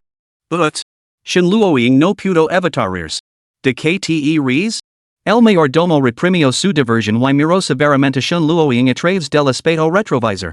No me estoy riendo. Shen Luoying apretó los labios, con las mejillas sonrojadas mientras luchaba por contener la risa. Claramente te estabas riendo, humph. El mayordomo imitó su tono. Ya. Shen Luoying tampoco quería reírse, pero simplemente no podía contenerse. El mayordomo mantuvo la mirada fija al frente, el rostro sonriente y borroso de Shen Luoying reflejado en el parabrisas. Señorita, realmente ha cambiado mucho, murmuró el mayordomo, observando su rostro sonriente en el espejo mientras negaba ligeramente con la cabeza. Los dos siguientes capítulos han sido marcados por Shinji. Por favor, esperen un momento. Una vez que así publiquen, prometo satisfacerlos a todos. Ya saben cómo es, Gij. El capítulo 37 presenta frecuentes problemas de revisión. Pueden saltarse directamente al capítulo 38 sin que ello afecte el desarrollo de la historia. El autor se esforzará por revisarlo. Capítulo 36, El romance. La villa de Shaoqingxue tenía un garage independiente donde se guardaban los vehículos de Shaoqingying y Shaoqingxue. Situada a las afueras de la metrópoli, las carreteras de esta zona tenían mucho menos tráfico que las del centro de la ciudad. Aquí era donde Shaoqingxue residía en su vida cotidiana. La casa tenía un estudio de grabación privado. Salvo en circunstancias excepcionales, Shaoqingxue rara vez salía, prefiriendo permanecer recluida en la casa, componiendo canciones y cantando en silencio. Debido a su nictofobia, las luces de la casa estaban casi siempre encendidas. La ubicación de la villa era bastante remota, lo que significaba que Shaoqingxue no tenía vecinos propiamente dichos por la noche. Su casa y las farolas dispersas a lo largo de la carretera proporcionaban la única iluminación de la zona. Qingxue, te dejaré aquí por ahora. Hasta luego. Shaoqingying comprobó las heridas de su hermana antes de alejarse en coche de la casa. Después de que se marchara, otro coche sedán se detuvo discretamente no muy lejos de la residencia. Señorita, dice que la acompañe? Preguntó el mayordomo. No es necesario. Puede volver primero. Pero, señorita, ¿qué pasa con? No se preocupe por mí. Llamaré a un taxi para volver. El mayordomo comprendió las sutiles intenciones de Shen Luoying, asintió con la cabeza y se marchó solo. Zhang Yi, Shen Luoying miró el punto rojo en su pantalla, con una leve sonrisa en los labios. ¿Cómo has podido escapar de casa con otro amigo? Te invita mi villa tantas veces y siempre te negaste. Sus mejillas se enrollaron y sus ojos color melocotón se intensificaron hasta alcanzar un intenso carmesí. Acabas de conocer a este amigo y te has ido a jugar a su casa. Jejajaj Shen Luoying ese rio siniestramente. Carino, te voy a dar una última oportunidad para que confieses y obtengas clemencia. Abrió su aplicación de mensajería y lo envió un mensaje a Zhang Yi. Yos muy tarde, ¿por qué no has vuelto todavía? Unos minutos más tarde, Zhang Yi respondió. Carino encontrado un trabajo a tiempo parcial adecuado y ahora me estoy preparando para una entrevista. Probablemente no volveré esta noche. Jajajaja, Zhang Yi, has desperdiciado tu última oportunidad. Carino está siendo bastante deshonesto. Shen Luoying apretó los dientes y una siniestra cava se formó en las comisuras de su boca. Este deshonesto Zhang Yi necesita una disciplina adecuada. Primero voy a ver que está tramando mi cuerito. Abrió la aplicación de rastreo y activo dos ajustes operativos. Como hija mayor de la familiación, como iba a utilizar un rastreador normal y corriente? Este dispositivo había sido encargado especialmente por Shen Luoying, y el mayordomo se había encargado de personalizarlo. Tenía cuatro funciones: rastreo de ubicación, vigilancia, espionage y castigo. Acababa de activar las funciones de vigilancia y espionage. Se puso los auriculares y fijó la mirada en la pantalla del teléfono, deseando poder atravesarla para llegar al otro lado. Varios minutos antes. Dentro de la villa, Shaoqingxue estaba sentada frente a su tocador. Aunque se llamaba tocador, rara vez se maquilaba. Lo único útil que había en él era un pequeño espejo. Como era su rutina diaria, la joven practicaba sonreír frente al espejo. Este hábito se había mantenido durante una década. Necesitaba ponerse delante del espejo, forzar las comisuras de la boca hacia arriba y esforzarse por que su sonrisa pareciera más serena y amable. Solo que hoy le parecía como si nunca hubiera practicado. Su sonrisa era rígida y poco natural. No porque estuviera triste, sino porque, simplemente no podía reprimir la cava ascendente de sus labios. Zhang Yi, ya verás. Her que te enamores de mí. Había vuelto a caer en ese estado peculiar, con sus pupilas reflejando un brillo violeta en el espejo. Su mente estaba ocupada con la sugerencia de su hermana. ¿Debería ir realmente a su escuela haciendo un pasar por cantante? Dudo Shaoqingxue. Para ella, era sin duda la forma más directa de acercarse a Zhang Yi. Pero, Qingxue tiene mucho miedo. Zhang Yi, lo siento. Durante todos estos años, Shaoqingxue había intentado superar este problema. Sin embargo, el terror de ser el centro de atención parecía estar grabado en su ADN, imposible de borrar. Su familia creía que se debía a su timidez. Solo ella sabía que, cuando se encontraba ante otras personas, una inexplicable sensación de inferioridad se apoderaba de ella. Cuando los demás la elogiaban o la animaban, se desencadenaba en ella una poderosa resistencia subconsciente. Por eso evitaba los lugares concurridos, para minimizar la interacción con los demás. También por eso había comprado esta villa. De behavior otra manera. Puede que lleve más tiempo, pero Qingxue no tiene prisa. Qingxue podría pasar toda una vida ganando tu afecto. Jiang Yi, seguro que acabarás enamorando de mí, ¿verdad? Jiang Yi, ansio entregarme ti. Perdida en estos pensamientos, la chica se alejó de su línea de pensamiento original. Si no me equivoco, esta prenda la lavaba Jiang Yi, ¿verdad? Un ligero rubor tino las mejillas de Xiao Qingxue. Su mirada sobre la tela que tenía en las manos se desplazó gradualmente, y un impulso peculiar se agitó en su corazón. Desenroló lentamente la tela y la colocó en la palma de su mano para examinarla meticulosamente. No. Un grito escapó de sus labios sin previo aviso. ¿Cómo pude tener tales pensamientos? ¿Cómo pude acercarme a ti? Qingxue merece morir, Qingxue merece morir. Su expresión se volvió cada vez más frenética. Después de hablar, envolvió la tela alrededor de su palma y se golpeó con fuerza en la cara. Qingxue sabe que ha hecho mal, No, Qingxue no sabe que ha hecho mal. Qingxue acepta voluntariamente el castigo. Smack, smack, smack. Tres golpes secos resonaron mientras las mejillas de la chica se hinchaban. Se golpeó la cara repetidamente con la mano envuelta en tela, sin prestar atención a las heridas de su propia palma. Después de un largo rato, se derrumbó en el suelo como si se hubiera quedado sin fuerzas. Fuera de la villa, unos débiles ruidos llegaron a los auriculares de Shen Luoying, acompañados por el chirrido de un objeto no identificado que raspaba el suelo. La pantalla permanecía completamente negra. Shen Luoying había sido descuidado y había olvidado añadir visión nocturna a la cámara. Sin embargo, al escuchar esos sonidos, Shen Luoying ya había adivinado exactamente lo que Jiang Yi estaba haciendo. Así que eso es. Mi amor también tiene esos deseos, ¿verdad? Si yo puedo satisfacer perfectamente, ¿por qué buscar a otra mujer? Si no hubiera estado aquí hoy, mañana mi amor y esta mujer estarían esperando un hijo. Cariño, yo tampoco quería recurrir a esto, pero, tú te lo has buscado, ¿sabes? Su sonrisa se torció en una expresión de locura mientras pulsaba el botón castigo en la pantalla de su teléfono. La escena del castigo del siguiente capítulo fue censurada por Shen Yi. La revisar más tarde, prometo daros a todos una emoción adecuada. Capítulo 37, El castigo de Shen Luoying. En este punto, pedir un pequeño detalle no sería demasiado, ¿verdad? Gratis o de pago, cualquiera de las dos opciones está bien, Gij. Jiang Yi, este es un pequeño regalo que he preparado especialmente para ti y te voy a encantar. Shen Luoying se agachó junto a un pequeño arbusto cerca de la puerta, mirando ensimismada la pantalla de su teléfono. Dentro de la villa, el dispositivo en miniatura conectado a la cinta emitió un sonido débil, como si activara algún interruptor. Aunque el sonido era apenas audible, Xiao Qingxue lo captó debido a la peculiar posición de la cinta. La cinta parecía estar acumulando energía. ¿Qué ha sido eso? Xiao Qingxue, en medio de su merienda nocturna, sintió que algo no iba bien. Sin embargo, absorta en su interacción con su maestro, no se dio cuenta de que este estaba acumulando poder en secreto para lanzar un golpe decisivo. Un destello de luz brotó del localizador. Tomada completamente por sorpresa, Xiao Qingxue se puso de pie de un salto. ¿Cómo puede ser? No podía entender por qué su tentempi de medianoche la había emboscado de repente. Absorta en el placer de su tentempi, sus pensamientos ya estaban algo confusos. ¿Podría ser esto una sorpresa que has preparado para mí? Iluminando toda la habitación. Desde lejos, Xiao Qingxue parecía un Godzilla preparando un aliento atómico. La habitación, que estaba tenuemente iluminada, se transformó instantáneamente en plena luz del día. Esta fuerza no era particularmente fuerte.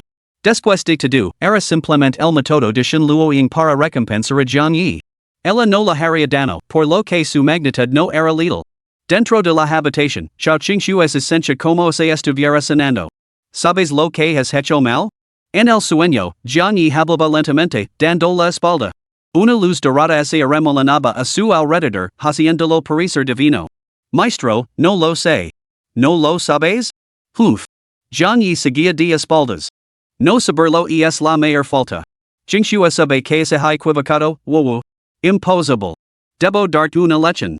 La voz de Zhang yi transmite una autoridad que no admite réplica. En el sueño, Zhang yi era como un dios, con solo mover un dedo. Que raro.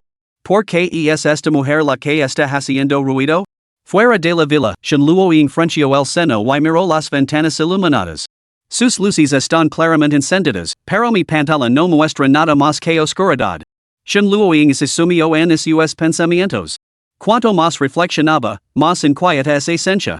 El localizador estaba claramente en la ropa de Zhang yi, pero era esta mujer la que había sido atacada. Esto significaba que la ropa de Zhang yi había entrado en contacto físico con ella, mientras que él no la había tocado, lo que indicaba que Zhang yi no había entrado en contacto con sus propias prendas. Solo había una conclusión: la mujer se había puesto la ropa de Zhang yi. Habían intercambiado sus atuendos. Carino, así que este es el tipo de chica que te gusta? Shenluo captó el quid de la cuestión y su expresión es ensombreció mientras una peligrosa cabeza dibujaba en sus labios. Resoplo con frialdad, pero todo esto son cosas de segunda mano que me pertenecen a mí. Después de todo, la propietaria original de la ropa de Zhang yi no era otra que la propia Shenluo. Esas tácticas eran creación suya. Y hace un momento. ¿Lo ha llamado Corrito Maestro? Así que Zhang yi caen ese tipo de cosas. No me extraña que mis insinuations nunca lo hubieran funcionado antes. Shenluo tomó nota de ello en silencio. Aunque es bastante vergonzoso. Sus mejillas se sonrojaron al imaginar la escena. Si a mi corrido le gusta, Luo podría hacer un pequeño sacrificio, y es bastante aceptable. Pero mi corrido iniciando este tipo de juego con otra mujer? Ya, imperdonable. La idea lo provocó una olida de furia. Riendo salvajemente, activó el panel de control oculto en la pantalla. Corrido, dado que ese es el caso, deja que esta amante soporte el dolor por ti. Pulso un botón en la pantalla, con una sonrisa maliciosa en los labios. No tenía pensado usar este modo, pero quien te pidió que sedujeras a mi amado? En el sueño. Qingxue, me duele mucho, y es horrible. Pero por mucho que duela. Levanto la cabeza con fuerza, con una sonrisa sugerente en los labios. No se puede comparar con mi amor por ti. ¿Por qué? Zhang yi, banado en luz sagrada, se volvió asombrado y miró a Xiao Qingxue conmocionado. ¿Era realmente necesario que ligaras tan lejos por mí? Xiao Qingxue soportó la agonía y reunió una fuerza de voluntad asombrosa para sellar sus labios entumecidos. Se mordió la carne, negándose a ceder incluso ante la muerte. Cualesquiera que son las pruebas que me impongas, las soportar todas. Y así, en ese mismo instante, su deseo fue concedido. Ella soportó la agonía, con una sonrisa miserable curvando sus labios. Aunque sin palabras, su corazón gritaba con fervor. Otra vez. Cuanto mayor sea el castigo, más demostrará mi devoción por ti. Continúa. No ceses. Sin embargo, aunque era una guerrera en sus sueños, en realidad estaba acercando a su límite. Xiao Qingxue yacía tendida en el suelo como un pez desecado arrastrado a la orilla. #%##. Una cacofonía de sonidos incoherentes brotó de los auriculares. On puede emitir sonidos. Shenluo se mordió los labios hasta que sangraron. París. Que on no es suficient. Shenluo había perdido por completo la razón. Sin dudarlo un instante, desbloqueó el mecanismo de seguridad. Desactivar a la fuerza el bloqueo de seguridad puede dañar el dispositivo de rastreo. Confirmar activation? Shenluo se rió salvajemente mientras pulsaba el botón de confirmación. Muir, pequeña amante. Zhang yi es solo mío. Efectivamente, la acción pareció surtir efecto. Shenluo no podía oír la voz de la amante. Esa pequeña amante debe de estar sufriendo terriblemente ahora. Shenluo se rió con entusiasmo. El sonido de algo golpeando repetidamente contra el suelo resonó en su auricular, y instantáneamente dedujo lo que estaba sucediendo. Ahora debes despreciar a Zhang yi, después de todo, él fue quien te dio su ropa para que te la pusieras. Así es. Nadie puede alejar a Zhang yi de mí. Cualquier chica que se atreva a codiciar a mi amado debe enfrentar un castigo. Shenluo pronunció su discurso de victoria como una villana, completamente absorta en sí misma. Poco después, la maestra pareció haber perdido hasta la última gota de fuerza y recursos, rindiéndose por completo. Déjame or lo que tienes que decir. Shenluoying esperaba con impaciencia el espectáculo de ver cómo se rompía su relación. Zhang Yi, murmuró la chica en voz baja. Una leve sonrisa se dibujó en las comisuras de sus labios mientras su cuerpo se calentaba, irradiando calor. Te amo. Con esas palabras, Xiao Qingxue se derrumbó en el suelo, completamente inconsciente. Ejam, no hay más remedio que cambiarlo así. Mantenerla encerrada para siempre tampoco es una solución. I. Capítulo 38, Shenluoying pierde la cabeza. Fuera de la villa, Shenluoying se quedó paralizada, incapaz de procesar lo que acababa de pasar. Acaba de decir Zhang Yi, te amo? J-E. Un siniestro destello carmesí brilló en los profundos ojos de Shenluoying.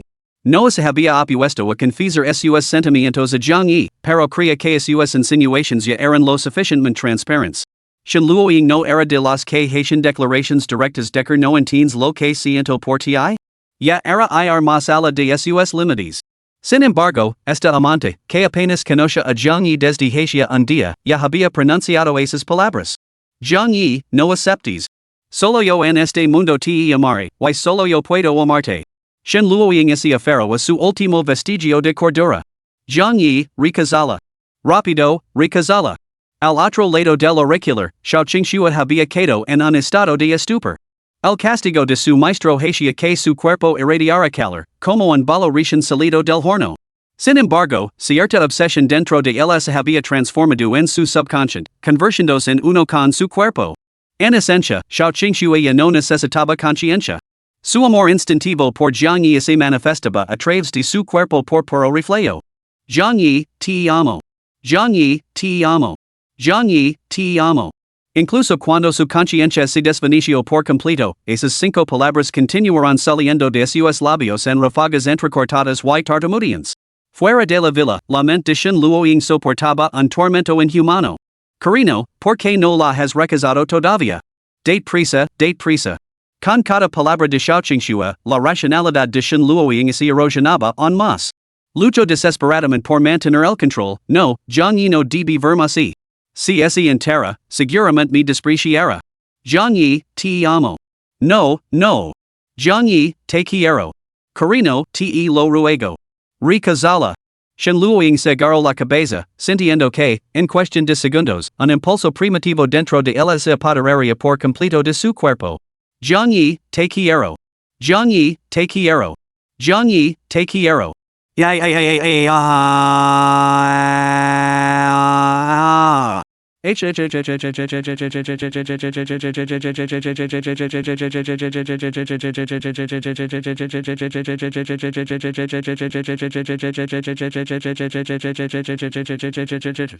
Su risa era confusa, tenida de locura. Bajo la luz de la luna, su cabello rosa se mecía con la brisa, sus ojos eran como agujeros negros carmesí, completamente desprovistos de su antiguo brillo. Shenluoying había sufrido una transformación, convirtiéndose en un espectro rosa empeñado en reclamar las vidas de esa pareja adúltera. Afortunadamente, no había nadie más cerca y Xiao Qingxue ya había perdido el conocimiento. De lo contrario, podría haber asustado a alguien hasta la muerte. Pum. Sus puños golpeaban con fuerza la puerta de la villa. Jaja. Zhang Yi, abrió la puerta. Nadie lu respondió. Zhang Yi no tengas miedo, no te herdamo. Abrió la puerta, por favor. Nadie lu respondió. Jaja, Zhang Yi, te voy a dar una última oportunidad. Contaré hasta 3. Si no la abres. Inclinó la cabeza. Habrá un castigo muy terrible. Conservando un último atisbo de cordura, desbloqueó su teléfono y marcó el número del mayordomo. Zhang Yi, te quiero. Zhang Yi, te quiero. Xiao Qingxue no roncaba mientras dormía, ya que esas 5 palabras habían sustituido a sus ronquidos. Cuanto más profundamente dormía, más repetía esas 5 palabras. Jaja. Finalmente, en ese momento, Shenluoying ya ni siquiera podía hablar, solo reía descontroladamente. Señorita, ¿pasa algo? Preguntó la voz del mayordomo al otro lado del teléfono. Jaja. Shenluoying permaneció en silencio, solo reía como una loca. Mayordomo? Señorita? ¿Ha pasado algo divertido?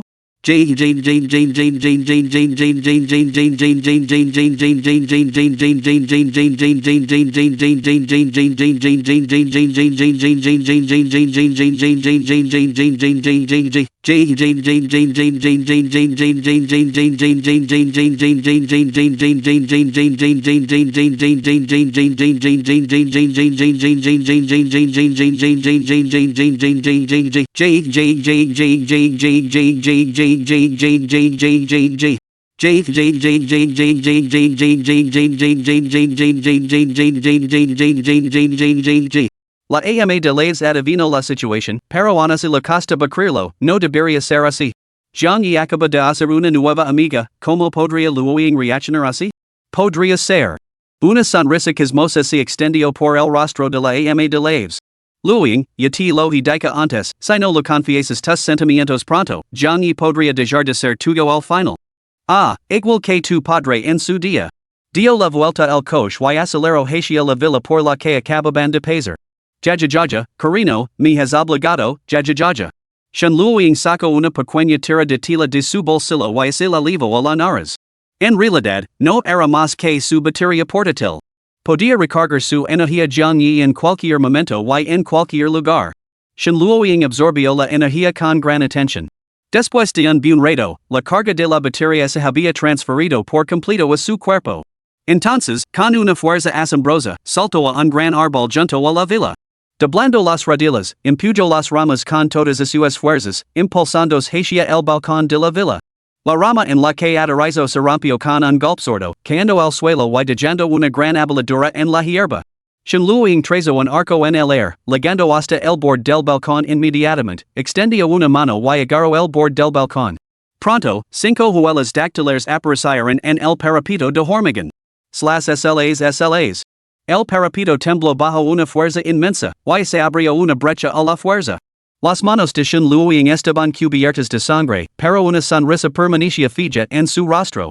Jajajaja Carino, he venido a por ti. Su otra mano agarró la barrera de hormigón. Con un poderoso impulso, balanceó su cuerpo sin esfuerzo por encima de la barandilla hasta el balcón de la villa. La puerta del balcón era transparente. A través del cristal, vio a Xiao Qingxue, inconsciente. Jajaja, así que esta es la pequeña amante? Jajaja, ¿dónde así ha metido mi amor? Jajajaja mi amor debe de estar escondido en algún sitio, no pasa nada, Carino. Jajajaja si mató a esta pequeña amante, mi amor saldrá, ¿no? Shen Luoying rugió de risa mientras rompía la ventana de cristal en 1000 pedazos. Los fragmentos de cristal volaron por los aires, lacerando las manos. Sin embargo, en ese estado, Shen Luoying no sentía ningún dolor. Su rostro se contorsionó mientras se acercaba lentamente a Xiao Qingxue y se agachaba a su lado. Jajajaja que chica tan guapa. Jajajaja que pena. La inteligencia de Shen Luoying se había evaporado por completo. Extendió la mano hacia la garganta de Xiao Qingxue. Jajajaja te estrangular. En el instante en que sus dedos tocaron el cuello de Xiao Qingxue, la electricidad acumulada en el cuerpo de Xiao Qingxue se descargó instantáneamente en Shen Luoying. Ha. Completamente desprevenida, la corriente recorrió cada centímetro de la piel de Shen Luoying.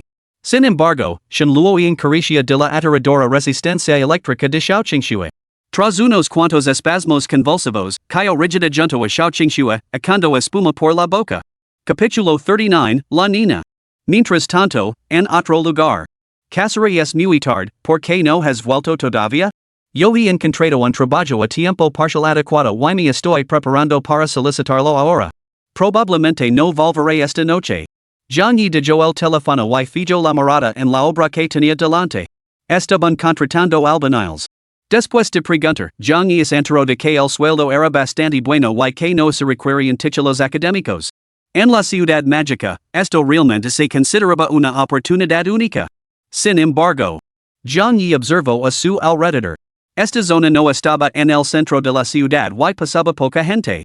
La mayoría despreciaba el trabajo de albañil por considerarlo indigno. El anuncio de contratación llevaba días colgado, pero pocos se habían presentado. Una bendición del cielo. Pensó Jiang Yi, sintiendo que su suerte cambiaba. Pedió más dinero prestado a la casera lotería a una deuda hasta el año siguiente. De hecho, gracias a su padre, Jiang Yi no tenía un centavo y dependía de los préstamos de Shen Luoying para sus gastos diarios. Sin embargo, esto tenía conditions.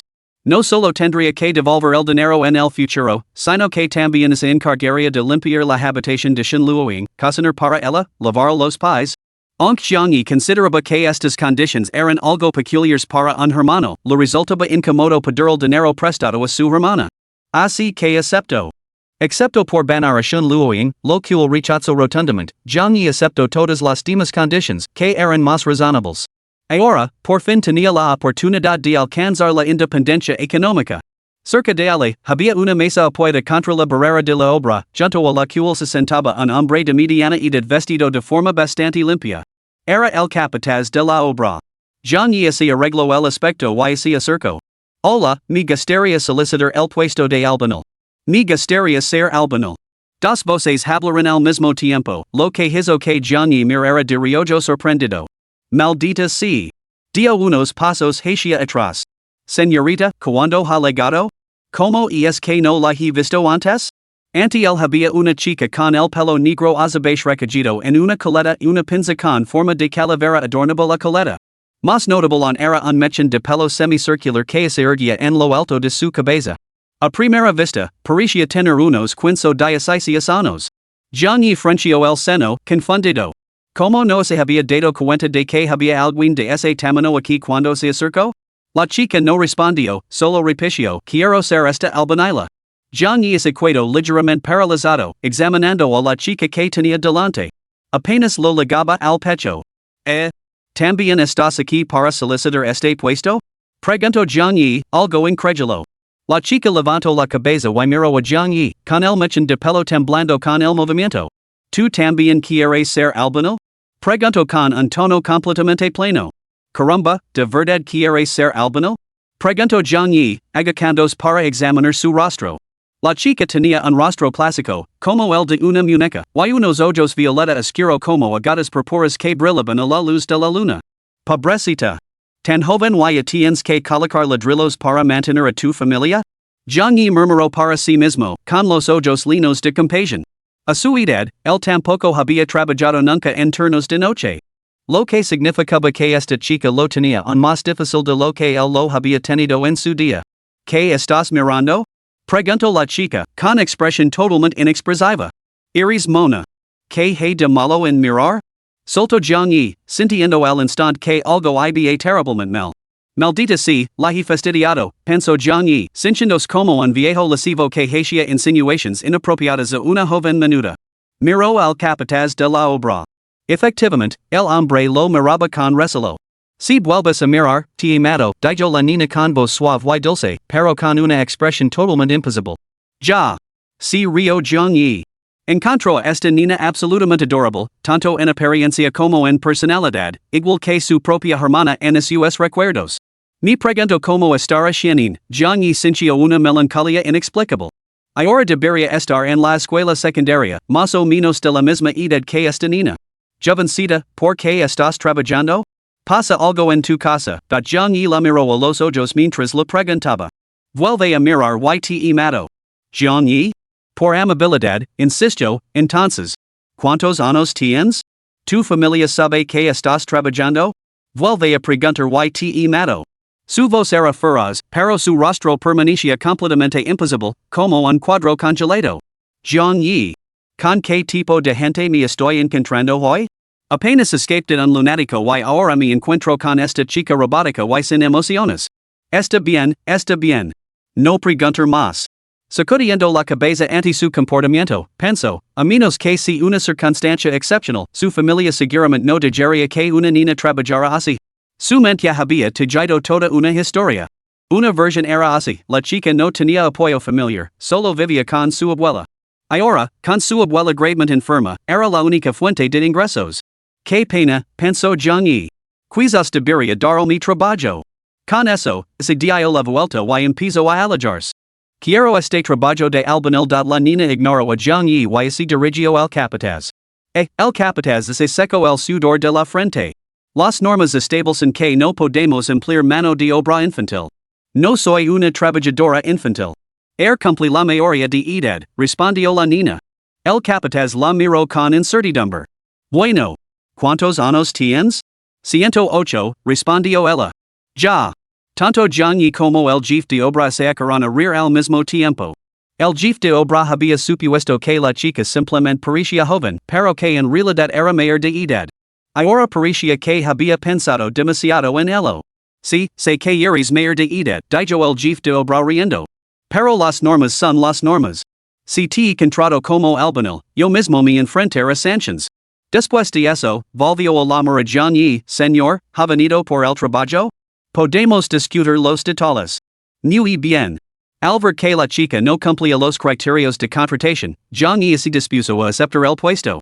El encargado de la obra sacó una pirulita de su bolsillo, era para mi hija. Ahora puede cuidársela usted. La niña no cogió el piruli. Se giró hacia un lado y miró a John y. ¿Te apetece competir conmigo? Se dirigió al capataz, soy más fuerte que él. John y sonrió, sin tomarse en serio las palabras de la niña. Al contrario, le pareció aún más entrenable. Lo siento, pequeña, hoy estoy un poco ocupado. No puedo competir contigo. John y respondió. Y es cierto, Nina. Vida casa ahora. Si realmente estás atascada, puedo ayudar con el dinero del viaje, ofreció el capataz. Si te niegas a competir, te matar, afirmó la niña con frialdad. Oh, querido señor.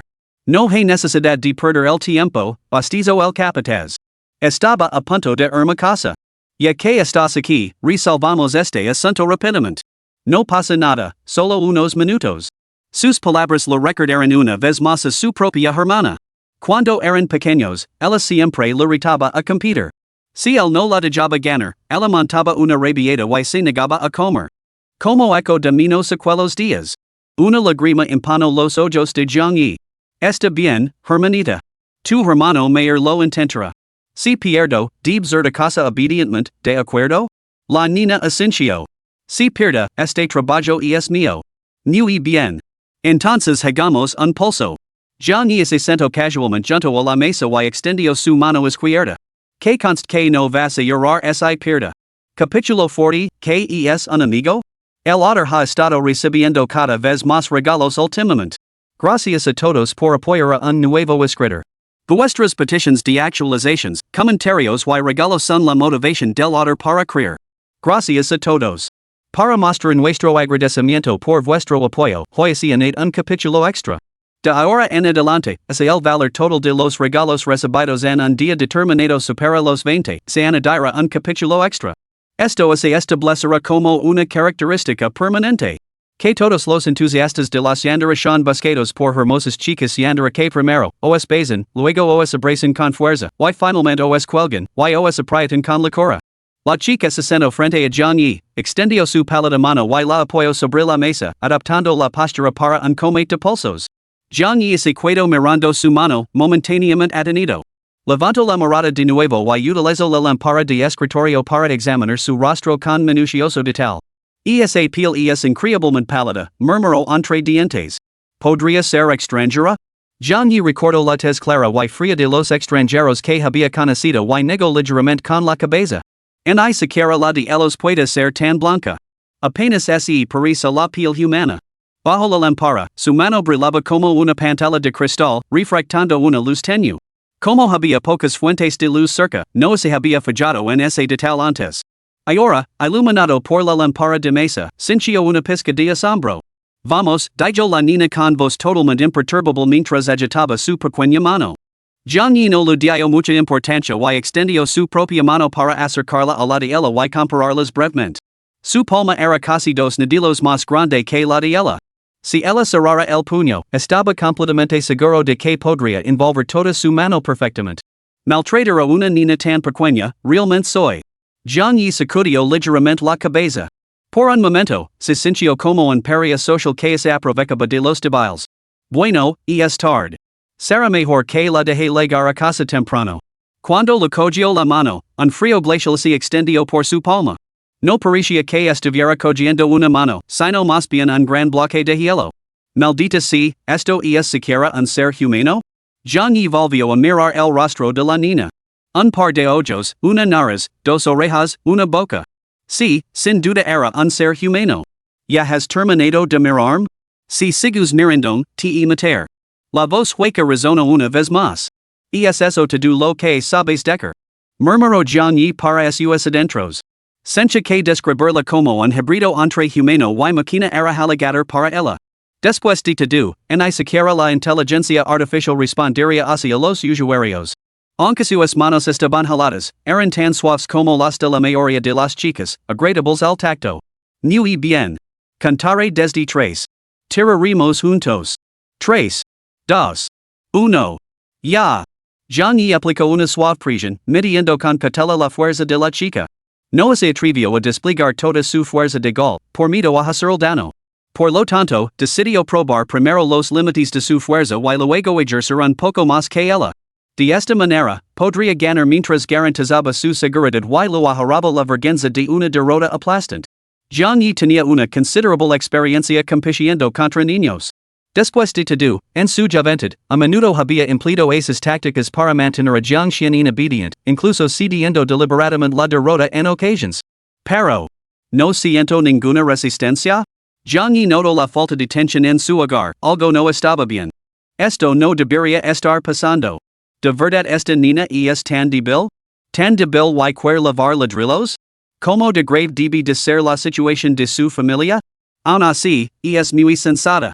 Jiang Yi se sencha en conflicto, a la vez compasiva y conmovida. Quizás debería adaptarla como mi hermana pequeña. O invitarla a nuestra casa a jugar. Jiang Yi reflexionó, puede que no parezca muy inteligente, pero es muy entrenable. No solo yo, sino que la casera también la adoraría. Levantó la cabeza, con una suave sonrisa en los labios, y preguntó, ¿cómo te llamas? Ya se lo había preguntado una vez, pero la niña no había respondido. No debí parecer lo suficientemente amable, pensó. Tengo que comportarme como un hermano mayor como es debido. Vuelve a preguntármelo y te mato. El mechón de pelo de la niña se erizó ligeramente, dejando de estar lacio. Su reacción era totalmente previsible. Tras pensarlo un momento, lo intentó de nuevo, bueno, entonces. ¿Te gustaría ser mi amiga?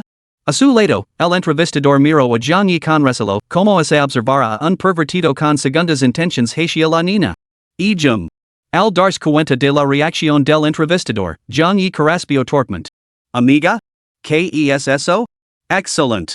Esta niña por fin ha dejado de gritar sobre asesinatos. Jiang Yi sintió con satisfacción. Sin embargo, rápidamente se puso en guardia y abrió los ojos con sorpresa. Espera, ¿qué acabas de decir? ¿No sabes lo que es un amigo? El supervisor parecía igualmente asombrado. Incluso su hija, que acababa de empezar el jardín de infancia, entendía lo que era un amigo. ¿Cómo era posible que ella no lo supiera? Un amigo. ¿Qué es? La niña permaneció inexpresiva, pero su mechón de pelo se movió, formando un signo de interrogación sobre su cabeza. Jiang Yi se elevó la otra mano a la frente, momentáneamente sin saber qué decir. Pedirle a una persona normal que explicara que es un amigo era, en sí mismo, una petición anormal. Jiang Yi estaba seguro de que esta niña debía de provenir de una familia terriblemente trágica. De lo contrario, incluso alguien sin amigos no debería desconocer lo que es la amistad. Un amigo es. Dios mío, ¿cómo explicarlo? El cerebro de Jiang Yi se puso a 1000 por hora. Alguien con quien formas un vínculo profundo en la vida. Oh. La chica se detuvo 2 segundos antes de preguntar, ¿qué es un vínculo? Jiang Yi? ¿Responsable? Esto es real. Jiang Yi se quedó en silencio, mirando fijamente el rostro frío y inexpresivo de la chica. Al instante lo comprendió, no es solo que no tenga expresión, es que realmente no tiene ningún deseo de hacer ninguna expresión facial. Con todos estos factores acumulandos, los instintos protectores innatos de Jiang Yi alcanzaron su punto álgido. Una chica tan inocente en la sociedad, se aprovecharon completamente de ella. Pensó Jiang Yi. Decidió proteger a la chica que tenía delante a toda costa. Anhelaba llevarla a casa y protegerla del peligro para siempre. Una chica tan inocente en este mundo, se aprovecharon de ella, pensó el supervisor, mirando a Jiang Yi con desagrado. Era evidente que el joven que tenía delante albergaba intenciones inapropiadas hacia la chica. La emoción es simplemente como percibes a una persona o una situación, intentó explicar Jiang Yi. La chica escuchó, asintiendo con la cabeza con una mirada de medio entendimiento. Ya veo. ¿Continuamos con la competición? Jiang Yi asintió. Casi se había olvidado de la competición de pulsos. Muy bien, ahora voy a aplicar un poco de presión. Tenlo en cuenta. John y aprieto ligeramente el puño. Esto debería ser suficiente, ¿no? Capítulo 41, Pulsos. John y aplicó un poco más de presión, observando atentamente la expresión de la chica. Si mostraba algún signo de dolor, inmediatamente aflojaría. Sin embargo, para su sorpresa, la chica permaneció completamente impasible, con el rostro inexpresivo, imposibilitando leer sus pensamientos. Su muñeca no se movió en un centímetro, aparentemente sin verse afectada por la fuerza de Zhang Yi. Al fin y al cabo, tienes fuerza. Te subestime, pequeña, pensó Zhang Yi para sí mismo, aumentando ligeramente la presión. ¿Y es demasiado? Se preocupó. Después de todo, la fuerza que había utilizado al echar un pulso a la casera era comparable a esta. La casera poseía una fuerza considerable para ser una mujer. Esta niña probablemente no podría soportar tal fuerza. Sin embargo, la mano de la niña permanecía firmemente suspendida en el aire, tan inmóvil como una escultura. ¿Qué estás haciendo? Deprisa, gruñó el supervisor, mirando el lugar bloqueado de Zhang Yi con expresión cada vez más sombría. Sospechaba que el pulso era solo un pretexto para algún comportamiento lascivo. ¿Eso es todo lo que tienes? Preguntó la niña con frialdad. ¿Estás a la altura o no? ¿Qué? Las palabras incendiaron una ira inexplicable en Zhang Yi. Después de todo, esto tocaba un código fundamental grabado en el ADN de un hombre nunca debe admitir la derrota. Se pueden criticar directamente las deficiencias específicas de un hombre, pero nunca se debe insinuar, con vagos insinuations, que eres inadecuado. Además, cuando ese comentario proviene de alguien percibido como más débil, el dolor es doblemente potente, especialmente cuando la persona que tenía delante era una chica que no podía levantar un pollo. La cara de Zhang Yi se sonrojó. No era por el esfuerzo, ni por la vergüenza de coger la mano de la chica. Era simplemente calor. No es más que una niña. No puedo dejar que esto me afecte. Exacto. Comete. Respira hondo. Zhang Yi se esforzó por mantener una sonrisa plácida, pero la furia reprimida no encontraba salida. Lo subió a la cabeza, enrojeciendo el rostro y haciendo que los salieran volutas de vapor por la nariz. Parecía una máquina de vapor liberando presión. Se dijo a sí mismo que no debía dejar que las palabras de una niña lo afectaran, pero su hogar se tensó involuntariamente. No había remedio, para un joven rebosante de vigor juvenil como Zhang Yi, este instinto primario era imposible de reprimir. Sin embargo, para su sorpresa, la niña no se vio afectada por su fuerza. Seguían enzarzados en un empate. No puede ser. ¿De verdad tiene tanta fuerza? Pensó Zhang Yi con incredulidad. Espera. Yo. ¿Seguro que no voy a perder? Una idea inquietante surgió en la mente de Zhang Yi mientras miraba a la frágil niña que tenía delante. Imposible. ¿Cómo podría perder? En el instituto, pocos compañeros de clase podían ganar en un pulso. En ni siquiera el representante de educación física era rival para él. Aparte su padre, Zhang Ling y Zhang Ting, que tenían una ventaja natural sobre él, Zhang Yi nunca había encontrado a nadie que la superara en un concurso de pulsos. ¿Te queda algo de fuerza? ¿Qué has dicho? Zhang Yi no lo había procesado. ¿Te queda algo de fuerza? Zhang Yi? Zhang Yi dirigió su mirada hacia la niña que tenía delante, que lo observaba impasible. Si ese es tu limite, dar por terminado el comete. La niña hablaba como si se tratara de un asunto trivial, como si pudiera hacer el perder cuando quisiera. Tú, tienes que estar bromando. Zhang Yi jadiaba buscando air. Así que esta niña no lo había tomado en serio en absoluto? Muy bien, jovencita. Hoy, tu hermano mayor te dará una lección. La lastima en los ojos de Zhang Yi se desvaneció como el humo, sustituida por una furia indescriptible que lo robó la razón. Lo único que quedaba era un ardiente deseo de victoria. Zhang Yi no se contuvo, reuniendo cada gramo de fuerza para darlo todo. Imagino a la niña perdiendo el comete en el instante siguiente y luego haciendo una rabieta. El pensamiento lo invadió como una emoción inexplicable, saturando cada célula.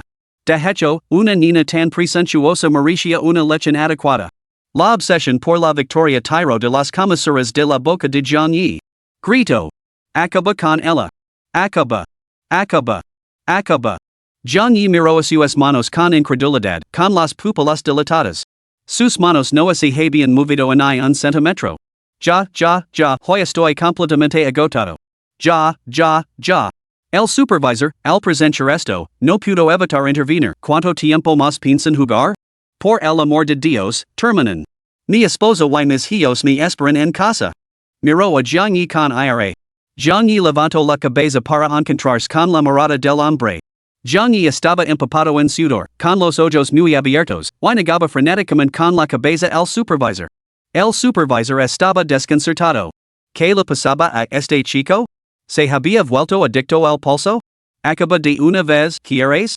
Lo instó el gerente Jiang Yi. Jiang Yi tenía toda la cara humante, con una expresión de agonía, como si se hubiera tragado un puñado de ole. Oh, respondió la niña. Entonces. Pum. Sus manos se movieron y, en un instante, el brazo de Jiang Yi quedó inmovilizado. Maldita sea, tío, ¿a qué estás llegando? Espito finalmente el gerente. ¿Estás aquí para trabajar o para entretenerla? Que me parta un rayo. Antes de que pudiera terminar. Crack. La mesa de madera se partió por la mitad, rompiéndose en dos mitades. Al mismo tiempo, las patas de la mesa se agrietaron centímetro a centímetro, rompiéndose en pedazos. Crash. La mesa se derrumbó. Ea. Jiang Yi liberó su mano del lugar de la niña. Sencha como se lo estuvieran rompiendo los huesos. La sangre brotaba de la herida donde las astillas le habían desgarrado la piel, manchando el dorso de su mano de color carmesí. La niña se quedó inmóvil, mirando la sangre que goteaba de la mano de Jiang Yi, perdida en sus pensamientos. Tú. Las pupilas del gerente se dilataron por el terror. Perdió el equilibrio y se desplomó en el suelo. Jiang Yi fijó la mirada en la niña que tenía delante. ¿Quién eres exactamente? Esto no puede ser. Esta no es una fuerza que un humano puede poseer. Jiang Yi se agarró la mano empapada de sangre, apretando los dientes. ¿Podría ser que me he encontrado con un fantasma?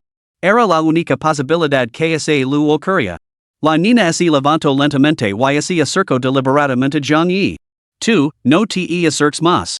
Las piernas de Jiang Yi temblaban ligeramente mientras retrocedía lentamente hacia la pared. Por segunda vez ese día, sintió que su vida estaba en peligro. La niña se limitó a mirar en silencio su mano, moviendo la garganta de forma casi imperceptible. Después de un largo momento, levantó la cabeza y miró directamente a los ojos de Jiang Yi. ¿Podemos ser amigos? Capítulo 42, Amigo, juegas muy bien. No hay tiempo para explications, sube al coche. El capataz de la obra, Alvaresto, salió corriendo.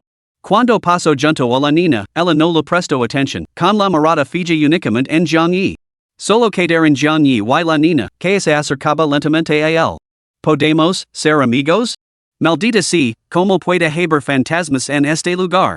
Jiang Yi se apoyó contra la pared, con una mano firme presionada contra ella, diciendo poder aprender a atravesar paredes o fusionarse con la superficie en ese momento. Recordó las palabras que la niña había dicho antes. Tengo 108 años. Una palabra más, y matar. Así que todo era cierto? Este lugar era aterrador. Jadeando pesadamente, miró fijamente a la niña que se acercaba lentamente a él. Recordó los espíritus vengativos que había visto en el anime, algunos hacían precisamente esta pregunta. Si respondías que sí, te convertías en el jiguit del espíritu. Si respondías que no, te mataban al instante. Así que era una situación sin salida. Maldita sea, piensa en algo. Pero su mente se quedó en blanco. Maldita sea, deja de pensar y correr. Pero. ¿Cómo?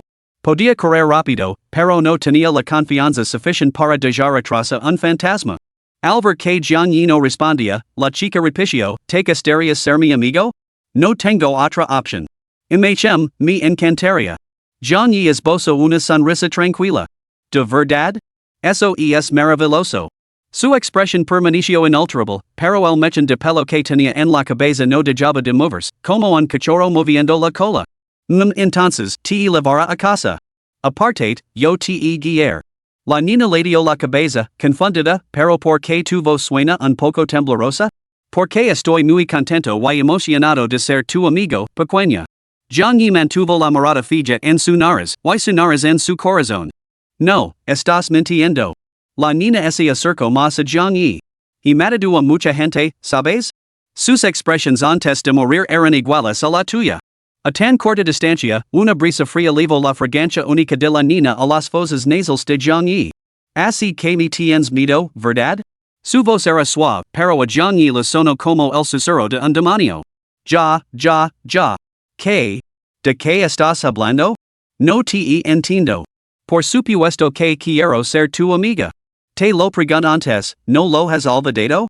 La niña reflexionó un momento antes de asentir. Ah, sí, me preguntaste si quería ser tu amiga. Sí, sí, sí. Así que realmente quiero ser tu amigo. John Yi estaba perdido.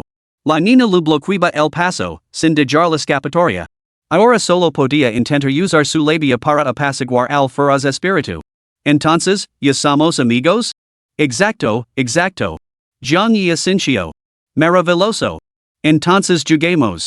La voz de la niña se volvió cada vez más hueca. ¿De acuerdo? ¿A qué te gustaría jugar? John Yi buscaba formas de ganar tiempo. Una vez que saliera el sol, este fantasma debería desaparecer, ¿no? Solo tenía que sobrevivir a la noche. La niña se humedeció los labios, vamos a lamernos las palmas de las manos. Mientras hablaba, el mechón de pelo que tenía en la cabeza se erizó lentamente, formando un corazón. John Yi? ¿Qué tipo de juego tan extraño es este?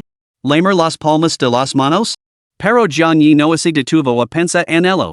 Fuera lo que dijera el fantasma, él simplemente obedecería. Después de todo, para él ahora, sobrevivir era lo más importante. Asintió con la cabeza en señal de acuerdo. Entonces, yo ir primero. El tono de la chica era inusualmente emocionado. Dio dos pasos hacia adelante y agarró directamente la mano herida de John Yi. La sensación helada recorrió su brazo y luego hasta su cerebro, haciendo temblar involuntariamente. Al mismo tiempo, sintió que algo no estaba bien. La chica ahora era como un fantasma completamente diferente al de hacía unos momentos. Sus ojos estaban llenos de devoción extasida mientras miraba la mano de John Yi, como se contemplara algún tesoro mundano. Ya. Unos hilos de aliento cálido escapaban de sus labios, cada vez más rápidos y pronunciados con cada exhalación. Una niebla de vapor se enroscaba alrededor de la palma de John Yi, aportando un ligero calor a su mano helada. Maldita sea, ¿cómo puede un fantasma tener calor? Se quedó boquiabierto John Yi, completamente incrédulo. Entonces, la chica levantó suavemente su mano hasta sus labios, cerró lentamente los ojos y la besó con ternura. John Yi nunca había experimentado una sensación así. En el momento en que sus labios tocaron su mano, su cuerpo se estremeció como si le hubiera alcanzado un rayo y instintivamente intentó retirar la mano, pero los dedos de la chica se cerraron como un tornillo de banco, agarrando la muñeca con firmeza. Entonces, una suavidad indescriptible invadió su palma. La lengua de la chica se deslizó, rozando ligeramente su piel como una libélula que roza el agua, una y otra vez. A John Yi lo recordó como su gato lamía el agua de su cuenco, con la lengua entrando y saliendo con cada suave caricia. Esto es bastante agradable. La lengua de la chica transmitía una pizca de calidez, y John Yi sucumbió momentáneamente a esta fantástica sensación. ¿En qué demonios estoy pensando? Minutos más tarde, John Yi sacó a sus pensamientos de las nubes. ¿Ya hemos terminado? Preguntó John Yi. Preguntó. Como si lo hubiera oído perfectamente, se acercó aún más. Con una mano lo agarró la muñeca y con la otra lo acarició los dedos, colocando la palma de la mano plana delante de ella. Luego, cambiando de ángulo, comenzó a extender la sustancia por su piel con movimientos lentos y deliberados, como se entera pan con mantequilla. Via, John Yi aspiró bruscamente. Esto es, jodidamente ridículo. Sorprendentemente, el dolor en su palma desapareció. La chica había lamido hasta la última gota de sangre. ¿Ya está? Sí, preguntó John Yi. Pronto, la chica abrió los ojos. Sus pupilas carmesíes se fijaron intensamente en él. Ser tu amiga es realmente maravilloso, murmuró sin aliento, con la mirada perdida. ¿Por qué? Amigo. ¿Juels tan bien? John Yi? Antes de que John Yi pudiera procesarlo, la chica volvió a sacar la lengua, pero esta vez su objetivo era claro, la herida en el dorso de su mano. Una sensación de suavidad mezclada con un cosquilleo recorrió el cuerpo de John Yi. La chica presionó con fuerza contra su herida y, al poco tiempo, su propia herida comenzó a supurar un hilo de sangre. Espera un momento. Esta escena parecía totalmente incorrecta, como si la chica estuviera usando su, para forzar, la palma de John Yi. Las acciones de la chica resultaron efectivas. La herida de John Yi, apenas curada, como una presa que se rompe, comenzó a sangrar de nuevo. Entonces, devoró con avidez su bocadillo nocturno. No importaba lo que dijera John Yi, ella parecía sorda a sus palabras, totalmente absorta en su comida.